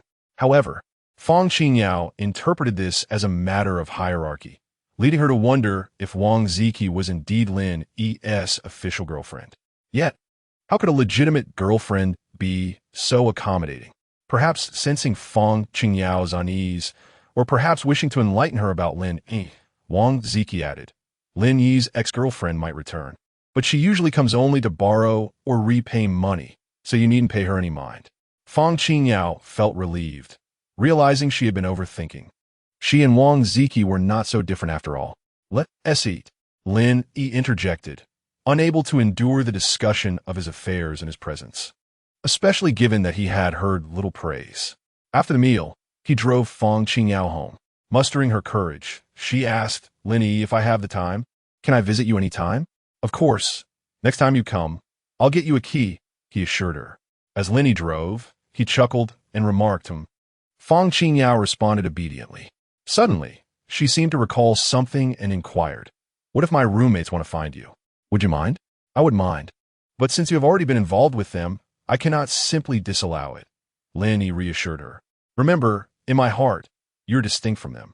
If they truly wish to contact me, let them do so directly. You need not act as an intermediary." "All right." Fang Qingyao felt a sense of comfort. Although Lin Yi's words were somewhat indirect, they nonetheless indicated her significance in his heart. As for her three roommates, they were merely a fleeting distraction for him.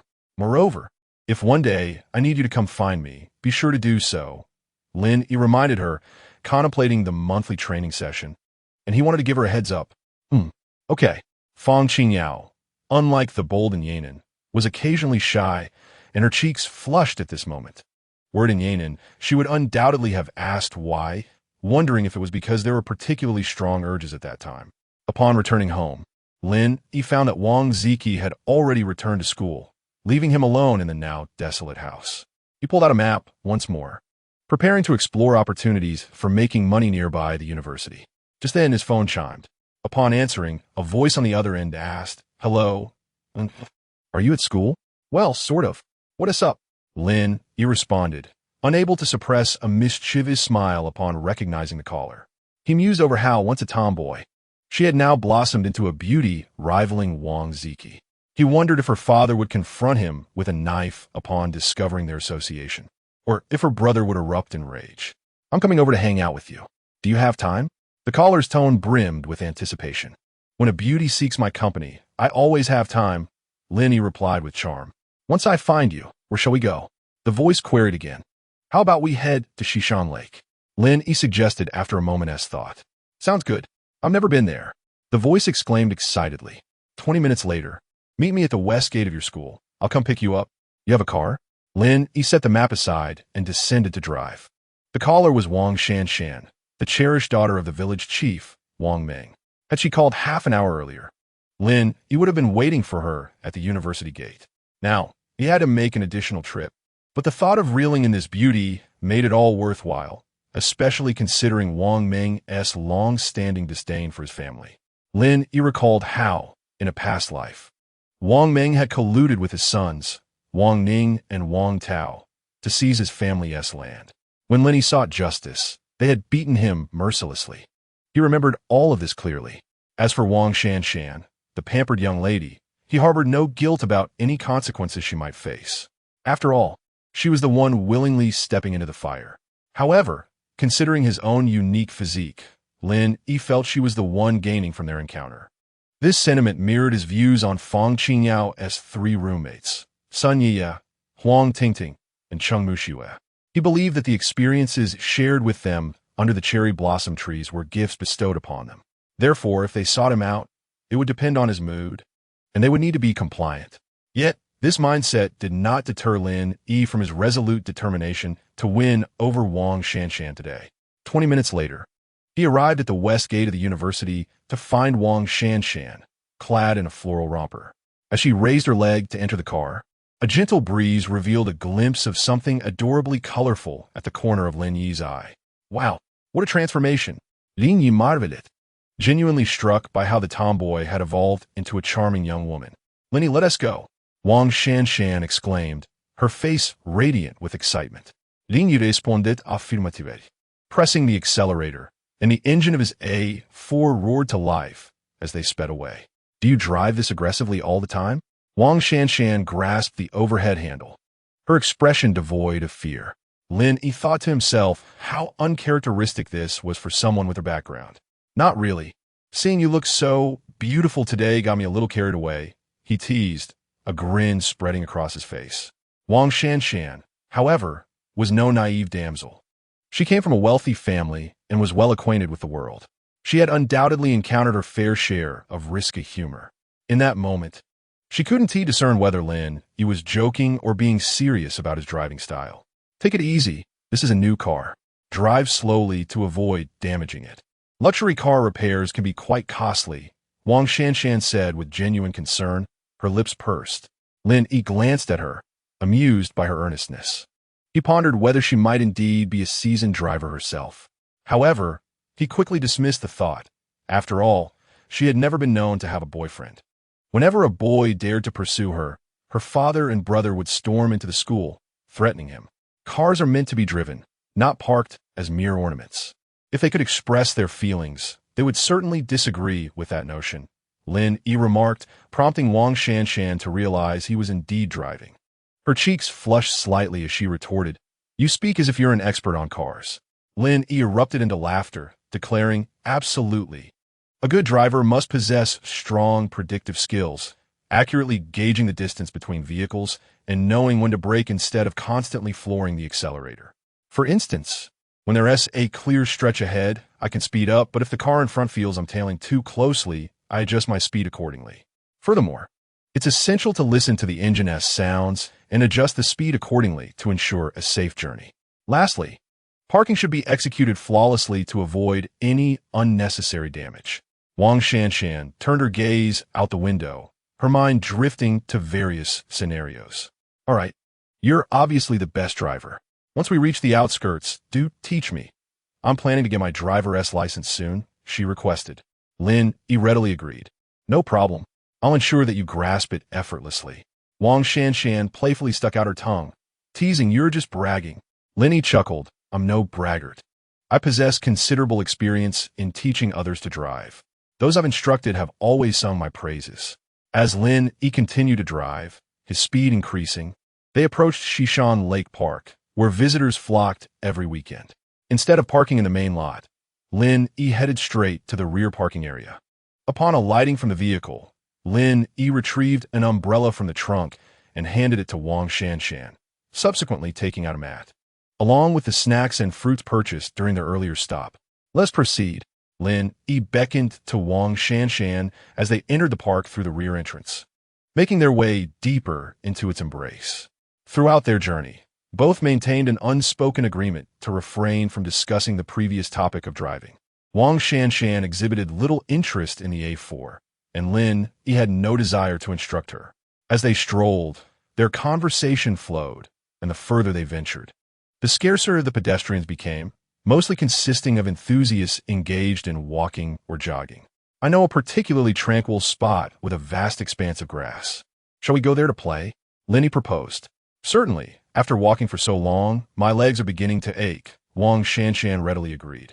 Lin Yi recalled a prior visit with some roommates, where, not far ahead, he had suddenly felt the urge to relieve himself and had darted into the nearby thicket.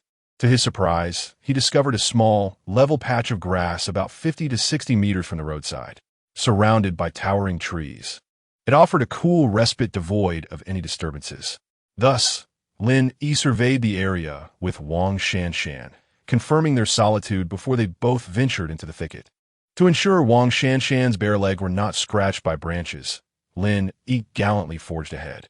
After approximately 5 minutes, a modest lawn of several square meters revealed itself. The grass was knee-high, and even without a camping mat, lying down would be quite comfortable. However, considering Wang Shanshan's attire, Lin Yi thoughtfully laid down the mat before placing the snacks and fruits on the grass, then sprawled out comfortably. Wang Shanshan hesitated momentarily before removing her shoes and gingerly stepping onto the mat. It was just large enough for the two of them to lie side by side. Thus, when Wang Shanshan sat down, she found herself nearly pressed against Lin Yi.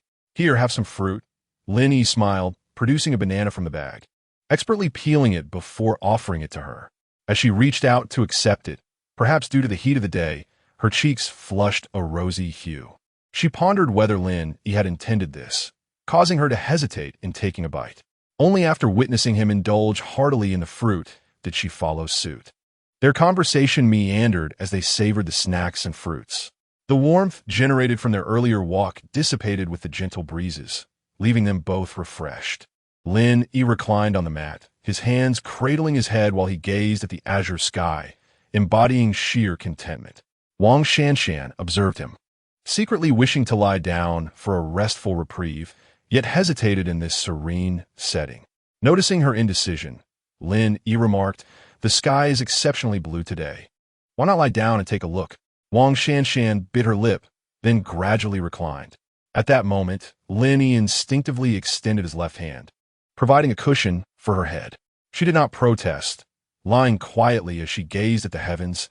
It truly is quite blue. Do you think a plane might fly by? Do you still, like in your childhood, wish to bring it down when you see one? Lin Yi chuckled at her inquiry. Wang Shanshan playfully stuck out her tongue, recalling those innocent days. That was a long time ago. I've grown up now and know it's impossible. Just then, a light breeze swept by, ruffling their surroundings, yet Wang Shanshan remained oblivious, perhaps feigning ignorance. Lin Yi too pretended not to notice, silently acknowledging Wang Shanshan's affluent background. Although he was merely 19, far from the age of maturity, he understood the importance of respect and the essence of propriety. With utmost seriousness, he began to jest. If you wish to learn driving, you must start with the theoretical knowledge. Allow me to teach you now. What does that sound? Sure. 2.5 hours slipped by unnoticed as the sun began its descent, the calls of birds in the forest growing more pronounced. A gentle breeze caressed them, causing the foxtail grassland he had been chewing to sway. This wind feels delightful, he mused, wiping the beads of sweat from his forehead, contemplating the discomfort of enduring 30-degree heat without air conditioning in the car. Beside him, Wang Shanshan was noticeably damp from the heat, her perspiration soaking the mat beneath her. You know, I never expected you to be so reliable. I thought you were just all talk, she said, her face glistening with sweat, rendering her all the more enchanting. Lin Yi laughed heartily. Of course, my abilities are second to none. I am indeed quite dependable. Upon hearing this, Wang Shanshan recognized his playful banter and rolled her eyes. I've experienced that firsthand. You possess quite the wealth of theoretical knowledge. I almost mistook you for an experienced driver, Lin Yi teased, recalling the romantic thicket at school. You are the true expert. I was merely curious, she countered. However, your capacity for learning is commendable and worthy of praise. Oh, please, Wang Shanshan retorted, her playful scolding lacking in vigor. Lin Yi then mused that Wang Shanshan, driven by her curiosity, had begun to practice various techniques, as if awakening a latent talent within her. He was left utterly astounded, realizing she would undoubtedly become an extraordinary individual in the future. He believed that such a remarkable woman would be hard for any man to handle, and even if she were to marry one day, she would always remember Lin Yi's kindness. After resting for half an hour, they replenished their energy with more snacks and fruits before preparing to return to school. As they departed, Lin Yi casually tossed the mat aside, securing it with a stone. He did not wish to wash it, considering it might come in handy for future outings. Lin Yi, I would like to return next time, Wang Shanshan expressed as they reached the west gate of the university. Glancing at him with reluctance, Lin Yi shook his head. It's far too hot. Let us find a place with air conditioning. He genuinely wished to avoid enduring the discomfort again, unless accompanied by someone else. All right, I'm leaving now. I'll reach out to you in a few days, she stated before swiftly exiting the vehicle and shutting the door behind her. Lin Yi nodded, pressing the accelerator to the floor as he drove off with effortless grace. As he drove, Lin Yi sang along to the radio, his heart buoyed by an indescribable joy. For him, the mutual affection shared with Wang Shanshan was a source of delight, devoid of any sense of guilt. Moreover, it imparted a certain satisfaction akin to vengeance. Yet, the thought of revenge reminded him of how long it had been since he had summoned Shennongjia. Thus, he sent her a message inviting her over. Upon receiving the message, Shennongjia felt a surge of inexplicable excitement and anticipation. After informing Li Kaifeng, she returned to school, meticulously preparing herself before making her way to the Eugene community. Li Kaifeng felt a mix of emotions. She often realized that whenever Shennongjia said she was returning to school for a night's rest, it was invariably due to Lin Yi's invitation. With only 2 more treatments before her discharge, she yearned for a private encounter with Lin Yi to discern the true nature of their situation. Meanwhile, Lin Yi had already returned home, taking a refreshing shower before lounging in his shorts on the sofa, once again perusing the map. Lin University completely occupied a substantial area at the intersection of 4 main roads, each leading to one of its 4 grand entrances. The eastern entrance served as the main gate, directly facing not a residential area, but rather an expansive park. In contrast, the northern and southern gates faced residential neighborhoods, flanked by a row of restaurants, internet cafes, and various entertainment venues across the street. To the west, one side of the entrance was home to the driving school owned by the affluent Zhou Tong, while the other half was an open space, roughly a dozen acres in size. This area was subdivided into smaller plots, cultivated with a diverse array of vegetables. Lin Yi gently tapped the map with his finger, his mind racing with thoughts. Lin University was situated to the north of Lin City, adjacent to the 4th Ring Road. In 2012, Lin City had developed commendably within the confines of the 4th Ring, while the areas beyond were relatively desolate. True progress would not emerge until a year or 2 later, when the government encouraged farmers to relocate to the city and introduced various incentives. This, coupled with an influx of wealthy individuals from lower-tier cities seeking to invest in Lin City, culminated in significant development, with high-rises beginning to populate the outskirts of the 4th Ring. Hence, Lin Yi was not at all surprised by the expanse of vacant land outside the Western Gate. Initially, Lin Yi contemplated calling Zhou Tong to inquire about the situation, but upon realizing he hadn't contacted her in several days and that she was unable to venture out at night, he opted to send her a message instead. Are you free this Sunday? Zhou Tong, lounging at home engrossed at her phone, was elated to receive Lin Yi's message. She desperately wished to convey that she was available not just this week, but for the next 2 weeks as well. Promptly, she replied, yes. However, after sending her message, she realized her misunderstanding of the punctuation. Sunday? ISNT that tomorrow? She had interpreted it as referring to a week away. Oh no. All right, let us meet tomorrow afternoon. Ultimately, Zhou Tong, upon reading Lin Yi's reply, felt a twinge of embarrassment at her own thoughts. The only consolation was that Lin Yi was not present to witness her flustered expression. After finalizing their plans, Lin Yi finally put away the map. Checking the time, he deduced that Shennongjia should be arriving shortly. Remembering that he had yet to eat, he texted her, "Please bring me back 2 servings of beef noodles from the entrance of the community." At that moment, Shennongjia was already in the elevator. Upon reading the message, she had to return downstairs to the community entrance to pick up 3 servings of noodles instead. Once they had satiated their appetites, the clock struck 7. Shennongjia, as was her custom, tidied the dining table before proceeding to take a shower. Throughout this entire time, the two had exchanged no words beyond the earlier message, existing in the same room like strangers. After watching television for a while, Lin Yi finally rose from the couch. Upon entering the room, his eyes widened in surprise.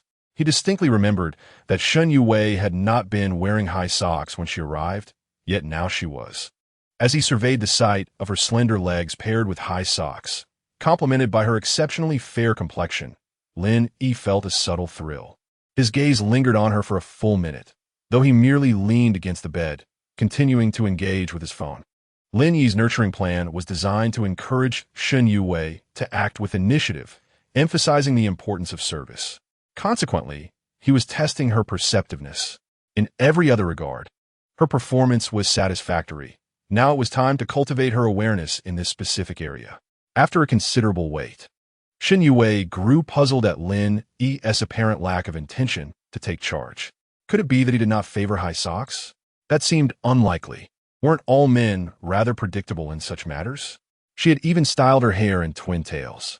Shennongjia pondered what she might have done wrong, but no clarity emerged from her thoughts. Suddenly, she recalled her previous visit when her exceptional performance had counted for double. This was partly owing to her proactive demeanor, as well as her attentiveness to tidying up and bathing. Was it possible, she wondered, that her current predicament stemmed from the very fact that she was here to repay a debt? Yet she did not bring it up, and Lin Yi remained silent. Would her trip be in vain? Finding a rationale for herself, she reflected on Chapter 72, Renovations and Originals. Observing the once proud campus beauty, Shennongjia bow her head in humility before him, her demeanor earnest, Lin Yi felt an indescribable sense of satisfaction swell within him. The thought of the students from the Business Administration Department discovering that their department's flower, one of Lin University's top 3, had humbled herself was almost amusing. He could envision their astonishment and ire. 4.5 hours later, the clock struck midnight. Lin Yi stepped out for a quick shower and returned his phone. Shennongjia, with a pleading tone, said, "Lin Yi, don't you feel any sympathy for me?" She attempted to garner a sliver of his compassion by feigning distress. However, Lin Yi was not so easily deceived by her contrived sorrow. "When you were driving, I didn't see you go below 120 kilometers per hour, he retorted coldly. "Enough with the act. Given your commendable performance today, let us subtract 2 from the total," he stated. Initially, Shennongjia had hoped for a deduction of 3. Considering her compliance and service-oriented approach, as well as the excessive duration of their encounter. However, Lin Yi's words dashed her hopes. "I'm not great with numbers. Could you remind me what my current total is?" Lin Yi asked, casting a sidelong glance at Shennongjia. 293. She replied. "Very well," Lin Yi muttered, his attention returning to his phone. Shennongjia, drained of energy, resorted to pleading, "Can I rest for another 10 minutes, please?" Lin Yi offered no response, continuing his phone activity. After 10 minutes, Shennongjia mustered enough strength to rise, and as she departed, Lin Yi could no longer suppress his smile. The following morning at 9:30, Lin Yi roused Shennongjia from her slumber in the adjacent room, expecting another opportunity to repay her debt. Shennongjia was taken aback when Lin Yi declared, "Get up, freshen up, and leave. I'm heading out." "Oh." Shennongjia felt a tinge of disappointment. She could not quite discern whether it was due to the missed chance to make amends or some other reason. At precisely 10 o'clock, Lin Yi arrived at the community entrance. On the roadside, Zhou Tong lowered her car window and excitedly called out to him. Lin Yi smiled and quickly approached her. Meanwhile, he mused whether Zhou Tong refrained from driving her Audi A4 due to the letter A it bore, opting instead for a Mercedes C-Class, perhaps to temporarily escape her own dilemmas. Yet upon reflection, That line of thinking seemed flawed. If that were the case, she might as well purchase a Mercedes G-Class. No. Better yet, she should buy two and alternate between them. Clearly, financial constraints played a role in this reasoning, Lin Yi concluded. Without needing any instruction from him, Zhou Tong drove to a hotel they had yet to visit. Lin Yi couldn't help but chuckle inwardly. If their escapades continued in this manner, in a few years, anyone examining his hotel records would find an overwhelming volume of evidence. However, Zhou Tong's exuberant voice truly was quite striking. If one were to consider renting an apartment, it would be inevitable for neighbors to occasionally drop by, expressing their concern. 2 hours later, Lin Yi extracted a throat lozenge from his pocket and handed it to Zhou Tong. Zhou Tong, her cheeks flushed, quickly accepted it and popped it in her mouth. To minimize disturbances to others, Lin Yi had recently instructed the front desk to allocate him the most secluded rooms, far from the reception area. Fortunately, during the daylight hours, this arrangement significantly mitigated any potential disruptions. After a considerable pause, estimating that Zhou Tong's throat might have improved, Lin Yi ventured, "Zhou Tong, why not consider renting an apartment of your own?" Upon hearing this, Zhou Tong sprang from her bed, excitement radiating from her as she eagerly inquired, "Are you suggesting that we live together? I need to tell my parents that I have a boyfriend." Lin Yi's forehead darkened at her response. What on earth was she implying? Even if he were to acknowledge someone as a girlfriend, it certainly wouldn't be Zhou Tong. He preferred those who possessed a Mercedes C-Class rather than merely driving one. To put it bluntly, his own assets surpassed hers. Moreover, considering Zhou Tong's vocal nature, the prospect of them being together raised concerns.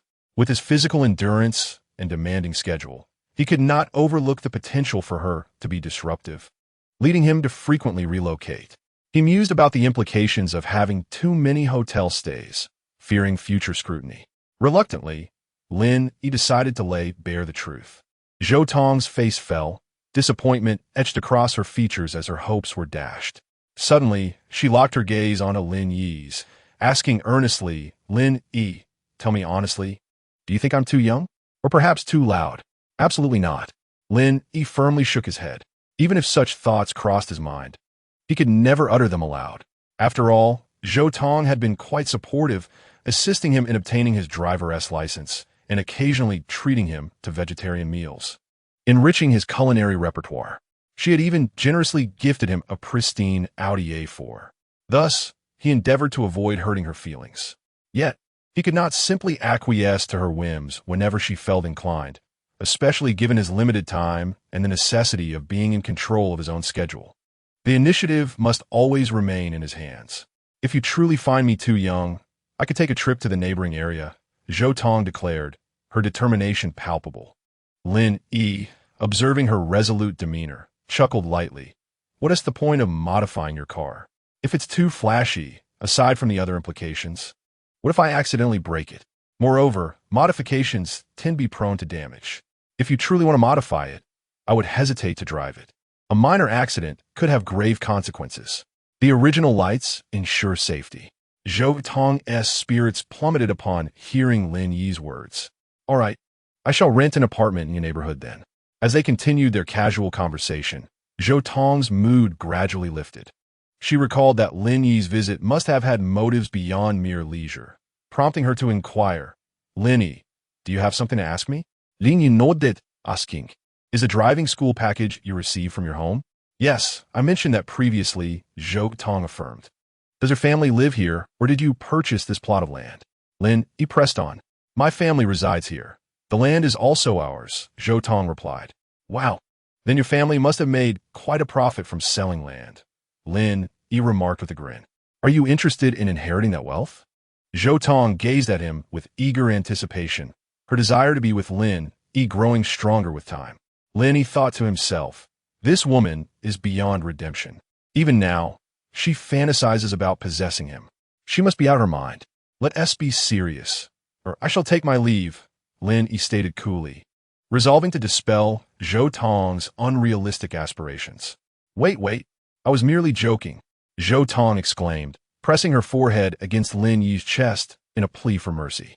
From the outset, Zhou Tong had been aware of their relationship, and her initial request had been simple. She merely wished for Lin Yi not to ignore her. However, as time passed, she found herself increasingly reliant on him. More accurately, she began to yearn for Lin Yi's abilities. Recently, she had visited the driving school less frequently, leaving her with more idle time, during which inappropriate thoughts had begun to surface, specifically, her desire for Lin Yi's constant company. Lin Yi's expression turned serious as he stated, "I'm not a good man. If you wish to continue following me, refrain from discussing matters that are irrelevant to our relationship." "Ah, I realize my mistake. I apologize," Zhou Tong replied, her eyes on the verge of tears, her voice laced with grievance. Lin Yi's words had effectively severed her dreams. While her mood soured, the idea of leaving Lin Yi felt impossible, leading her to suppress her disappointment. After a brief pause, Lin Yi addressed her directly. "May I ask you something? Is that vegetable patch next to your driving school your family's?" Zhou Tong pursed her lips and responded, "Brother, that doesn't seem to pertain to our earlier conversation." "Goodness." Lin Yi felt a flush of embarrassment wash over him. He feigned a stern demeanor. "Just answer the question. Why is there so much unnecessary chatter?" Zhou Tong found herself at a loss for words. This man, truly, alas, who could blame him for being the leader? "All right, I'll play the part of the victim," she replied. "That patch of land is half ours. A quarter belongs to my second uncle, and the remaining quarter is my third uncle's." "Has no developer approached you?" Lin Yi inweited. "Yes, but my father and his brothers believe that waiting a few more years will yield better returns. After selling other plots, they intend to keep this one."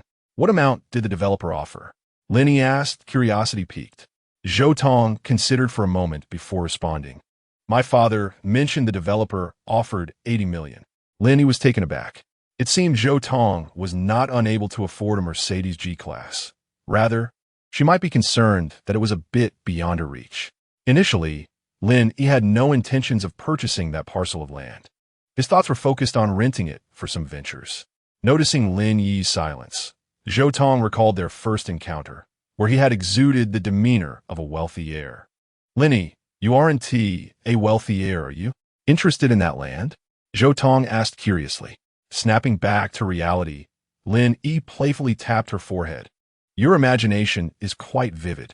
If I were a wealthy heir, would I be driving a second-hand car? That is not entirely impossible," Zhou Tong teased. "Fine, I'll embrace the title of a wealthy heir. Are you satisfied now?" Lin Yi responded with mock irritation. All right. I was merely jesting. Don't be upset." Zhou Tong cooed playfully. "You've thoroughly upset me today. Let us leave," Lin Yi declared, preparing to rise. Yet, Zhou Tong threw herself back into the embrace of the blankets. 2.5 hours later, Lin Yi and Zhou Tong exited, only to encounter the cleaning lady in the corridor. The cleaning lady scrutinized Lin Yi, seemingly attempting to discern if he possessed any extraordinary abilities. Lin Yi, pulling Zhou Tong along, quickened his pace and swiftly entered the elevator. Throughout the journey, Zhou Tong kept her gaze fixed on the ground, only exhaling in relief once she had entered the vehicle. In the Eugene community, her family owned 3 apartments, of which 2 had already been rented out. She contemplated whether to use the remaining one as the venue for her duel with Lin Yi.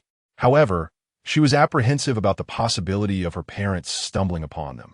After dropping Lin Yi back at the Eugene community, she resolved to secretly rent another place. This might provide a justification for her to stay overnight, while also putting Lin Yi at ease. Lin Yi, indifferent to Zhou Tong's musings, was disinclined to speculate on her thoughts. Given her nature, he trusted that she would manage everything appropriately. Upon returning home, Lin Yi pondered what ventures he could undertake to generate substantial profits from the land he wished to lease. The trifling amounts he previously considered were now beneath his notice. This parcel of land, spanning over 10 acres, held the potential for the construction of a small residential complex. Considering the property prices beyond the 4th Ring Road, it would surely fetch between 8,000 to 9,000 per square meter. Thus, Zhou Tong's assertion of 80 million did not seem exorbitant.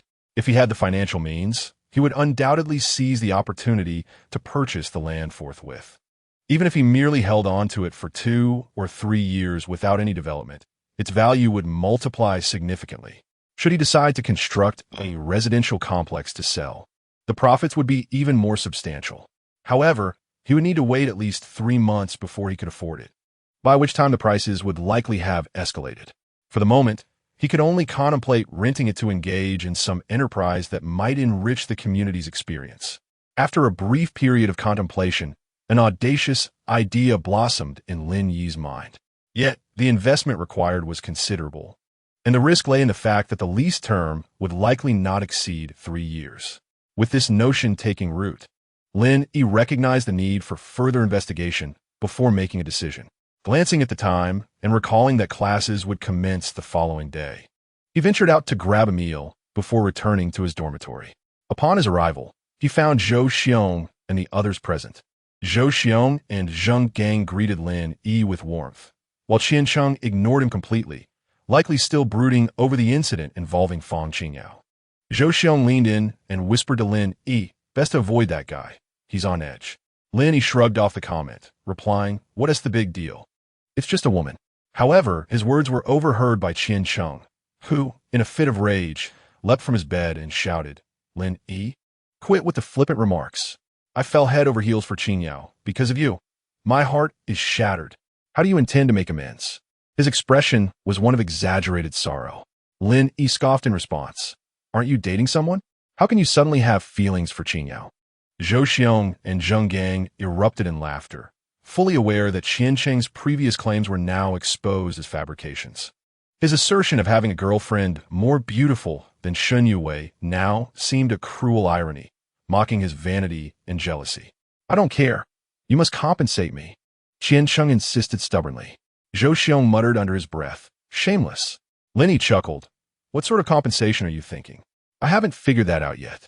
I'll let you know when I do," Qian Cheng retorted, his persistence bordering on absurdity.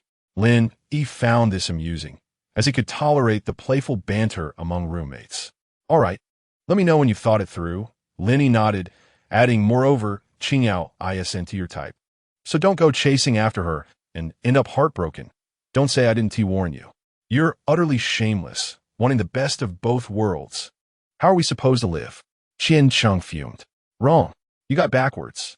Scram." Chapter 74. One of the 3 campus beauties. Lin Yi opened his laptop and adeptly downloaded the new semester's course schedule. The schedule was densely packed with classes. This was under the condition that elective courses had not yet opened for selection. A mere glance left his head throbbing. With 36 hours of classes per week, it meant that from Monday to Friday, his days were nearly filled, leaving only half a day free of lectures. Furthermore, apart from a few foundational courses, the rest were all specialized subjects. The thought of having 3 more years until graduation only exacerbated his headache. Finding the focus to study felt like an insurmountable challenge. He resolved to prioritize securing his regular assessment scores first, as these typically constituted 10 to 20% of the final grade, varying by instructor. As for the final exam, he could devise alternative strategies if necessary. "Have you all purchased the textbooks?" Lin inquired casually while preparing to head out with the course schedule in hand. "Already got them." Zhou Xiong, ever the chatterbox, responded enthusiastically. "I think I'm missing one. I'll accompany you," Zheng Gang said, rising to follow Lin Yi. As they stepped out of the dormitory, Zheng Gang suddenly leaned in conspiratorially, asking in a hushed tone, "Lin Yi, have any other beauties been in touch with you recently?" Lin Yi frowned slightly, thinking to himself that numerous ladies had been reaching out to him, and he wondered how to respond. However, he quickly grasped the implication behind Zheng Gang's words and replied with a mischievous grin, "You know, I'm currently a golden bachelor. The number of beauties reaching out to me is overwhelming, countless." Zheng Gang, upon hearing this, felt an urge to deliver a few playful slaps to Lin Yi for his feigned ignorance. "Come on, you should know what I mean," he pressed, exasperated. "Oh, I see who you're referring to. Is it possible you're reaching out to her, but she is ignoring you?" Lin Yi fine enlightenment, casting Zheng Gang a sympathetic glance. Zheng Gang, feeling the sting of Lin Yi's words, was nearly fuming, wanted to punch this guy who kept bringing up sensitive topics. "Just answer my question directly. Has Shireen contacted you privately?" He finally asked bluntly. "Young man, have confidence in yourself. And when chasing girls, you must have thick skin. Understood?" Lin Yi adopted the demeanor of a seasoned mentor, his face alight with mockery. This expression drove Zheng Gang to the brink of exasperation, and he urgently insisted, "Just tell me if you two have been in touch." "No," Lin Yi replied, observing Zheng Gang's anxious demeanor. He recognized that this lad, much like Qian Cheng, had fallen for someone who clearly did not reciprocate his feelings. Otherwise, he wouldn't be asking such foolish questions. Zheng Gang suddenly became obstinate, declaring, "I don't believe you, unless I want to see my phone. That's a bit much, don't you think?" Lin Yi was taken aback by Zheng Gang's unexpected request, his surprise evident. "Aren't we brothers?" Zheng Gang's concerns were not unfounded. Over the past couple of days, every message he sent to Ouyang Shireen had been met with silence. He feared he might end up like Qian Cheng. His discomfort intensified when he recalled that when Ouyang Shireen collected contact information, she had placed Lin Yi's name last. This oddity fueled his unease, prompting him to seize the opportunity to question Lin Yi as he returned to the dormitory.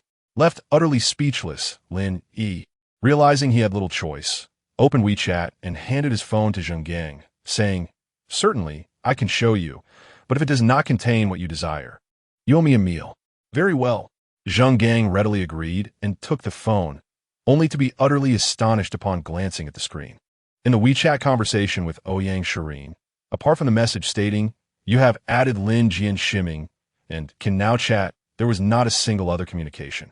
Lin Jian Shiming was indeed Ouyang Shireen. Feeling a bit embarrassed, Zheng Gang returned the phone to Lin Yi and awkwardly chuckled. "Haha, you tricked me into thinking I owe you a meal. Shall I treat you another day?" "When is that another day?" Lin Yi feigned annoyance and asked. "Shennongjia. Another day is simply another day. Just let me know in advance when you are free." "Get lost," Lin Yi retorted irritably before turning to leave. After taking a few steps, he turned back and advised, "I suggest you change your target." "Why?" Zheng Gang, who was about to send another message to Ouyang Shireen, halted in confusion. Lin Yi kindly cautioned, "Because she is not your type. Besides, she is stunningly beautiful, one of the campus flowers and a third-year senior. How could she possibly be interested in you? Therefore, it is entirely normal for her to ignore you." Zheng Gang felt as though Lin Yi had pierced through the secret in his heart, and his expression turned somewhat flustered as he retorted, "Are you still my brother? Why don't you ever wish me well? It's hopeless." With that, Lin Yi departed without looking back. Zheng Gang stood there in a daze for a while, eventually retracting the message he had prepared to send to Ouyang Shireen. His acquaintance with Ouyang Shireen was purely accidental. On the day he returned to school, while waiting for the bus at the train station, Ouyang Shireen happened to be in front of him in line. When boarding the bus, seeing that her suitcase was too heavy, he kindly offered his assistance. After they boarded, there happened to be an empty seat beside her, so Zheng Gang sat next to her for the entire journey. Thanks to Zheng Gang's help, they conversed for nearly an hour until they arrived at the school, and ultimately exchanged WeChat contacts. Not long after, Qian Cheng, out of spite, claimed he would bring his girlfriend over, and Zheng Gang immediately thought of Ouyang Shireen. When he extended the invitation, Ouyang Shireen, recalling Zheng Gang's earlier assistance, hesitated only briefly before agreeing, as a way to return the favor. After all, Zheng Gang's intentions were quite evident. He merely wished to gain some face in front of his roommates. As for his feelings for her, many men were infatuated with Ouyang Shireen, and she held no particularly special feelings for Zheng Gang. Hence, after the meal, Zheng Gang began sending her messages every couple of hours. Initially, Ouyang Shireen would occasionally reply, but eventually, she ceased responding altogether. However, Ouyang Shireen had a deep impression of Lin Yi. Moreover, she could sense that Fang Qingyao had an interest in Lin Yi, and her intuition suggested that there was undoubtedly an extraordinary relationship between Lin Yi and Fang Qingyao. Thus, although she harbored some interest in Lin Yi, she never took the initiative to contact him. Perhaps Lin Yi was indeed correct. Zheng Gang felt an overwhelming sense of dejection as he pondered. Who was he? Merely a dreamer with lofty aspirations, striving to ascend in life. It wasn't until that morning, when Qiansheng remarked that a toad wished to eat swan meat, that he finally grasped the true identity of Ouyang Shireen. All along, they were aware that Linda had 3 prominent campus beauties, including Shun Yue from the Business Administration Department, who was Lin Yi's ex-girlfriend. but they knew little about the other two. It was only this morning, after Qian Chung posted on the campus forum, that they discovered Ouyang Shireen, who had dined with them, was one of the 3 campus flowers. Chapter 75. Searching for him 1,000 times amidst the crowd. Lin Yi visited the old book market at the North Gate and purchased the textbooks required for the semester. Afterward, he had no desire to return to the dormitory and headed straight back to the Eugene community. For him, the bed in the dormitory would now serve merely as a place for afternoon naps. In the evenings, he preferred to return to the Eugene community. The idle banter in the dormitory was far less appealing than inviting a beautiful woman to engage in a more substantive conversation.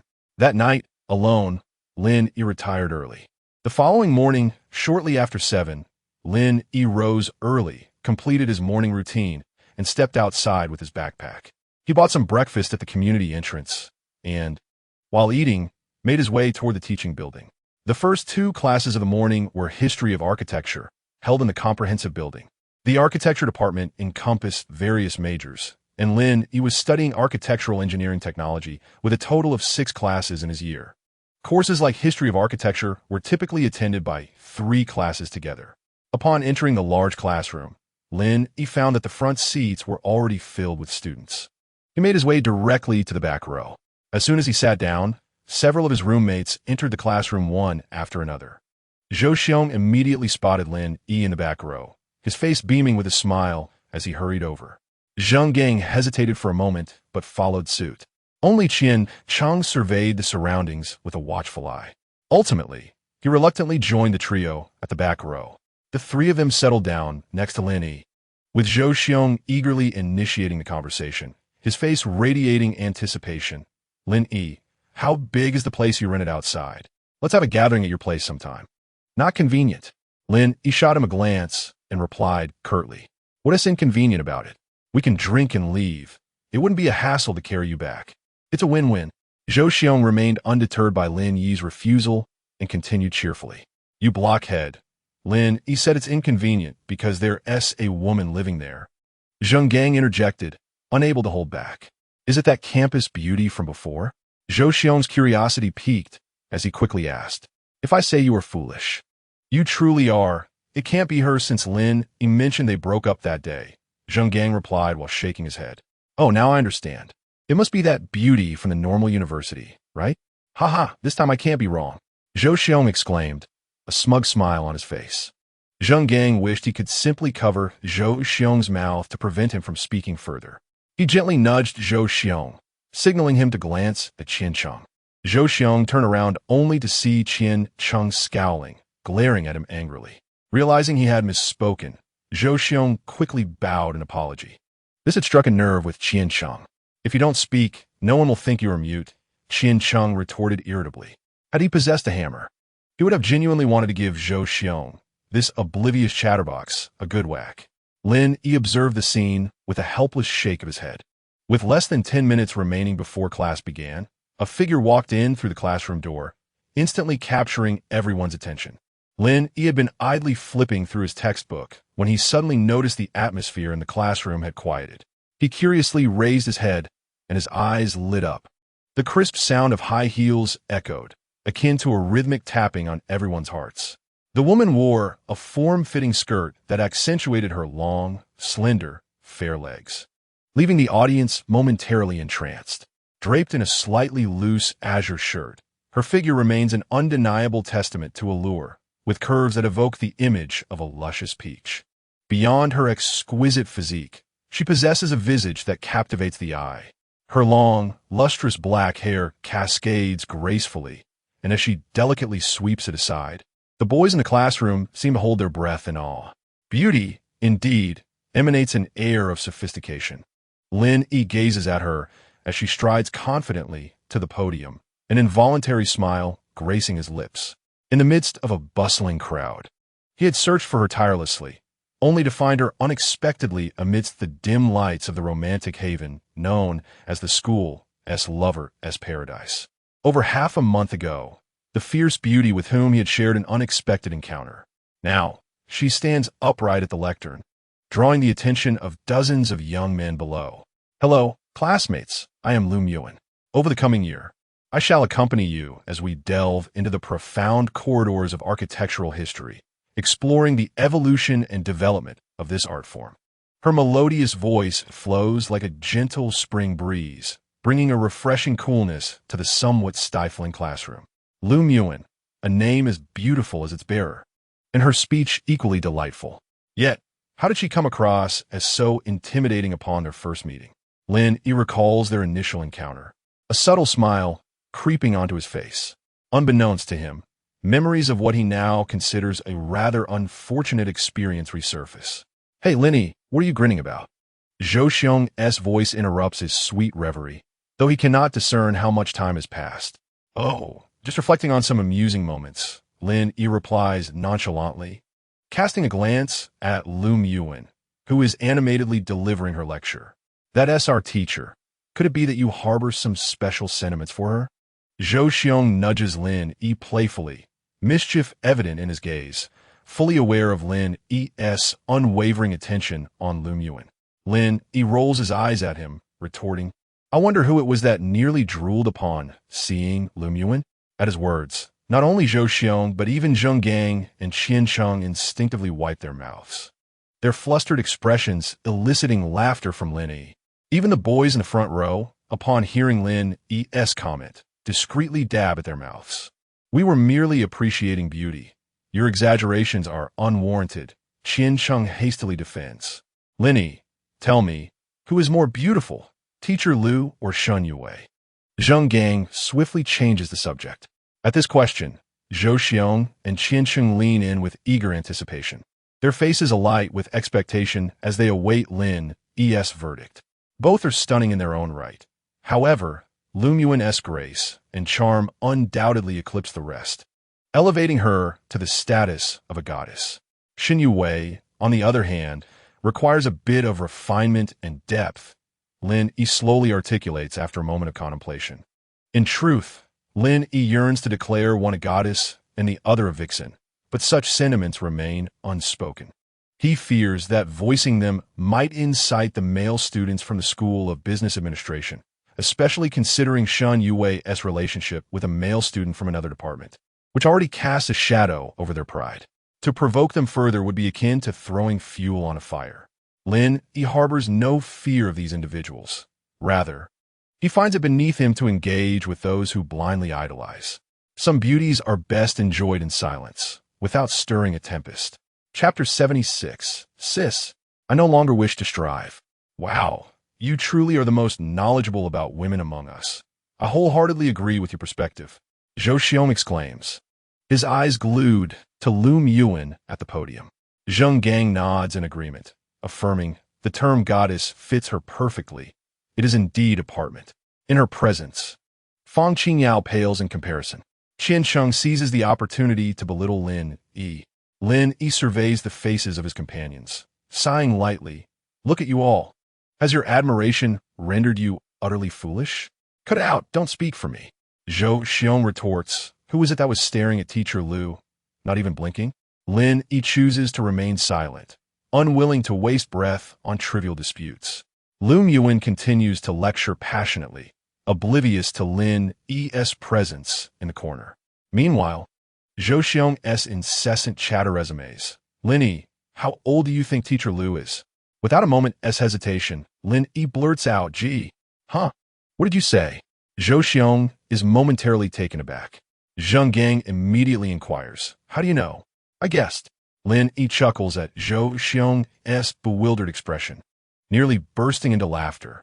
He certainly knows her age, having measured it himself. Qian Cheng, feeling slightly affronted, sternly states, speak with more respect. This earns him a roll of the eyes from both Zheng Gang and Lin Yi. I simply asked her age. Your minds are far too impure. Zhou Xiong finally catches on, indignantly retorting. Zheng Gang and Lin Yi collapse over their desks, nearly gasping for breath from laughter. I told you not to sit with me. This is just bad luck. Qian Cheng suddenly interjects, seemingly out of nowhere. I didn't invite you over, Lin Yi counters, regaining his composure. In his previous life, he might have afforded Qian Cheng some courtesy, but now he believes respect must be earned, not given. Since Qian Cheng consistently targeted him, Lin Yi felt no obligation to be polite. Faced with Lin Yi's sharp retort, Qian Cheng could only silence himself, refraining from further commentary. Typically, the first class of the semester drags on interminably, yet today the students are eager for time to slow down, wishing to savor the sight of Lum Yuan at the lectern a bit longer. When the bell, signaling the end of the first class, rings, Qian Cheng quickly grabs his books and darts toward an empty spot at the front. Following suit, Zhou Xiong and Zheng Gang spring into action, hardly pausing to bid Lin Yi farewell. Lin Yi glances up to see the boys who were once seated in the rear, now scrambling for the vacant seats in the front. The classroom transforms into a competitive arena, charged with a palpable sense of rivalry. After a fierce scramble, some emerge victorious, elated, while others return empty-handed, their faces etched with disappointment. Qian Cheng, quick on his feet, secures an excellent seat near the front. He turns to glance back at Lin Yi, who remains seated, a smug smile adorning his face. Lin Yi dismisses such juvenile antics, choosing to ignore him. He muses on whether Qian Cheng would still be smiling if he knew of the relationship Lin Yi now shares with the goddess he has newly crowned. Meanwhile, Zheng Gang and Zhou Xiong also managed to claim seats closer to the front. Both individuals sent messages to Lin Yi, explaining their initial intention to assist him in securing a spot, but lamentably, the crowd was overwhelming, rendering their efforts futile. Lin Yi merely responded with a brief, "Thank you." Internally, he chuckled at the absurdity of it all, observing how desperately these sycophants sought to bridge the gap between themselves and Lum Yuan. Yet little did they know, he was already situated at a negative distance from her. The fleeting 10-minute interlude between classes vanished in an instant, marked by the resounding chime of the bell. At that moment, Lin Yi became acutely aware of an awkward predicament. He found himself utterly alone, surrounded by an empty expanse, with not a single classmate in sight. Seated forlornly in the last row, he felt conspicuously isolated. "All right, let us resume our lessons," the teacher declared. Lum Yuan scanned the classroom, and as her gaze fell upon Lin Yi's seat, she hesitated momentarily. In that instant, her heart was besieged by astonishment, accompanied by a wave of confusion and disarray. She had never contemplated who Lin Yi might be, nor had she envisioned a future encounter with him.